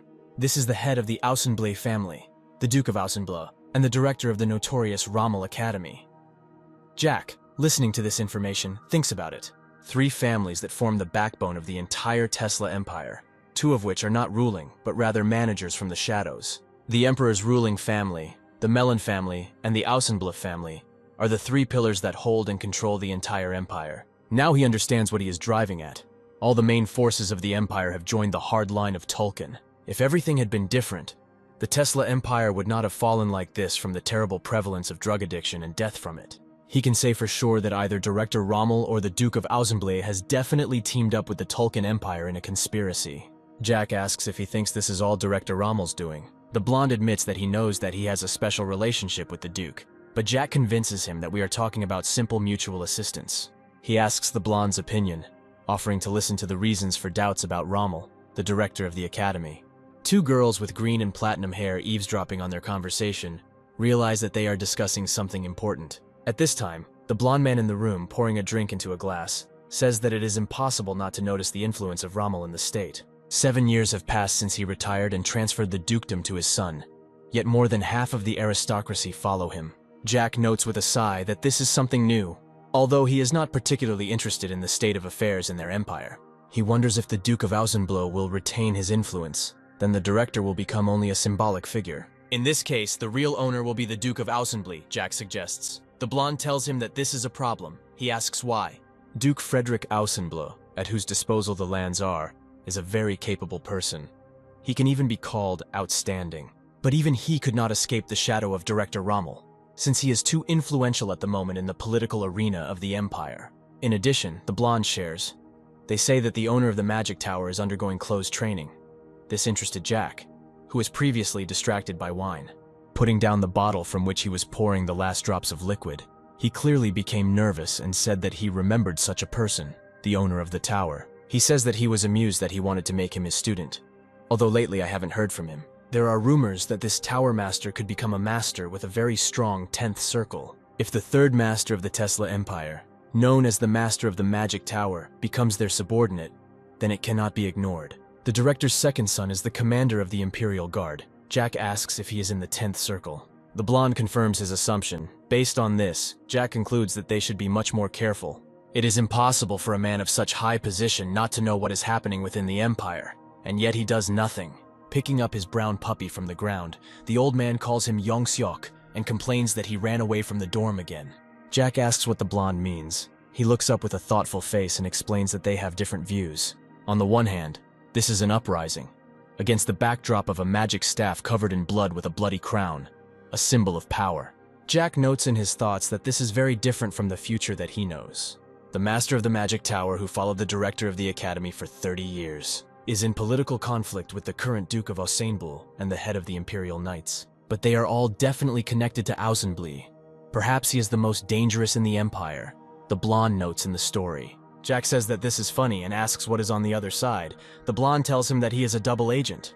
Jack comments that both assumptions make sense. In his mind, he thinks that in the future he knows Director Rommel died defending the empire from the Tolkien Empire. However, he has no idea what happened before he made his decision. Therefore, he may well dream of rebellion, being a double agent for the Tolkien Empire, as well as a defender of the empire. This will be interesting to watch, Jack notes in his thoughts, drinking wine from a wooden mug, holding it with both hands. Looking out the window and thinking, he thinks that it is possible. He assumed that everything lies on the surface. But if this is so, it would be wrong to leave now. With such thoughts, he turns to Abero. He quickly reacts to his appeal, saluting him. Jack, placing his hand on his shoulder, asks if he knows what it means to catch a mole. With an ominous smile, he explains that he is about the bastards who have united with the Tolkien Empire. With burning eyes, he says that they will take all the money that they managed to gain from their shady business. Early in the morning in the lands of Ausenblay, a girl with glasses stretches and says that this is a great morning. The weather is so clear, perfect for part-time work, she notes, and walks down the street singing along. Hearing a voice from behind, she turns around out of interest to a group of people gossiping in the corner of the street. They discuss the rumor that Duchess Melon is in a relationship with the Marquis of Darrett, laughing and giggling at the rumor. One of the older women, continuing the discussion, says that it seems that the Duchess is not attracted to her husband. Another girl says that no, the history of the Melon family goes back 400 years. It's just Duke Melon, a rabbit. Another girl asks what she means, and in response she hints about the Duke's physical endurance, or rather the lack thereof. But if this continues, won't Melon and Darrett start a war for territory? The girl who overhears this gets embarrassed and runs away, not understanding how one can talk about a noble family like that. Running up the stairs, a girl with short hair and glasses is indignant at what is happening in this city. Duke Melon is one of the pillars of the Tesla empire. Who could spread these rumors, she wonders, and even at such a moment, undermining one of the main columns holding the Tesla empire. Arriving at the market, she tries to catch her breath, but realizes that these rumors about noble families are being discussed everywhere. She notices that Duke Melon's people are walking along the road. She believes that they have come to find out where the rumors are coming from. On the night of the 19th of March, the Duchess of Melon took advantage of the moment when her husband fell asleep and whispered sweet words to the Marquis of Darrett, who was present at the estate as a guest of honor. People are discussing, sharing what they heard, that the Marquis described Melon as a short, thin man. The Duchess even laughed when she heard this. A few hours later, around 4 in the evening, in the lands of Ausenbul, the girl is called out by her boss at work. The hostess at work asks a girl with glasses and a short haircut whether she has heard rumors. She answers positively. The hostess asks her to look at the newspaper. The girl picks up this newspaper with misunderstanding and reads the lines. She has in her hands the most authoritative media publication in the empire, Tesla Time. The current rumors began to spread from the Ausenblay lands, although it all started there too. But it is quite difficult to attribute this incident only to the Duke. If you try to look for the source of the rumors, it turns out that they did not start from the Duke of Ausenblay himself. It says that it all actually started in the Adventurers Guild. This confrontation is not between Ausenbul and Melon, but rather between the Arabes Guild itself and Duke Melon. At the same time, at the Melon family estate, a man angrily clutches a newspaper with news in his hand, the veins appearing on his hand from anger. Angrily, he throws the sheets of newspaper onto the red carpet, screaming and asking what kind of bastard did this, referring to all the rumors and the popular article in the newspaper itself. The angry man is holding on to the edge of a massive desk, his face darkening and sweating with irritation at the whole situation. Bastian Melon, the undisputed authority of the Tesla empire, is a man whose bulky physique belies his age. However, despite this, his weakness lies in endurance. Bastian himself is furious and thinks that 40 seconds is too little. He can hold out for a minute. He curses through his teeth, his face red and his jaw clenched with anger. He understands that the information is too detailed and specific. On the 19th of March, that is, 5 months ago, his wife and the Marquis of Darrett were clearly having a good time. Bastian noticed this, so he immediately put his wife under house arrest after this. Then Tolisso, the same owner of the tower with the 10th circle about whom Jack spoke in a conversation with Abero, reported to him about this incident. Bastian, biting his nails out of nervousness, reflects that it is impossible for Darrett to personally tell about everything. Only Tolisso remains a suspect. He angrily calls him a damn bastard, wondering how he dared to speak out against the master who raised him. He calls on a detachment of his assassins and orders them to immediately go to Ausenbul and bring Tolisso to him. With an indifferent face, he tells his men that as long as he opens his mouth, it doesn't matter how many limbs he has. He breaks down and screams, and orders Tolisso to be immediately brought to his estate to demand an answer from him. The assassins answer loudly and set off on a mission. Walking feverishly around his office, he indignantly swears at his prodigal wife, calling her a damn woman for cheating and creating such problems. He also swears aggressively at the Marquis of Darrett, his wife's lover with whom she spent that ill-fated night. Bastian wants to start a civil war right now out of anger at his wife and the Marquis of Darrett, to go to war with the man and destroy him. Half of the elite knights of Shushir Melon, members of the Order of Shushir, are on the team to conquer the demonic forest. His adopted son from a fallen noble family, the only master in the empire and the commander-in-chief in charge of conquering the forest. Bastian does not have enough people, and his absence is also not helpful, the green-eyed man notes with annoyance in his reasoning. Among other things, rumors have spread from the Adventurers Guild. He suggests that perhaps the Tulkun Empire wants to remove him. He wearily sits down in a chair and wearily puts his hand on his face. He plans that first he needs to catch Tolisso and listen to him. he concludes that something extremely strange is happening. 9 o'clock in the evening of the same day, the action takes place in Autumnbull. Jack and Abero are standing in the room. The blonde man is helping to put a black cloak on Jack. Jack in return thanks Abero for the clothes, even if it was all in order to deceive Taliso, but he was annoyed that he looked like some kind of prisoner. He pats Abero on the shoulder and says that he turns out to be a stylish guy. The blonde shyly lowers his head and expresses joy that he likes it. As he ordered, Abero spread the information throughout the city. However, the matter turned out to be much larger than they thought. Jack replies that this is quite natural, as it should be. A green-haired girl is sitting next to her, who is clearly not interested in their conversation. She is not looking up from reading her book. Abero, with an attractive cough, clarifies that although the report was not received, it is possible that the Melon family sent an assassin. This interested Jack. He says that if this is so, then he hopes that they sent some really useful assassin guys. If they want to take the money, they first need to find it. But for this, I will have to run and get my legs bleeding, Jack explains. Abero listens to him attentively. Jack, raising his hand in the air, speaks further with a calm and even anticipatory look. He declares that it is better to do as with Toliso, kill everyone who comes for their souls, turn them into death knights and send them on searches. He asks Abero's opinion on this matter, who sighs and admits that he himself would never have thought of such a thing. He mentions that he did not expect the Tesla Times, the Empire's most authoritative information dissemination publication, to get involved. This newspaper, highly trusted in the Empire, is one of the largest media outlets. Public trust in a country is nothing other than the will of the Emperor himself, explains Jack Abero. And the Emperor is a puppet of the hardliners, like a crowned dog on a leash for those ruling from the shadows. In other words, hardliners are involved in this war. Jack asks in surprise what kind of expression Abero has on his face. He admits that someone is haunting him. It seems her supporters are acting hastily. Duke Melon is a member of the committee, notes a nervous Abero. Jack mentally calls him a very smart guy, and is already planning to make Abero his advisor in the future for such an amazing analytical mind. Abero, turning to Jack, says that he must know why they are in such a hurry. Jack looks at the blonde with a puzzled response, but he immediately grins, admitting in his thoughts that this is a matter between them and the hand mentor, but asks Abero out loud whether to give him a hint. He agrees.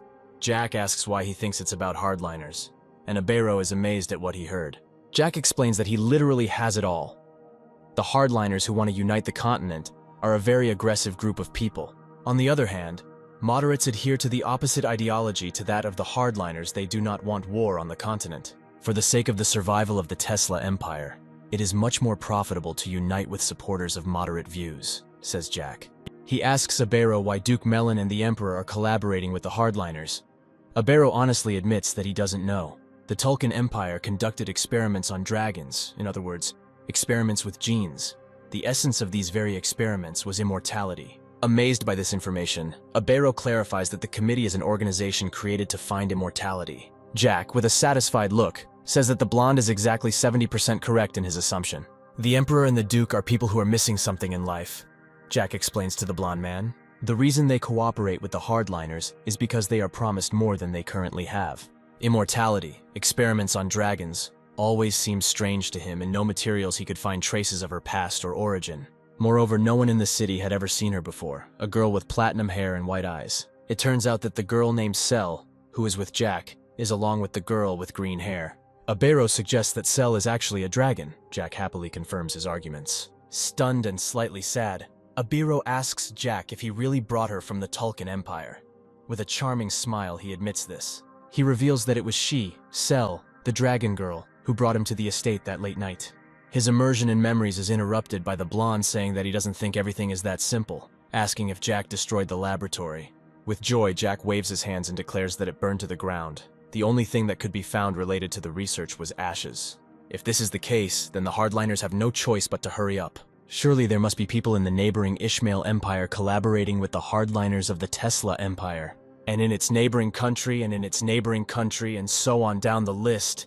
In every country there are hardliners. If surrounding countries support the moderates, no matter how strong the hardliners are, they will lose. There is only one thing that makes you cooperate with hardliners. Immortality. Humanity has always been, is and will be greedy for eternal life and will do anything for it. Experiments on crossing genes only led to the creation of a monster with an extremely short life. What information did they share with their colleagues, Jack wonders. Jack reasoned that even if the experiment failed, it had value for those who strive for power in a word. All these people are idiots. The only reason everything was possible is because of the brilliant Crown Prince, who is the head of the hardliners. Using a meager set of tools in the form of the help of one dragon, he managed to create a split in 5 countries except the Tulkun Empire. But its drawback was that the Tulkun Empire did not have this dragon, and the only tool that the Crown Prince used was Jack's. To be more precise, the dragon was currently living with Jack himself, and to this day was under the protection of Balantir. There was also no need to worry about whether the hardliners were able to inform the committee about the missing dragon. Most likely the hardliners were currently in desperate fear, not of Jack, but of the Crown Prince. They had no chance. The Crown Prince would not spare them, so no one would know anything. This sadist did not forgive defeats. The prince was a real bloodthirsty killer. But along with this genius for his time, a very dangerous combination. If it weren't for Jack and Valentine, the word monster would not refer to them, but to this monster in a human body. Night had long fallen on the city. Under the shadow of trees and stars, the kidnappers came out. Their chief warned his subordinates that their task was to take Taliso alive. This figure did not need pity, he was a traitor, and there was no point in hesitating when making the necessary decisions. But nevertheless, it was not worth killing him. They wanted to see him alive, but not safe and sound, which the kidnappers were going to take advantage of. At the moment, they were already on the territory of the Duchy of Osainbul and had to act secretly so as not to be discovered. Abero and Jack assumed in the castle room that if they lost the dragon, then the hardline had 2 options. In one outcome, they needed to find another dragon or use a committee and then get rid of it. Both options would suit their taste. It was to their advantage that today the Crown Prince revealed all his plans in the Tesla Times newspaper. Based on it, it was clear that Tesla was going to get rid of the committee. The prince made his move. All these actions should have led to civil war, not only in the Tesla Empire itself, but also in other countries. Abero assumed that the consequences would be smaller and more global. But the actions of the Crown Prince led to a new outcome. Noting the competent conclusions of his servant, Jack compared everything to dominoes when a civil war begins in the Tesla Empire. Others will follow, and so on, until the end. This chain reaction would lead to disastrous consequences from which the entire continent would suffer. Also, if you look at it in general, then if Balantir fails to prevent a civil war in the Tesla Empire, then she risked going over the entire continent at the moment Jack revealed and spread the shame of Duke Melon. But no one could have imagined what disastrous consequences would follow after this. In most cases, it is usually impossible to predict the outcome.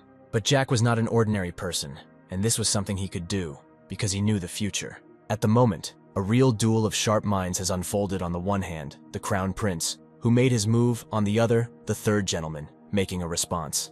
But Jack had an important advantage. He knew the Crown Prince very well, who, in turn, had not the slightest idea about Jack Balantir. He was looking forward to this fight. He was curious who would ultimately win. Abero looked restlessly at his master and waited for further orders. Jack advised his service not to worry too much about it. The guy knew how everything would turn out. He had a plan. Abero was reassured by these words. Suddenly, Abero remembered, looking at Talus, that Death Knights had their own limitations, information about which must be conveyed to the owner. Even Jack himself did not know about this. He was curious how his servant knew this. He replied that he just liked to read books. Abero explained that there was enough information in the novel, written by the author under the pseudonym Raccoon, and the Death Knights. It was said that an experienced warlock could control up to 5 Death Knights, which was already good. But a warlock of the 10th Circle or a necromancer could already control up to 10 knights. And although this book was written 400 years ago, some of its statements had a right to exist and sounded quite truthful. In addition, they didn't really have any other sources that they could trust in this situation. Jack looked at Abero with humor and asked what the author's name was. The servant repeated the raccoon's pseudonym, and instantly Valentine, who was lying nearby studying the book, began to sweat and turn pale. Jack decided to make fun of his mentor. He replied that writing a book was a great idea. The mentor embarrassedly covered her face with the book. Balantir remembered the origin of this idea. Then he and the mentor were training, and Valentine reasoned that perpetuating her knowledge was a good idea. Jack didn't understand why she was saying this, but the mentor replied that she would like to leave something after her death. She reasoned while sitting on Jack doing push-ups that even at the moment when someone reads her volumes, she would figuratively live.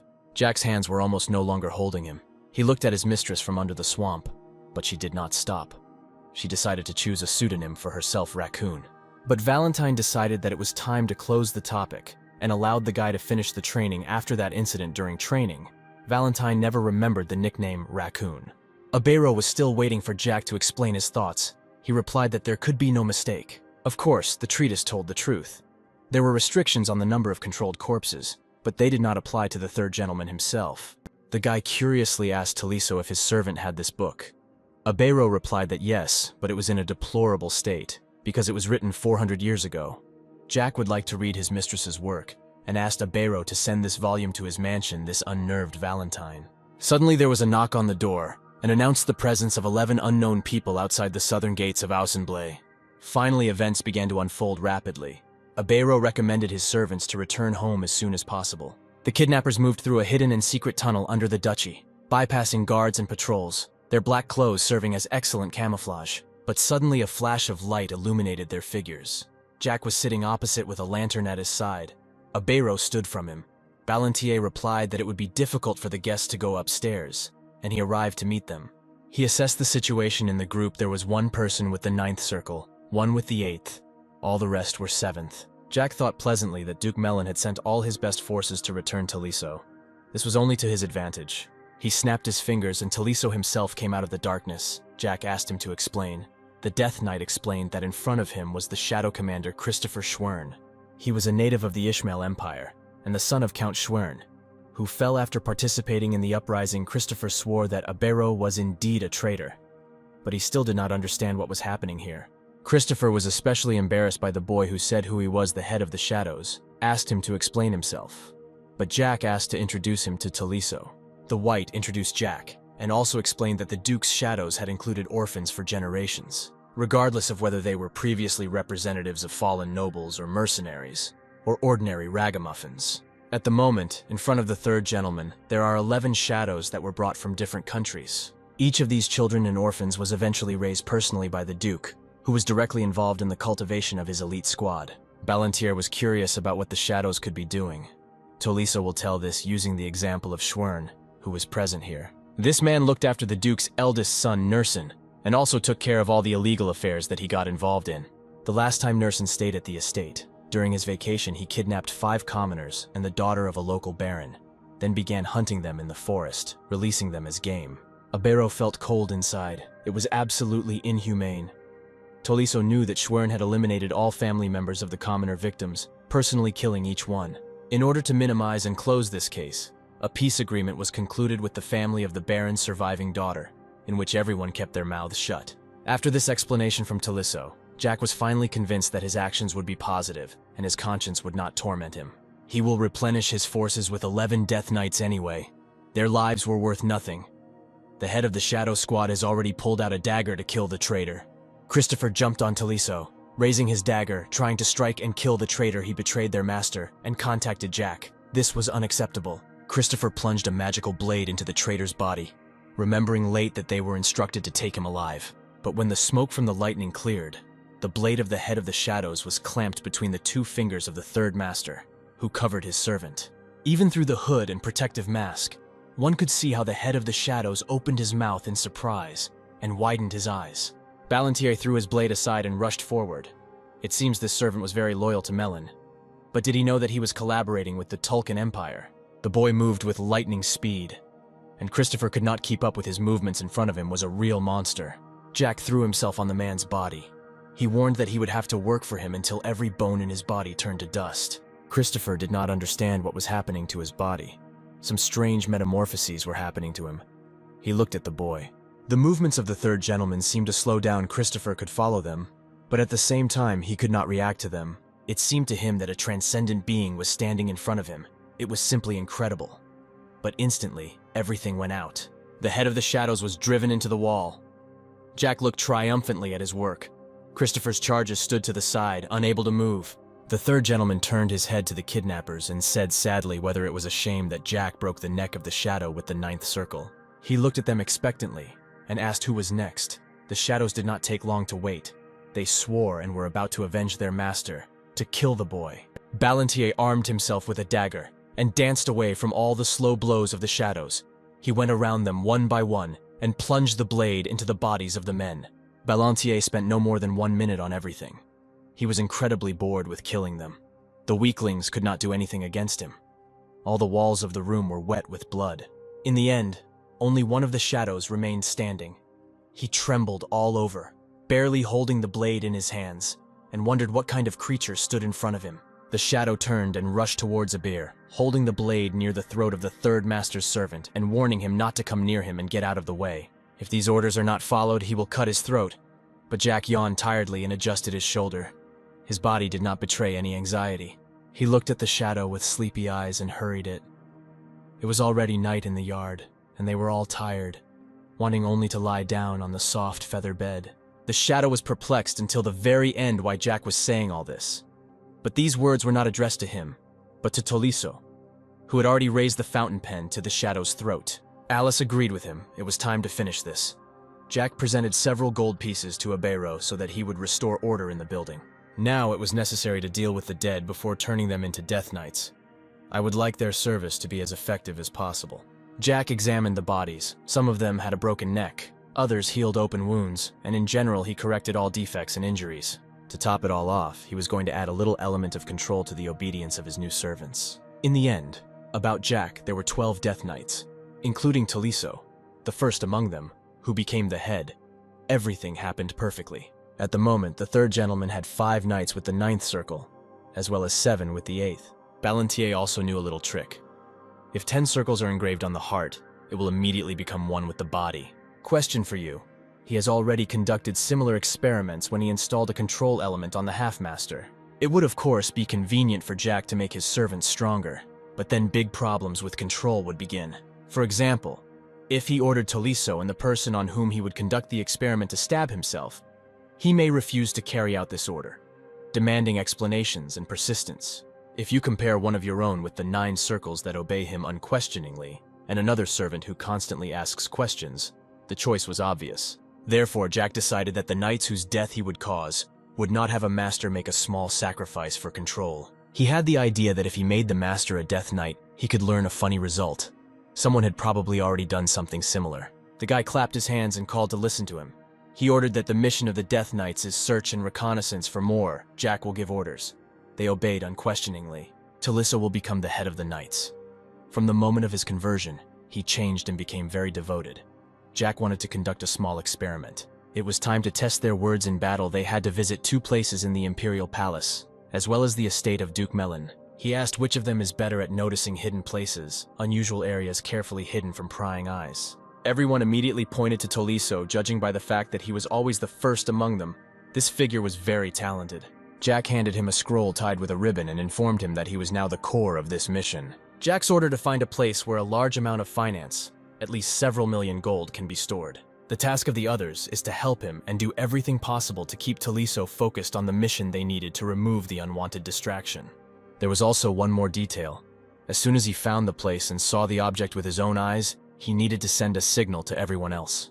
When he realized that everything was collected, Tolisso was supposed to tear this scroll in the center of the object in half. The scroll that Tolisso was currently holding in his hands was a magic scroll containing the teleportation formula. With its help, it was possible to move only objects, which could include corpses. Jack warned that if Tolisso could not find the gold, then he should simply tear the scroll in the warehouse of the Imperial Palace. The servant understood everything. He called 2 shadows with 9 circles to him. He had a special assignment for them. The third gentleman quietly whispered a couple of words in their ears. At the end of everything, he called everyone to the shadows to see if everything was clear to them. Then he looked at Abiro. He stood there thinking about something of his own. But suddenly Jack interrupted his thoughts and called him over. Walked up to the owner and handed over 2 scrolls Jack called Christopher over. He approached, and Ballantier explained that the scroll with the red thread had to be delivered to the lands of Duke Melon, and the blue one to the Imperial Palace. Jack asked whether the servant understood why the third gentleman was asking this. He confirmed that he understood everything. Jack was pleased with his new subordinates. They inspired him with joy. He had high hopes for them. In the end, Jack decided that the time had come to act, and the time had come to act. His dead servants were ready to hunt. A few hours later, the former Shadows, and now the Death Knights, found themselves on the lands of Duke Melon. The Shadows scurried around all the surroundings and followed the orders of their master, checking room after room, but did not find anything that touched gold. The guards of the Duke's mansion yawned sleepily, and were in a hurry to finish their watch, when suddenly an explosion occurred in the mansion and the master. No one could really understand what happened. They only heard screams that they were attacked by one of the servants. He ran to the guard, but he was quickly killed by the Death Knight as well as the guard. Everyone tried to divide their forces, sending one to protect the Duke, and sending the rest of the guards to the gate. During the commotion at the mansion, Taliso managed to unhindered his way into the warehouse of the Melon estate. He found a chest containing various jewelry, but this was not what the master asked him for, and Taliso continued his search. The warehouse was large, but his attention was attracted by the chest. A small casket lay right in the middle of the warehouse on a pedestal. He decided to open it and found a red diamond there. The burgundy stone was the rarest gem in the world, and was valued at least 4 million gold. The servant was pleased. He found what he wanted, but that was not all. Of course he took the stone, but there was no civil war here. Screams were heard from everywhere. The mansion was on fire. There was a fire in the warehouse. All the servants were fussily calling for reinforcements, but everyone whom the Death Knights could reach was waiting for death. No one could keep track of them. The former shadows took a bloody tribute. Suddenly Taliso appeared in the center of the carnage, calling Christopher to him, who prepared the scroll for use. The former head tore it up as his owner ordered and went to his next destination. Suddenly, the center of the massacre was illuminated by a blinding light, and to the surprise of the guards who arrived in time, the place of the killers was empty. They could not understand what happened. At the same time, Jack and Ibero were talking peacefully in the room. The servant was worried that the knights had used up a lot of mana during the journey to the palace to the duchy, but Jack reassured him. Jack installed a magic circle for his servants to collect mana. He did this immediately during their conversion. This magic circle was activated and restored mana when it ran out in the body of its owner, and the Baru had never heard of such a thing. But even if something went wrong, you need to understand that the life of the Death Knights was short, but they were only tools in the hands of Balantier, and he did not care. After some time, the Death Knights found themselves in Castle Teslin, which was filled with screams that they had been attacked. Unlike the duchy, the guards there immediately caught the magic of teleportation. Their head ordered to unhook the palace and find the intruders. While giving orders, it was decided to send part of the troops to the palace hall, but instantly one of the knights jumped on the guard. In an instant, everyone who stood in the way of the Death Knights lay dead, staining the marble palace with their blood. Suddenly the doors opened and a guard in black golden armor came out. He complained about the noise in the palace and asked how these mediocrities dared to enter the palace. Tesla was amused by their courage. He was not going to spare them. The knight stood up and took out his bastard and huge sword, deciding that he would stop the attackers right now. In front of them was Douglas Ausenbull himself, the master and head of the Tesla Night Guard, a very strong and resilient fighter. The Death Knights were well aware that it was impossible to defeat him in a prolonged battle, and their entire mission could be in jeopardy. But all they had to do was hold out until Taliso's signal, which he was soon to give. The servant was already inside the treasury and looked around. There was gold and precious swords all around. His eye caught the valuable grimoire, but this was not what the owner asked him for. Taliso felt a breath of wind from below and knelt down, listening. Something was wrong. He noticed that ahead there were slabs of different shades. It was from there that the wind blew through. Therefore, there was a secret passage there, and the head headed there. He groped for the lever. I activated it instantly. The pedestal from the menu lets his structure in. His new guest reveals secrets to him. As Taliso expected, there was a secret passage in front of him, most likely there, and that was why the servant came. He needed to hurry. A lot of time had passed.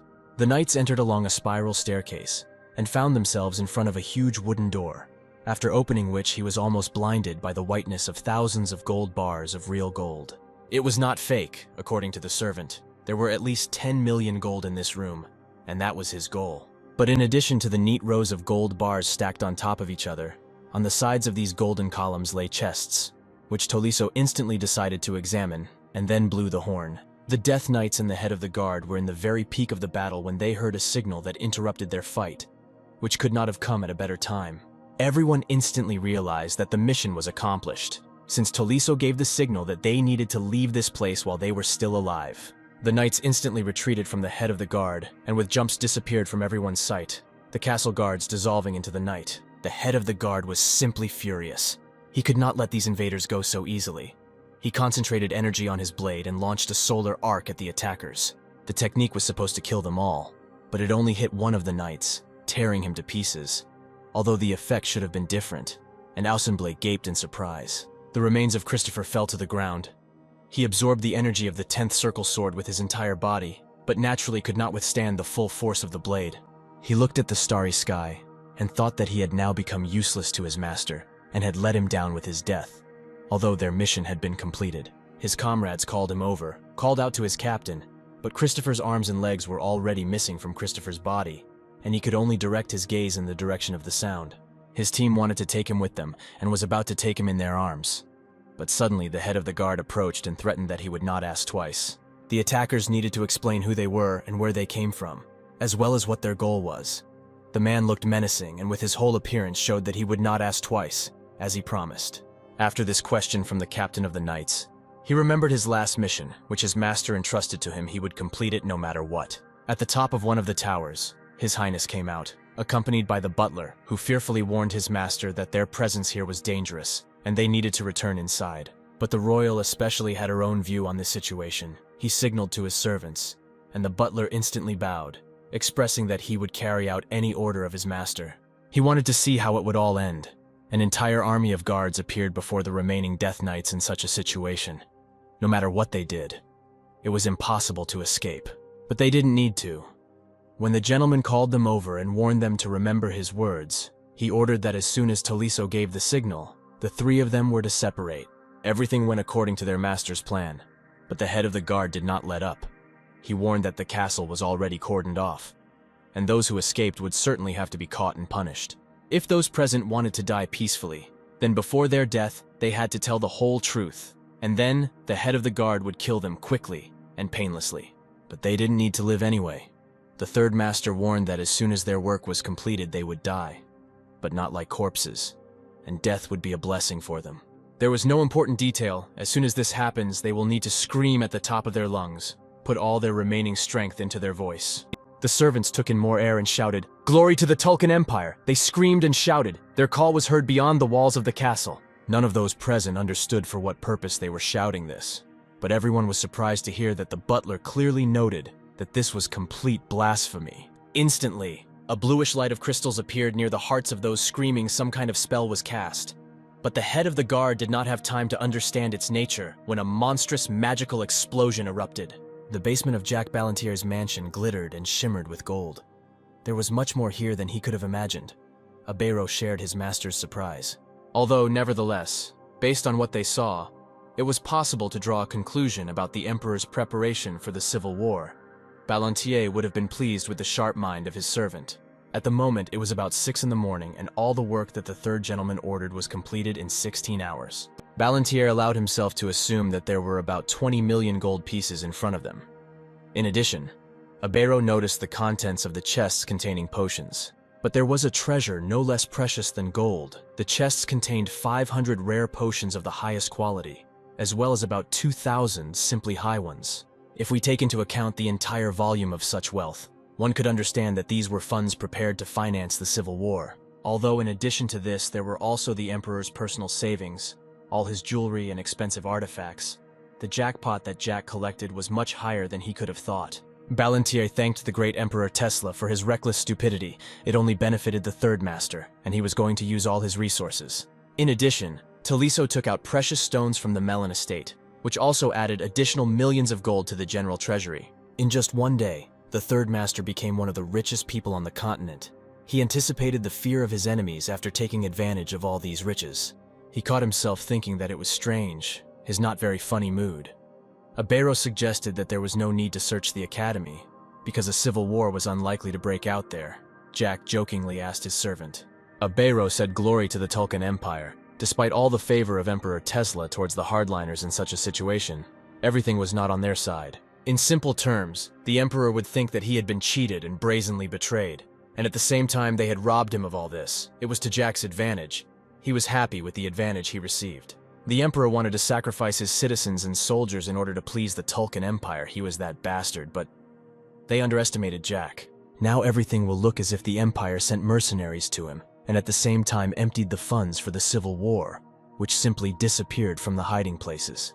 He will most likely think in this direction. The Tulkun leadership recklessly underestimated Jack Balentier, and this was only to their detriment. In such a situation, the emperors will not be able to unite with their hardliners, and their truce will begin to splinter into many fragments. Inevitably, news of this incident will spread throughout all countries of the continent, and will become the first news among everyone, both the nobility and ordinary servants. In addition, all the aristocrats of the committee, as well as nobles from other empires, will have doubts that ultimately all this will lead to even greater chaos. Jack foresaw all this. Everything went according to his plan. Abero did not stop admiring his master, expressing his incredible respect for his foresight and intelligence. Now they wanted to see the results of their work. They needed to little by little implement. The second part of Jack's plan, Valentine looked at the shiny ingots with curiosity. According to the original scenario that Jack constructed for his own purposes, the hardliners planned to start a civil war in the Tesla Empire. But they could not start a war in such a situation. They had no money, and trust was undermined with such a lack of resources. There could be no talk of any joint cooperation. In the end, everything could end in two developments in one. They will unite despite everything that happened today in the other. They will fight each other. Abero assumed that the most likely scenario was the first scenario proposed by the third gentleman. But nevertheless, he was not sure. Jack didn't really like half measures and doubts. Since his servant had a reason to think about the script, it was necessary to correct this, and Jack had an idea again. In the end, it was necessary to make sure that doubts turned into confidence, firm and straightforward. It was not in their position to make illusory assumptions. Abero was already waiting for orders. He would do everything in accordance with the instructions of his master. Nothing would stop him from fulfilling his goal. Jack was glad for his servant's zeal, and first they should have eaten. At least they had something to rejoice and celebrate, so he was eager to taste the meat. Abero fussily noted that since Jack had earned so much money, he could splurge and buy something expensive and special. Ballantier was looking forward to the belly celebration and invited Valentine with him. At the same time, Charlotte and Cell were snoring sweetly on the large bed. The dragon and the vampire both felt some magical surges. The girls only opened their eyes and instantly agreed with each other. Tonight in the basement of the villa, they felt the movement of a large amount of mana. Most likely their master was once again conducting his experiments. The girls woke up and one said that it must be the boss, to which the other girl replied that maybe he seemed busy lately, and offered to take him something to drink. The sleepy girls began to get ready. The one with long hair offered her yawning friend dresses and asked which one she wanted to choose. Thanos and Jack came out of the house, with a little man sitting on his shoulder, and he said that Jack is amazing in every way, and who would have thought that he would be able to set the continent in motion with just a few spells and drops of sweat, because this is amazing. Not only does he skillfully use mana, but he is also an excellent tactician, the little man continued. To which Jack jokingly asked that the student of the Great Master Raccoon could be ordinary. It seemed like still sleepy girls were walking toward the guys, and Jack wondered if they should be sleeping at this time. And the one with long hair was carrying a glass with some kind of red liquid and exclaimed for the boss to drink it. Jack took the glass and, joyfully ruffling the girl's hair, said that it was wonderful. Jack took a few sips from the glass and, licking his lips, said how delicious the drink was, and the little man on his shoulder whispered that he even drank it cool. The guy apologized and asked if he woke up the girls, to which they responded negatively that they usually wake up at this time. He thought they were so funny, because he knows that this is not true, and the girl with short hair, Cell, looks like she will fall asleep on the move. Jack suggested something to eat, and the girl with long hair enthusiastically supported him. And Cell, who was already salivating, as if not believing his words, questioningly thought that it was food. Thanos pulled out his wooden sword and began to swing it, to which Jack looked at in bewilderment and called out to him. But Jack cheerfully grabbed him by the hand, dragged him along, and invited him to eat with them. Thanos looked at his boss excitedly and stammered that he needed to train today.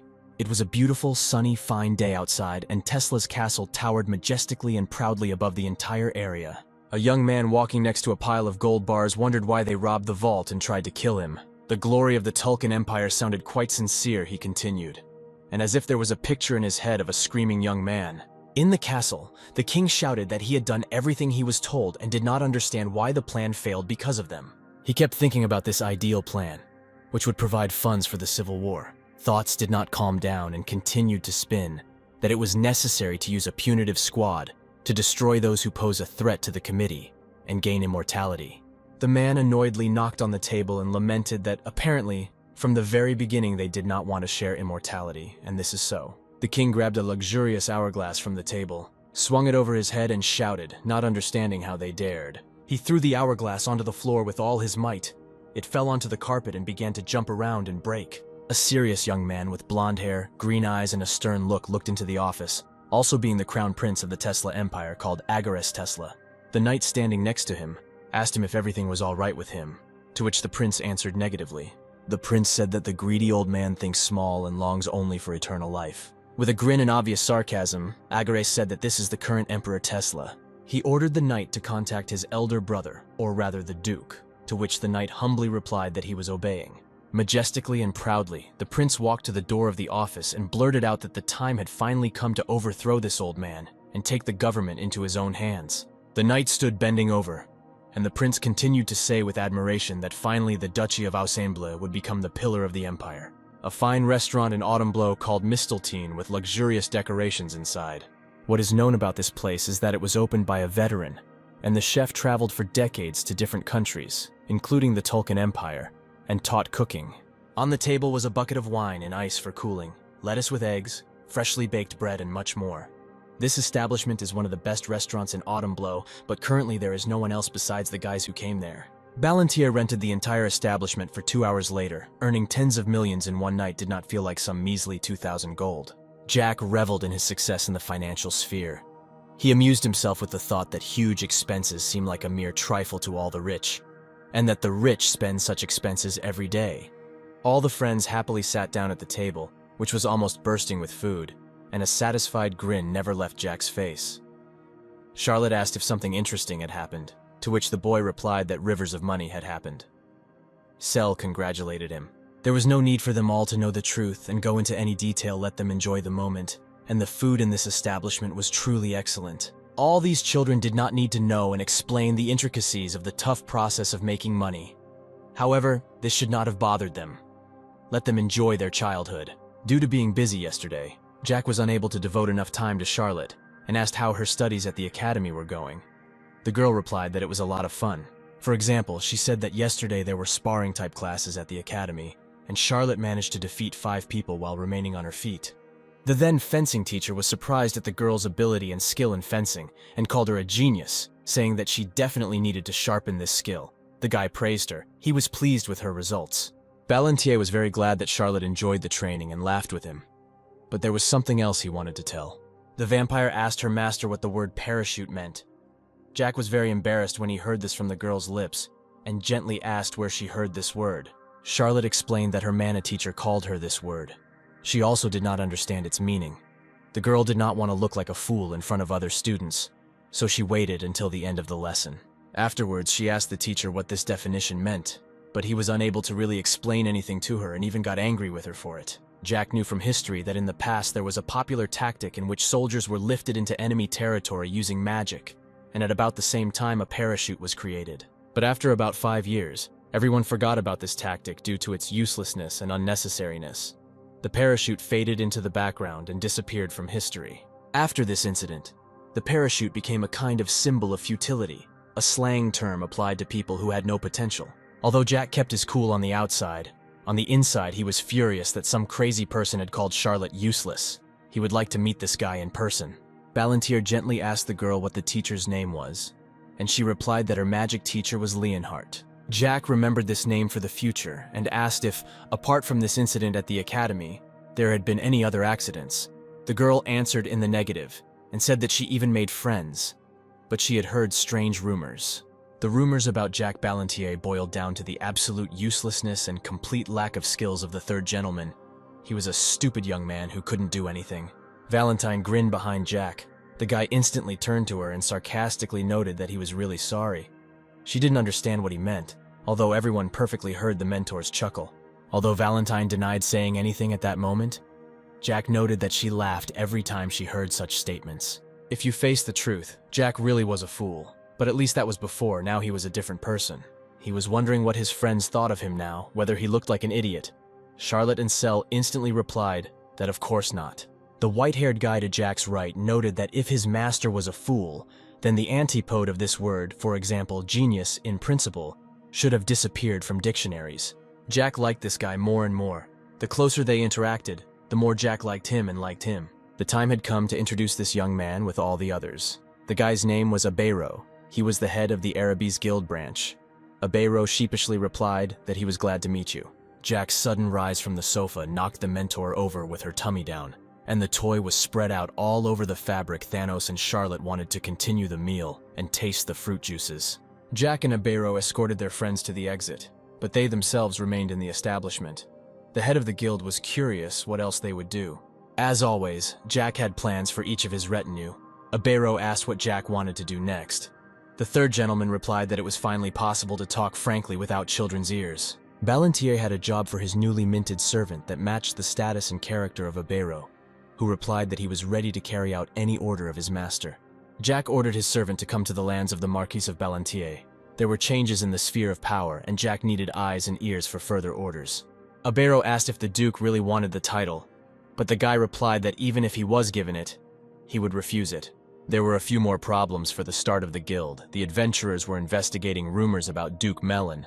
This was the beginning of problems. If they were investigating this case, then there was a risk of discovering the story, with Taliso discovering the story with her, meant that the truth about Abero would be revealed next. The young man replied that most likely it would be so.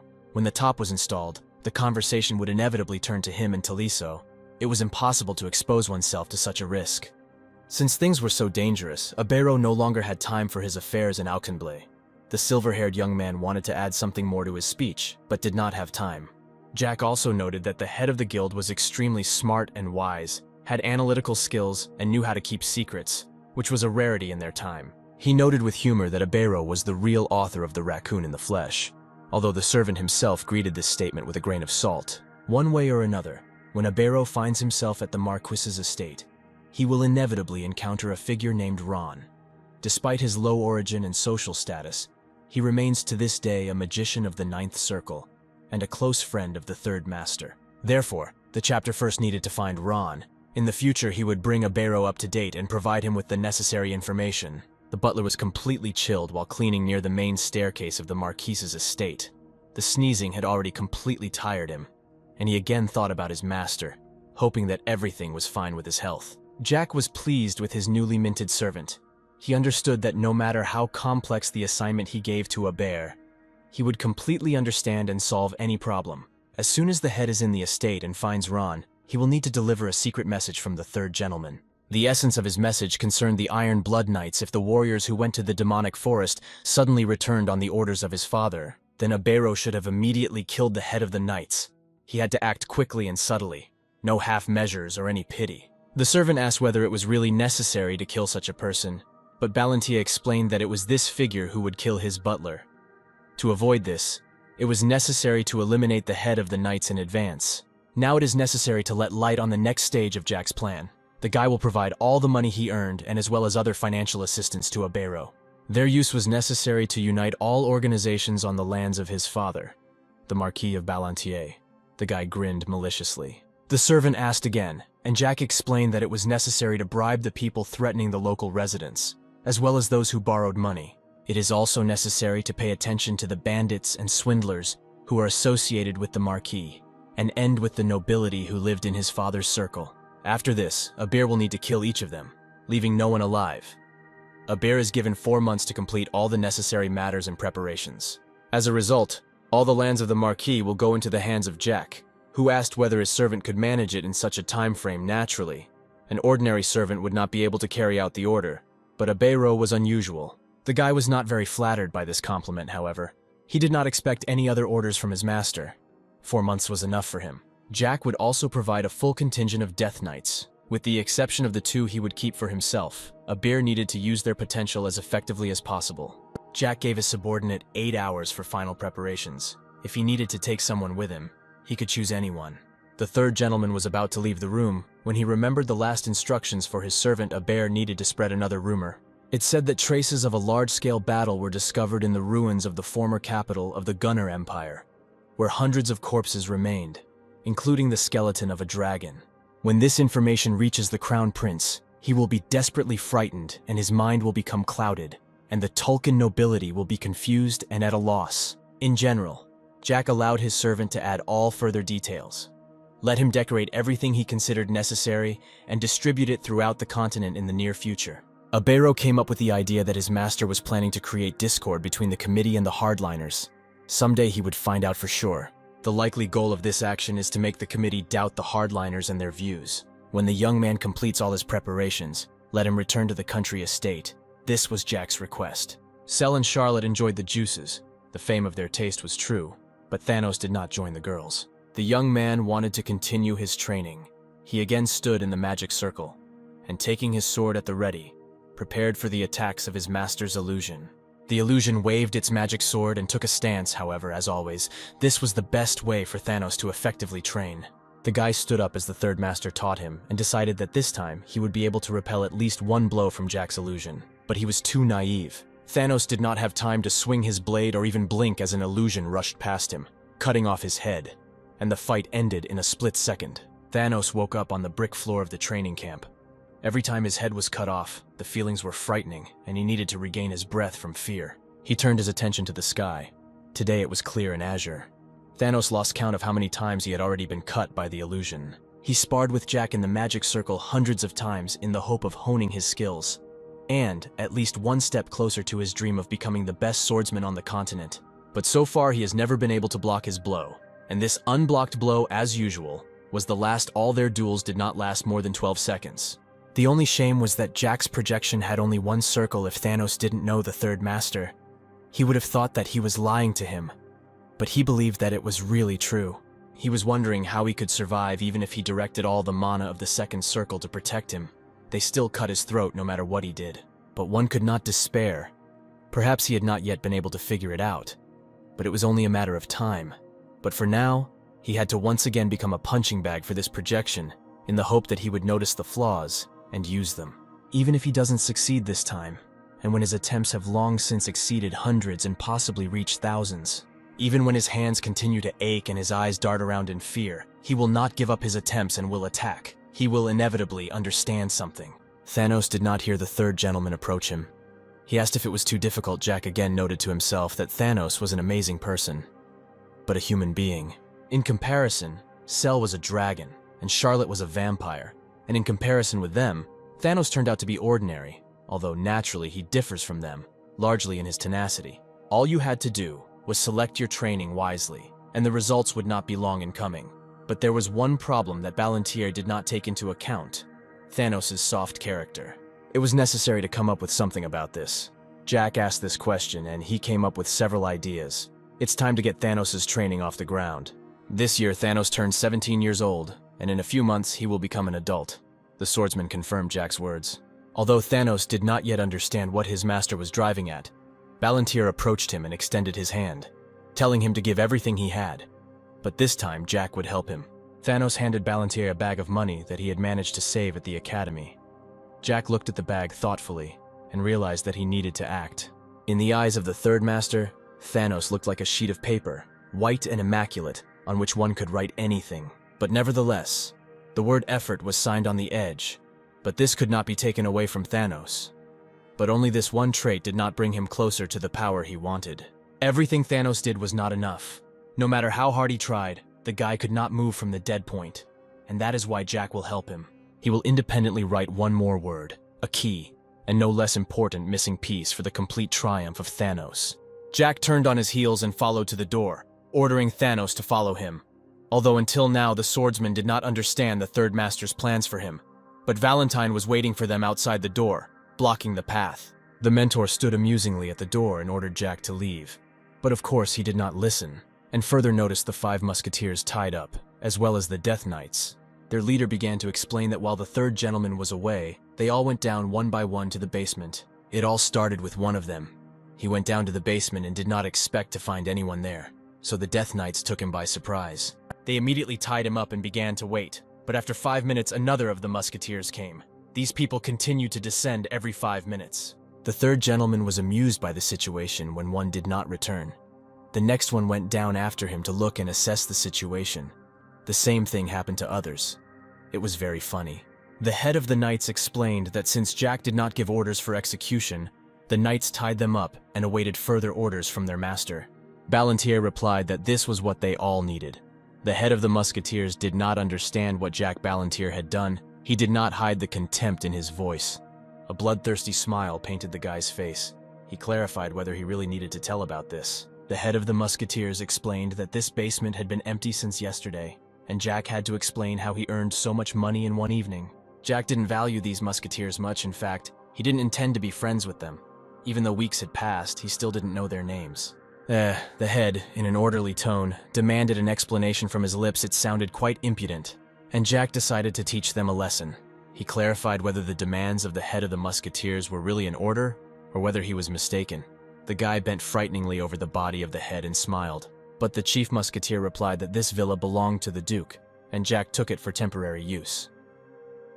A moment later, Jack extended his hand and squeezed the musketeer's throat, answering that this was his house, which he received after eliminating the spy. Did they really think that he had borrowed this estate for a while? They were disappointed. Jack was amused by the sobs of the dying musketeer, but at the last moment he let go of this guard's throat, however. There was nothing surprising in the lack of information from a person of such a low type. Jack did not know that everything would turn out so badly, and yet it was possible to take advantage of the situation he called his Thanos. Was Thanos really a loyal servant of the Third Master? He replied that it was indeed Ballantier who was Thanos' master. If this was really the case, then how would Thanos deal with these guys? He did not understand the essence of the issue. It was not in his position to advise such things.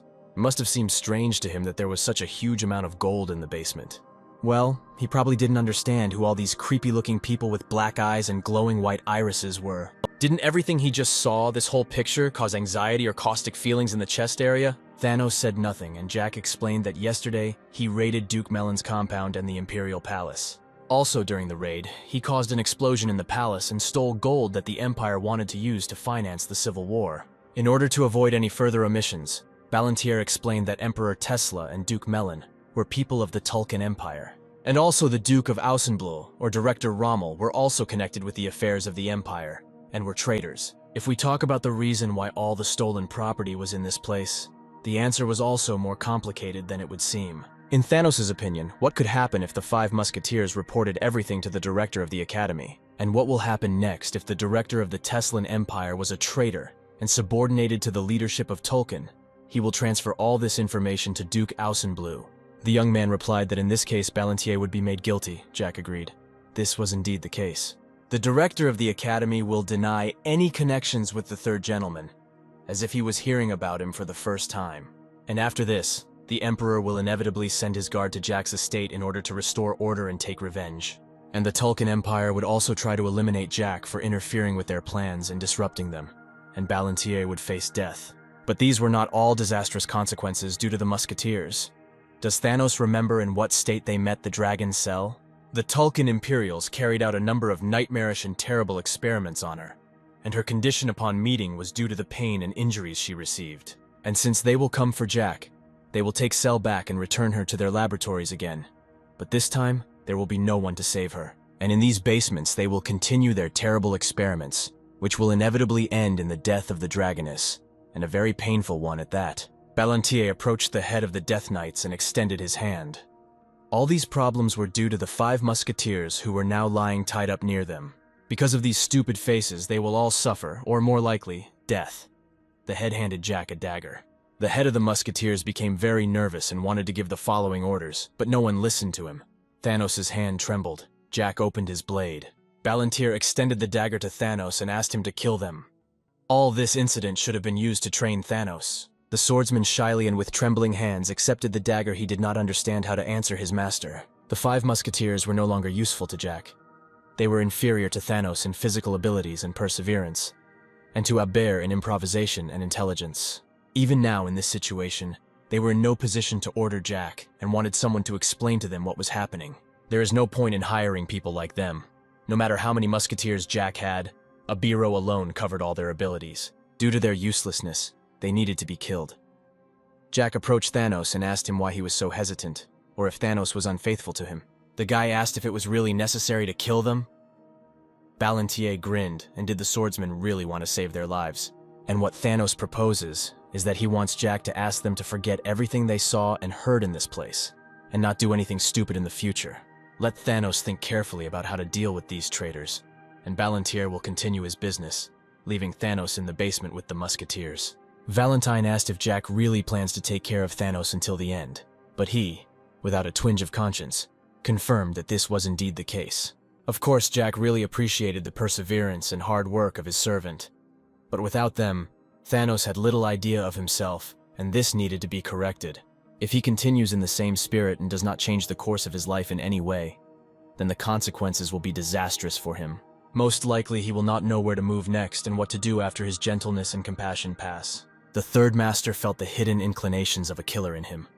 However, he did not directly ask. And Thanos did not tell. What will happen to Thanos, and when his goal will be achieved? And it will inevitably be achieved. It was only a matter of time. But if you imagine that he will become the swordsman he wanted to be all his life, and will take revenge for all his insults and humiliations that will happen then, in the end, he will face his inner emptiness. The feeling of devastation was well known to Jack before meeting the mentor. It never left him. Ballantyre really hoped that Thanos would not become like Jack. He wanted a better life for his servant, devoid of suffering and inner devastation. He ultimately wanted to instill a sense of responsibility in Thanos and give him a good and bright future in which he would be happy. Valentine and Ibero were incredibly smart. They could unravel Jack's hidden intentions after hearing only a couple of words.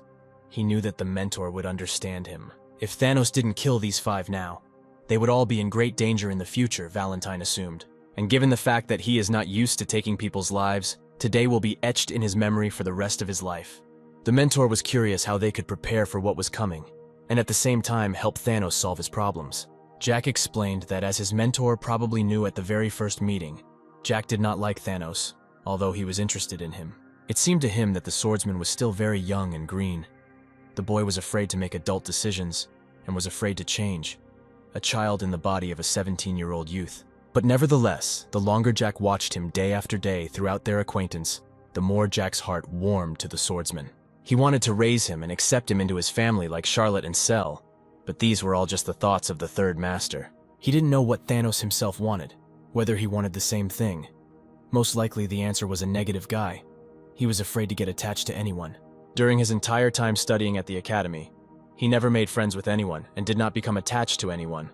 He did not want to get close to a single person. Thanos considered himself a burden and an absolutely useless young man who would always be alone and about whom no one cared. It seemed to him that he was absolutely useless. Perhaps Jack chose a harsh method, but in this way it would be possible to give Thanos a sense of responsibility and belonging to something. Since Jack valued him very much, he saw that he had stopped developing and needed outside help, someone to push him. This was his role, like the master of his servant, to help his subordinate in a difficult moment, and Jack was not going to stand by. Jack took his mentor in his arms, and she asked him not to put everything on his shoulders. She was sad to watch the torment of her student. Ballantyre did not expect that he would be able to hear a compliment from his mentor, and now he was very embarrassed. Valentine was stingy with compliments. The situation in the basement was heating up. The head of the Musketeers wanted to influence Thanos. He tried to talk to him and remember his years at the academy. The swordsman is already in his 4th year. The head of the Musketeers knew a lot about Thanos' sad past, as well as his pain and desire for his dream. He knew that very bad things happened to Thanos in the past, and also that Director Rommel ignored Thanos and did not pay attention to him. If Thanos wanted to take revenge and stick a knife in the director's back, the head of the Musketeers could help him. He offered the Third Master's servant a deal. At the moment, the fate of the country was in the hands of the swordsman, and if the matter was successful, Thanos would be given everything he wanted. Even if the leader looked weak and pathetic, he had some power and could help Thanos in his cause. He asked if they had come to an agreement. Thanos turned to the head and wondered if he should kill them, he was thinking. He had already taken in life, killed animals as a child to practice taking the life of someone. He liked it. Also, during his internship at the academy, he killed goblins on assignment. But in his entire life he had never shed human blood. But Thanos hesitated for another reason. The dagger in his hand trembled. His hand was not steady. He was tormented by doubts. Jack Ballantyre, his current master, gave him a chance and adopted his family as one of his own, providing him with support and affection. In addition, he helped Thanos become stronger and come as close as possible to the dream that he had entertained himself all his life. But could Thanos consider Jack Ballantyre, Charlotte, Cell members of his family? Were they close to his heart? All the happy faces of his friends, Cell, Charlotte, and lastly Jack, smiling at him and giving him a dagger in his hands, appeared before Thanos' eyes. The time of doubt passed. Tongues of purple mana rose around Thanos. He grabbed the blade tighter and decided for himself that he was the sword of his master. Charlotte and Cell were members of his family. He had to protect them. Thanos decisively moved with a dagger at the ready towards the Musketeers, and the head began to shout about money and power. At the end of the chapter, his throat was torn, and he began to sob. He would definitely find out who Thanos' real enemy was. All the head needed was time, but Thanos looked at him with a murderous gaze. full of determination to take a life, and had already raised his dagger to strike. The walls of the basement were sprinkled with the blood of the musketeers. Every now and then, painful sobs and screams of dying people could be heard. Jack carried out the order of the master. One by one, Thanos took the lives of the musketeers. One of them crawled away from his dead comrades and begged for his life. But Thanos was relentless. For the first time in his life, he felt alive. Finally, the energy returned to him. The time for mediocre decisions had passed. Now he felt another mana crystal around his heart. Another magic circle had formed, and Jack was incredibly happy about it. The blade fell from his hands, and suddenly the basement door opened and a third gentleman approached him with Valentine in his arms. Jack noticed that Thanos looked pleased and happy. It was the first time Balantier had seen him in such high spirits. Thanos turned to him and bowed. He was immensely happy and grateful to his master. Jack patted him on the head. He was pleased with his servant. Jack called Taliso. He appeared instantly and waited for further orders. The guy asked him to put the bodies in a corner. Jack then took out the pouch that Thanos gave him. There were 3 gold and 21 silver coins, which was pocket money. Jack poured them all out and threw them on the floor. The teacher became curious about what her student was up to. Jack replied that he was going to create an artifact, namely a subspace pocket. Pockets like this are much more common than people would like to think. But what Jack wanted to create was something special. There were only 2 types of subspace pockets on the continent, and Jack was going to create another type, a rare one. The first types, the most common, are those that made it possible to remove objects from a certain place. You could reach into the bag and pull out items from the basement of the restroom from anything. This is the most common type of artifact. There were about 100 of them, but its main drawback is that a certain place existed in reality and could be robbed. But after the creation of such pockets, another type appeared, much rarer and more specific, providing unlimited possibilities. This item represents subspace, which is created using soul energy and is used to store an unlimited number of items. In this case, there was no need to worry about theft, because the pocket is the only place where items would be stored. Such a pocket could be created by magicians using the energy of the soul, and at the present time there were 2 of them, Balantier and Valentine. Previously, there was only 1 such artifact on the entire continent, but now there will be 2. Jack will provide this. Balantier gathered mana around himself and prepared to change the magical structure of the bag. It was necessary to create a formula for accelerated teleportation and convert it into mana.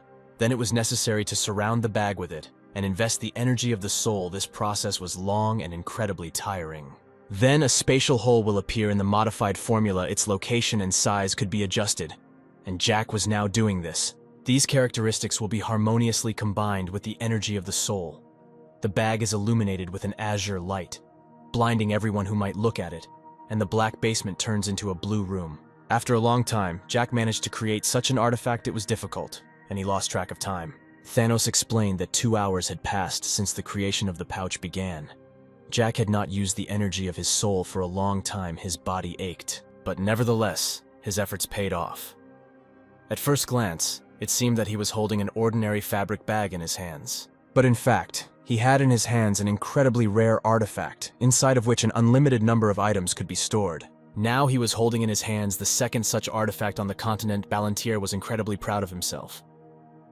Valentine asked if he really had experience in creating artifacts. Jack confirmed that it was indeed the master herself who taught him this craft in a past life. Valentine smiled contentedly. She was proud, although in Jack's memory, compared to the equipment she used, these were trifles. Jack handed the pouch to Taliso. For a reason he created this artifact. It will still serve them in the future. Now his servant had to put all the gold there. There was no need to worry about the fragility of the object. It was much stronger than it seemed. It was necessary to leave only 1,000,000 gold pieces in the material world. Jack headed back to the mansion. He felt exhausted and very dirty. Now he was dreaming of a bath. Valentine reproached him for overdoing it, but she didn't need to worry. They walked past the training field where the magic circle was, and Jack invited him to enter it to test his new powers. Balantier wanted Thanos to feel the difference between the second and third circles, although it was clear that the swordsman himself was not happy with this proposal. They walked past the bridge and walked towards the magic circle. Thanos followed suit. Jack wanted to give him a small but important piece of advice. Thanos will not lose anything from this as soon as he enters the circle. He should have concentrated mana on his eyes. After today's events, he should have had a delayed reaction, so let him do as the gentleman advised him. Thanos entered the circle as Balantier ordered him and prepared to attack. The illusion was already standing opposite and preparing for battle. They both took a stance. Before Thanos' eyes stood Jack's face, and his advice to concentrate mana on his eyes. He took note of his master's advice. The swordsman concentrated the mana leaking from the 3 circles. It was pleasant for him to do this, to feel the 3 circles. The projection rushed forward, holding the blade at the ready. Otherwise, Thanos would have already been dead, and would not have been able to follow the movements of Jack's illusion. But this time, he noticed the movement of the projection and moved aside in time. The blade passed by. Thanos had not noticed this before. It was a completely new force. Now he noticed that the projection concentrated all the mana in his hands. He saw streams of mana flowing around Jack's blade and hands. Right now, the projection transferred its mana from the sword and hand to the right leg. It was unusual to watch all this. Thanos could not believe his eyes. He had seen this for the first time, and had never heard of magicians being able to do this. Typically, all users of physical mana distribute it throughout the body in order to achieve equal results in both attack and defense. This method made it possible to conduct grueling duels for a long time. In general, it could be noted that this method was very effective and therefore widespread, and Thanos thought the same. He distributed his mana throughout his body and used it only in this way, without even thinking that he could have done otherwise. But the projection in front of him used mana in a different way. He had never seen anything like it, so he lost constantly. The projection rushed forward again, and Thanos managed to repel its rapid blows. This time he noticed that at the moment of the attack, the projection directs mana to a certain area, and when dodging, he directs it to what it was necessary to dodge. Using these concentrations, one could read the course of the battle of one's opponent. This method was incredible, and yet he could read the entire projection, but doubts crept into him. Whether his vision could be called the advantage of the circle, or there was something else here, it became too easy for him to read the flow of the battle. Thanos finally realized that the projection in front of him was inept, and did not know how to hide its attacks. The illusion rushed forward again, wanting to strike at the head, but this time Thanos was ready. He moved swiftly and danced gracefully around the projection. The illusion's blade passed by, only grazing the ear, while the sword of the swordsman himself pierced the throat of the projection. Finally, he was able to not only wound but defeat the projection, but blood began to flow from it, and he doubted who exactly he had pierced. The illusion recoiled, and Thanos was afraid that it was his master, his real master. He lowered his guard and approached him. If this was a real master, she would never forgive herself. But a second later, the projection plunged a blade straight into the swordsman's heart. Thanos was amazed that Jack was able to fight back in such a situation. At that moment, Thanos saw the light. Because he did not know his master at all, he skillfully hid information about himself and his past. Who was this man? Where did he get such power? How did he get his strength? The answers to all these questions were hidden under the well-chosen words of the third gentleman. And in principle, he was just now wondering how such a young man could pump up his strength and power so much. Thanos knew absolutely nothing. He understood all this only now, pierced by the blade of projection, coming face to face with the true reality and looking into its eyes. The third master's gaze was always clear and firm, no matter what horrors or inhuman things he looked at. At various moments in Jack Balentier's life, he always had a coldness in his eyes. He had a plan for everything. His hands were firm no matter what they did. To an ordinary person, it might seem that madness or some kind of obsession had penetrated the guy's mind. But in fact, everything was much more prosaic. Jack Balentier, the youngest son of the Marquis, had an iron will. Instantly, the guy's mind opened, and he realized what Thanos should do. He should kill him, and he used the instant kill ability. Until now, he did not have this feeling. This was the reason for his delays in the development of strength and magic. He only repeated the same thing. Thanos blew off the head of the projection. He finally defeated him. He killed his master despite the fact that it was only a training partner. No matter what, he will continue to upgrade, honing his skills and discovering new skills. The time of change was approaching. He would work harder than now until his aspirations were imprinted on his heart. The circle collapsed, and Thanos' eyes were blinded by the clear sky. Jack was in front of him. Balentier gave him his hand and congratulated him on his return. Thanos noted that he had indeed finally returned to them and stood up, leaning on his hand. Thanks to this battle, the swordsman reached the level of the fourth circle, although he himself did not understand it yet. Valentine found it surprising that Thanos' power continued to grow since the circle's formation. He was already in his fourth round, and to change himself meant to change his future. This was the saying that came to her mind. Jack was incredibly happy for the success of his servant. He was finally able to change himself in his future, as the saying went.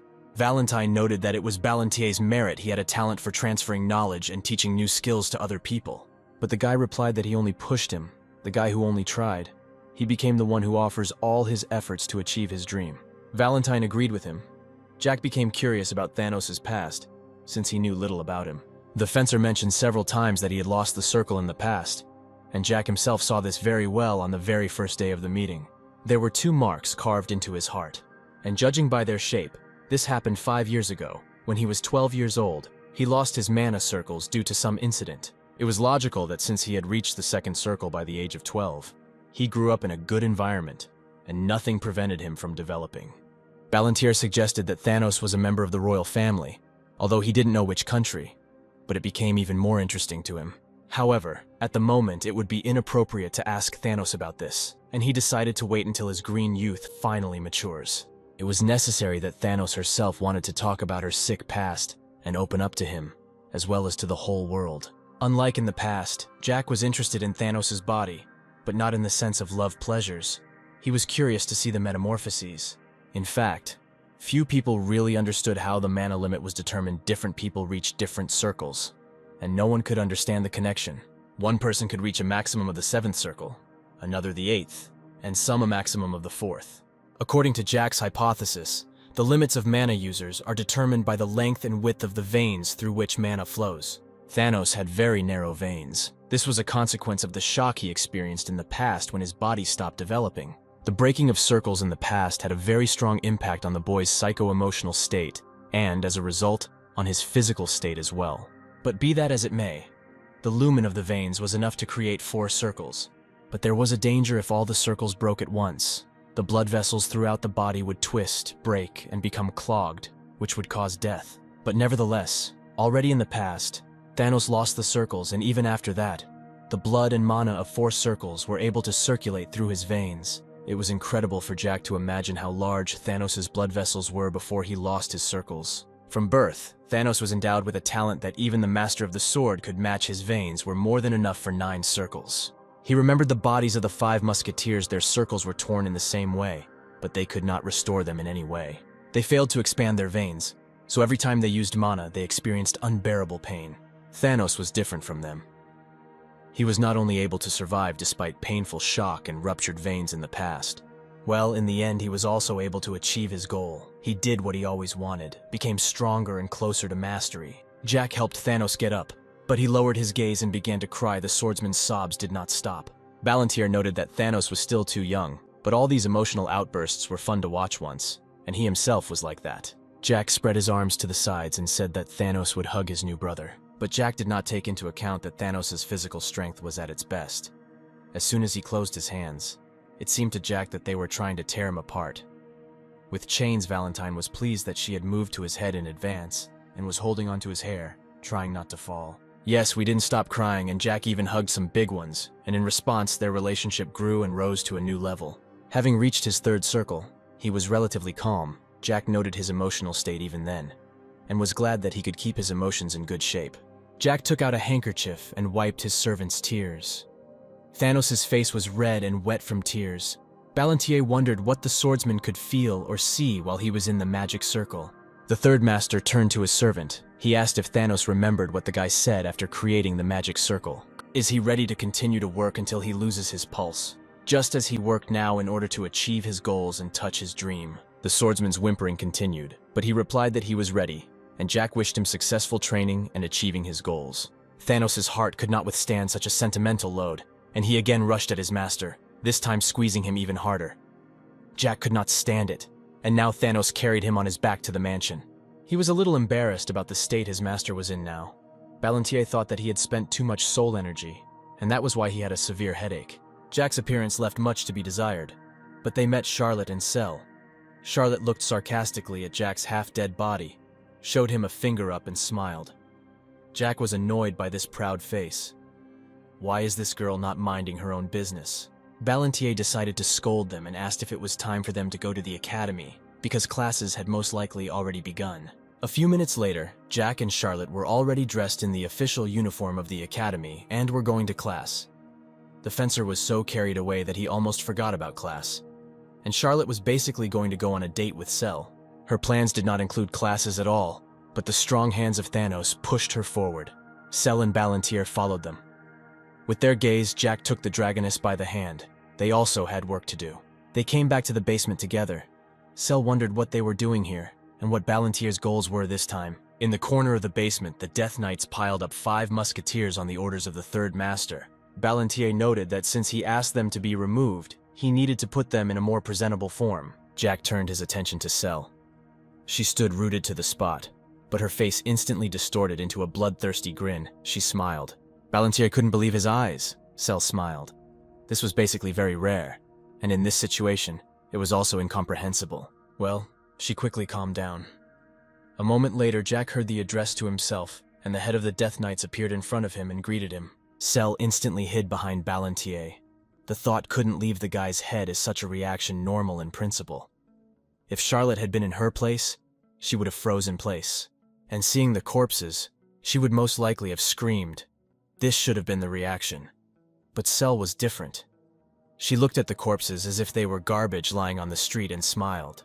This reaction from the 10-year-old was wrong. Cell walked up to the gold footprints, marveling at their shiny edges. Ballantier was worried. The dragoness turned to him, wondering why he froze. Her appearance was absolutely harmless and sweet, and you couldn't say that before that she was smiling seeing death. Jack didn't understand what to do with her. He replied that everything was fine with him and that he needed to go to the academy to meet Charlotte. I walked into the academy without joy.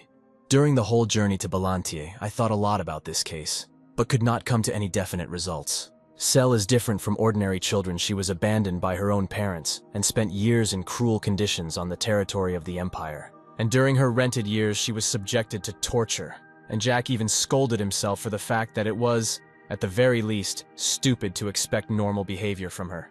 Cell was who she was, along with Charlotte and Thanos, and he loved them all equally. They finally reached the academy.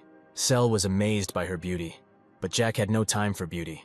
The headache completely tired him, and he drank the elixir in hope. But his thoughts were interrupted by the sound of the crowd. He heard words about the payoff of effort and turned to the source of the noise. A group of young people stood in the square with Thanos. One of them expressed surprise about the 4th circle. The guy was able to get 2 circles in less than a day.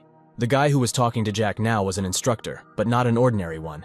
He had 8 laps. Jack saw him for the first time. Although perhaps he was an unusual instructor, but rather the main one or even higher, and praise and compliments rained down on Thanos' head in whole bunches. Ballantier was incredibly proud and pleased with the visible picture. Sooner or later this had to happen, and the fencer finally received the recognition he deserved. From a weakling guy who yesterday had 2 circles of mana, Thanos turned into a determined young man with 4 circles of mana. Now incredible prospects are opening up before him. A great future awaits him if he uses his abilities correctly. In Jack's memory, there was one man in the neighboring empire of Ishmael who was able to upgrade from the 6th to the 8th circle overnight. This story spread very quickly throughout the continent, and now Thanos is also considered a genius. Apart from those who stood in the corner and envied his triumph, now everyone wanted to get Thanos to themselves and learn all his secrets. The swordsman turned his head and noticed his master, but he stopped him from approaching by showing a sign with his hands. Jack said syllable by syllable, "Have fun." Now the master was calm for him and could leave his servant with a peaceful soul. Things with Thanos were over, and now he wanted to look at Charlotte, and she said that she had made friends and expressed a desire to stay at the academy and began to smile more often than Thanos himself. But Jack was incredibly naive in his desire, and only later would he find out how much after meeting Charlotte. Charlotte's class was bursting with noise and laughter. Jack looked secretly out the window and saw Charlotte sitting alone at her desk and suffering insult and abuse of herself. Her desk was all in the trash. They laughed at her and threw papers at her. Jack was incredibly angry with himself. How could he not notice that there were problems hidden behind that radiant smile? One night a few days ago, the girls had a small but important conversation. The mansion was quietly sleeping. Charlotte knocked on Cell's door, asking if she had time to wash herself. She timidly looked into the room. Cell replied that most likely the boss would be delayed today. Charlotte had not heard such information and was surprised by this. If this was really the case, Cell invited her friend to watch house, and was also thinking about taking Thanos with her.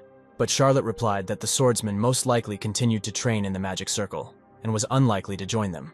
Charlotte noticed that yesterday he had returned just after midnight, completely exhausted and tired from hours of training with projection.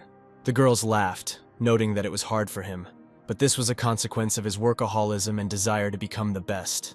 But the vampire invited her friend to go first to the mansion. Charlotte herself wanted to heat the milk in the kitchen and join Cell later. This act was motivated by the desire to give a gift to her friend in honor of her arrival. The girl rushed into the clutch, happy with her plan. The vampire spent almost all her pocket money that the third gentleman gave on the way home to buy a gift. Charlotte militantly burst into the kitchen, opened the doors, and decided that her friend would like the gift that she would give before dinner. But the picture that opened did not please the girl. One of the cats in the mansion, whose name was Nabi, was holding her bracelet in her teeth. She had a gift in her mouth that Charlotte wanted to give. She screamed and began to chase the cat. But Nabi stubbornly refused to give up her new toy, and she and Charlotte raced and played tag all over the kitchen. Eventually, the cat ran out the door that opened. Cell heard sounds in the mansion and noted that it was too noisy tonight. The girl chased the cat throughout the mansion, wanting to take the gift back, and why exactly today the cat wanted to pull off this bracelet.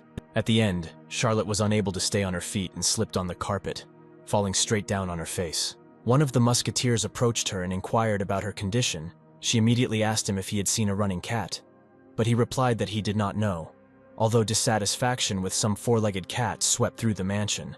The musketeer pointed his finger at another part of the corridor, noting that the cat ran exactly there. Charlotte instantly jumped to her feet and began to catch up with the fluffy one. She had been running for several minutes, but I couldn't find any traces of Nabi. At one point, she noticed the cat's hairy butt, which was on the other side. Charlotte ran and flew through the door, knocking it off its hinges. The girl found herself in the kitchen and saw a picture of a cook with a cleaver bending over a cat, who looked at the girl in surprise. Fluffy took advantage of the situation and jumped out the window. The cook noted that he had missed the thief again, but Charlotte was not going to give up so easily. The four-legged man thought that he had already disappeared from Charlotte, but turning his attention back, he saw that Charlotte had taken his trail in a rage. Her hair looked like a lion's mane, and the look itself did not promise anything good. Fluffy pushed himself off several times against walls and bushes, eventually ending up on top of the umbrella, out of Charlotte's reach. But she was not going to let him go so easily. She stood up and concentrated magical energy. Red streams enveloped her body. This cat mocked her. She made a jerk, stretched out her hand in a desire to grab the bracelet, and pull it right out of the mouth of this evil cat. Charlotte managed to grab the bracelet, but before she could rejoice, the chain broke. The girl flew down, falling from the umbrella and landing straight on the ground with a roar. The landing turned out to be hard, and she sadly thought that she never succeeds in everything as she originally planned. It was a shame. The shadow leaned over her. Cell asked how Charlotte was feeling. It was noisy, and she came to see what was happening. The girl explained everything to her, but Cell was not upset. But on the contrary, she was glad that they got 2 necklaces, noting that the leather straps, a little worn because they had been used before. But Charlotte was inconsolable. She wanted to give her friend something more luxurious and beautiful. But Cell tried to cheer her up by noting that the cat was very playful and therefore often carried something. But Cell was incredibly glad that she had a real family, as she always wanted.